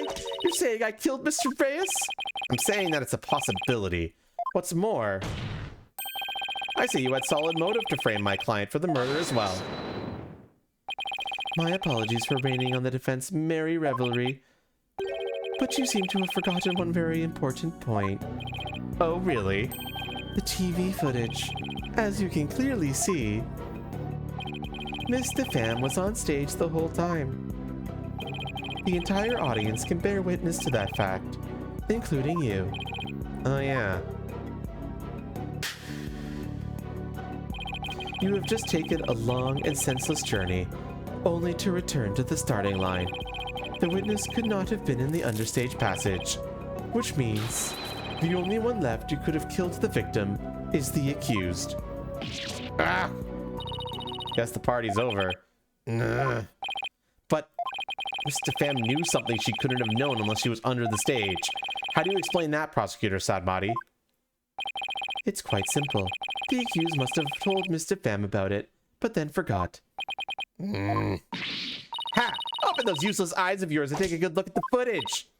If Miss DeFam really was in the understage passage, it would mean she was on stage and understage at the same time. You mean she was in two places at once? That does seem to be the only explanation that makes any sense. It may be an explanation, but I'm not so sure about the make sense part. Then we'll just have to make it make sense. Your Honor, the witness was both on stage and understage at the same time. That is the defense's assertion. I've heard of some illogical things come out of you before, but this is absurd. I'm sure you'll change your tune once you hear my reasoning, Your Honor. My gut tells me you're bluffing, but I'll bite. Very well, Mr. Justice. How did you explain how the witness was in two places at once?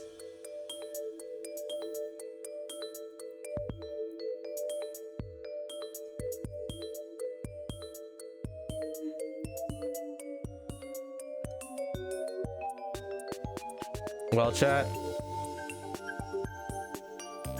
So far, we're leaning towards this one.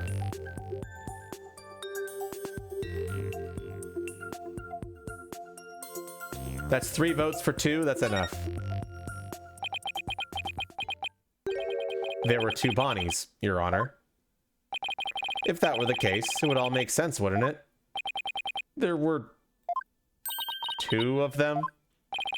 I suspected you have a few screws loosed, but now I see that some are missing altogether.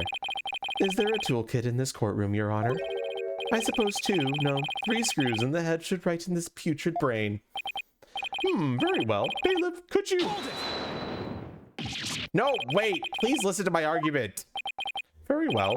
I suppose it wouldn't hurt to at least give a listen. As was argued earlier, Miss DeFam is shown in the footage the whole time, but at the same time, she was also watching Mr. Wright in the understage passage. The only observation is that there are 2 Bonnies. That almost sounds like it makes sense. What do you think, Prosecutor Sadmati? This humble servant of the Holy Mother is of the opinion that we should lose no time in replacing the defense's many lost screws. But Apollo, it goes against reality itself that one person is actually 2. And we don't have to be bound by reality. After all, we're talking about magic here. So if the Bonnie DeFam in the footage is the real Bonnie, then the body here on the witness stand, the one who must be understage, this Bonnie DeFam is our second Bonnie. She is? Say we call the one in front of us Bonnie number 2. I believe I have just a piece of evidence to prove that a Miss Bonnie number 2 exists. Oh, then please submit your evidence, Mr. Justice. What proves the existence of a Bonnie number 2?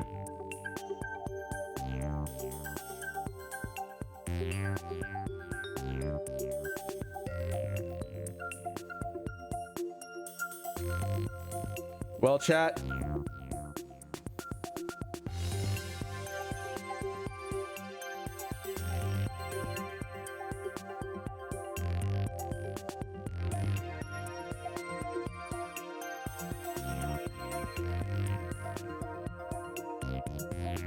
Stevish says, you want fingerprinting results.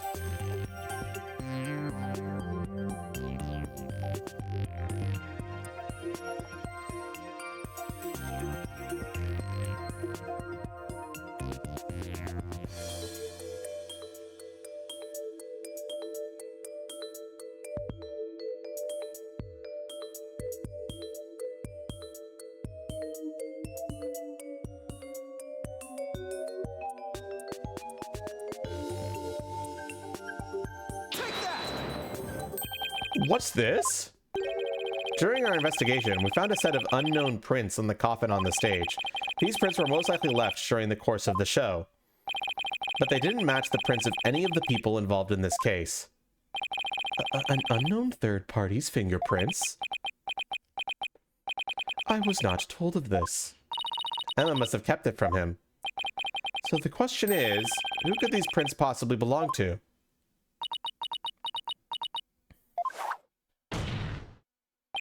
Miss Femme, or should I say Bonnie number 2.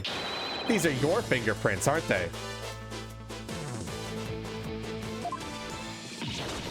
Yeah!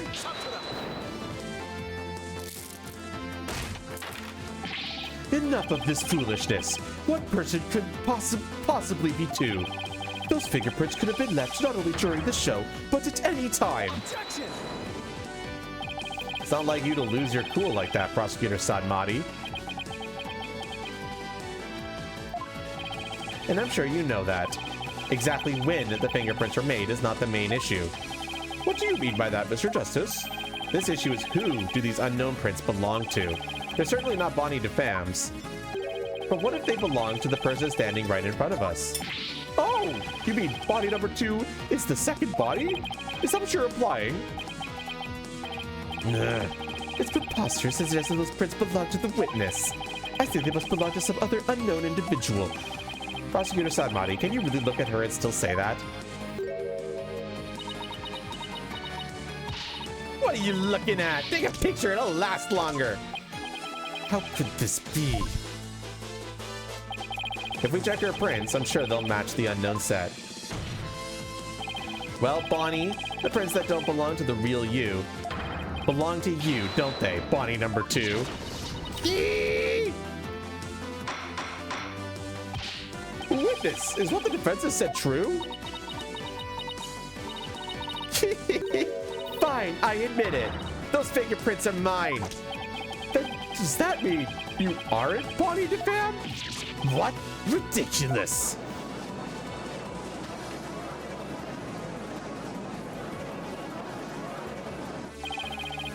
Are they really 2 Bonnies?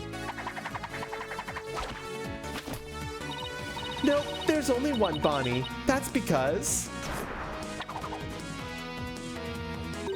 I'm Betty. Betty DeFam. What? Ladies and gentlemen of the court, it's time for a wondrous magic show. Gasp in amazement as this lagomorphing illusionist performs her teleportation magic. Watch closely, it's showtime!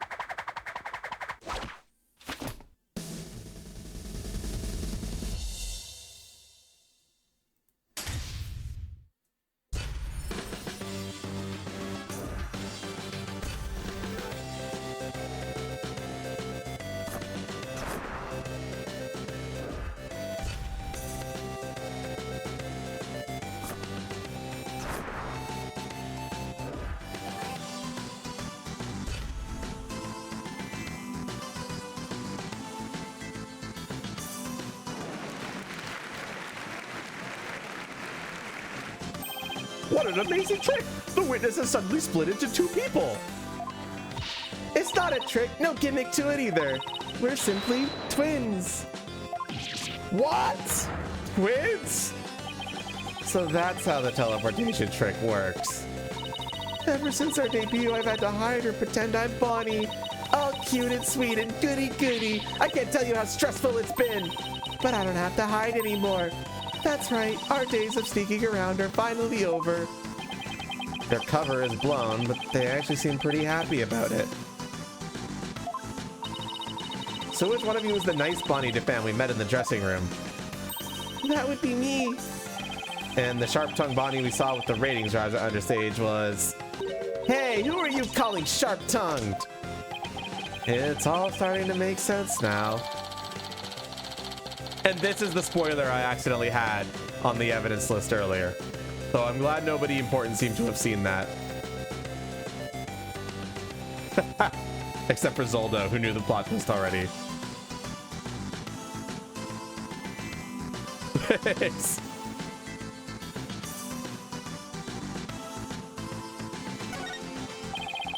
So, Mr. Justice, this changes the facts of the case rather dramatically, doesn't it?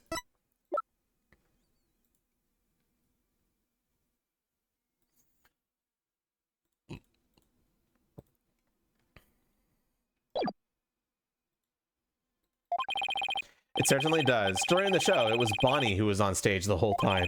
So Bonnie couldn't have committed the crime.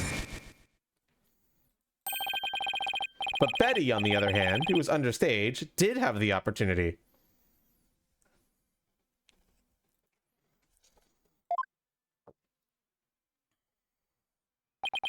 Ugh.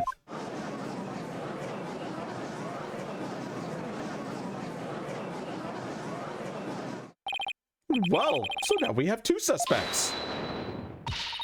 Wait just a minute, Lobster Boy, I didn't do it. That's right, Betty might have a foul mouth, but she'd never kill anyone. Hey, who's got a foul mouth here? Oh, well, speak up, huh? Hold it. Please save your sibling squabbling for later. Betty, you must have been in the understage passage during the show. Otherwise, you wouldn't have known about the stage lifts being moved. So what exactly were you doing down there? Fine, I'll testify. Anything to get you off my back. Prosecutor Sadbody, Betty DeFlop is ready to testify. What do you say? Betty, you lied to this humble servant of the Holy Mother.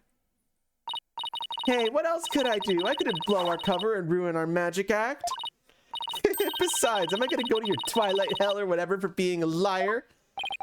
You will indeed. However, it won't be after your death. Rather, I shall give you a taste of your punishment on this mortal coil in interrogation hell.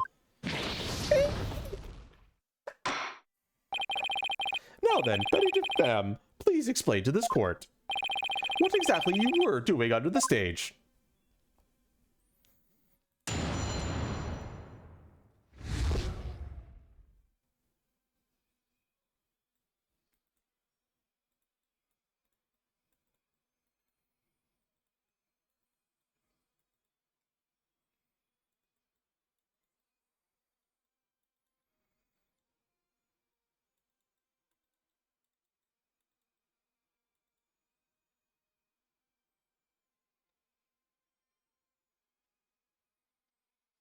Okay.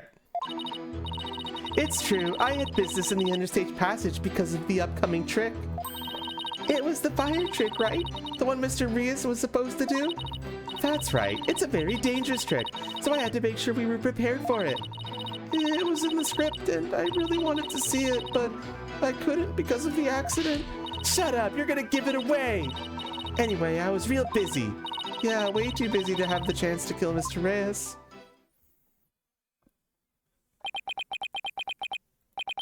Well, that was certainly different. How's that for a flawless testimony and alibi?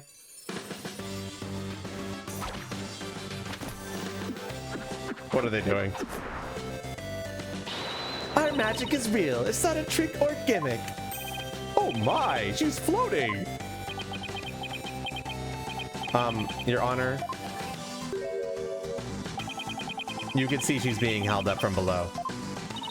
You were supposed to pretend you didn't see that. It's a little something called etiquette. But I can't help it. Whenever I see a contradiction or inconsistency, I just have to point it out. Now then, the defense may begin its cross-examination.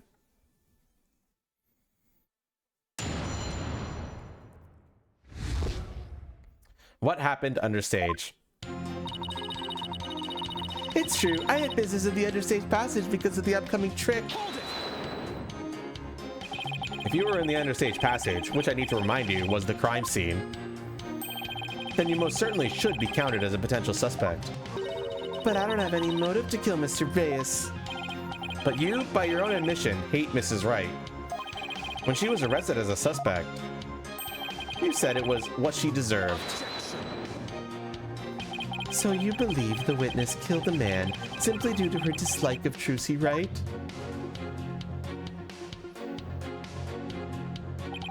As a motive, is that not improbable at best? But what if her hatred caused her to bear a strong sense of malice against my client? Look, Trucy just made me mad, that's all. I mean, even tough though she's younger than me, she's got so much skill and popularity. And she's cute, besides, she makes me so mad, I wish she would drop dead. Betty, don't talk like that. Shut your yap! So it was just simple jealousy. Say, Betty, the next trick you were getting ready for.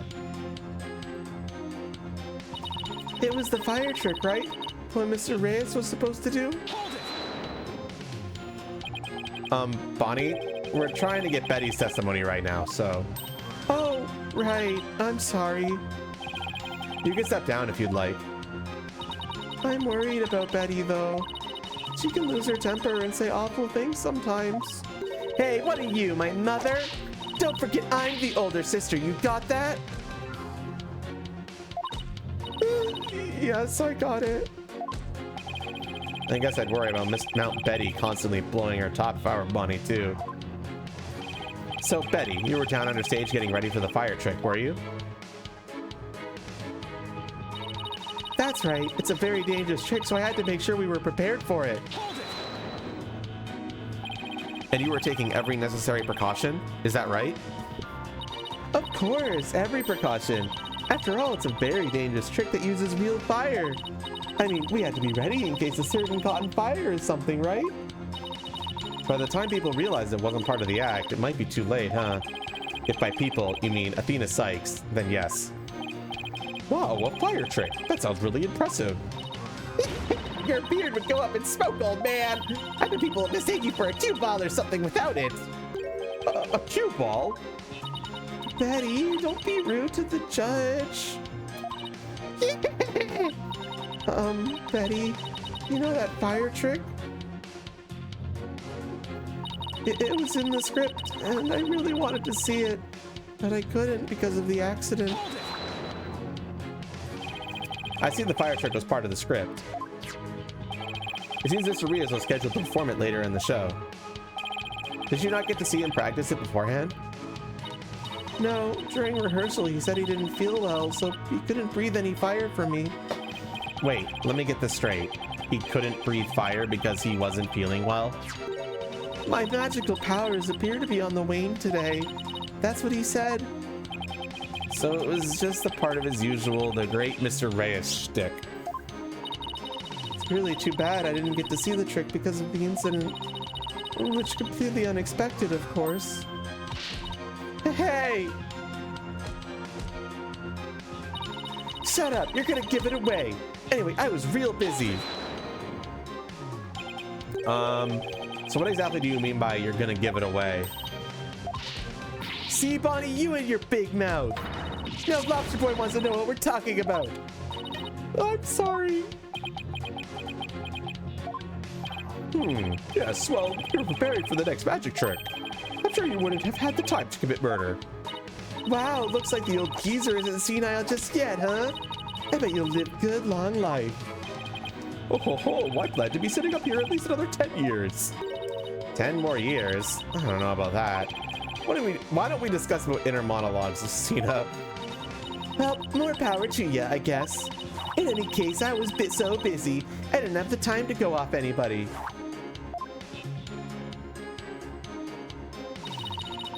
Yeah, way too busy to have the chance to kill Mr. Reyes. Are you just trying to cover for Betty? No, of course not. I believe in my sister. I know she'd never murder anyone. But you think my client would? No, I believe in Trucy too.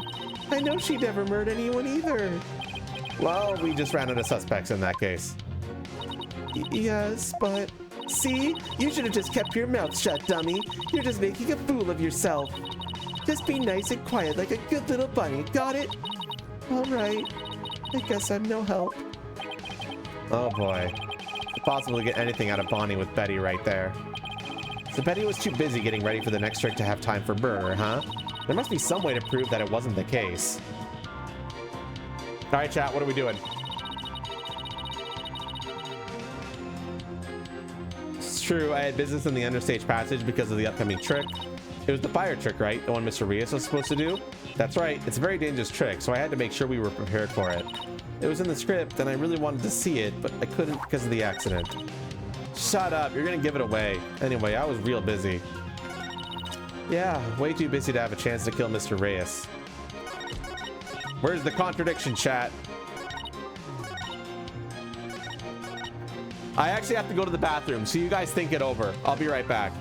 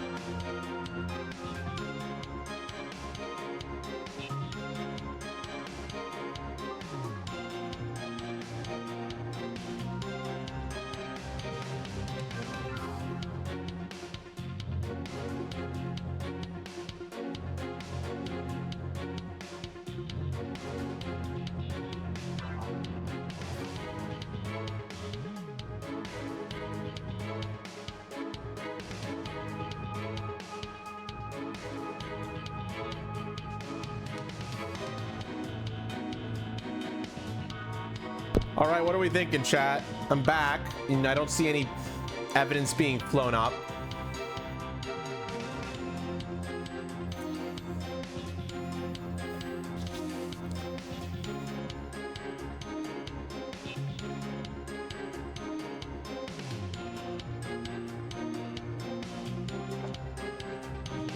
Think, chat. Think. Use your brain.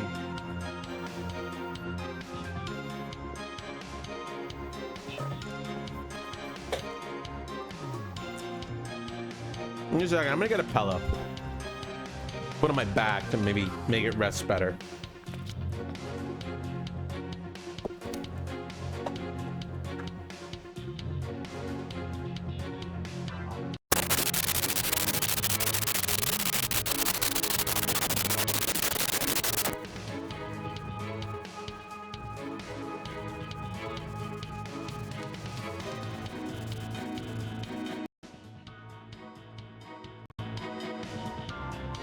What the fuck happened to my headphones just there? What was that? My headphones fucking died for like a split second. I don't know what the fuck happened.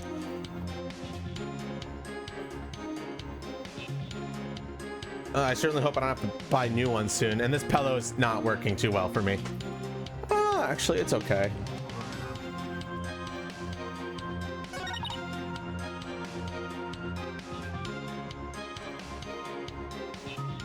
This is statement 2. What headphones am I using? Corsair or something like that. They're really good.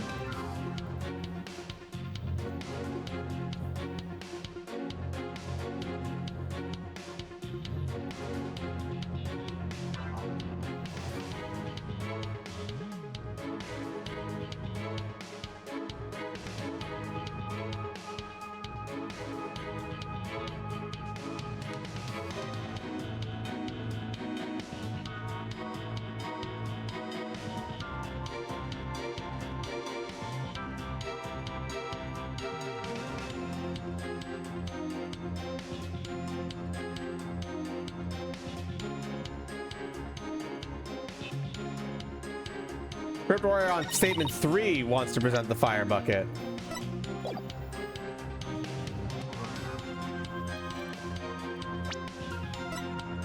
Objection! I hate to break this to you, Betty, but there's a big flaw in your testimony. As big as the one in that floating trick you did earlier. Oh, harsh words. Well, let me tell you something, forehead boy. No one has ever figured out how we do our teleportation trick. No one except me, you mean? Well, we have even better tricks up our sleeves. Huh? We do? I told you to keep it zipped. Now, don't fight, you two. Mr. Justice, what's this about a flaw in the testimony? The script has this to say about the trick. This will be dangerous. Make sure the fire bucket is ready. However, we found the fire bucket lying empty backstage except for a layer of dust.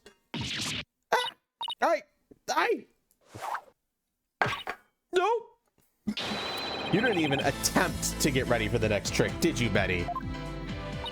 You got me!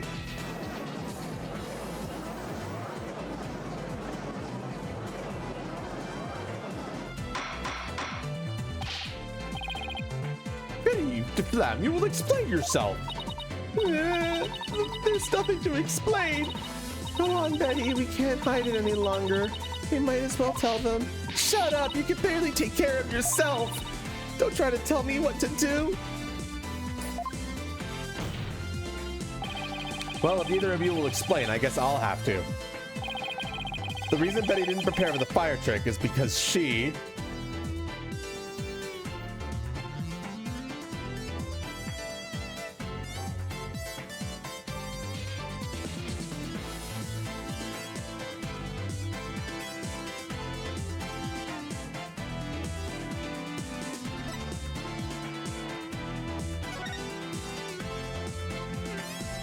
You didn't prepare for the fire trick because you knew, didn't you? You knew that the body would be found and that the show would then be canceled.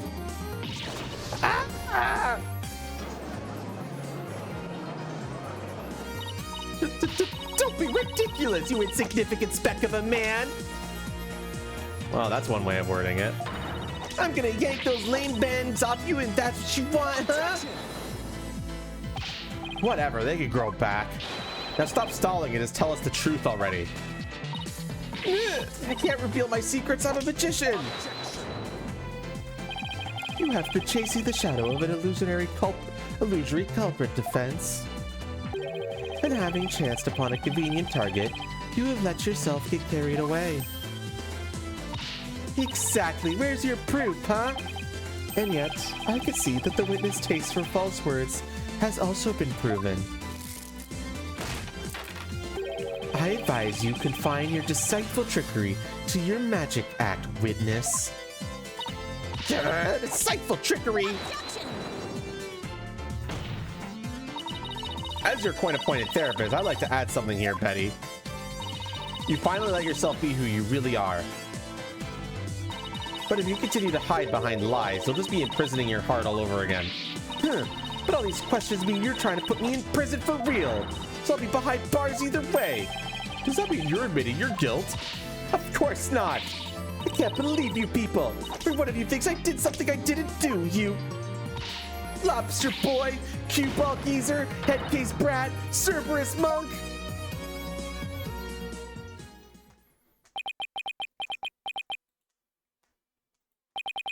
Cue ball geezer?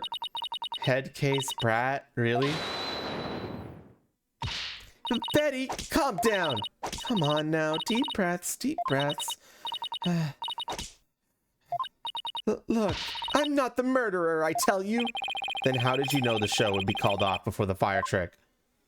I told you, we can't reveal our secrets. We're under contract. Contract? What is she talking about? Be that as it may, you're obviously a suspect in this case.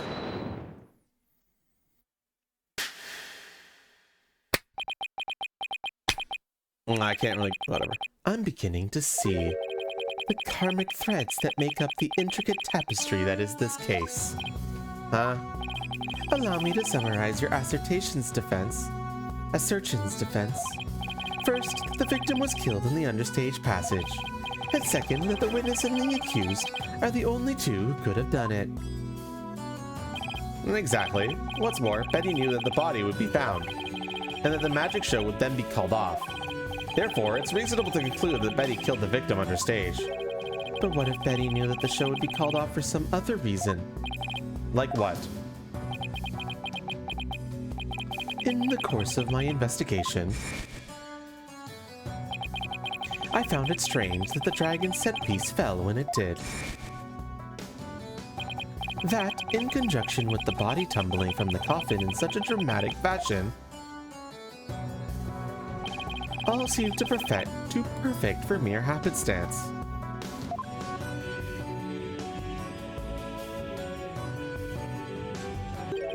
It was as though the entire chain of events had been planned out in advance. Ouch! Planned out? After deciding to take this case, I scrupulously studied everything I could about the mass media in this country. I read the newspaper, old news reports. I even browsed tabloid magazines. How very industrious of you. I'm impressed. During this process, I learned about a strange practice favored by the TV world. A practice called the hidden camera prank. Ah! Betty and Bonnie, you knew about this, did you not? About the dead body appearing, the set piece falling, the show being suspended. You two were informed of this plan by Take-Two TV in advance, correct? Ah! Is that true? Betty, please, let's tell them now. I can't hold it in anymore. Dang it, fine, you got us. Everything the prosecutor said is true. The TV station paid us to cooperate with them on their plan. It was all a prank, a big setup planned out in advance. Mr. Rios showing up dead in the coffin, the set piece falling down. It was all completely scripted. It was all a prank?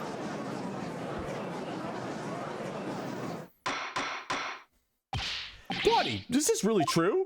Yes, Mr. Reyes was supposed to pretend to be dead.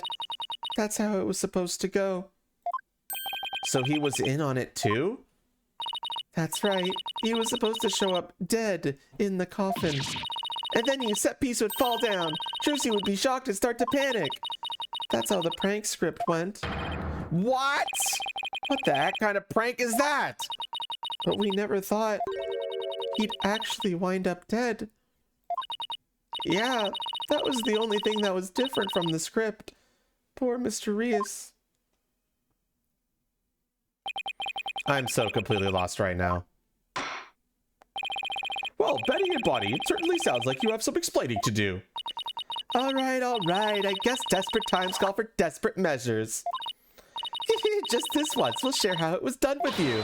So listen carefully. You'll never hear this kind of thing anywhere else.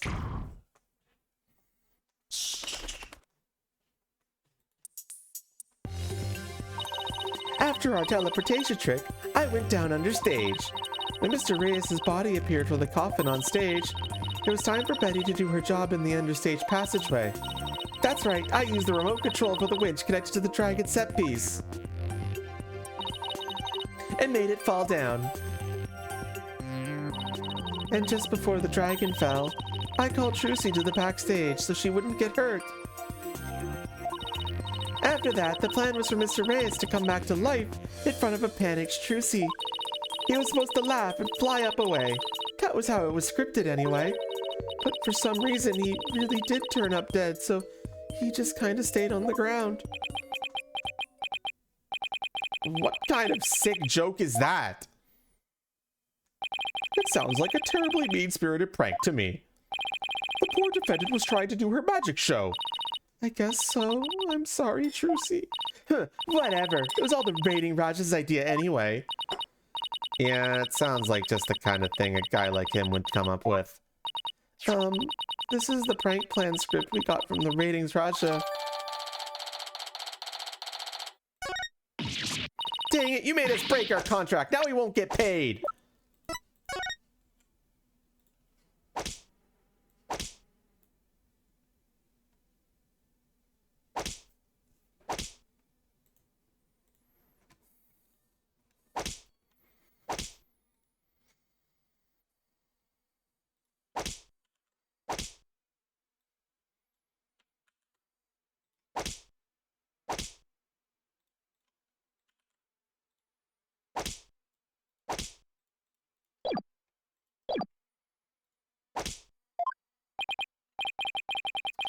But where does this all leave us? Who killed the victim and when?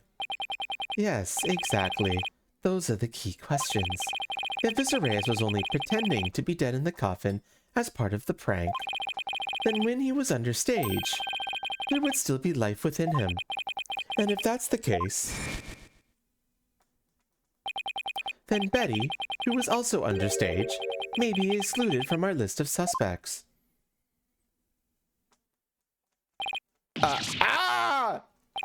Witness, was the victim alive up until he entered the coffin? Oh, well, now that we've spilled the beans, we might as well show you this video.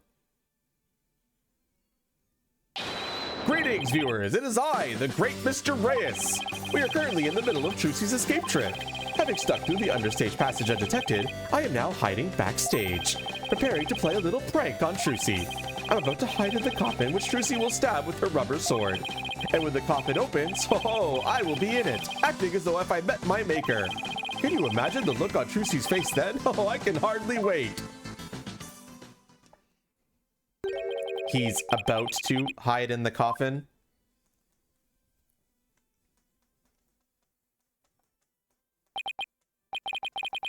It would seem the threads of karmic destiny have led us to the truth.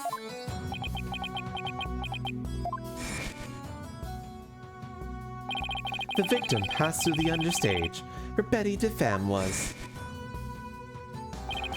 and came up into the backstage area. We know this because Mr. Reyes appeared to be backstage when he shot the video we saw. It appears that way, yes. And defense. You proposed the following, did you not? What if the victim was killed under the stage before being put in the coffin? But then what about this video? This footage was taken just before Mr. Rios entered the coffin. Oh, so does that mean... Yes, it is horrible but true. The tragedy did indeed play out there right on the stage. Went into the coffin where Mr. Rios was hiding. Lucy Wright thrust her blade.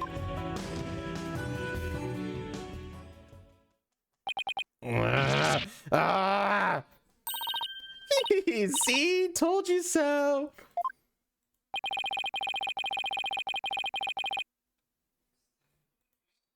So are you saying the incident was a tragic accident that happened during a prank? It would have been an accident if the accused had no knowledge of the prank beforehand. But let us ask the accused herself. Miss Wright, did you have prior knowledge of the prank? What? I... Tell him, Trucy, you didn't know anything about it, right? Of course I didn't. I didn't know a single thing about it. Still think you can play innocent, do you? In that case, you leave me little choice but to present this piece of evidence. It looks like some sort of note. Ah! That's... I found this note in the dressing room after the incident. At the time, I did not understand what it meant, but all is clear to me now. What's this? Let's see, it says, get the video camera after Mr. Reyes comes tumbling out. It's a note signed by the accused. Instructed Bonnie to collect Mr. Reyes' video camera from him, it seems. I don't get it. It doesn't make any sense.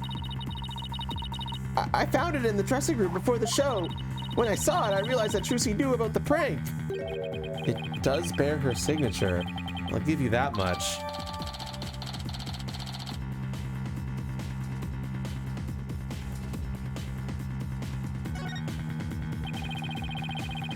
So the defendant had prior knowledge?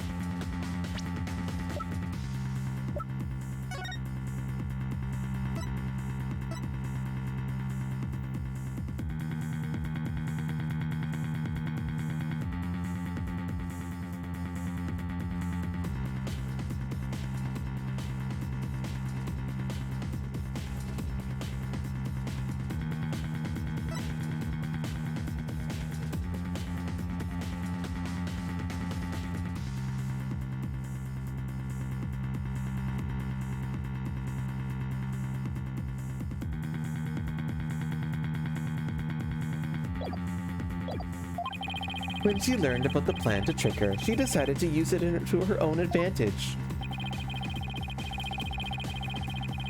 So she thrust the steel sword into the coffin, where the victim stood, chuckling to himself. Is that not what happened, Miss Wright? Of course not! And I didn't write or sign that note! Ah, but the handwriting matches yours. All the evidence and testimony points to you being the culprit. But I didn't do it! It wasn't me! Then explain the existence of this note. You could do that, can you not? I can't explain it. I didn't write it, so I don't understand. I didn't kill Mr. Reyes. You have to believe me!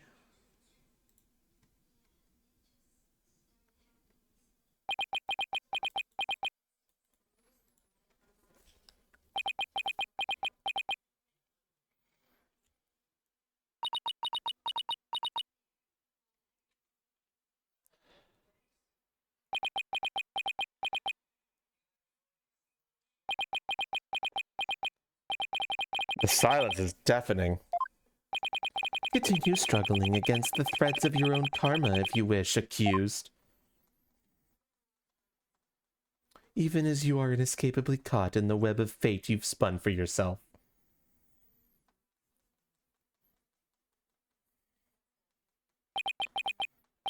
Miss Wright, It is time to resign yourself to your fate. No, I didn't do it. Ha! I knew it! That sweet-looking girl, a murderer? She took all of us in with that act of hers. I told you, I knew she was a homicidal little witch from the start. But I didn't do it! I really didn't! Why doesn't anyone believe me? Shut up, you killer! We won't fall for that anymore.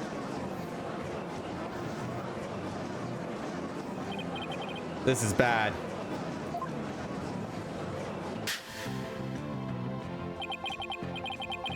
Your Honor, I suggest we put an end to this tragedy now.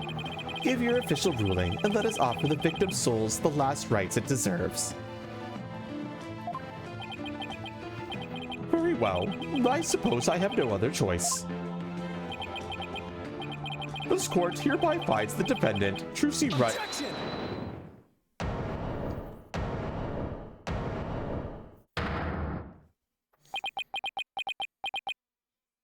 The defense has an objection. Apollo? You? Even now you would. I won't give up, and I refuse to let either of them down. Mr. Wright, who was counting on me, and Trucy, who's put all of her faith in me. Mr. Justice, the fact that you have raised an objection means that you have evidence with which to refute the prosecution's claims, correct? Yes, of course, Your Honor. Do we really have anything, Apollo? Actually, we do.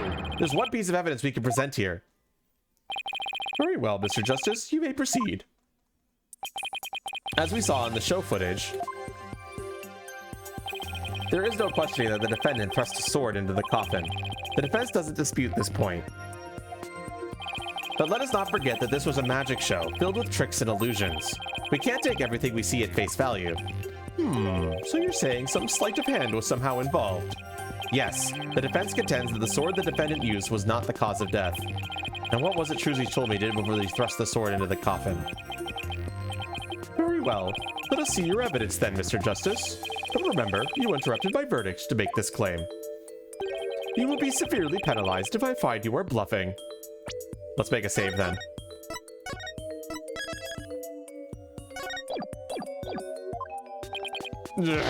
That's fine, Your Honor.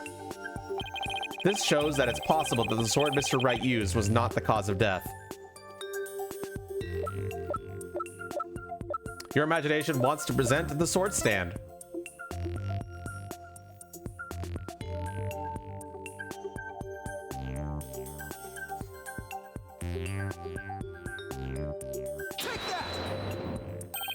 What's this? A sword from the show? That's right, Your Honor. This rubber sword was in the sword stand under stage. During the trick, Miss Wright was supposed to swap the real sword for a rubber sword, and she told us on record that she remembers very clearly that she did. I see. So the sword defendant thrust into the coffin was a rubber sword, was it? But then why was a steel sword found lying on the stage? Somebody must have put the steel sword there by swapping it with the rubber one. Just after the incident occurred, the dragon set piece fell and the theater was evacuated. The real culprit must have used the resulting chaos to swap the rubber sword for the steel one.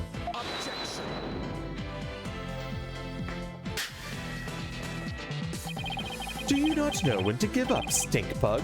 That is not possible. Blood was found in the coffin hole that the sword was thrust into. It must have been left there when the accused withdrew the sword. This is incontrovertible proof that the sword she used was the steel one. Objection! But that blood could be the result of someone tampering with the crime scene after the fact.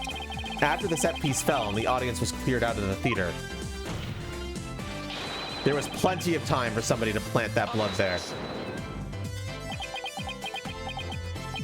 If the sword the accused used was a rubber one,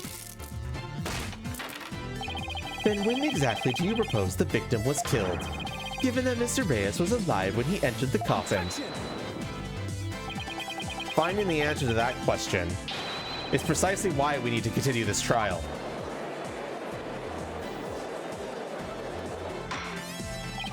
Let me express my opinion. By all accounts, it is certainly reasonable to suspect the defendant based on the evidence. But as to the question of whether the sword the defendant used was rubber or steel, I believe further discussion is warranted. I suggest we hear from the defendant herself on this issue. Very well, Your Honor. Yes, I saved it somehow. It's too close for comfort, but still.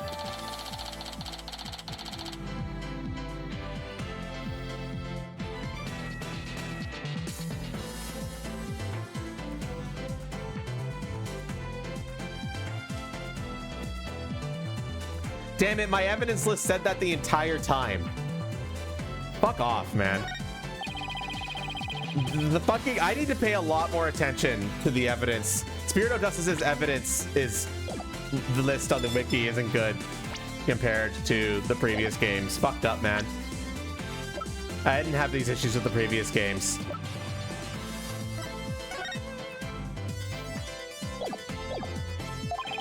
I advise the prosecution and the defense to use this time to prepare.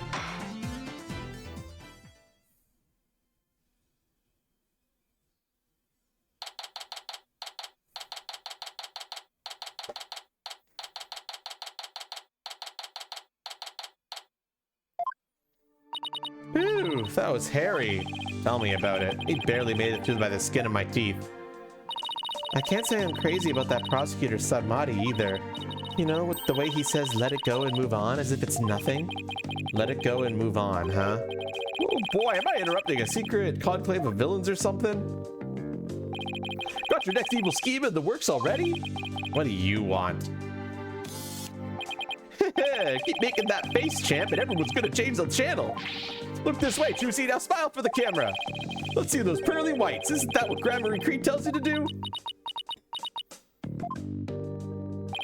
How does it feel, Trucy? Everybody online can't stop talking about you. They're calling you a real witch out there. Could this be the end of true Grammary? Go away, you creep. Oh, what's this? Something just charged into frame. Looks like a yellow gorilla or something. Could it be Trucy's pet? Filming is prohibited inside the courthouse. Do you want me to get the bailiff? Huh? Filming? What are you talking about? I don't even have a camera on me. Huh? What happened to the camera? Just disappeared right before our very eyes. I'll be enjoying the rest of the Trucy show from the gallery. I'll put out a call for Trucy fans to come and support her earlier, by the way. Bet I'll get some great footage out of them. This is gonna be good. Hang loose, baby. You called in some of Trucy's fans? But for what purpose? Apollo? That thing Mr. Retness just did. That was some high-level sleight of hand. Huh? Why would he know how to do something like that? I don't know, but he definitely has some serious magic skills. No way. I thought he said magicians were all a bunch of good-for-nothings. Mr. Lawyer? Oh, hello, Bonnie. Can I help you with something? Well, there's something that's been bothering me. Really? What is it? Well, you see... Hey, Tommy, what are you whispering to Lobster Boy about? Betty! Who the heck do you think you are? Are you crazy? You want a piece of this? You know you have to talk to me first before you do or say anything, you harebrain. But I... Shut your mouth, you dumb bunny. Come with me now. I wonder what was bothering her. There's no way we're finding that out with Betty constantly hovering over her like that. Court is about to reconvene. Will you be all right testifying? Yes, it's just... I wonder what Mr. Retness has up his sleeve. I doubt he's bringing in actual fans. Yeah, probably not. I wonder what he has up his sleeve, too. You better not be trying to get under Trucy's skin right now, of all times. You're Trucy right, and you'll be fine. Oh! There goes Apollo with his best trick. That's right. Whenever I'm feeling down, I always tell myself I'm fine. All right, I'll give it a try. I'm Trucy right, and I'm fine. Thanks, Polly. I think I can do this now. Atta girl. Good luck up there on the stand. You'll do great. Thanks, I'll be fine. I could do this. All right, Justice. You could do this too. Time to focus on the rest of the trial.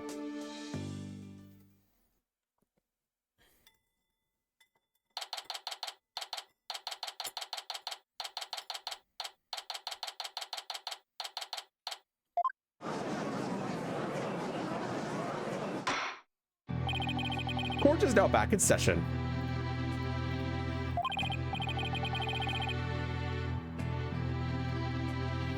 Defendant, please step up to the witness stand.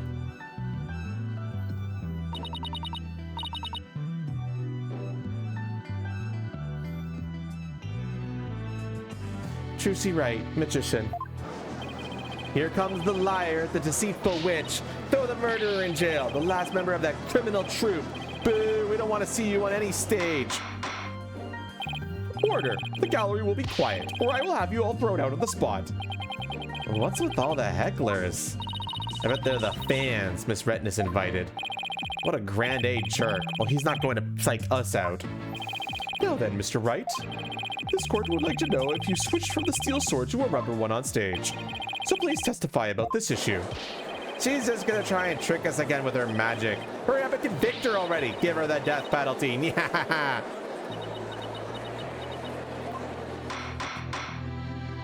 Silence, all of you. I won't tell you again. Miss Wright, do you feel able to testify? Yes, I'm fine, Your Honor. Trucy, I knew I shouldn't have let her go through this.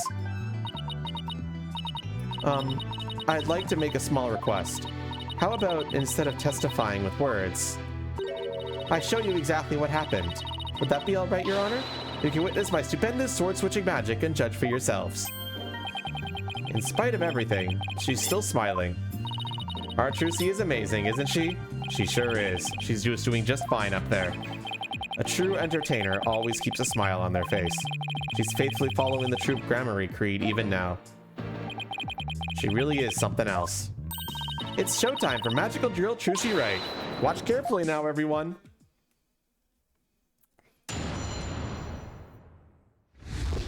The stupendous sword switch.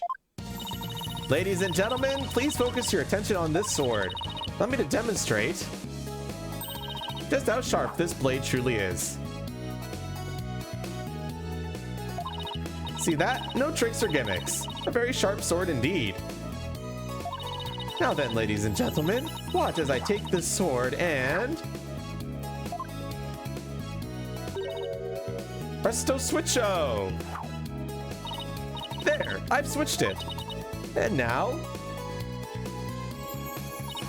Hup. As you can see, the blade is not steel, but rubber.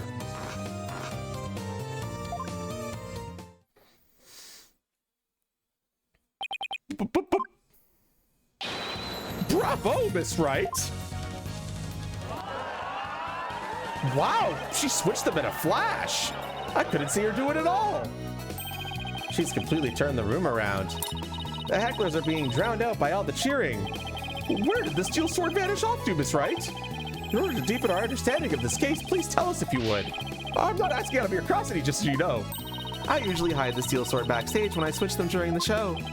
So when you thrust the rubber sword into the coffin, the steel sword wasn't even on stage, but behind the curtain? Exactly. So you see, there is a trick and a gimmick to it after all. As for where the steel sword went when I performed the trick just now, it's a secret. Wouldn't want to spoil the magic for you now, would I? Ho ho ho! That's our Trucy. Yeah, still. Miss Wright, that part where you spun around, that's an actual part of the sword switching trick you do for the show, right? Right! The other parts, like the apple, were just to help with my explanation here in court. That's funny. I think I found an inconsistency in her testimony. And it looks like I'm not the only one. I don't know what it's doing there, but now that I found it, I have to get to the bottom of it. Now then, Mr. Justice, you may go ahead and question the witness, but try not to ask dumb questions and spoil this wondrous magic. I thought this was supposed to be my cross-examination.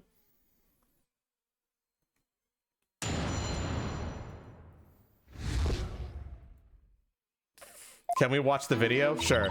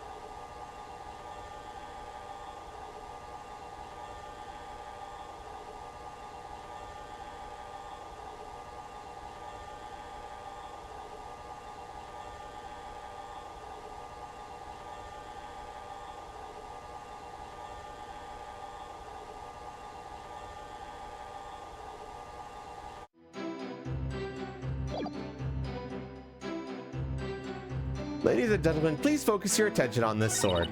Allow me to demonstrate just how sharp this blade truly is. See that? No tricks or gimmicks. A very sharp sword indeed. Now then, ladies and gentlemen, watch as I take this sword and... Presto switcho. There. I've switched it. And now, ha! Silo, that argument was already brought up earlier. The prosecution's argument against that is that he turned to dodge it and it ended up in his back.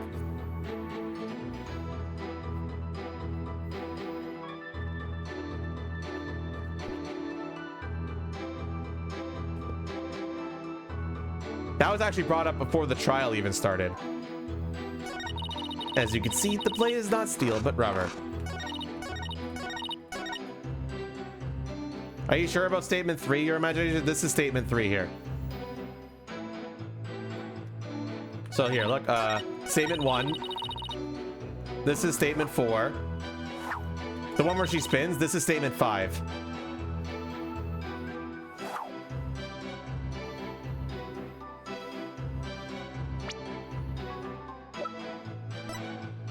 And you want to present the video. Objection! Miss Wright, there's something I'd like to confirm with you. What is it, Apollo? There seems to be a discrepancy between the way you performed the trip for us just now and the way it appears in the show footage. What? But that can't be. I performed it exactly the same way both times. Then what's going on here? Miss Wright, I have the show footage right here. And the part where you twirl your cape around is missing from it. What? But I did it! So, it really is the exact moment you switch the swords? Yes, that's right. I knew it. Hi, Zinthra, what's up? I see you followed me again, but you didn't get notified, so get fucked. Well, I certainly never expected the defense to expose the accused lie for me. Mr. Justice, does this mean that you are arguing that the defendant did not swap the swords during the actual magic show? No, Your Honor, that wasn't my intention. I mean, I did swap them. I know I did. I'm absolutely sure of it. Human memory is unreliable at best. But in this case, what's the big news? I am afraid that it is the witness herself who cannot be trusted. We can see that the footage for ourselves. The claims of this witness are false. Went on a date today? Hell yeah. But...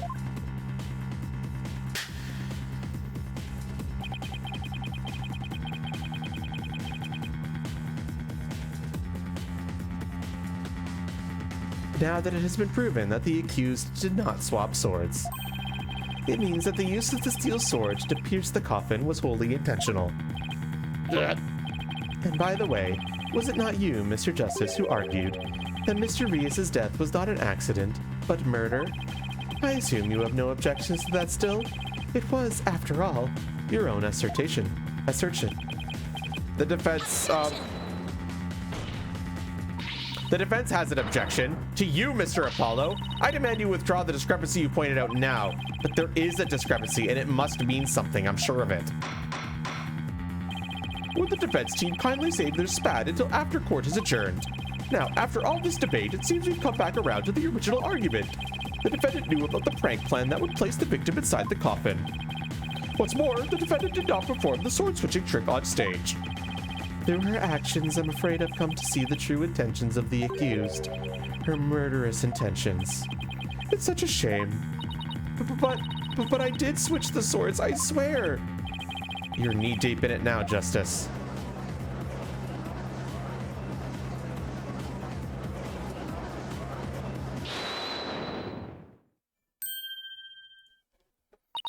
Excuse me? Let's see, you are... which one again? Betty? No, that's not right. Botty? It's Bonnie. You were mixing the two names together, Your Honor. Nice one, Zinthra. I hope it goes well for you.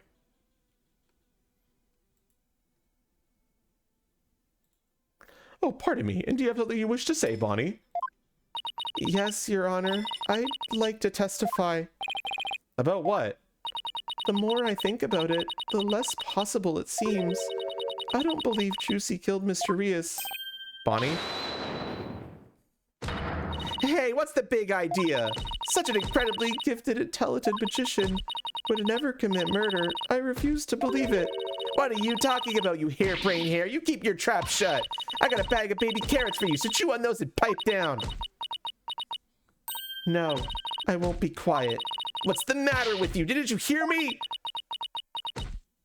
Trucy said something to me once. Huh? She said, no matter how scared you get, no matter how mean people are to you, you can't give in or give up. That's what being a professional magician is all about. Isn't that right, Trucy? That's right, Bonnie. I've always been afraid to stand up to Betty, afraid to defy her, so I did what she said. But when I saw Trucy today, she gave me strength. She's just gonna try and trick us again with her magic. Hurry up and convict her already. Give her the death penalty. Yeah.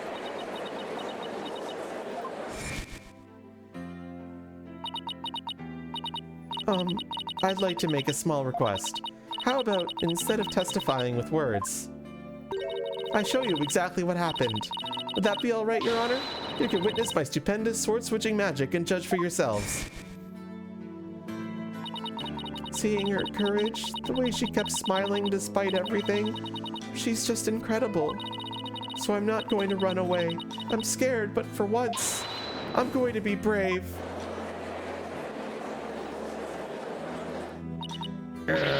What have you done to my sister, Trucy Wright? You practically brainwashed her. Oh, fuck you, Betty.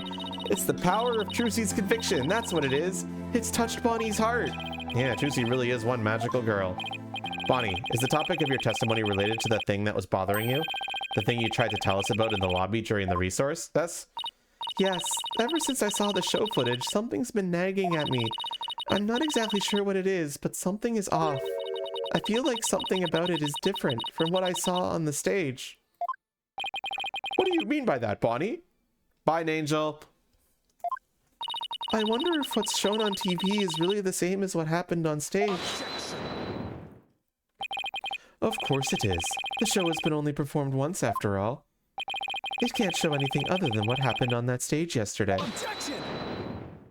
But Bonnie's testimony deserves our attention. We have to examine the show footage. Well, what can we check it against?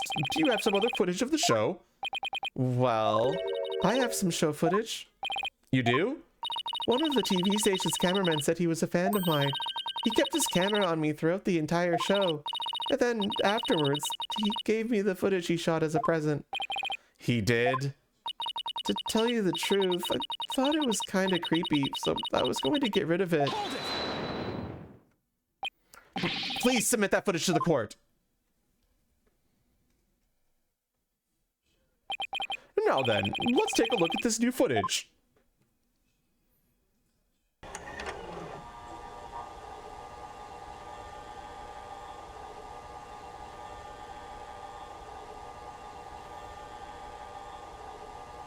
Wow, okay, yeah, this cameraman is creepy.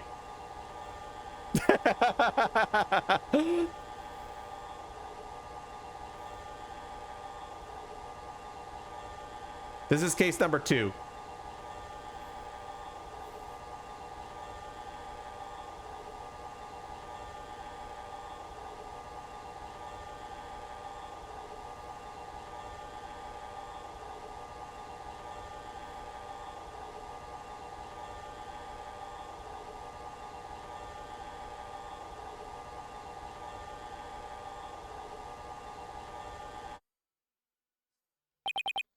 Wow, okay then. He really did keep his camera body the whole time, didn't he? I think this cameraman needs to keep his personal feelings out of his work. Well, defense, do you still believe this new show footage is worth inspecting? Of course I do. Okay, so how are we going to go about this? Let's try comparing the two. We just might find an inconsistency between them. An inconsistency, huh? Yes, the two pieces of footage are of the same scene, so they should match up. Bonnie felt there was something off about the original footage. So if we can pick out what's different between the two, we'll know what Bonnie found strange. Exactly. Plus, we may figure out why the original doesn't show the sword switching trick. Your Honor, the defense would like to compare these two pieces of show footage. Very well, I will allow it. What a waste of time. Apollo, do you know how to compare the two pieces of footage? No, I've never done it before. I'll give you a little lesson then. Use the video player's button to go through the footage. When you want to speed through, use the fast forward button. And if you want to go back, use the rewind button. If you want to halt the playback, just use the pause button. Oh, and by the way, if you fast forward or rewind when the playback is paused, you can do a slow frame-by-frame playback. So how do I switch between the two videos? Use the switch camera button. Now, if you find a difference between the two pieces of footage, put the cursor over what's different and present it to the court. Thanks, Athena. You really know your stuff. Not really. I just gave it some gutso and then went with my gut on most of it. What? I sure hope she guessed right. Anyway, let's give it a try.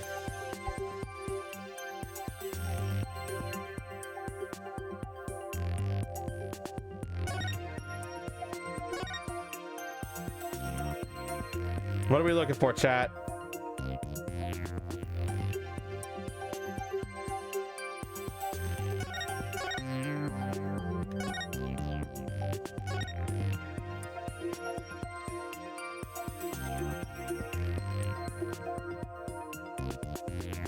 Let's look at focus around the time the sword switch could have happened. Okay, sure. That would be around, I think, like right here.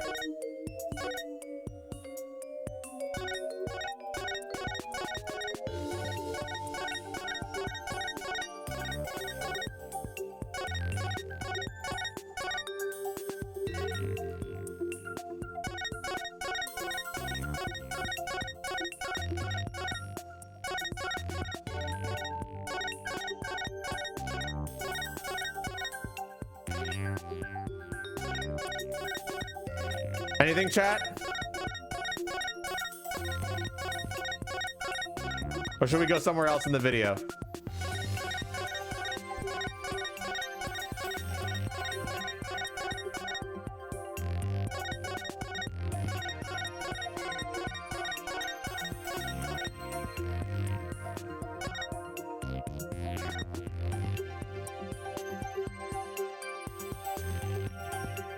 You want to present the cards? What? Oh, look, I thought I would have to click present and then it would let me point to something. That's not what happened.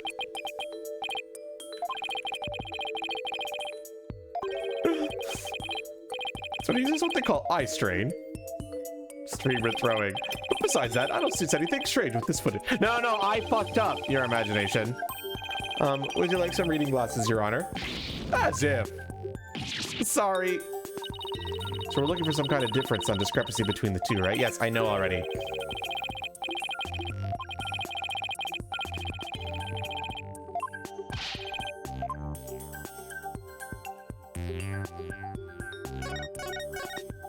See, there's a cursor here.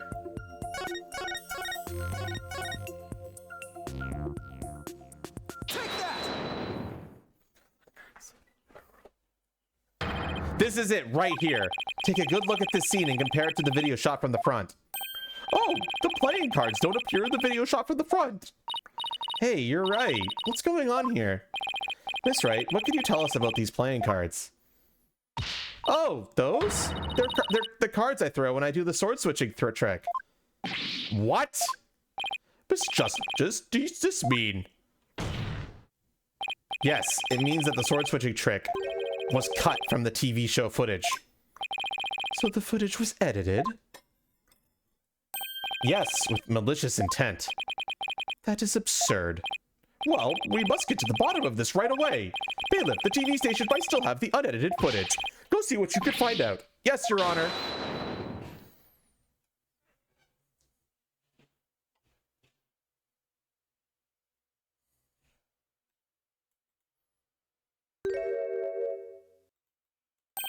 It's you. Now hold up, Your Honor. This is all just a big misunderstanding, believe you me. Give a guy a chance to defend himself before you start pointing fingers. And who might you be? Right. Sorry about that. Got ahead of myself there. Here's my business card. Charmed to make your acquaintance, Your Honor. Oh, well, how very polite of you. It's lovely to meet you too, Prosecutor Sanmati. Please take my card. A business card? Yes, I read about this custom amongst businessmen in this country. I have even familiarized myself with the various replies. How do you do, good sir? Or, what's crack-a-lackin', homie, for example? Oh, you're from Take-Two TV, are you, witness? Come to think of it, I believe I've seen you on television before. Yes, Raja Retness, otherwise known as the Ratings Raja. He's a TV producer and appears on many of his own shows as of late. He is best known for his catchphrase, hang loose, baby. Oh my, so you're the Ratings Raja. Hang loose, judgy baby. Nice courtroom you got here. I never thought I'd get to meet you in person. But Prosecutor Sanmati, how do you know so much about him? In preparation for the case, I watched all of his shows. I found The Rating Raja Goes to Burger Barn of particular interest. It inspired me to visit that restaurant straight away to learn more about the local cuisine.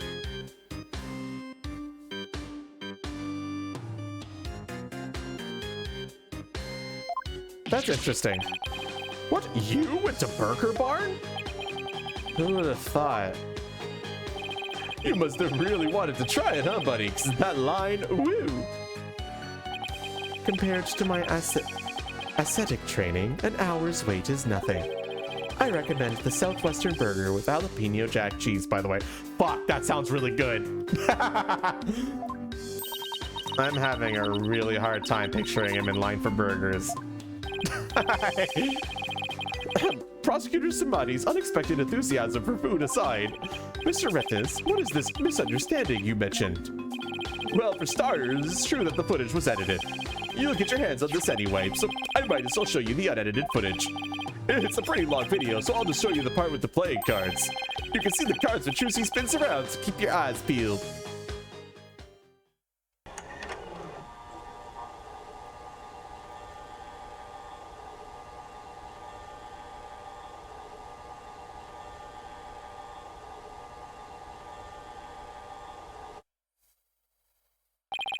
Did you see the part that was cut where Trucy switched the swords? She spins around and the playing cards go flying. Everything's like it's supposed to be. Then it seems the defendant really did swap swords during the trick. Which means the sword Miss Wright thrust out of the coffin was the rubber one. In other words, Miss Wright couldn't have killed Mr. Reyes. Yeah, see, that's the first misunderstanding right there. What do you mean? Well, Trucy definitely did swap swords, as you saw. So yeah, maybe she didn't kill Mr. Reyes when she stabbed the coffin, but that just means he was killed after he showed up pretending to be a corpse. So you're saying that up until that point, everything was going according to the script? If that's true, then when and how exactly do you think he was killed? It was after the dragon set piece came crashing down. I say Trucy murdered Mr. Reyes when she was hidden from view behind the set piece. She could have easily done it behind that huge dragon and nobody be the wiser. That's already been confirmed, Stevish. It's literally in the evidence.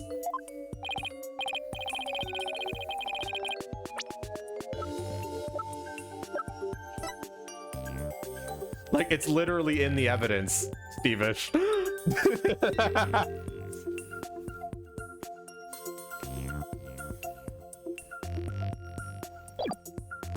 You bet! Plus there was a suspicious looking shadow in the footage too. It's towards the end of the footage, just before the dragon hits the stage. It might be easier just to see it for yourselves.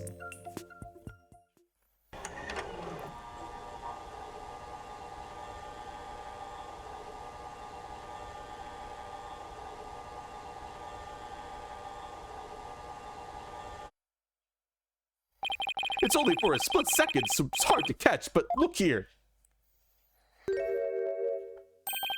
The suspicious shadow must be Trucy. She's using the steel sword she hid behind the curtain during the trick to kill the victim.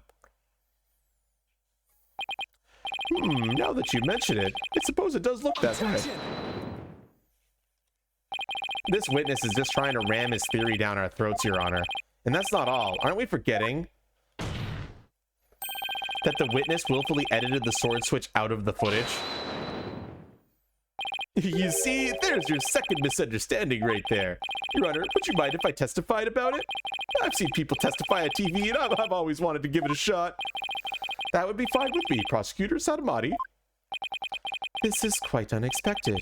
It threatens to disrupt the current course of this case. Hey, lighten up, pretty boy. You're gonna like what I got to say, promise. Very well.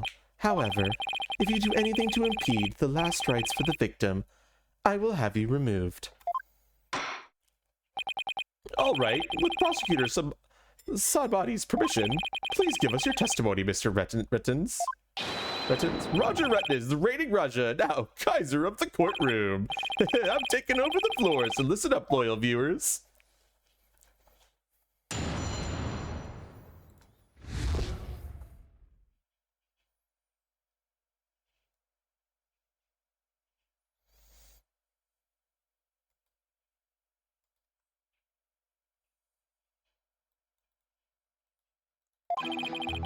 Footage is meant to be edited, I tell you. Scenes are spliced together and long or boring scenes are cut out. All the stations edit footage this way. It wasn't like it was done maliciously or something. It was just a coincidence that particular scene was cut. It wasn't intentional. Or what? You got some proof that I had an ulterior motive for editing that footage? I see. So you're saying it was a coincidence the sword swapping scene was cut. That's right. Glad you got the picture. Objection! Coincidence? That's just a little too convenient, if you ask me. Oh, what objection. How cool. It sure packs a lot more punch when you hear it live. Do that again. I want to get another shot from a different angle. My objection is not for your entertainment. And cut. There. I got some good stuff there. Mr. Retness, filming is prohibited inside the courthouse. Whoops, my bad, Judge. And if the defense has an issue, it can point it out during its cross-examination. What are we doing, chat?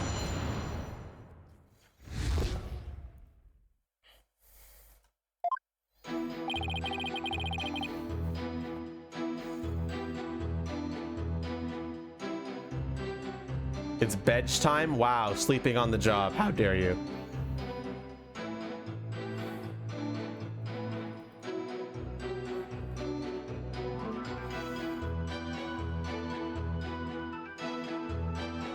Are we pressing or are we going right to presenting, chat? Press anyway? Bro, I also want to go sleep. If you have an idea, just do it.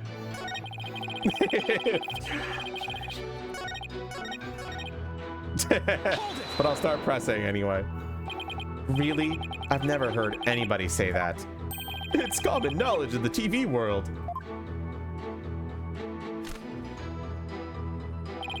You got any idea what a snooze cruise it'd be to watch a magic show without editing? A magic show like that one, anyway. That was ice cold. Anyway, editing is what makes TV worth watching.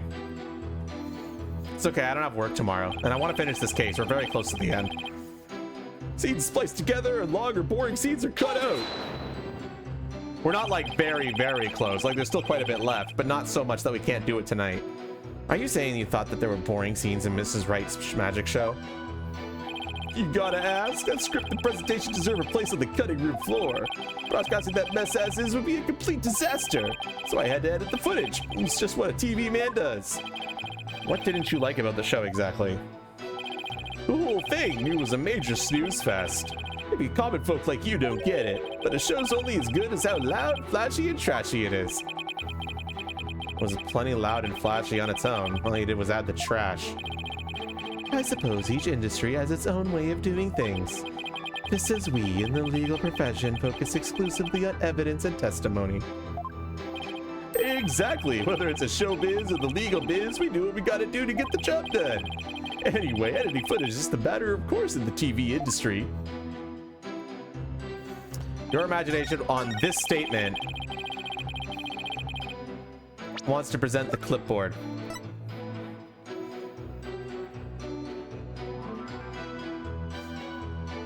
Objection!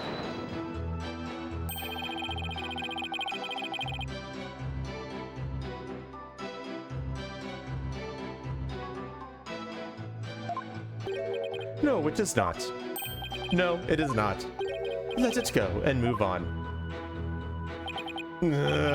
Alright, I'll let it go and move on. But not before you take this penalty with you. I'll move on. There's no way I'm going to let it go with Trucy's life at stake. Trying to pollute malicious intent and stuff, all I have to do is say it was a coincidence. We'll need to find some kind of foothold if we want to make any progress. True, but this guy doesn't seem like the type to slip up, so we'll just have to get the information out of him bit by bit.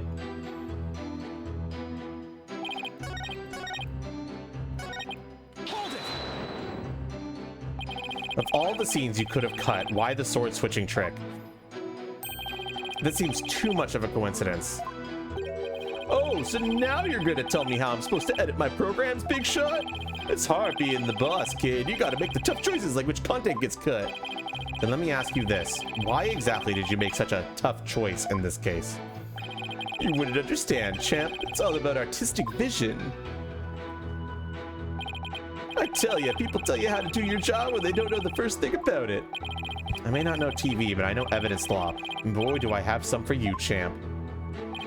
I might not be able to show that your selective editing was intentional. However, I know you bear the defendant ill will, and this is the evidence that proves it.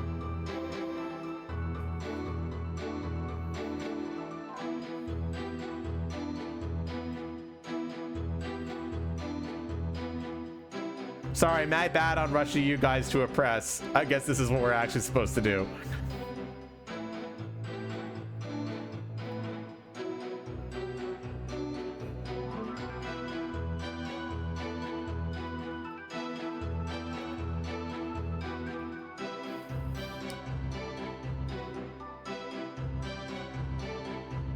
I'm literally throwing and making you look bad.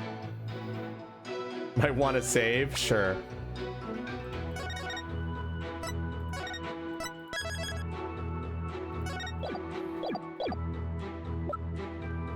We're going with the clipboard again?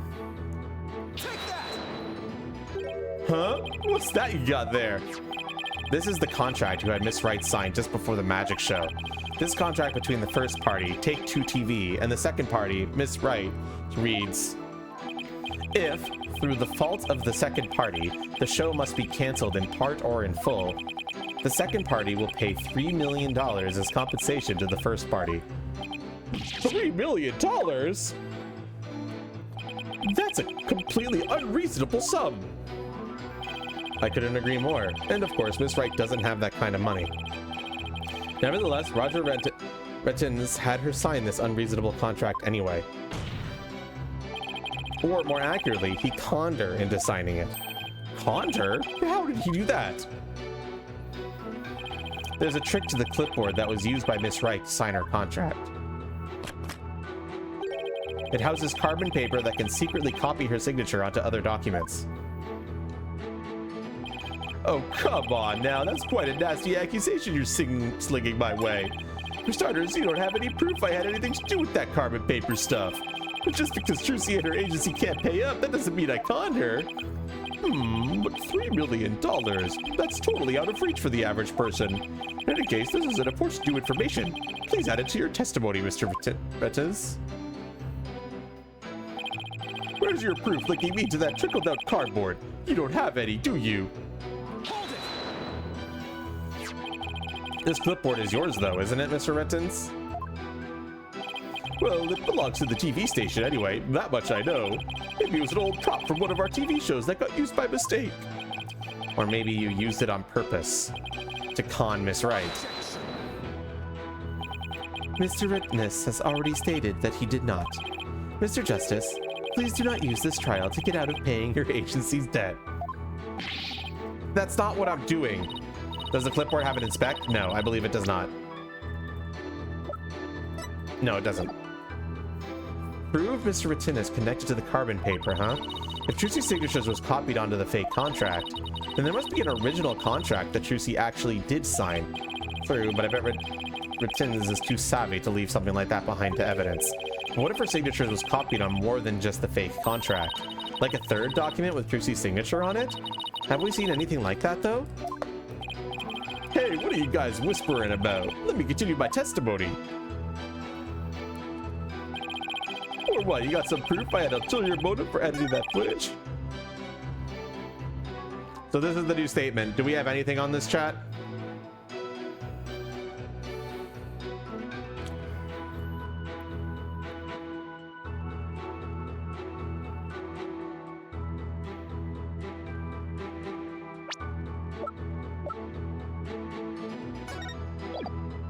Objection!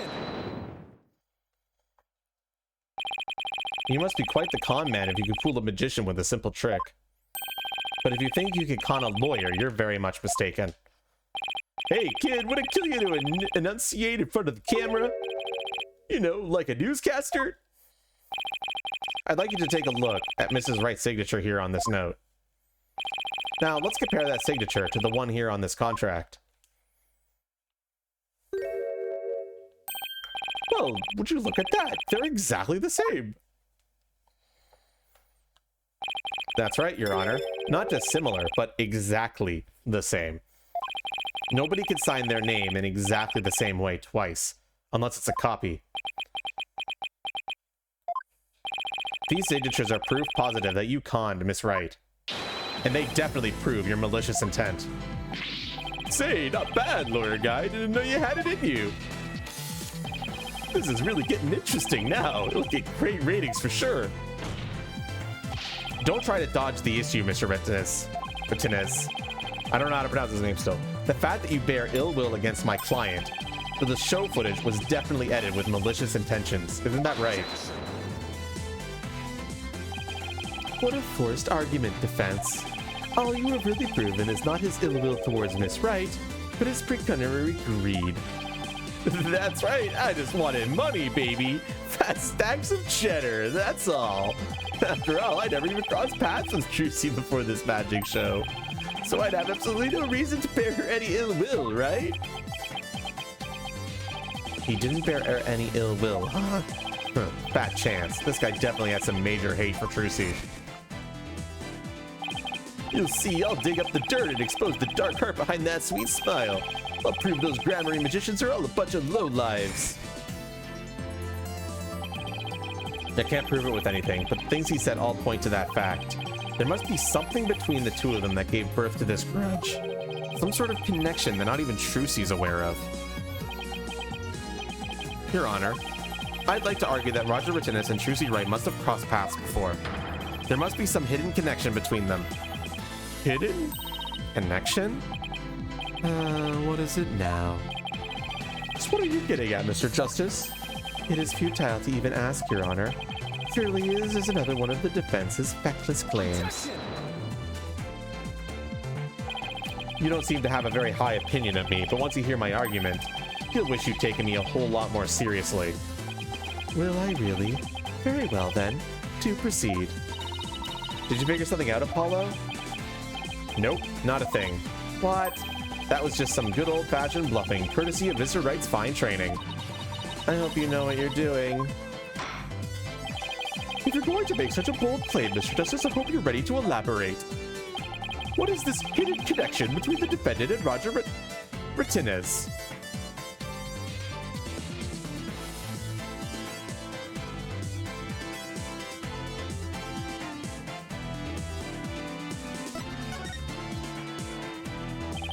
That sleight of hand trick Mr. Martinez did during the recess earlier. Filming is prohibited inside the courthouse. You want me to get the bailiff? Filming? What are you talking about? I don't even have a camera on me. What if Mr. Martinez is a magician too? What if? I believe it's up to the defense to fill in the blanks, not me. Well, if he is, he may have had some contact with Mr. Wright somewhere along the way.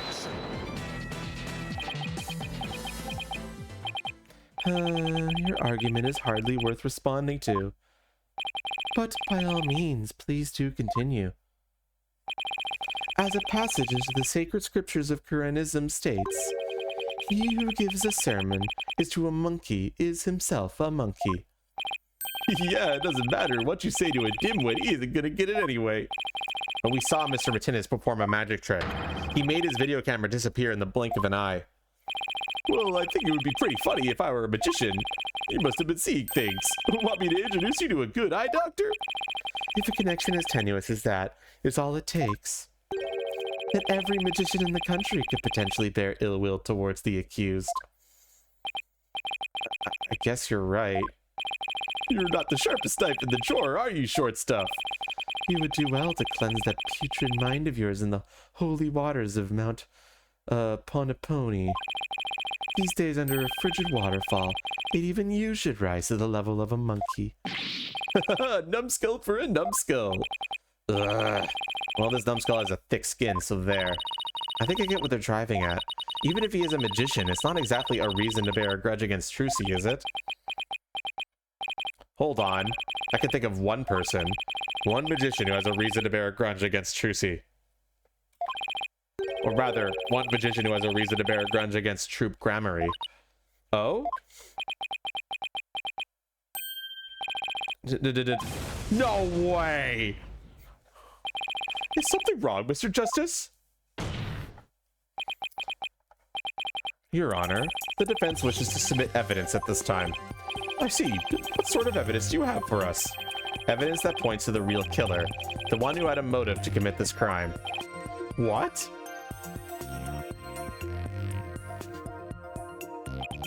And what do you have come up with this time, defense? Trucy Wright is the sole heir to Troop Gramarye and its name.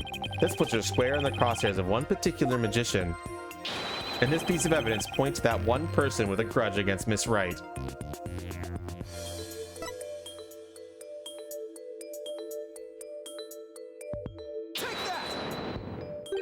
And who exactly are you naming, Mr. Justice? 13 years ago, the great Mr. Reyes belonged to Troop Gramarye. But then the troop ousted him, and Mr. Reyes vowed to get revenge on them someday. And what better way to accomplish that than through the ruination of their sole heir? But Mr. Reyes is the victim, Mr. Justice. You named a dead man as your suspect. But is he really dead? What do you mean? Is he really dead? If the fact that Mr. Reyes is the victim is what's throwing you off, then how about we consider this possibility? What if the man who died on that stage yesterday wasn't Mr. Reyes?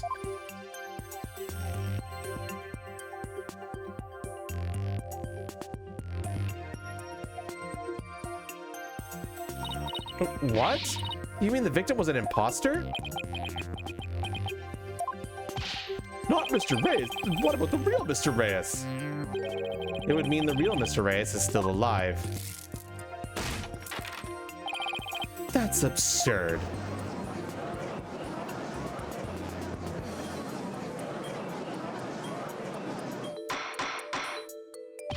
Mr. Justice, who is the real Mr. Reyes if not the victim of this case? It's all coming together now. I finally see the gimmick, the trick to this entire case. This should explain everything, Your Honor. The real killer, the one who hatted Troop Gramarye and wanted to sully its name.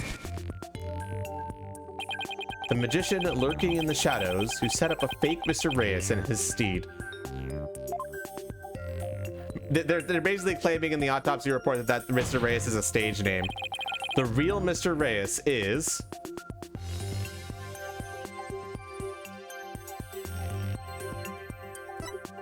Your imagination wants to present Roger.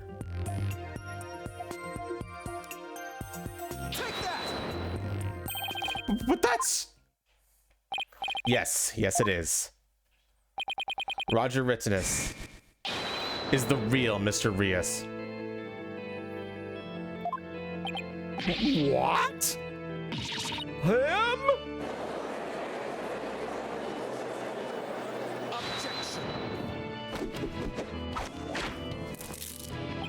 Oh, hallow red pepper, your impotent seeds sprout not but meaningless empty words. You can't possibly have proof to support such an outlandish theory. It's not a bad idea for a soap opera, but not even die-hard fans of the genre would stick past the pilot. You want proof? Well, I've got proof. I can prove it by proving that the Mr. Reyes at yesterday's magic show was a fake.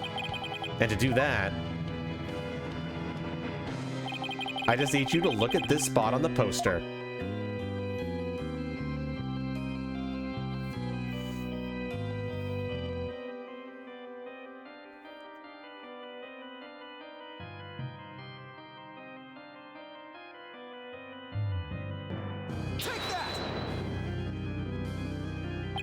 This is the injury Mr. Reyes sustained while practicing a magic trick 13 years ago.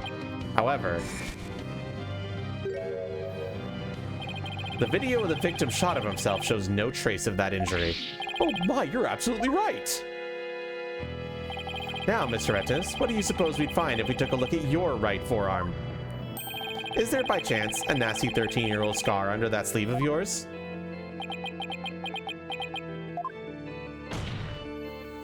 Well, Mr. Rettins, why don't you roll up your sleeve and let the court have a look? Or are you hiding something else up there? Come on now, I have nothing up my sleeve. I don't need to hide anything up there because I require no tricks or gimmicks. For you see, my magic is the real deal.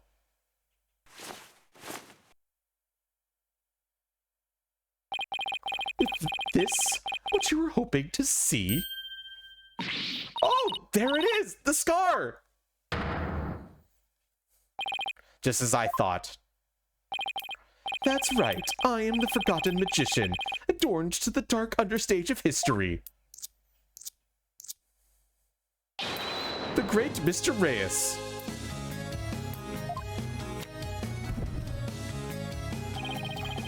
This is totally absurd.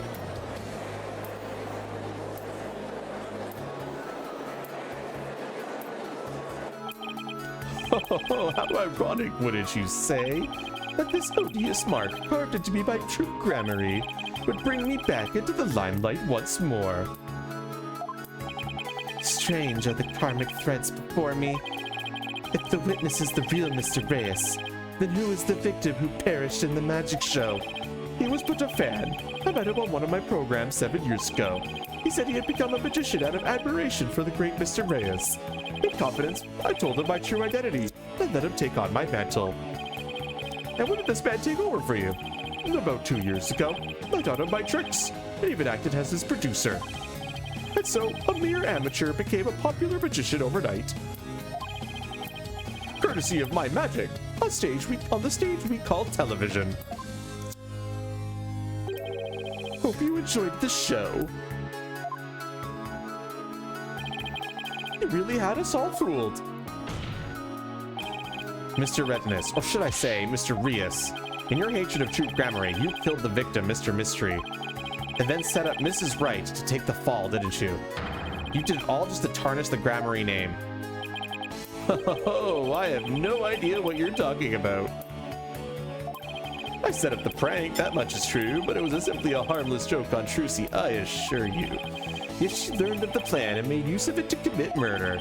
That is how strongly the criminal element runs in the blood of these gramaries. Objection! But if it was a secret prank plan that very few people knew about, couldn't you have been the one to use it for murder instead? Yeah. Yikes. His head! Just kidding. What the heck was that? Heed my words, lawyer lad, for I fear your grasp on reality is slipping. I do believe I told you that my magic is real. It employs neither tricks nor gimmicks.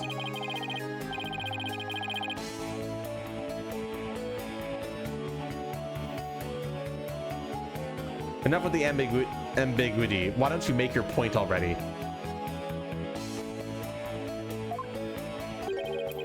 My alibi is as pristine as ever. Wouldn't you agree, Prosecutor Sadmati? Yes, I suppose that is correct. The witness does have a solid alibi. What? Recall, defense, that at the time of the magic show, Ms. Martinez was at Take-Two TV.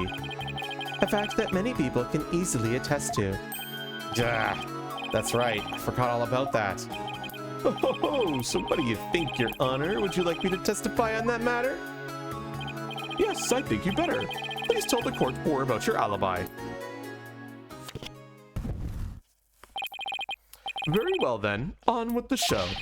Are you watching, Magnifi Gramarye? The time has finally come for my magic to snuff out your prestigious pedigree. The Gramarye line will be no more.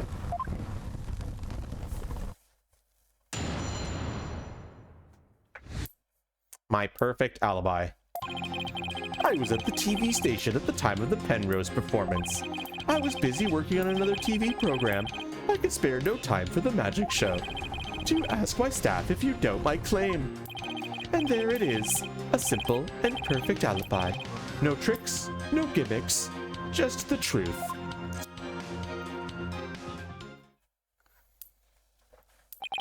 Do you understand now, perhaps? I did not grace the theater with my presence until after the incident. So how could I have committed the murder? The staff did say he was there at the station, so it sure does sound like a rock-solid alibi. But that can't be right. If Mr. Retis is the killer, he had to have been at the theater. There's gotta be a hole somewhere in his story. I assure you, there are no holes on Mr. Reyes' stage. No tricks, no gimmicks. True magic doesn't need trapdoors to escape through. Do you enjoy my show to the fullest? And my real alibi.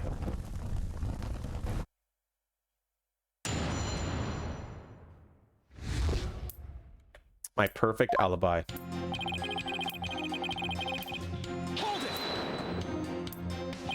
But you did come to the theater eventually, isn't that right? Indeed. Anxious to see how the show is progressing, I made my way to the theater. Let's see, my journey took about 10 minutes by car. Did he actually have been at the theater during those 10 minutes, killing the victim? Oh, allow me to stab at reading your mind. Could I have been at the theater during those 10 minutes, killing the victim? How in the... But no, I took a taxi. The driver can attest to that. Feel free to call the taxi company if my word doesn't satisfy you. The driver is a big fan of the Ratings Russia. I even gave him my card. He gave the driver his card? That was very clever of him. You might as well give it up, lad. Questioning real magic is a fool's errand. Oh, it probably did.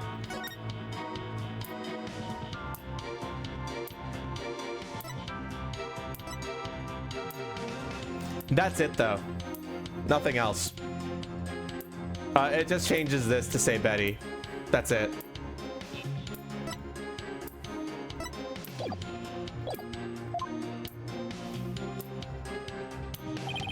I was busy working on another TV program. I spared no time for the magic show. What was this other TV show you were working on? My own special project, you see. One moment. Perhaps this is more appropriate. It's a Rating Rising special production. Yeah, hang loose, baby. It's called Desperation Regeneration. He switched personas just to say that. What's the show about? Washed up has-been singers and comedians get together and play musical chairs. The winner of the game is given a second chance at their career. A priceless prize for chumps who washed up too early in life. Sounds great, right? Might I suggest you appear on that show, Mr. Justice? As the ex-lawyer, he used to make ridiculous bluffs in court and faded sadly into obscurity. And let the Ratings Riser produce my TV debut? Not in this lifetime. You have great reactions. Who knows? TV might be your true calling. Hey, whose side are you on? In any case, I was overseeing production on this program during the Penrose performance. Hi, CM Poodle. How are you doing today? Do ask my staff if you doubt my claim. How do we know those staff members aren't in cahoots with you? I make it my business to perform solo. My magic has neither need nor want of assistance. After all, one of them could reveal the secrets behind my magic, could they not? So he doesn't trust anybody, huh? He's the complete opposite of Trucy. There were many people there in the studio audience who saw the witness as well. Even if he had been able to persuade his own staff to cover for him, he could not have convinced so many complete strangers to do the same. He really has made a rock-solid alibi for himself. Yeah, it's almost too good, you know? It's eerie how perfect it is. Has all been revealed to you now? And there it is, a simple and perfect alibi. No tricks, no gimmicks, just the truth. Got it. Do you have a brother? A brother that looks exactly like you, maybe? Again with the twins business? You think the audience will let you get away with using the same gimmick twice in a row? If you do not believe him, Defense, why not investigate for yourself? Though I am sure your efforts will prove to be thoroughly fruitless. Yeah, I guess the twins theory is a little far-fetched. His alibi really is airtight. I believe we've heard enough. Well, I believe the witness does indeed harbor some ill will against the defendant. There is no reason to doubt that he was at the TV station at the time of the incident. Yes, the facts prove it was impossible for the witness to have been involved with this crime. These last rites for the victim have dragged on long enough. The soul of the victim himself is so bored that it is resting on top of your honor's head. It is?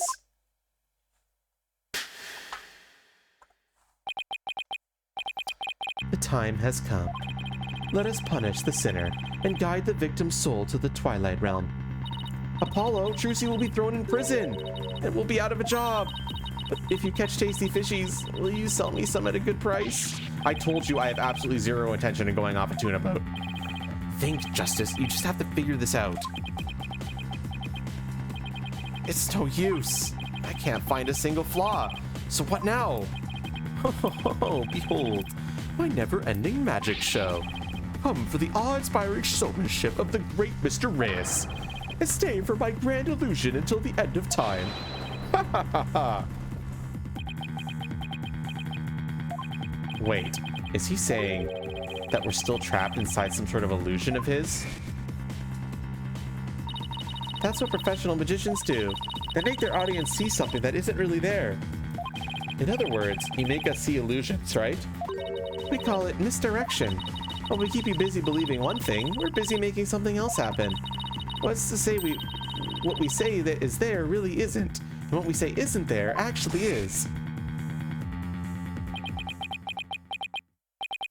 Could it be? You know what, Mr. Rentis? I guess we have all been spectators to the elaborate illusion you prepared for us. An illusion that has subtly turned our attention towards something you wanted us to see. What are you going on about, lad? Have you got something, Apollo? I just remembered something Trucy said about misdirection. What a magician says is there really isn't, and what they say isn't there actually is. If we've all been taken for a ride by Mr. Retness's magic, then maybe he's made us see something that wasn't really there. It's time to rethink all of my assumptions about this case. What have we been made to believe was there when it actually wasn't? What have we been taken to believe the absolute facts of this case?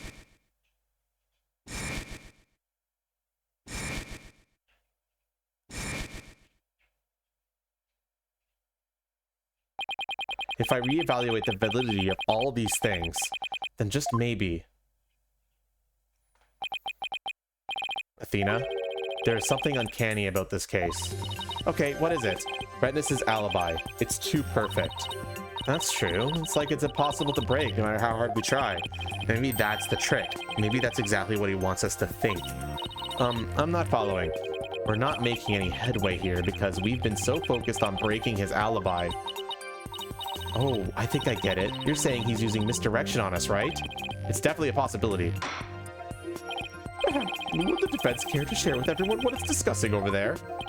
Your Honor, we believe that if we were to reconsider a certain assumption, we may finally arrive at the truth.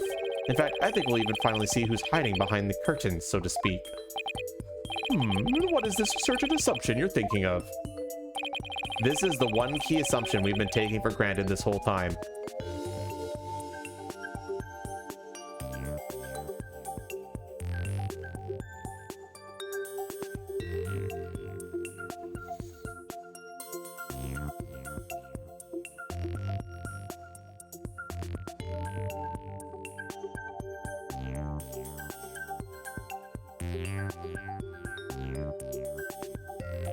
I'm seeing a lot of threes. The actual scene of the crime wasn't the theater, but the TV station. Ms. Wren has brought the victim's body to the theater after the fact, Foolish lawyer. Were that true, then what about the body you witnessed during the show? Don't you know it's rude to ask how a trick is done, Professor Sadmati? And don't you know it's rude to make far-fetched claims, Mr. Justice? I'll brush up on the courtroom manners 101 again just for you, Your Honor. Alright, so the murder could have really only taken place at the theater, which means that one key assumption we've been taking for granted this whole time.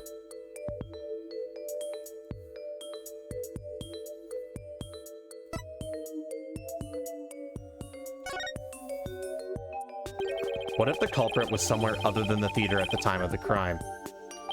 What if there was some way to commit the murder without actually being there? If that were the case, the miswritten's perfect alibi would become irrelevant.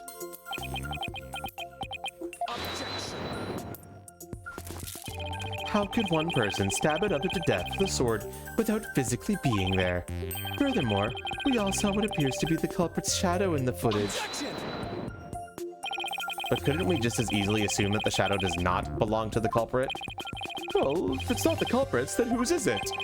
I'm not 100% sure yet, but I'm pretty sure I'm on the right track. We've all seen something that looks like this shadowy shape before, Your Honor, during the magic show itself. In that case, please point it out to the show footage for us. This is the thing that looks suspiciously similar to the shadowy figure of the culprit.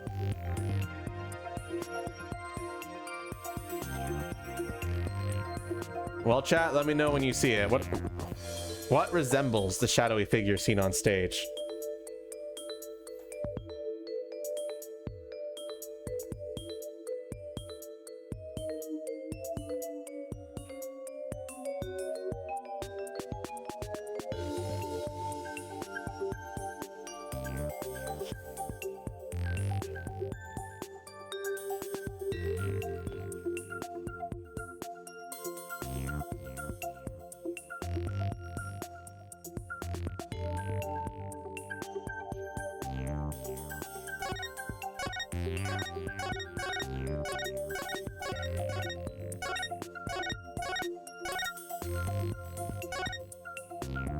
It's very hard for you guys to really point it out, but you said a lot of things directed to this, so I'm pretty sure you guys are referring to this, right?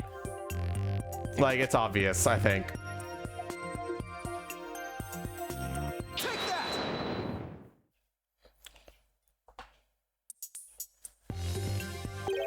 Doesn't this shadow resemble the shadowy figure? Now that you mention it, it does, doesn't it? Mrs. Wright, could you identify the shadow for the court? Let's see. I believe that's Mr. Hat's shadow. It's from when he's being pulled up from the stage to the catwalk overhead by the wire. Then, could this shadow that's shown later in the footage be Mr. Hat too? No, that's not possible. After Mr. Hat was pulled up to the catwalk, he stayed up there. In other words, this second shadow is from some other figure being pulled up. Some other figure? I'm afraid you'll need to be more specific than that, Mr. Justice. He's right. We've come this far. I'll just have to figure it out from the clues I have on hand. What is the second shadow shown in the footage?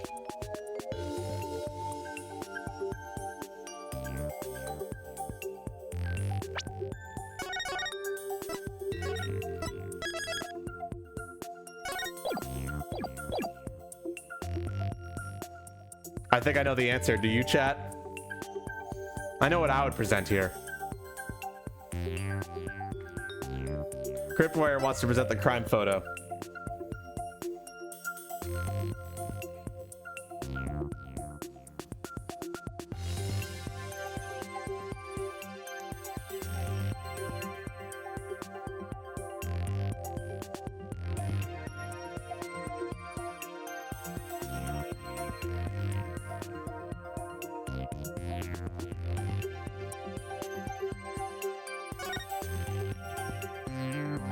Cryptwire, you might need to explain your logic.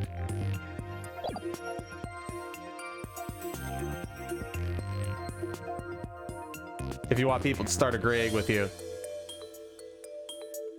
Sounds like not everyone's on board. In fact, it sounds like nobody's on board.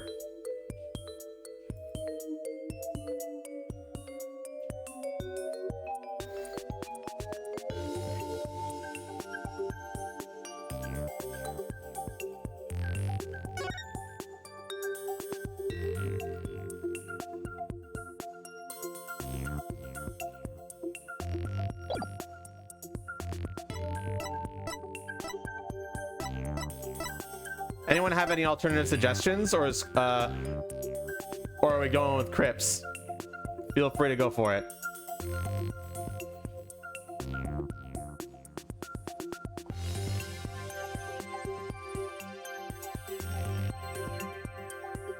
Okay, that's 3 yeses. If we consider what was happening on the stage at the time, there is only one answer. The shadow belonged to the fake Mr. Reyes. In other words, Mr. Man of Mystery. The victim? Please take a look at the prank plan script. Mr. Mystery was to pretend to be dead and then fly up into the air after that. Isn't that right, Mr. Retinus? Indeed, and what of it? I contend that that's exactly what happened. The victim was wearing a stunt harness around his waist. It was most likely attached to a stunt wire so that he could be pulled up into the air. So you're suggesting that, after pretending to be dead in the coffin, the victim flew up into the air just as the prank script says? Exactly. We just couldn't see him go flying up because the dragon was blocking our view. And that last trick, ladies and gentlemen, is the true piece de resistance of the Ritz magic trick. Don't tell me. You've got it all figured out? Yes, I think so. If we can just look beyond Mr. Retinus' last bit of misdirection, we should finally be able to see the real truth. The victim must have been pulled up to the catwalk just like Mr. Hat, and then hit the cushioning up there with considerable force. Figure what else happened up there at that time. Are you ready to elaborate, Mr. Justice? Yes, Your Honor. I'm ready. In that case, please answer me this. Why did the culprit make the victim fly up into the air like that?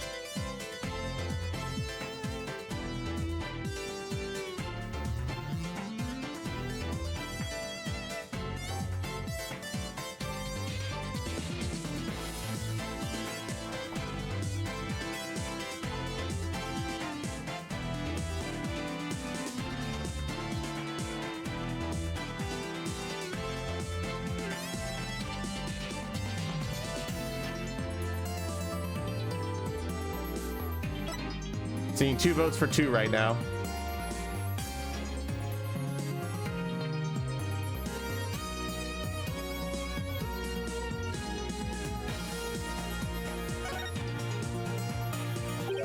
Just why did the culprit have the victim fly up after he appeared in the coffin? And how did the victim actually die when he was only pretending to be dead in the coffin? If we can figure out how these 2 questions relate, the answers should become clear. Could it be? Mr. Mystery must have thought he was still just part of a prank when he appeared on stage. He probably didn't suspect a thing as he was being pulled into the air. After Miss Wright was called backstage, and just as the set pieces fell,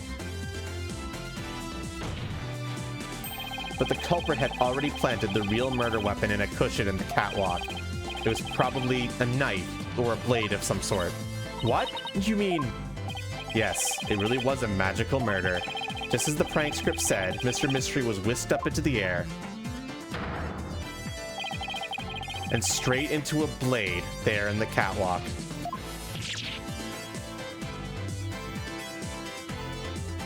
In other words, this murder was committed remotely through the use of a magic trick. What? Remotely? Using this method, it wouldn't matter where Mr. Retinus was at the time of death.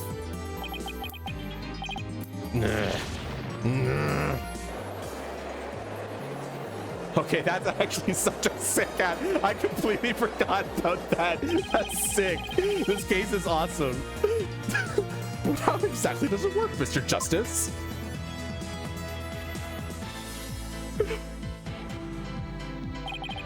Just before the murder occurred, the dragon set piece was up in the catwalk, and Mr. Manov Mystery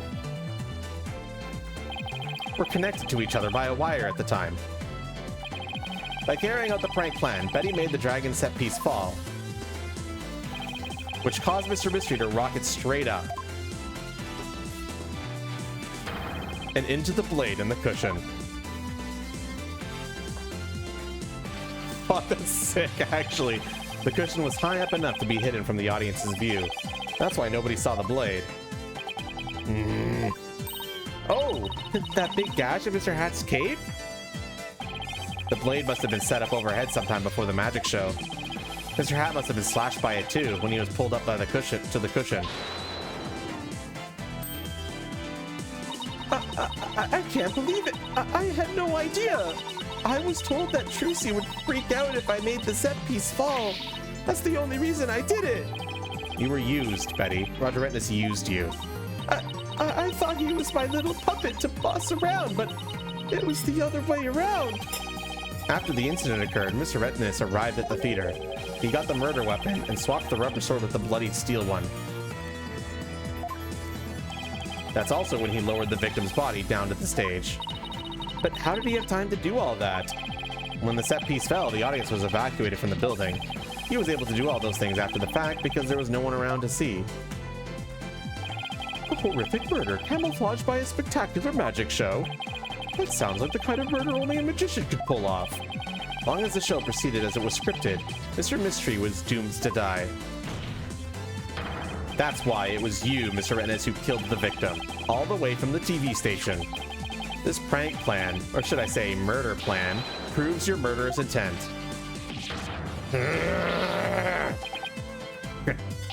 Collaborate!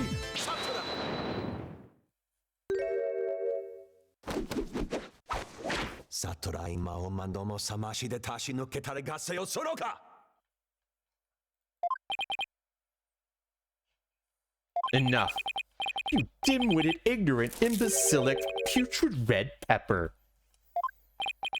He can't possibly have a counter-argument to make.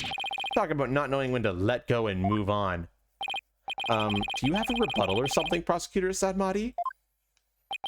No blade of any kind was found in the catwalk, which means you have no evidence to support your theory. But Mr. Retness retrieved it after the fact. Which still leaves you with no way to prove your wildly fantastic remote murder theory. What? Without proof, does it not make more sense to believe that the murder was committed there on the stage? That's where the bloodstained sword was found, after all. That is a very good point. As the only person who could have committed the crime there on that stage.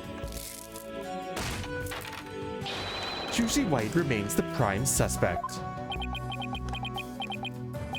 It would appear that what you call truth is little more than a cheap parlor trick. In the end, you have done nothing to prove the accused's innocence. It is time at last to let it go and move on.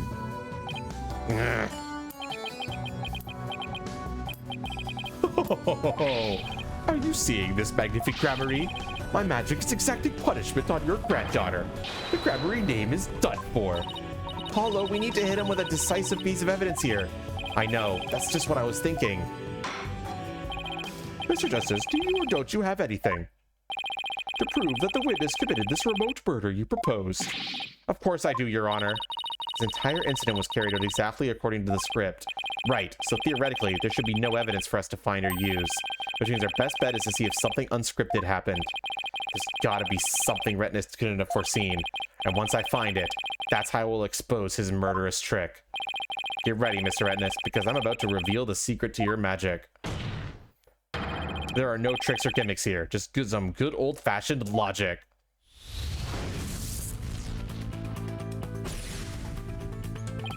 As long as the magic show went as scripted, the murder would happen without fail. Everything in this case was carefully planned so that no evidence would be left behind. Still, one thing happened that definitely wasn't in the plan. What part of the magic show wasn't part of the original script?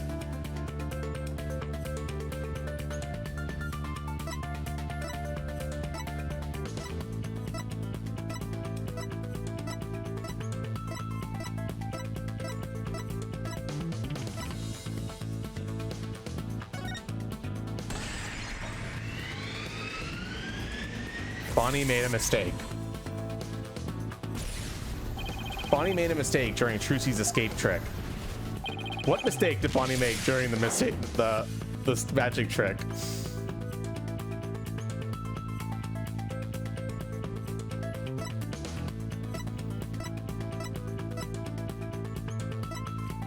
Her life choices.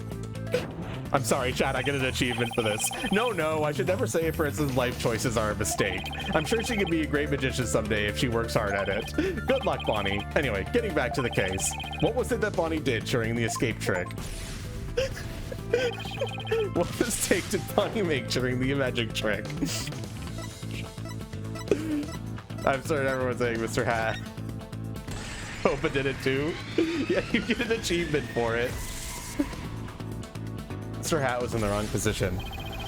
Because Bonnie placed Mr. Hat to the right of the coffin instead of the left, Trucy had to reappear on the side of the coffin opposite to the one in the show's script. But the culprit didn't know that when he first arrived at the theater, which means he was bound to make a slip-up when he tampered with the crime scene. Which part of the culprit's cover attempt was affected by Trucy's new position?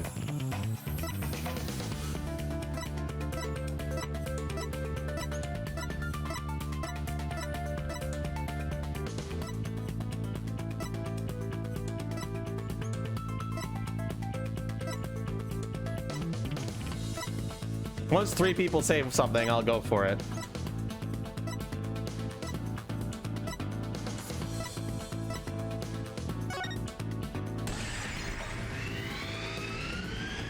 The blood was on the wrong side of the coffin, too. Thinking Trucy had appeared on the left, the culprit must have put the blood on the left hole. But the blood was eventually discovered in the right hole during the police investigation. If the killer had originally put the blood on the left side, that means he must have tampered with the scene again afterwards to make it line up with the facts. To make the crime scene consistent with the facts, the culprit must have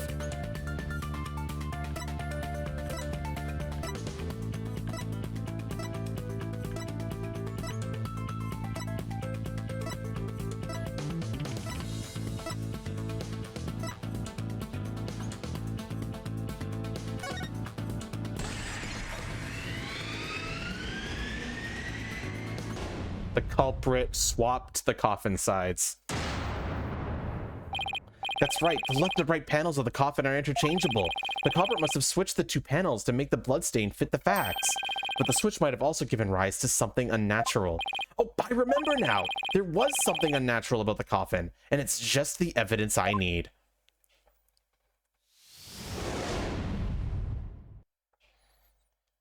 Sorry, Mr. Retness, but I have some very conclusive proof of your guilt. Another bluff, is it? There's no way you have anything of the kind. My magic is real, no trick. No, there are tricks and gimmicks to it, just like any other illusion. What? After the murder, you switched the left and right panels of the coffin, didn't you? Duh. And because you did, you left behind something very unnatural for us to find. This proves that Roger Retness tampered with the crime scene after the murder took place. Your imagination wants to present the fingerprint results.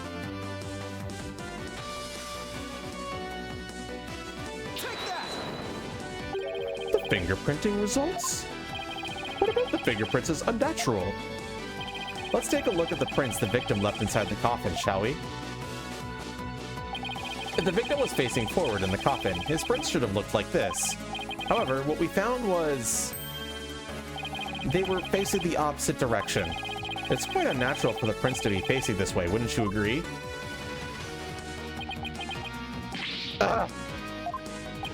It is strange, isn't it? How did they get this way? They got this way because the culprit thought the magic show had gone according to script.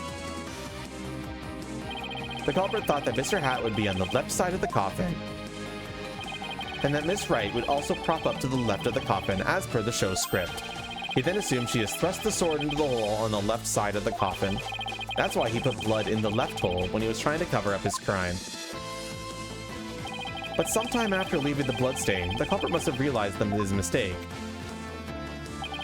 He found out that, due to Bonnie's mistake, Mr. Hat was to the right of the coffin. And that, despite the script, Mrs. Wright had thrust the sword into the hole on the right. In short, the hole with the blood in it was on the side opposite the one that Trucy used. To make the blood's location fit the facts, he had to tamper with the evidence yet again. So he tried to cover his tracks by switching the coffin's left and right panels. Oh, That's how the fingerprints of the coffin ended up backwards. Because the culprit switched the two side panels around,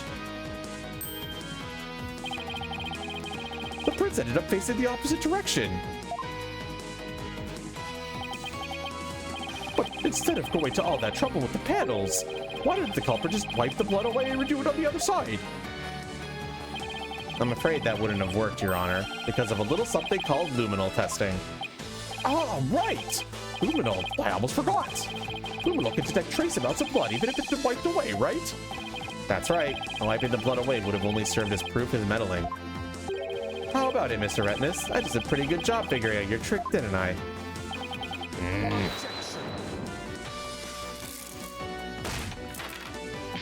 Choosy Wright could have done the same, just as easily. You have no proof that it was this witness who tampered with the evidence. Ah, but I do have proof. What? A person who was in the magic show would never have made the mistake of putting the blood on the wrong side.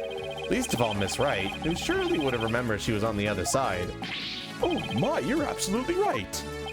Duh. Why, you impudent. I'm sure you realize that by now, Prosecutor Sadmati, that your claim that Miss Wright is the culprit just doesn't hold up. Huh. You and the accused are most certainly bound to hell. Really? Miss Wright and I? Because I think you're the one with a ticket there for trying to convict an innocent girl.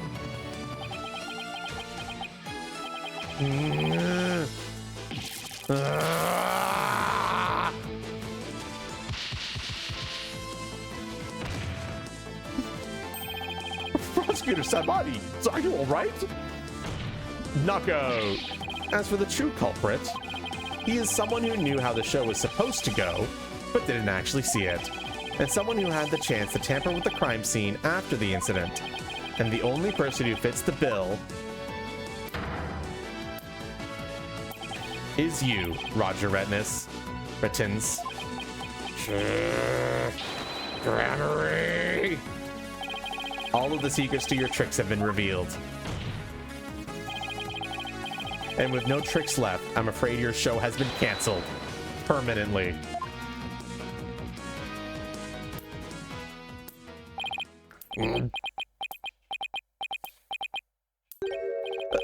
All of my secrets have been revealed, you say?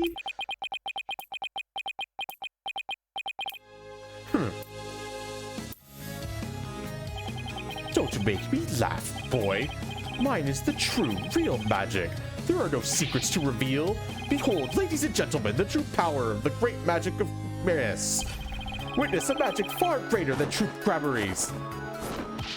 Burn!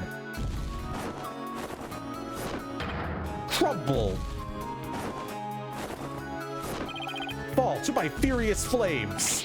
The great Mr. Reyes will bring an edge to you all. And now for the final heir to the Gramarye name. Right here, right now. You too shall burn, huh?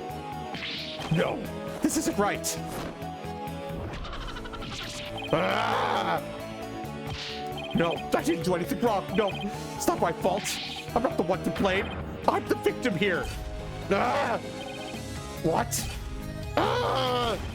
Ah! Stop! No! Ah! Curse you, Gramarye!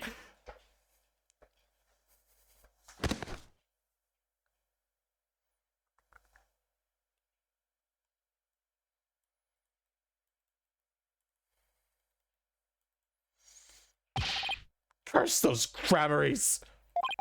It's all because of them! Even now they wound me! Curse them all to the abyss! Do you really hate us that much? Does your hatred run that deep? Deep enough to kill an innocent man? You're damn right, you have no idea what humiliations I had to suffer! Your grandfather, Magnifique Gramarye, kicked me out after I got hurt practicing my magic. He said I was too unskilled, that I would mess up on stage. He threw me out of the troupe just because he was worried about his own reputation.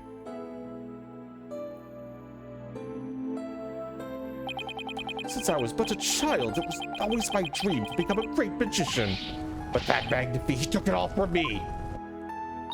But that's no excuse. That's no reason to do something so evil. Magic is supposed to make people happy, not used as a means for murder. What's the big deal?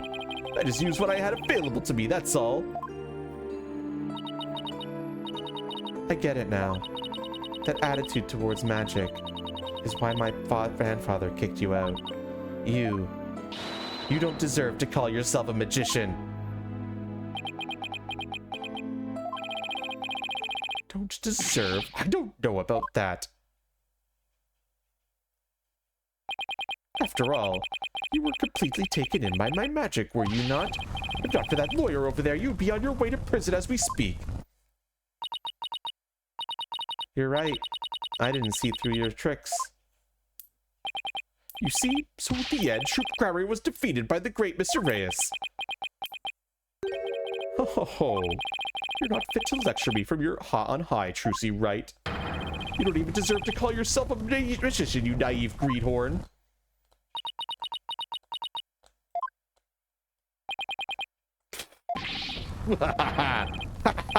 Take that, Crabber, you lose! If anyone needs to learn to let it go and move on, it's this guy. This courts in my prison can both burn in the flames of my creation. Bailiff, take Mr. Redness away and bring a fire extinguisher just to be safe.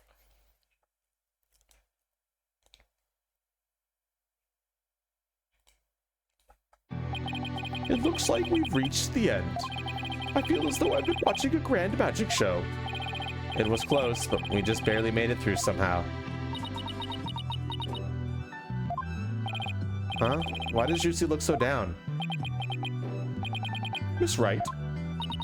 Yes, Your Honor. I'm about to announce my verdict. Can I see that wonderful smile of yours? That smile of a true entertainer? As I do. Yes, Your Honor. Now then, this course finds the defendant, Trucy Wright.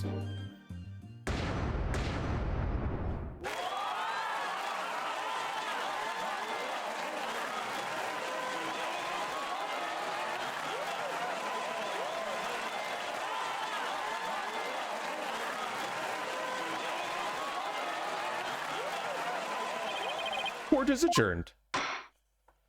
I have a schedule. We're going to be doing a bonus stream next weekend on Saturday and Sunday to get through this game. So the plan is case 3 is a long case. So Tuesday and Wednesday is going to be first half of case 3, then the second half of case 3. Case 4 is a short case. So we're going to do all of case 4 on the Thursday. And then Saturday, we're going to do the first half of case 5. And then Sunday, we're doing the second half of case 5. Yes, case 5 is that long. Case 5 of this game is the longest case probably in the entire series.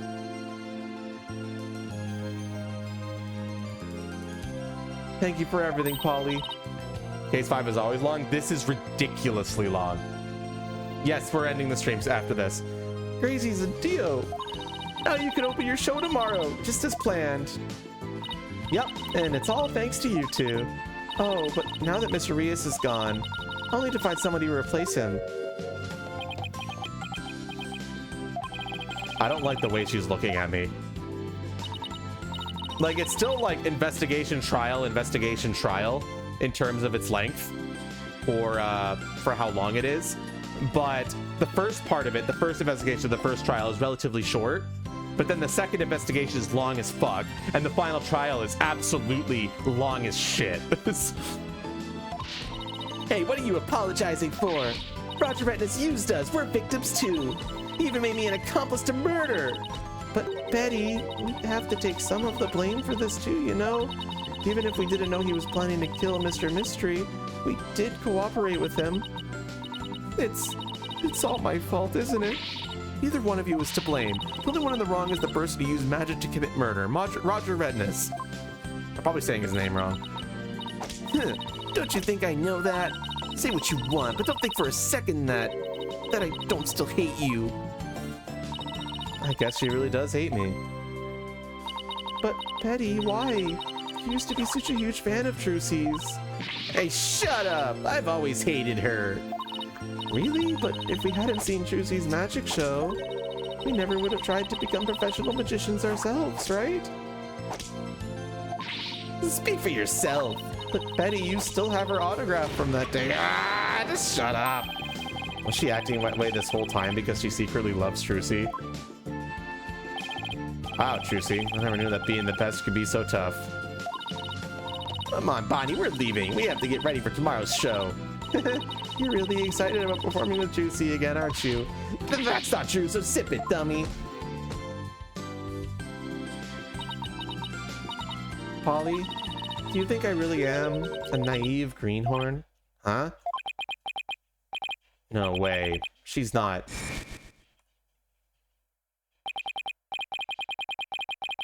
Wolves, you show up and you've been lurking probably this whole time, and that's the first thing you say, and this is what you have to say? Bruh. That's all I'm gonna say. Bruh. Same with you, Snicker. If not for that lawyer over there, you'd be on your way to prison as we speak. You're right. I didn't see through your tricks. You see, so in the end, Troop Grammary was defeated by the great Mr. Reyes. Ho ho ho. You're not fit to lecture me for about a high, Trucy, right? You don't even deserve to call yourself a magician, you naive greenhorn. Trucy, don't tell me you're taking what Ren said to heart. Well, maybe a little. I didn't see through his tricks, and I let myself be taken in by his magic. I can't trust myself anymore. Maybe he was right to call me a greenhorn.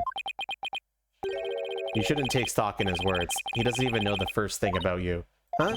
You're a wonderful Grammary magician. You should be proud of yourself. Thank you, Apollo, but what makes you say that?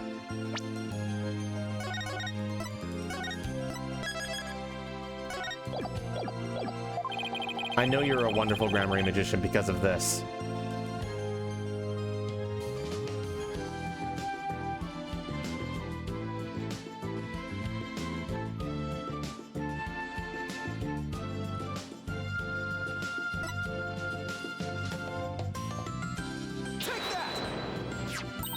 My grandfather's notebook? The Grammary Creed. A true entertainer always keeps a smile on their face. When you performed your magic trick in court today, you showed the world your dedication to your troop's creed. Even through all the jeering, you kept a smile on your face and won the crowd over. You are everything Magnifique could have hoped for in an heir.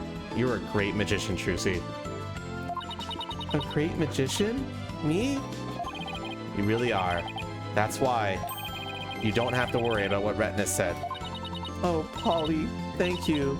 Still, I couldn't have done it without you. I would have lost my nerve if I'd been alone up there. I was able to keep on smiling because of you. Me? I remembered what you said to me in the detention center. After all, you're sure you swapped the swords, right? Yes, I remember doing it. Then I just know it wasn't your fault, Trucy. But how could you say that? We don't have any proof it wasn't me. I mean, I know you're a great lawyer, Polly, but... I believe in you, Trucy. And I believe in your skill as a professional magician. So I'm going to prove your innocence. Don't worry, you're going to be fine. Your words are what kept me going. Apollo, despite the fact that this case only has one investigation and one trial, it's actually pretty long, all things considered. Thank you from the bottom of my heart. Now I can be everything I was meant to be. Juju's real smile is the best. So glad I can help make that happen. Emma? I'm really sorry, Trucy, for everything. But why? Well, I wasn't able to convince Prosecutor Samadi what a good person you are. And I had to testify against you too. You have nothing to apologize for. You were just doing your job. You're too kind.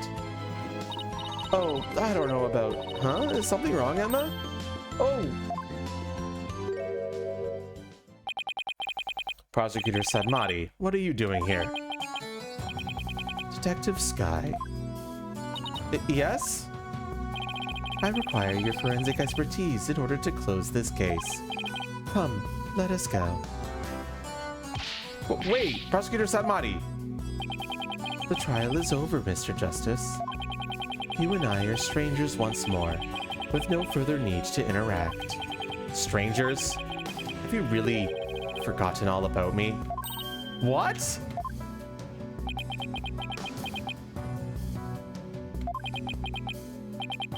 You've really changed, Nayuta. Telling me to let it go and stuff. What happened to you? O lawyer of impure soul, I have nothing to say to the likes of you. Are you serious, Nayuta?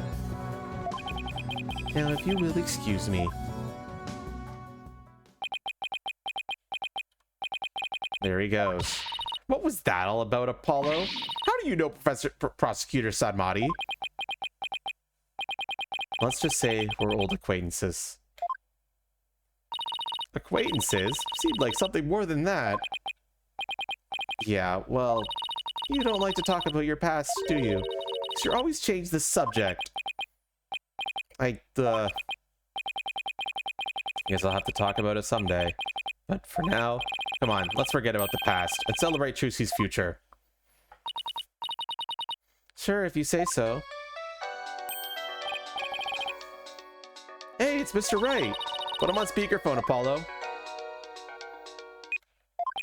What's up, Mr. Wright? Apollo, how's Trucy? What happened at the trial? Did you get a not guilty verdict? Mr. Wright, slow down. Everything's fine. Hi, Daddy. I'm okay now. She was found not guilty in a very dramatic turnabout. Plus, we saved the office. It was a great victory for Apollo. Ooh, that's a load off my mind. I can't thank you enough, Apollo. Now I know I can trust you to hold down the fort anytime. Me? Really? Yes, you. You're a real full-fledged lawyer now in my eyes. A full-fledged lawyer? I still can't wrap my mind around it. Thank goodness you were there to take care of everything. Thank you, Apollo. No need to go that far, boss. Especially not in front of everyone. Oh, and by the way, I won't be able to make it to tomorrow's show, so hoping you could go. You'll do that for me, won't you? Well, of course. I wouldn't miss it for the world. Full-fledged. So Daddy asked you to come to tomorrow's show, huh? As my assistant, right? No. He just asked me to go cheer you on. Okay, then I'll be sure to save you the best seat in the house, Polly. The best seat in the house? I'd really appreciate the thought, but good, then it's settled.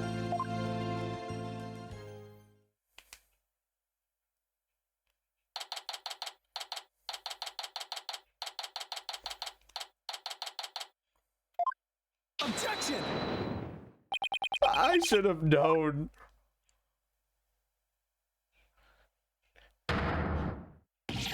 That this is what she meant! Magical girl Trucy Wright will now perform her greatest illusion yet. There are no tricks or gimmicks here, ladies and gentlemen. This is real magic. Wait a minute, you're kidding, right? There is a trick or gimmick, right? I'm too young to die. Now then, Mr. Hat, you know what to do with that sword. No, wait, stop! No! And that is how Trucy and Gramaryeland ended on a rousing high note, with a big round of applause and Polly's ear-splitting screams. What kind of an ending is that? I can't believe this is the case Apollo dies in. Yep, he's dead. All right, chat. Since the next stream isn't until Tuesday, we're going to be taking a bit of a break. The next stream's not till Tuesday. How about we look at the intro for the next case, shall we, chat? And we'll show the intro again on Tuesday. Here's a little teaser for Tuesday's stream. The Right of Turnabout.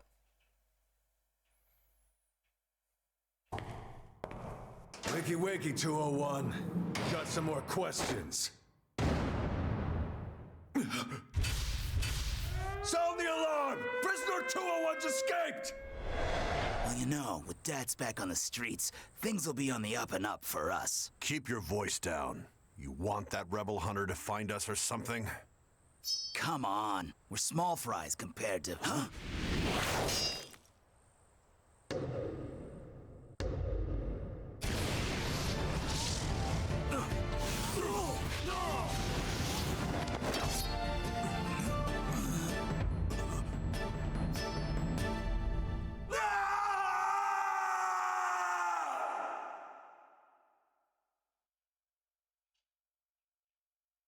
And that's all you get.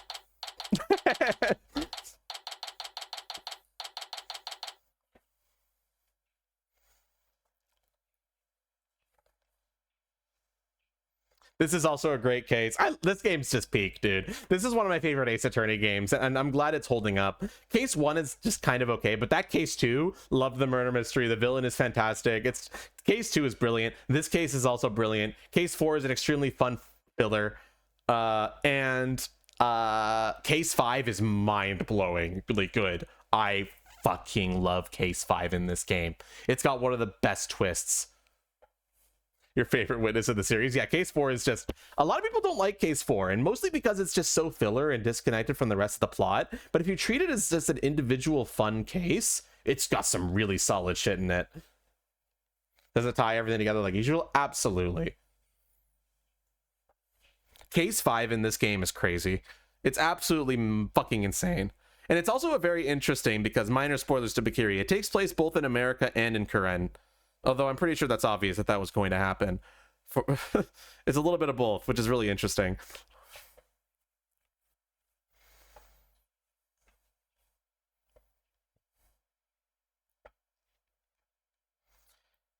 Case 5 is so long that they honestly could have probably split it into a Case 4 and a Case 5. And it probably would have flowed just as well. But they didn't. They just made the whole thing Case 5. I don't know why they did that. It's like, it's a stupidly long case for, it's ridiculous. It's like fucking, it's stupid insanity in how long it is. It's crazy. This is probably the longest game in the series just because it has a Case 4 that's unrelated to the overall plot, and then Case 5 is just that long.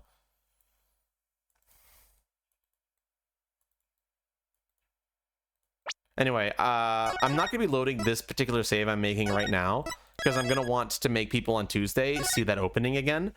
But I'm going to save just to be safe. All right, everybody. Thanks so much for coming down. Today's stream was amazing. Absolutely fucking amazing stream. We went 10 hours. I'll see you guys on Tuesday for... so here's the schedule I'm planning.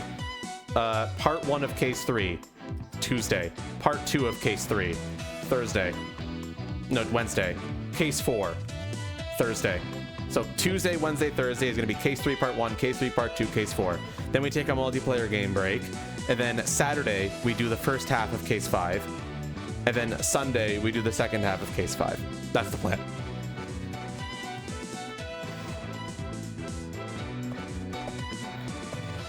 And by how long I say half, Saturday and Sunday streams are probably going to be about 6 to 7 hours each, maybe even longer. That's how long that case is. It's about 12 to 14 hours long of a case. And it might take longer because I have to stop and wait for you guys to give answers.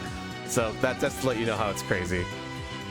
You check your preloaded evidence next time. I have no choice but to just accept what's on the wiki, your imagination. I just have to double check it before I click it, the check mark on it, to load it into the evidence, basically.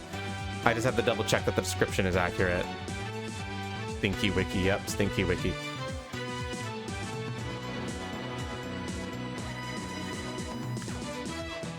This is my favorite game in this trilogy, though. And who knows, maybe sometime in the future we'll go back and do the original trilogy.